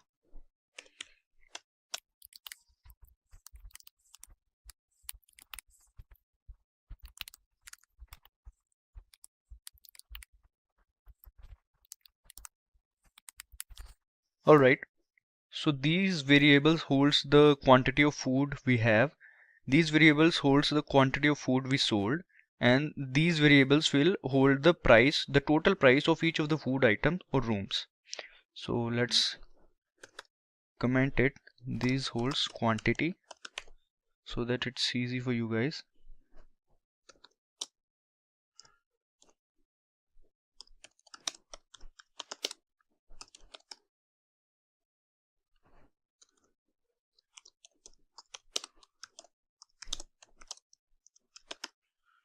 Alright, so here we have declared these variables. Now we will make a list kind of a structure in which we will ask the user to enter the number or quantities of food items or rooms that we have in the hotel. So alright, now let's do this. First of all, we have to display a message, but before that we'll use /n and /t. So /n means the next line and /t will add a horizontal space in the output. So we need that horizontal space. So we'll write quantity of food, let's say items only, quantity of items we have in a hotel. Alright, now we'll write rooms available. So we'll add /n and rooms available. Alright, so after this we'll write cin and take the input of quantity of rooms we have, because here we are asking to enter the number of rooms we have. So we'll write cin q rooms because it holds the quantity of rooms we have. We have initialized it with 0. Similarly, we'll do it for the rest, like quantity of pasta, like this we'll do. Inside the /n, now we'll write the quantity of pasta.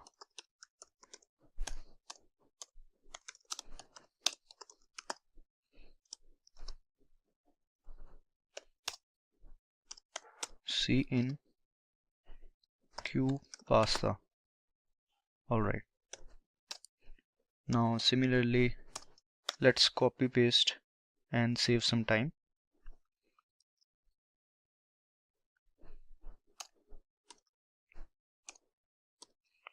So this first was the pasta, then burger,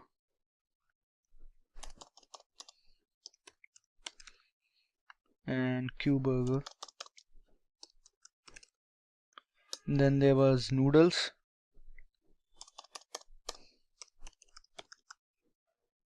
Q noodles.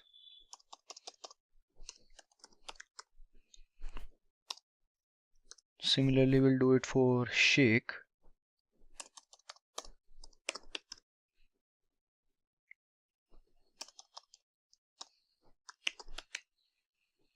And then here chicken is the chicken roll. So quantity of chicken roll.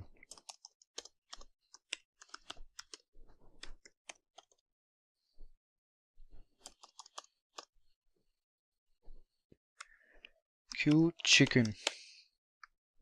Alright. So one by one, Q room, the quantity of rooms we have to add, Q pasta, the quantity of pasta we have to add, then quantity of burger we have. Alright, now we have to create a menu to select the pasta, burger, room, all the items. We have to create a menu like that. And for that, let's do this. We'll write cout.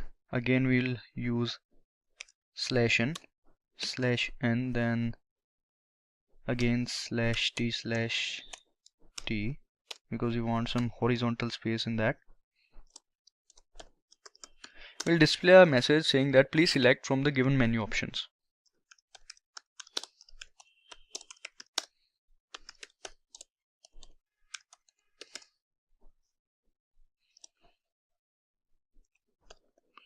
Alright, so it's a message for the users or the customers, I would say. Now again we'll use /n because I want to add some new lines. So I'll use 2 /n. Now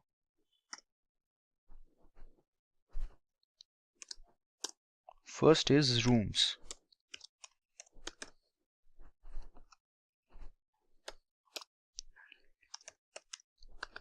Secondly, we'll use only 1 /n, and here we are creating the menu to select the food items or rooms. So now we'll write pasta and similarly we'll copy paste.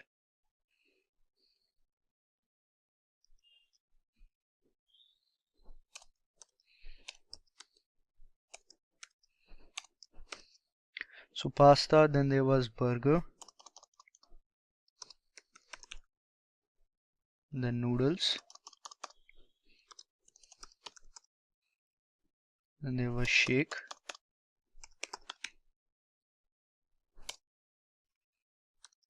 then there was chicken.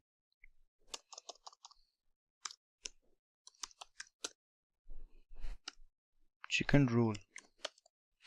We also have to change the numbering, that this is 1, this is 2, then this is 3. We are doing the numbering because the customer will press the number and then he can order. 5, 6, and now again we'll, in 7th position, we'll add the details or information regarding the collection and sales. So we'll write, press 7 if you want to see the information regarding sales and collection. This option would be used by the owner of the hotel to check the total collection for the day. Alright, now again the 8th number is for if we want to exit. Yeah, so this is done. Now after that we'll display a message saying that please enter your choice. So we'll use /n and write please enter your choice.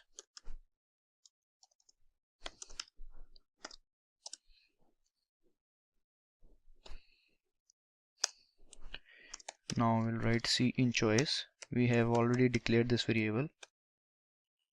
Now based on this choice, your order is selected. Like if you press 2, then this pasta would be selected. Like let's say if you want to order noodles, then you have to select 4, and if you want to order chicken roll, then you have to select 6. And if you want to check the total sales and collection of today, that is for a particular day, then you have to click 7 and 8 for the exit. So our first part is done. Now in the second part, we have to add the functionality to the choice part. That is, if a user enters the first number, that is number 1, then rooms is selected, and then he or she have to add the numbers of rooms they want. Similarly for the other food items as well. Like if they want to take 2 burgers or 3 burgers instead of 1, and we only have 1 burger left, then also we have to display a message saying that only so and so burgers are left. So now let's start with it.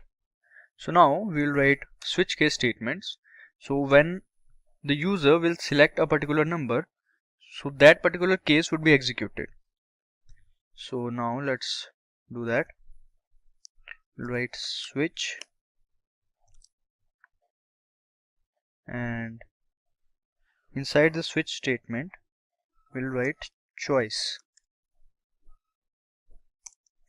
Now the choice can be 1, 2, 3, 4, 5, 6, 7, 8. Alright, so now we have to create 8 cases for that. So case 1 would be, we'll start with it, there's a space between case and 1. Alright, so case 1 would be, first of all, inside the case 1, that is the case when rooms have to be selected. So first of all, we'll display a message saying that enter the number of rooms you want. So let's do that. We use /n. Now enter the number of rooms you want.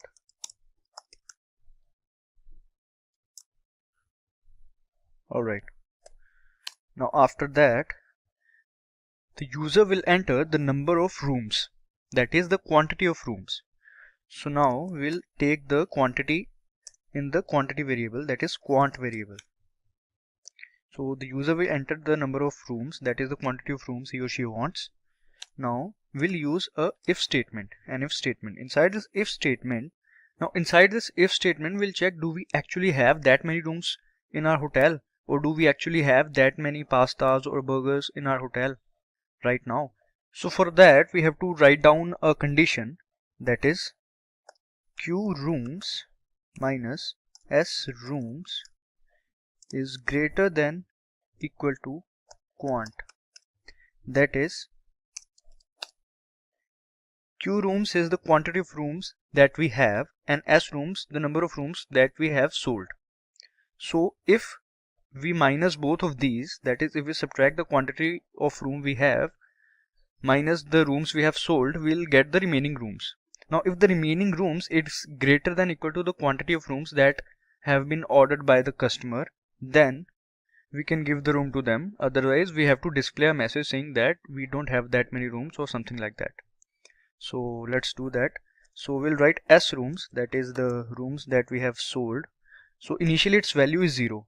So we have to add the values of quantity that have been entered by the user. So we'll add the quant variable, that is, if the user have entered 2 rooms he or she wants, then we'll add those 2 values to this sold rooms. Alright, after adding the quantity to the sold rooms, now we will do the total price of the room or rooms, and for that we have the variable total room. So we'll add this quant into the price of a one room to this total room. So we are simply adding total room plus quant into the price of a single room, that is, let's say 1200 is the price of a single room. If a person orders 2 rooms, then it would be like quant, that is 2 into 1200, 2400 will be added to this total room. This total room is the total price of a room. Alright, now we also have to display a message saying that these many rooms have been allotted to you. So for that, let's display a message. First of all, we'll use /n like 2 times. Now we'll add some horizontal space as well. Alright, now we'll display this quant variable and we'll write a message that these many rooms have been allotted to you. Let's make it room or rooms. Room or rooms have been allotted to you. So this message will be displayed. Alright, now this is the if block.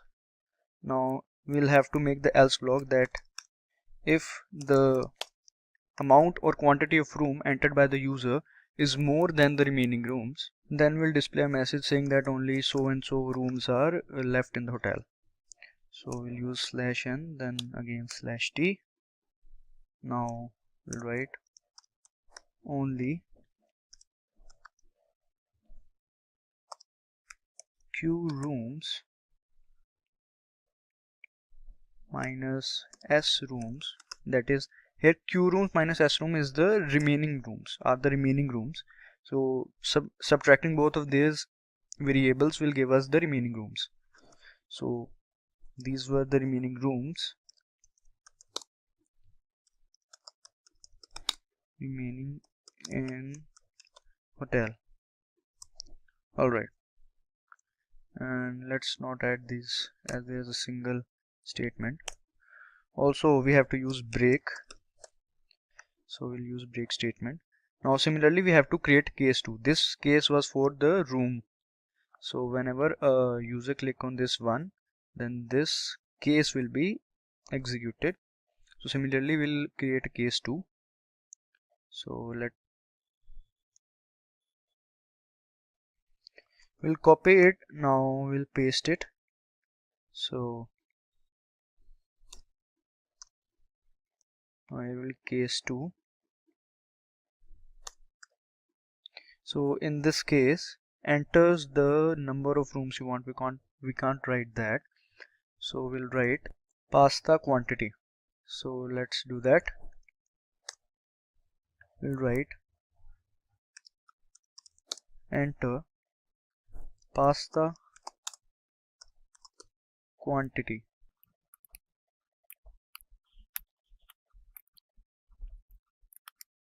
Alright, so in this case the cin would be same, that is quantity variable we have.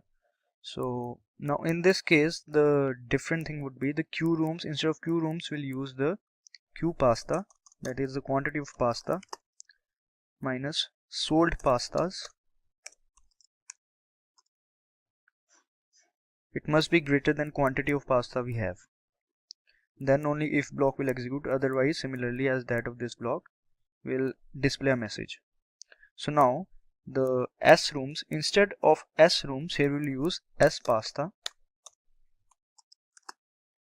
which is initially 0. So we'll add the quantity of pasta to this variable, that is we'll add the quantity of pasta that is ordered by the customer to this variable. Now total pasta, that is the total price of the pasta. So the number of pastas ordered by the customer into the price of a single pasta. Let's say the price of a single pasta is around 250. So quantity into 250. Now rooms, instead of rooms let's do here pasta is the order. So quant will display the quantity. So it will display, like if you have ordered 2 pastas, it will display 2 pasta is the order. And q rooms, here we have to display the remaining. So we'll do the q pasta minus s pasta. And here we'll do is pasta remaining in hotel or stock. Pasta remaining in hotel. So it will display the remaining pasta remained in the hotel now. So else everything is fine. Now similarly we'll do for the next. We'll copy it, it will save some time, and paste it. Now this is case 3. The case 3 is of burger. So here we'll write burger, quantity of burger minus sold burgers. Similarly s burger. Now the total price of burger.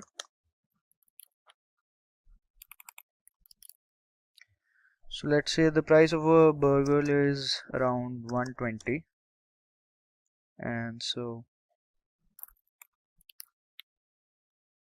the remaining burgers, q burger minus s burger.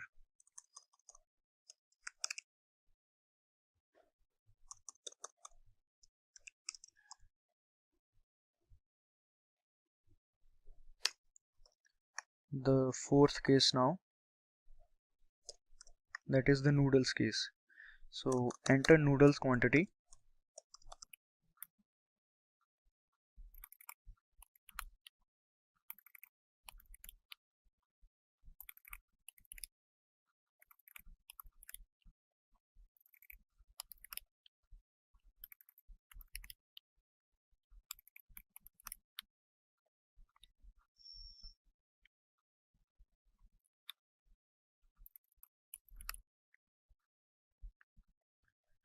Now case 5.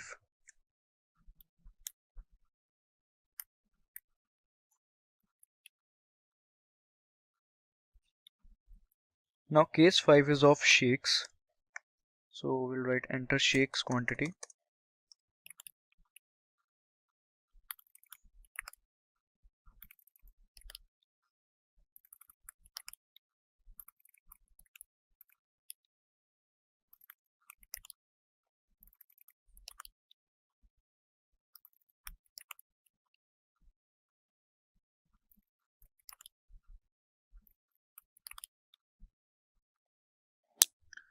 Now case 6 we have to create.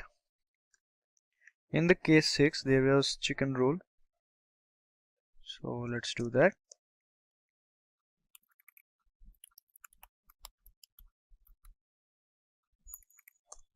q chicken minus s chicken.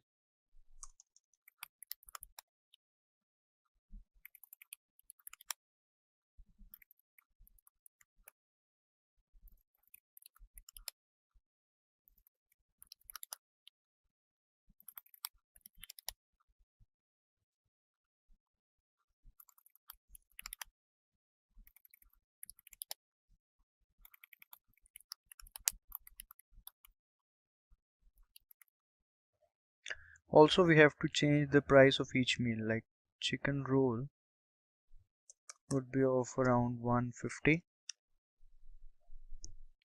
and this shake would be 120, noodles 140, let's say. Burger is okay, then pasta is also okay. So we have created 6 cases as of now.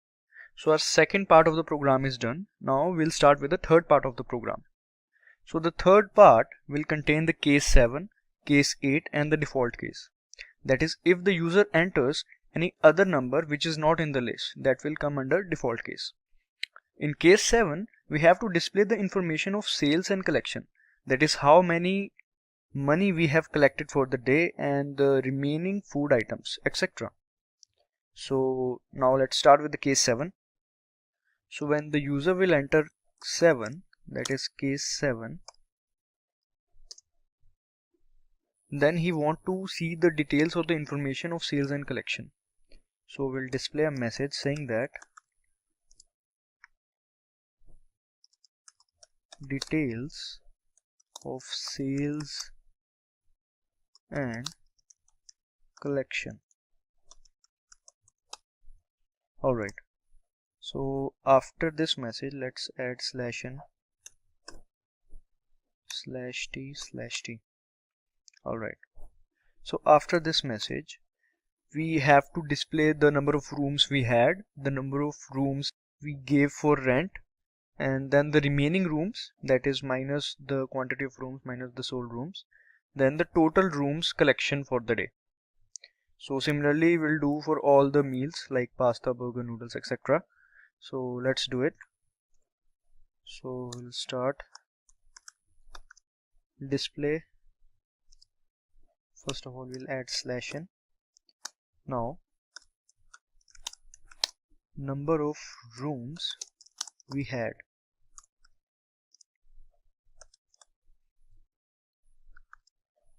We'll display q rooms, that is the quantity of rooms we had. Now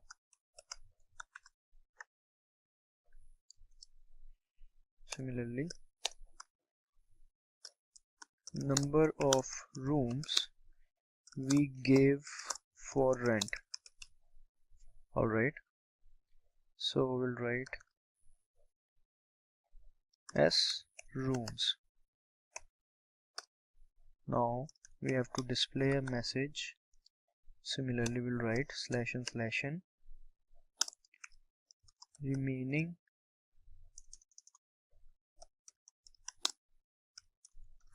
rooms. So for that we have to simply subtract q rooms with s rooms, that will give us the remaining rooms.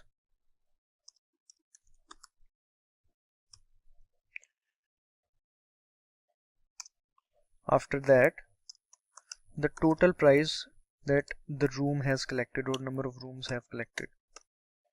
So we'll write total rooms collection for the day.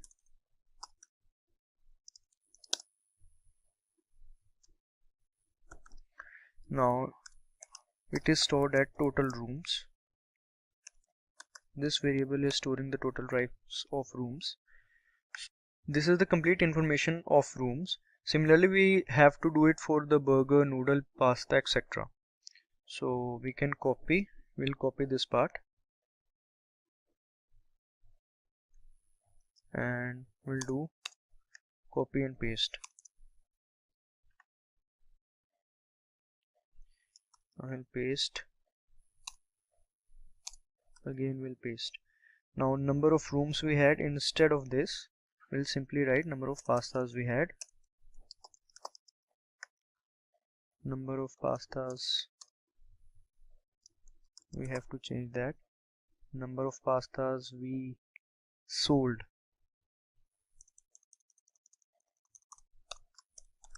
Yeah, that would be right. Now remaining pastas. There are few minor changes that we have to do.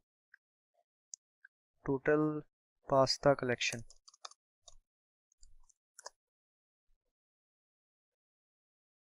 Also make sure to change the variables. Total pasta, then Q pasta,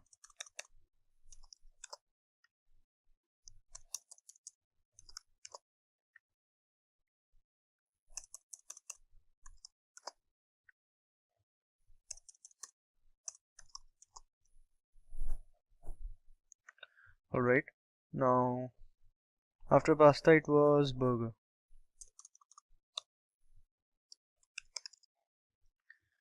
Burgers we have, number of burgers we sold.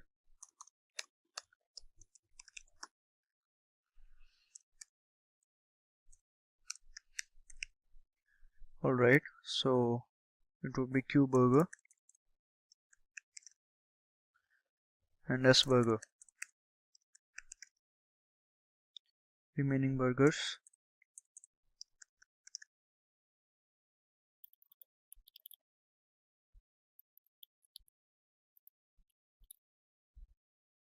Total burger collection for the day.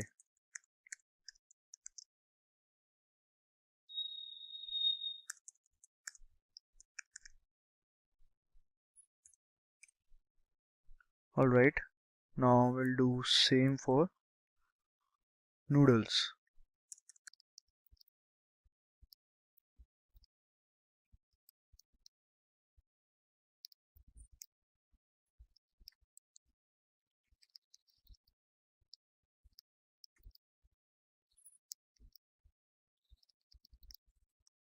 Alright, now shakes.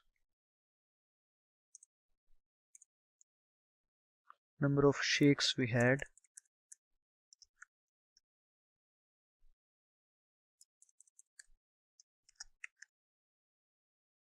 Number of shakes we gave. We sold.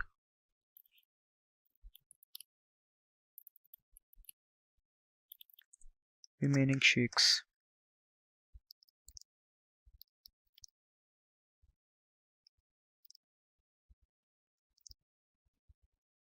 Now there is chicken roll.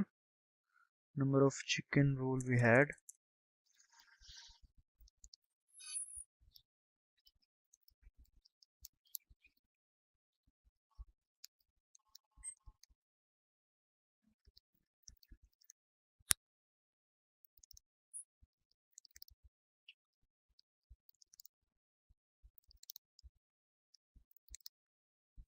Alright, now the case 8. The case 8 we have used for, this was the case 7, and the case 8 we have used for exit, as you can see here.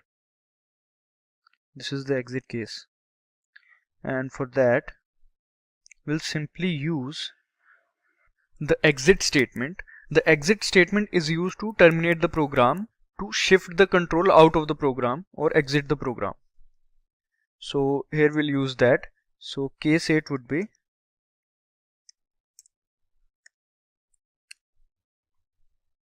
exit, and inside that we'll use 0. 0 here will mean that 0 millisecond, and now after that we'll have to use the default case, that if the user enters any other number that is not present in the menu list, then this default case will be executed. So in this default case we'll display a message saying that please select from the numbers that are mentioned above. So we'll use /n, please select the numbers mentioned above. So this message will be printed. And also one more thing is there, we have to use a goto statement, and we'll have to label a part with M. Now I'll explain to you that why have we used this jump statement, that is goto statement.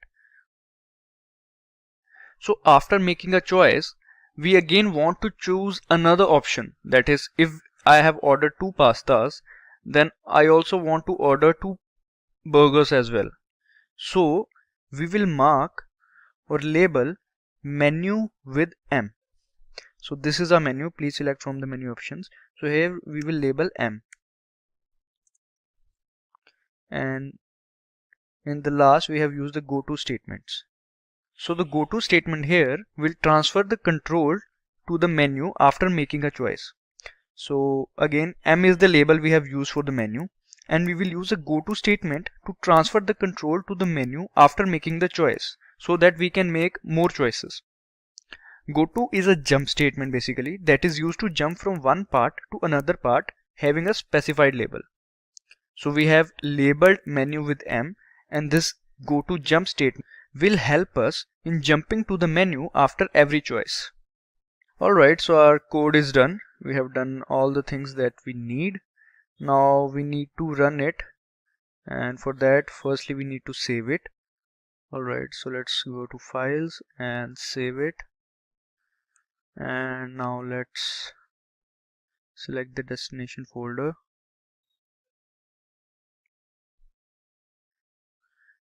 Let's name it as management.cpp.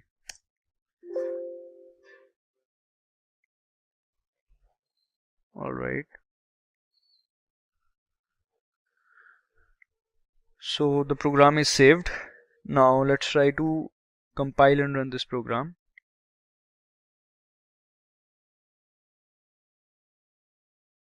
So there are some errors I can see.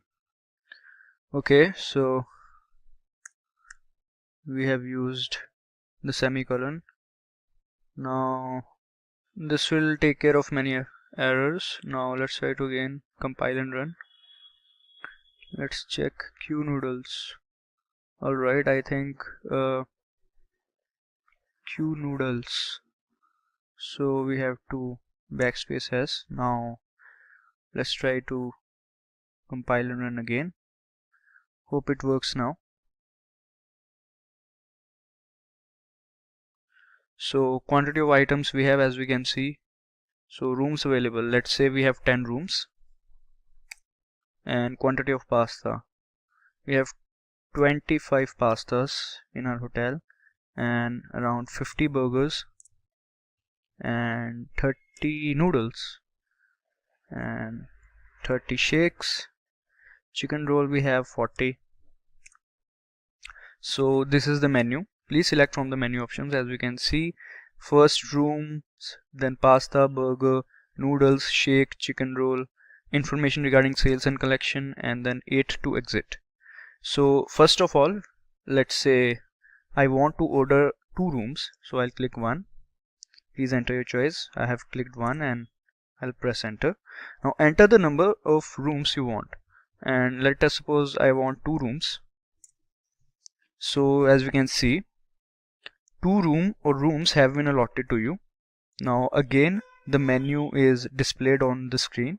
Now let's say I want burgers, so I'll click on 3, and I want 2 burgers, and 2 burgers is the order, it is displayed. Now again I want pasta. Let's say I want 6 pastas, and 6 pasta is the order. I want to order now shakes. Let's have something to drink. I want to order 9 shakes.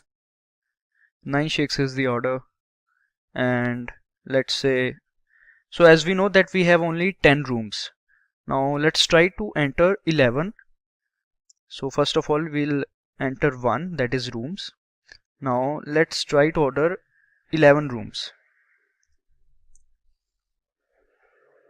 As you can see, only 8 rooms available or remaining in hotel. So we forgot to add some space over this part, but we can easily read it now as of now. So it is displaying the message that only 8 rooms are available, because already we have ordered 2. Earlier it was 10, then now only 8 rooms are available. So this is showing that if we order more than the quantity, then it will display this message.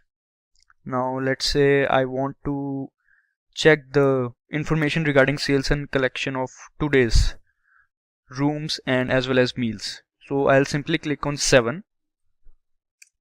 Now as we can see, it will simply display all the sales and collection of rooms and meals.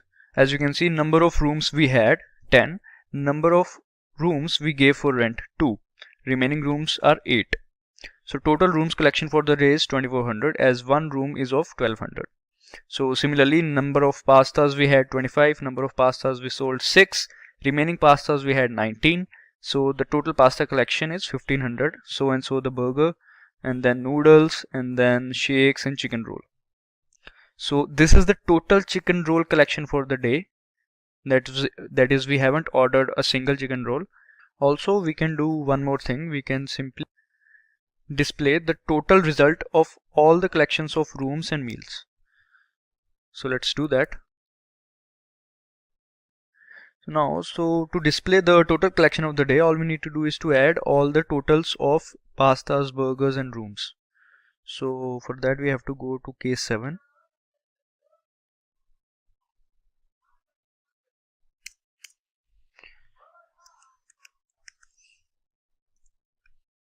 Now we'll write /n/n/n 3 times. So here we'll write total collection for the day.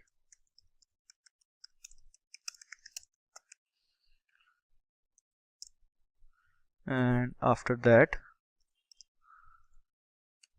total rooms plus total burgers, total pasta plus total burger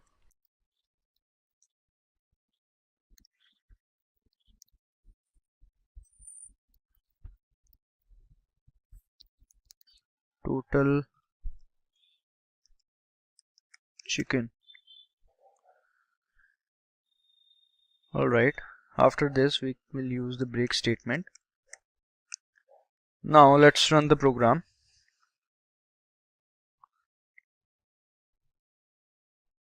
So here it is, rooms available. Let's write 10. Quantity of pasta 30. Quantity of burger 50. Quantity of noodles 30. Shakes 30. Chicken roll 40. So first of all I'll book 2 rooms. We'll click on 1 and now 2 rooms. And again, if I'll click on rooms and then if I try to click 10 rooms, because already we have we sold 2 rooms, then it will display that only 8 rooms remaining in hotel. Now I'll click on 2 to order pasta. Let's say I have ordered 5 pastas and 5 pasta is the order. Now let's say if we click on 9, although we know that only 1 to 8 numbers are available, but if we click on 9, so it will display a message, please select the numbers mentioned above. Alright, now let's say I want to order chicken roll, 10 chicken rolls I want. So 10 chicken roll is the order. Now I want to check information regarding sales and collection for the day.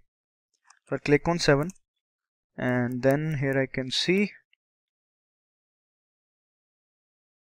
number of rooms we had, number of rooms we gave for rent, remaining rooms and total collection for the day. Similarly for the pasta, similarly for the burger, similarly for noodles, shakes and chicken roll as well. And this is the total collection for the day, 5150. Exit. And if we click on it, we can exit. So as we can see, this is our hotel management project and this is how it's done. The code is a bit long, but it's worth it. You can also try this project on your own. In this tutorial, we will make a project in C++. This project will be a login and registration system in C++, in which a user can register, log in, and also if he or she forgets the password, then also it can be recovered. We will make this project using the fundamentals of C++ like switch case statements and file handling operations, etc. But before that, if you are new to our channel, then consider getting subscribed to our YouTube channel as we have daily updates on multiple technologies.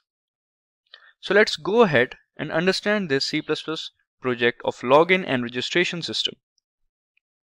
In this project, first of all, we will make a menu page in which there are options like login, registration, forgot password, and exit. Then we'll ask the user to select any one among those options. Once the user has selected a particular option, then we have to continue with the functionality of that. So now let's switch to our code editor and do its practical implementation. So this is our dev C++ code editor, and now let's create a new file. Now first of all, we will include the header files. The hash include iostream,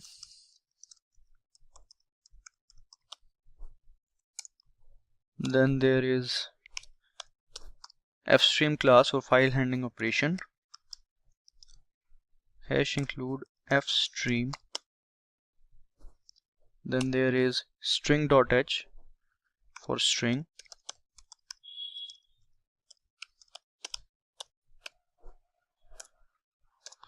then we will include the namespace standard,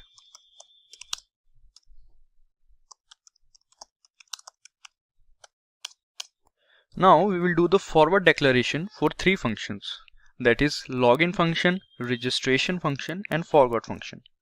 And after that, inside the main function, we will make the menu for the login page. So let's start.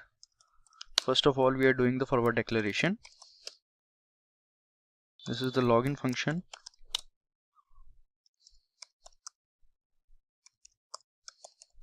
This is the registration function. And this is the forgot function. Now inside the int main, first of all, we'll make a variable C which stands for choice, C for choice. So now we will make the menu page. So let's create, we'll use /t for adding the horizontal space.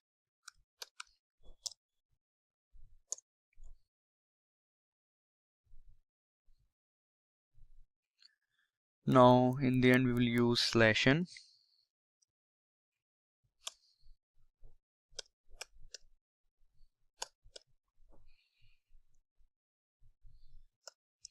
Alright, similarly we'll do here.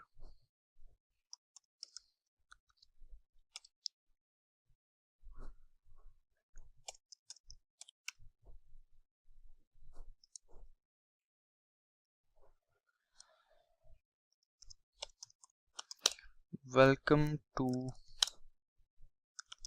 the login page.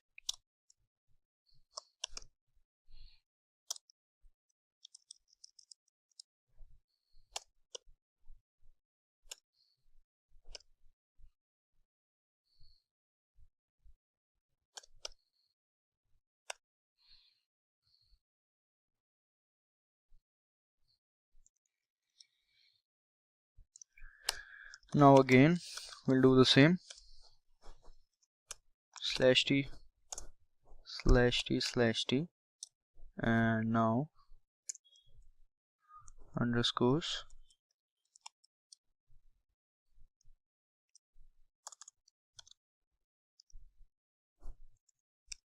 menu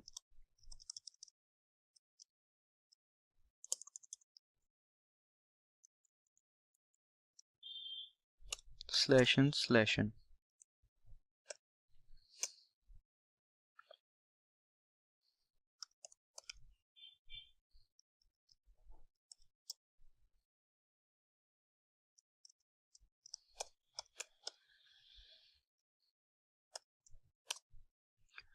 Alright, now we will make the options.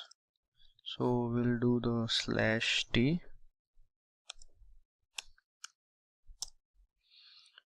Now after /t we'll add vertical bar, then we'll write press 1 to log in. Let's make it capital. Press 1 to log in, and after making some space, then vertical bracket again, then L. Similarly, we'll copy it and do for option 2. Press 2 to register.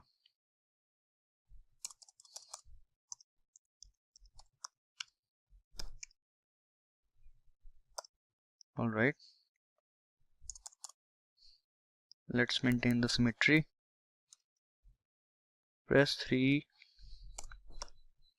if you forgot your password. Alright.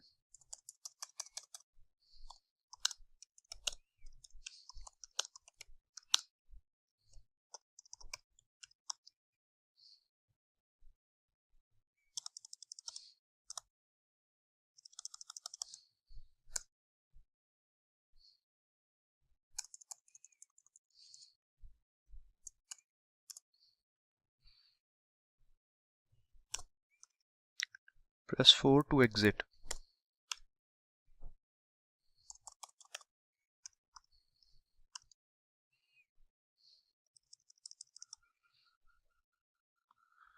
Alright, so this is done. Now after that we will ask the user to enter your choice, and for that we'll display a message saying that please enter your choice. But before that we'll use /n and some /t's. Alright, now we'll ask the user, please enter your choice.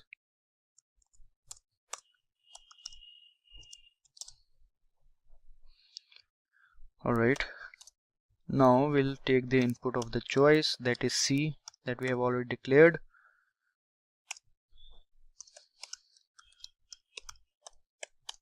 Next line. Now we'll use switch case statements. For example, if the user selects 2 to register first of all, then inside the switch case statement, in case 2, we will call the registration function. And if the user enters 1, then we will call the login function. So let's do that. Let's create a switch statement and see, that is choice. Now inside the switch statement, first of all we'll create a case 1. Inside this case there would be login. We are calling this login function, and then there is break statement. Alright, similarly now we will create case 2.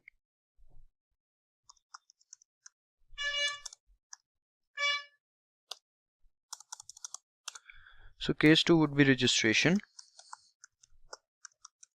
Here we are calling the registration function, and then there is break statement.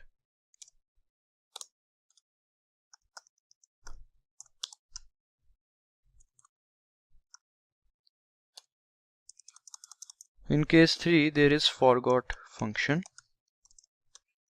That is, if the user forgets the password, then this function will be implemented.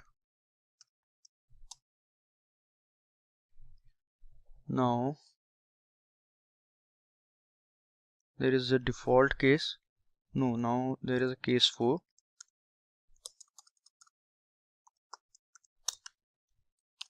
In case 4 there would be a message saying that thank you, because case 4 would be exit. So we'll display a message saying that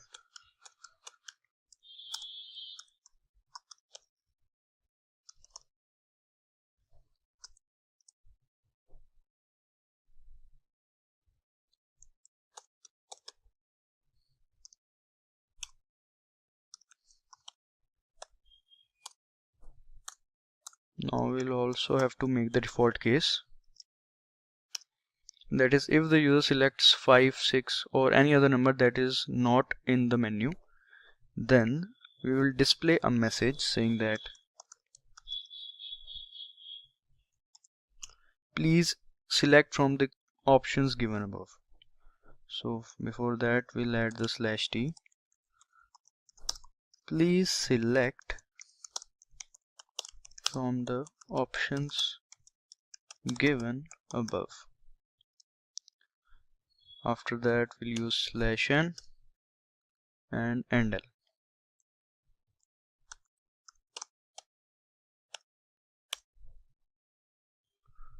After that we'll call the main function so that the control goes back to the main function, and we'll also use system CLS, that is clear screen.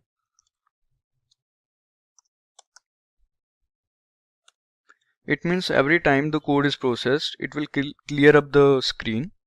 Now all we need to do is to create the login function. So we'll write void login, and inside this function first of all we'll create some variables, and so let's do that. Int count user ID, no, this user ID would be of string. We'll write string user ID, then there would be password, then ID, then pass. Alright, so these are the variables that we have created. Now again we'll use the system CLS, that is clear screen.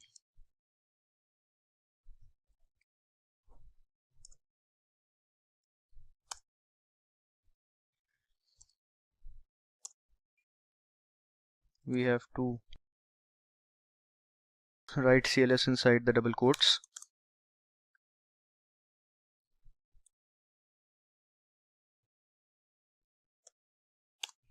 Alright, now we will display a message that please enter the username and password. So we'll do that, and we'll write /t/t/t and please enter the username and password.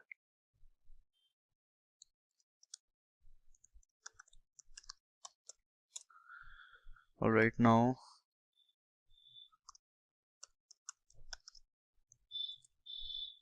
we'll again display a message saying that username.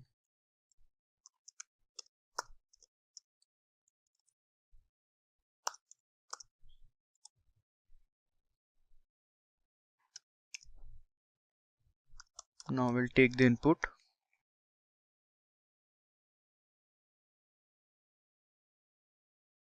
So here user ID is the username that the user will enter.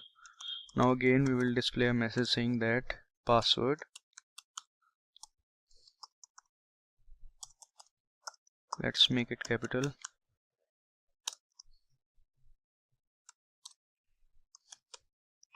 Again we'll take the input.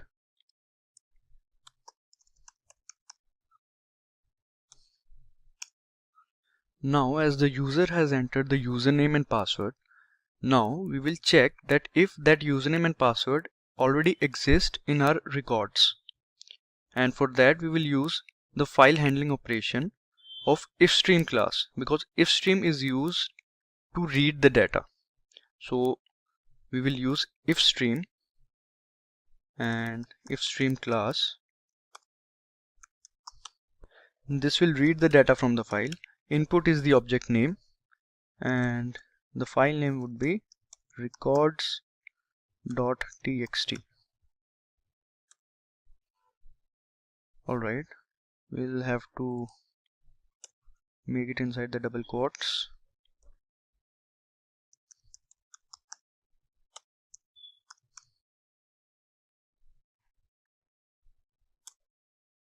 Alright, so now this if stream will check inside the file that if that login password exists or not, and to check that we will have to use the while loop. inside the while loop we'll write input, that is the object name, then there would be ID, and then pass. So this is the ID and password, and this is how we read in file handling operations. Here what we are doing is we are reading that if that ID and password is there, and then we will match those ID and passwords with the ID and password that is entered by the user. So for that we will have to use the if condition inside the while loop. So let's do that. We will write if ID equals user ID and pass equals password,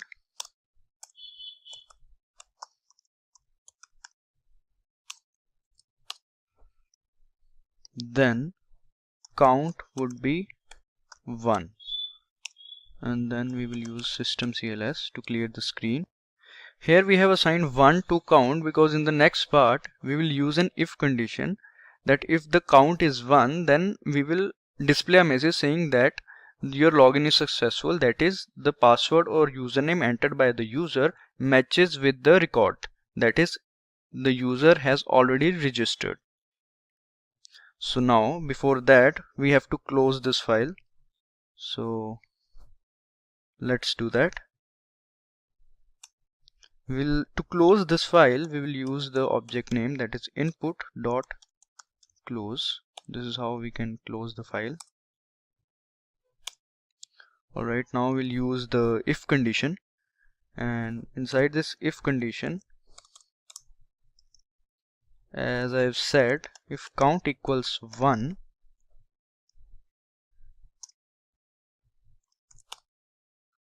alright, if count equals 1, then we will first of all display the user ID, that is the username, and then we will display a message that your login is successful. So let's do that. Your login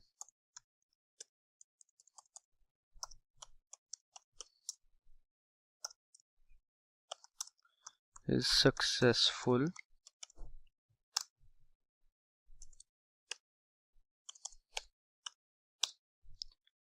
Now thanks for logging in.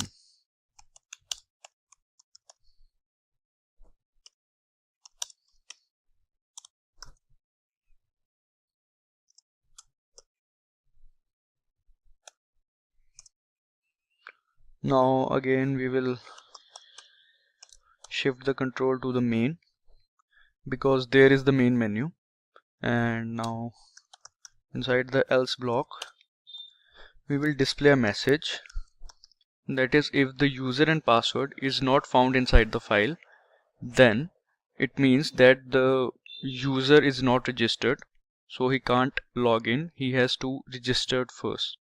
So we'll display a message saying that login error.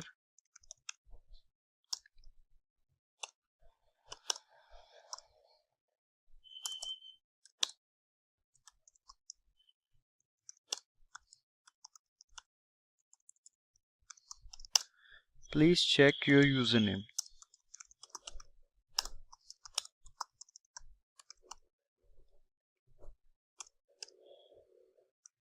Now again main function. Now we have to create another function, that is the registration function, that is if the user press 2 then this registration function would be called. So let's create this function. Void registration.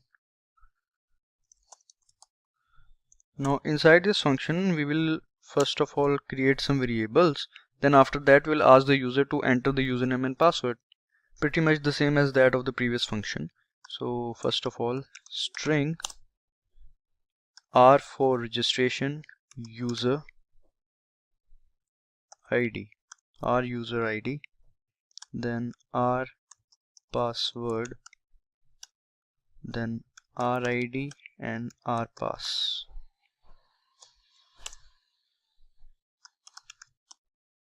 System CLS again, clear screen.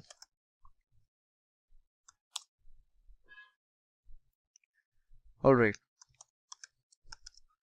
now we will display a message saying that enter the username.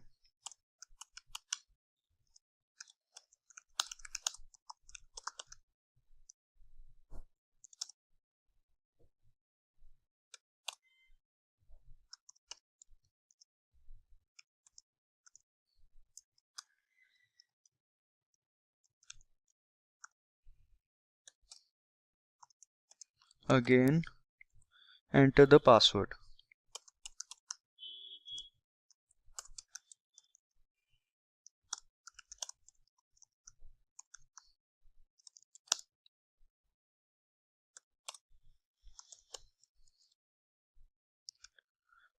Our password. Alright, so in the previous function we have used ifStream class, but in this function we will use offStream class because we want to write inside the file, and offStream helps us with that. So for that we will use offStream, and the object name would be f1, and records is a file,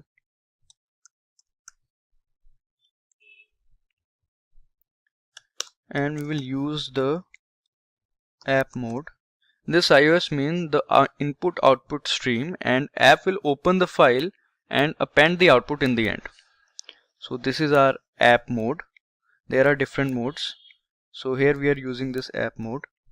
So after this we'll put the semicolon in the end.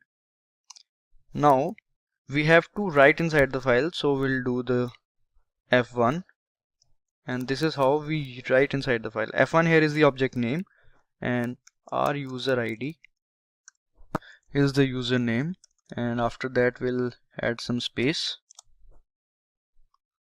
and then our password, that is the password. We want some space between the username and password, that is why we have used the single quotes, and this is how we write inside the file. And after that we'll again use the system CLS, that is the clear screen.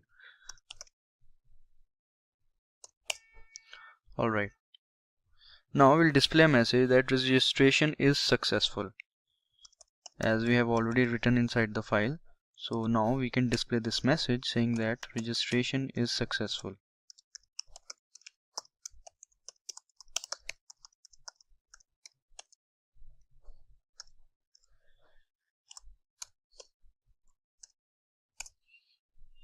Now again control back to the main function. So now we will create the forgot function. This is the last function, void forgot. So this function would be called when the user forgets the password or username. So first of all we will create a variable option. Now we will ask the user that you forgot your password, no worries. Then we'll ask the user to press 1 to search your ID by your username, and press 2 to go back to the main menu. So let's start. Before that we will use system CLS.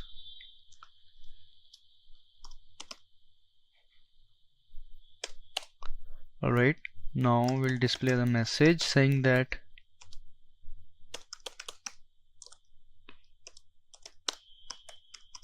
you forget the password, no worries, and then use /n.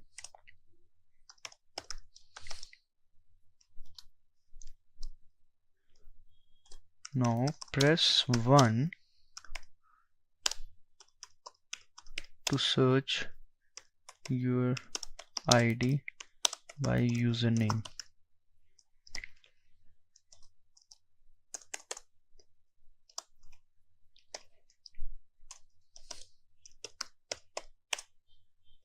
Alright, now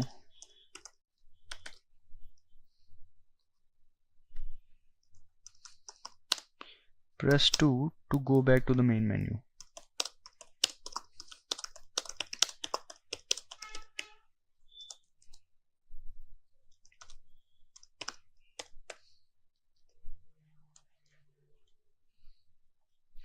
Alright, now after that we'll use /t.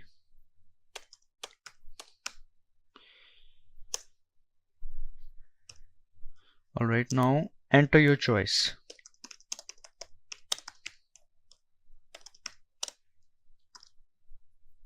Now we'll take the input cin option. After that, using the switch case statement, option. Now inside the switch case, we'll create cases. So case 1, that is when the user selects option 1, then int,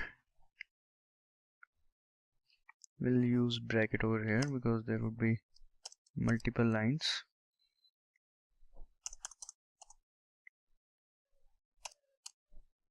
Alright, now int count, we'll initialize it with 0. Now some more variables we will declare. The string suserid and sid, then spass. So these are some string variables and count is the integer variable. After that, we'll display a message that enter the username which you remembered. So let's do it.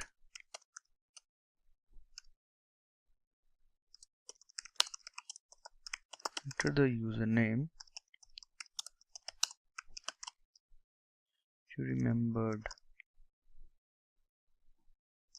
Alright, now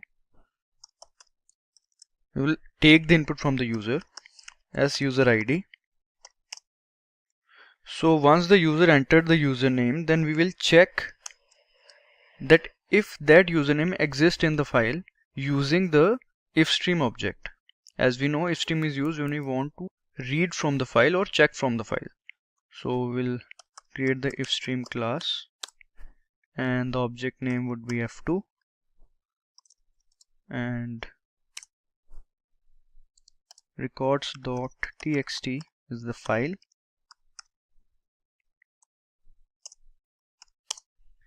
Alright, now using the while loop, we will check that if the username is there inside the file or not.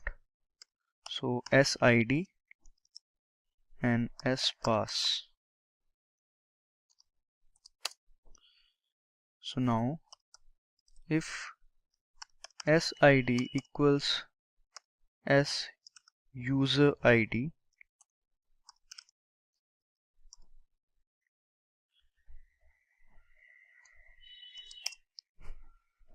then count equals 1.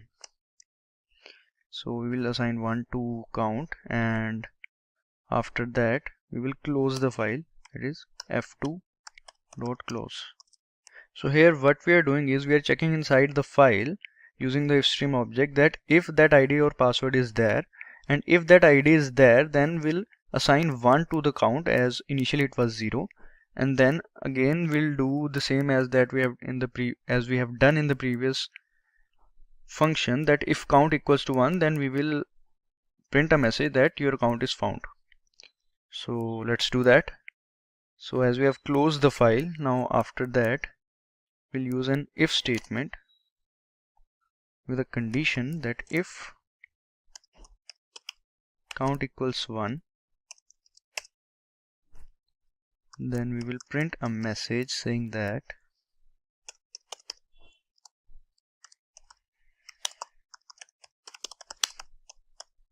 your account is found.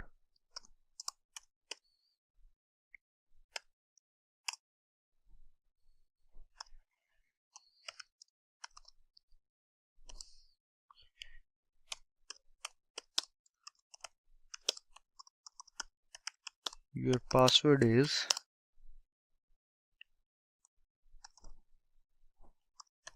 spass. So it will display the password.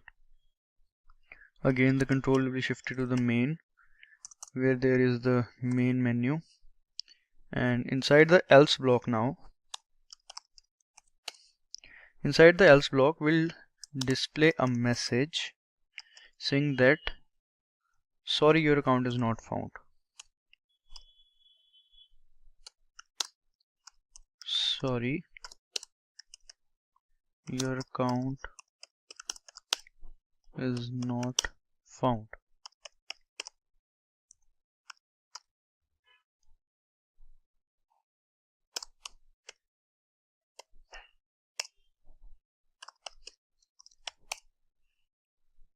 So as the case 1 ends, we will use the break statement. Now we will create case 2.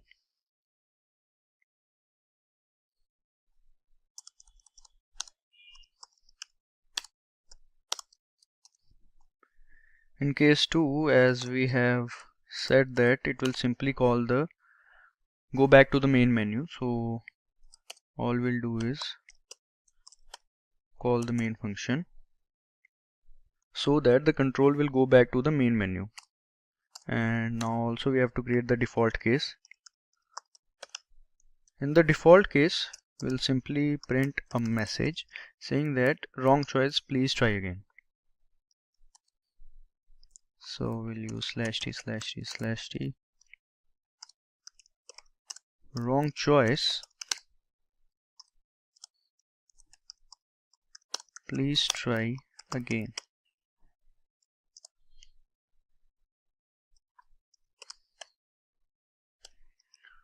After that, we'll call the forgot function so that the user can try again with the correct option.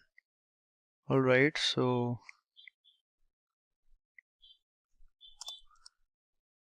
we forgot to save this. So let's name it as register.cpp and save it. Now let's try to run this. Go to execute and compile and run. There is some error. Alright, so I must be capital as we have declared. Let's try again.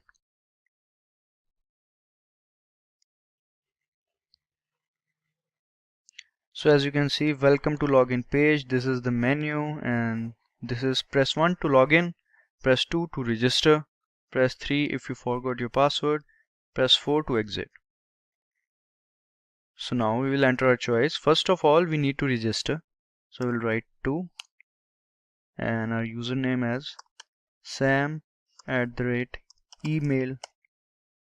This is our username, and now our password. Sam123 is our password. So as we can see, the message registration is successful. Now after that, we will log in.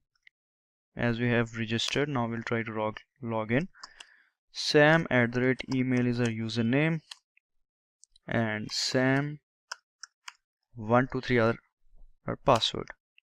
So as you can see, your login is successful. Thanks for logging in.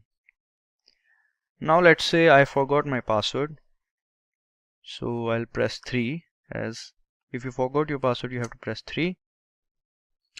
So there is a message, you forgot the password. No worries, please press 1 to search your ID by your username. So I'll press 1. Now I'll write my username, the last username I remembered, Sam@email. So your account is found. Your password is this, as you can see. So let's say again, if I forgot the password and by chance I write Sammy@email, then sorry, your account is not found is displayed, as Sam@email is the registered customer and not Sammy@email. So it will display this message that sorry, your account is not found. and let's say again if we try to press, let's say 5, then we can see that please select from the options given above. Actually we have to make it below options given below, but we can do that, else everything is working fine. So now we will click on exit, that is 4, and this is the message, thank you. So as we can see, this is our registration and login system in C++, and this is how we can do it. We have created these 3 functions, that is login function, then there is registration function, after that there is a forgot function if we forgot the password, and the code is pretty easy and not that much long, so you can try this code on your own. Hey guys, welcome to another tutorial by Simplilearn. I hope you all are doing well. So in this session, we will learn how to create a supermarket billing project in C++. We will create this project in small parts as there are various functions that we will be creating for this project, like the add function to add the goods and products in the market and delete function to delete some products, etc. Also, we will create a buyer site where the buyer can buy the products or food items of his choice. So now let's go ahead, but before that, make sure to subscribe to our channel and press the bell icon to never miss an update from Simplilearn. Now we will move to our code editor, that is dev C++. So now let's create a new file and we'll start with adding the header files. First of all, we'll add #include iostream. Then we'll include the fstream file. Right, #include fstream, because here we have to do the file handling operations as well. So we'll add the fstream file. Now we'll write the namespace standard. Now let's save this one and name it billing1.cpp. Alright, so we have named this file. Now first of all, we'll create a class and we will declare some variables and functions. So let's create a class and name the class as shopping. Inside the class shopping, first of all, inside the private scope, we will create or declare some variables, pcode, then float type price, then another variable discount of float type, then name, which would be string. Alright, let's name it pname.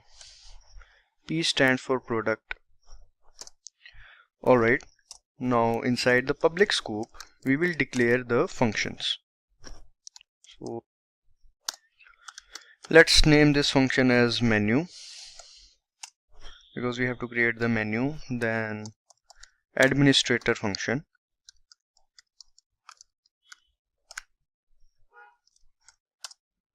Alright, now let's create a buyer function, a buyer or customer whatsoever.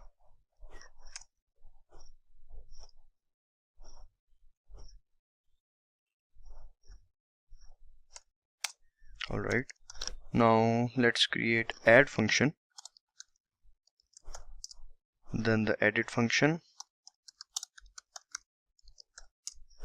These definitions of these functions we will create later. First of all, here we are declaring these functions. After that, we have to remove some products. For that, we will create remove function, and then the list function to display the list, and at last receipt function. Alright, so here we have declared the functions and the variables. So now we'll put semicolon in the end of the class and we'll start with the first function, that is the menu function. So we'll write void class name, then the scope resolution operator and menu function.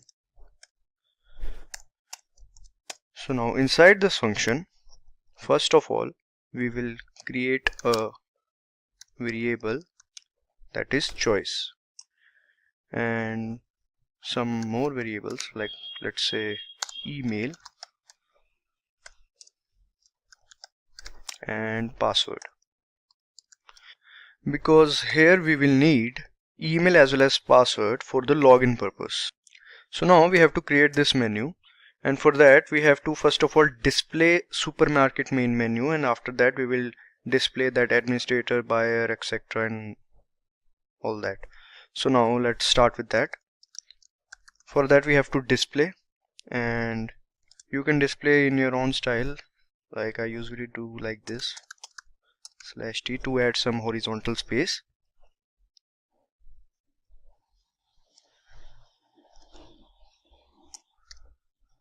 It's just for formatting, and after that same will do.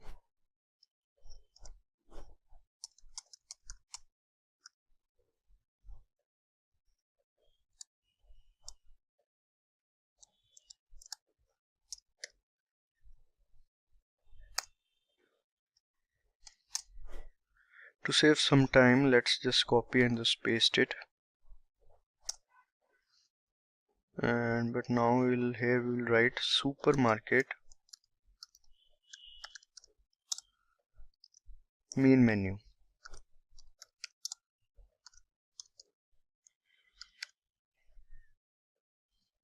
Reduce some space.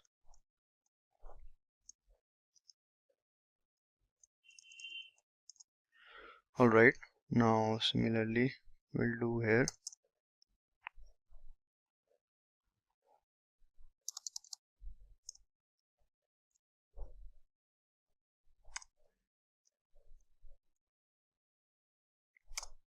Now let's just copy and paste this part.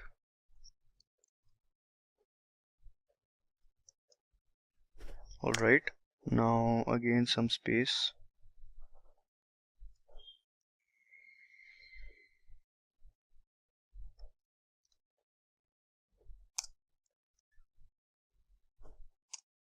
Alright, now we'll create a menu in which the user have to select, the customer have to select whether he is an administrator or a buyer.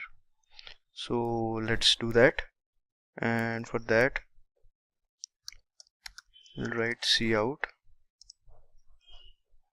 /t/t/t to add some horizontal space. And alright, now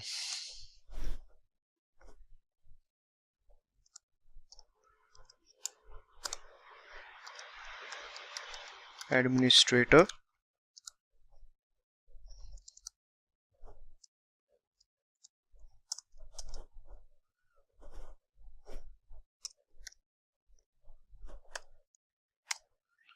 now similarly here we'll add some space over here.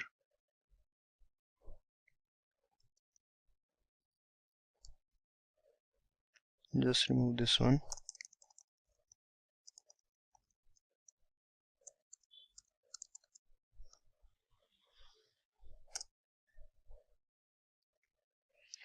In number 2 we'll write buyer, the person who wants to buy stuff from the market. Alright, now let's format it.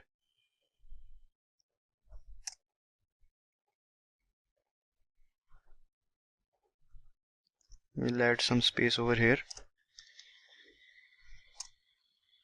Now in number 3 we'll write exit.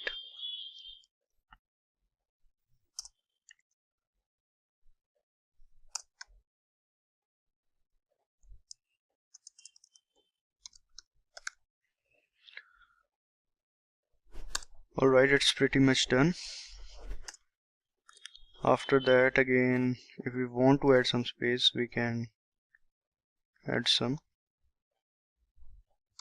It's just for formatting purposes, you can do it in your own way.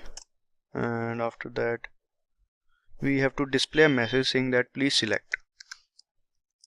So we'll display a message. Forgot to use semicolon.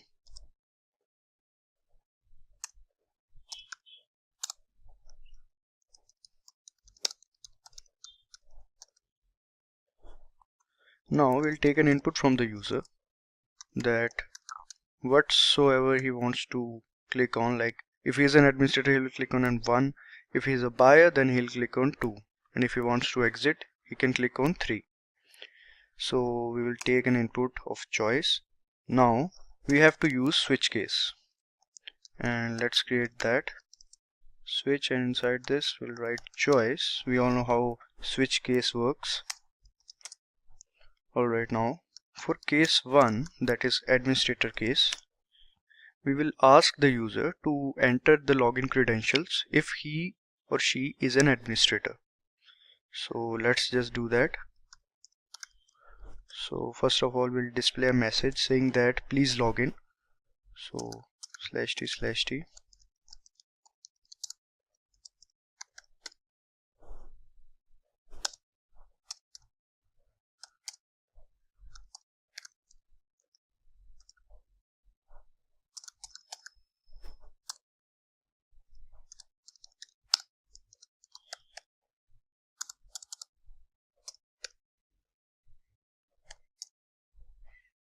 Enter email, and then we'll take the input of email. We already declared this variable email, and now we'll take the password from the user.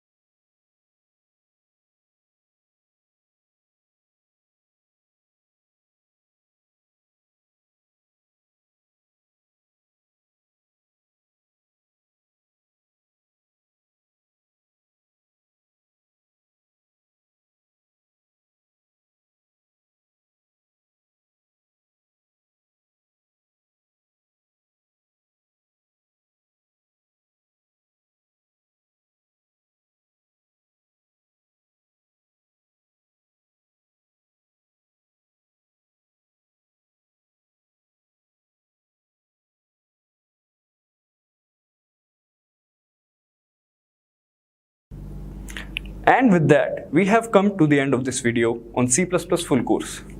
We hope you find this video useful and entertaining. If you like this video, please give it a thumbs up. I hope it really helped you all. Thanks for watching, stay safe and keep learning.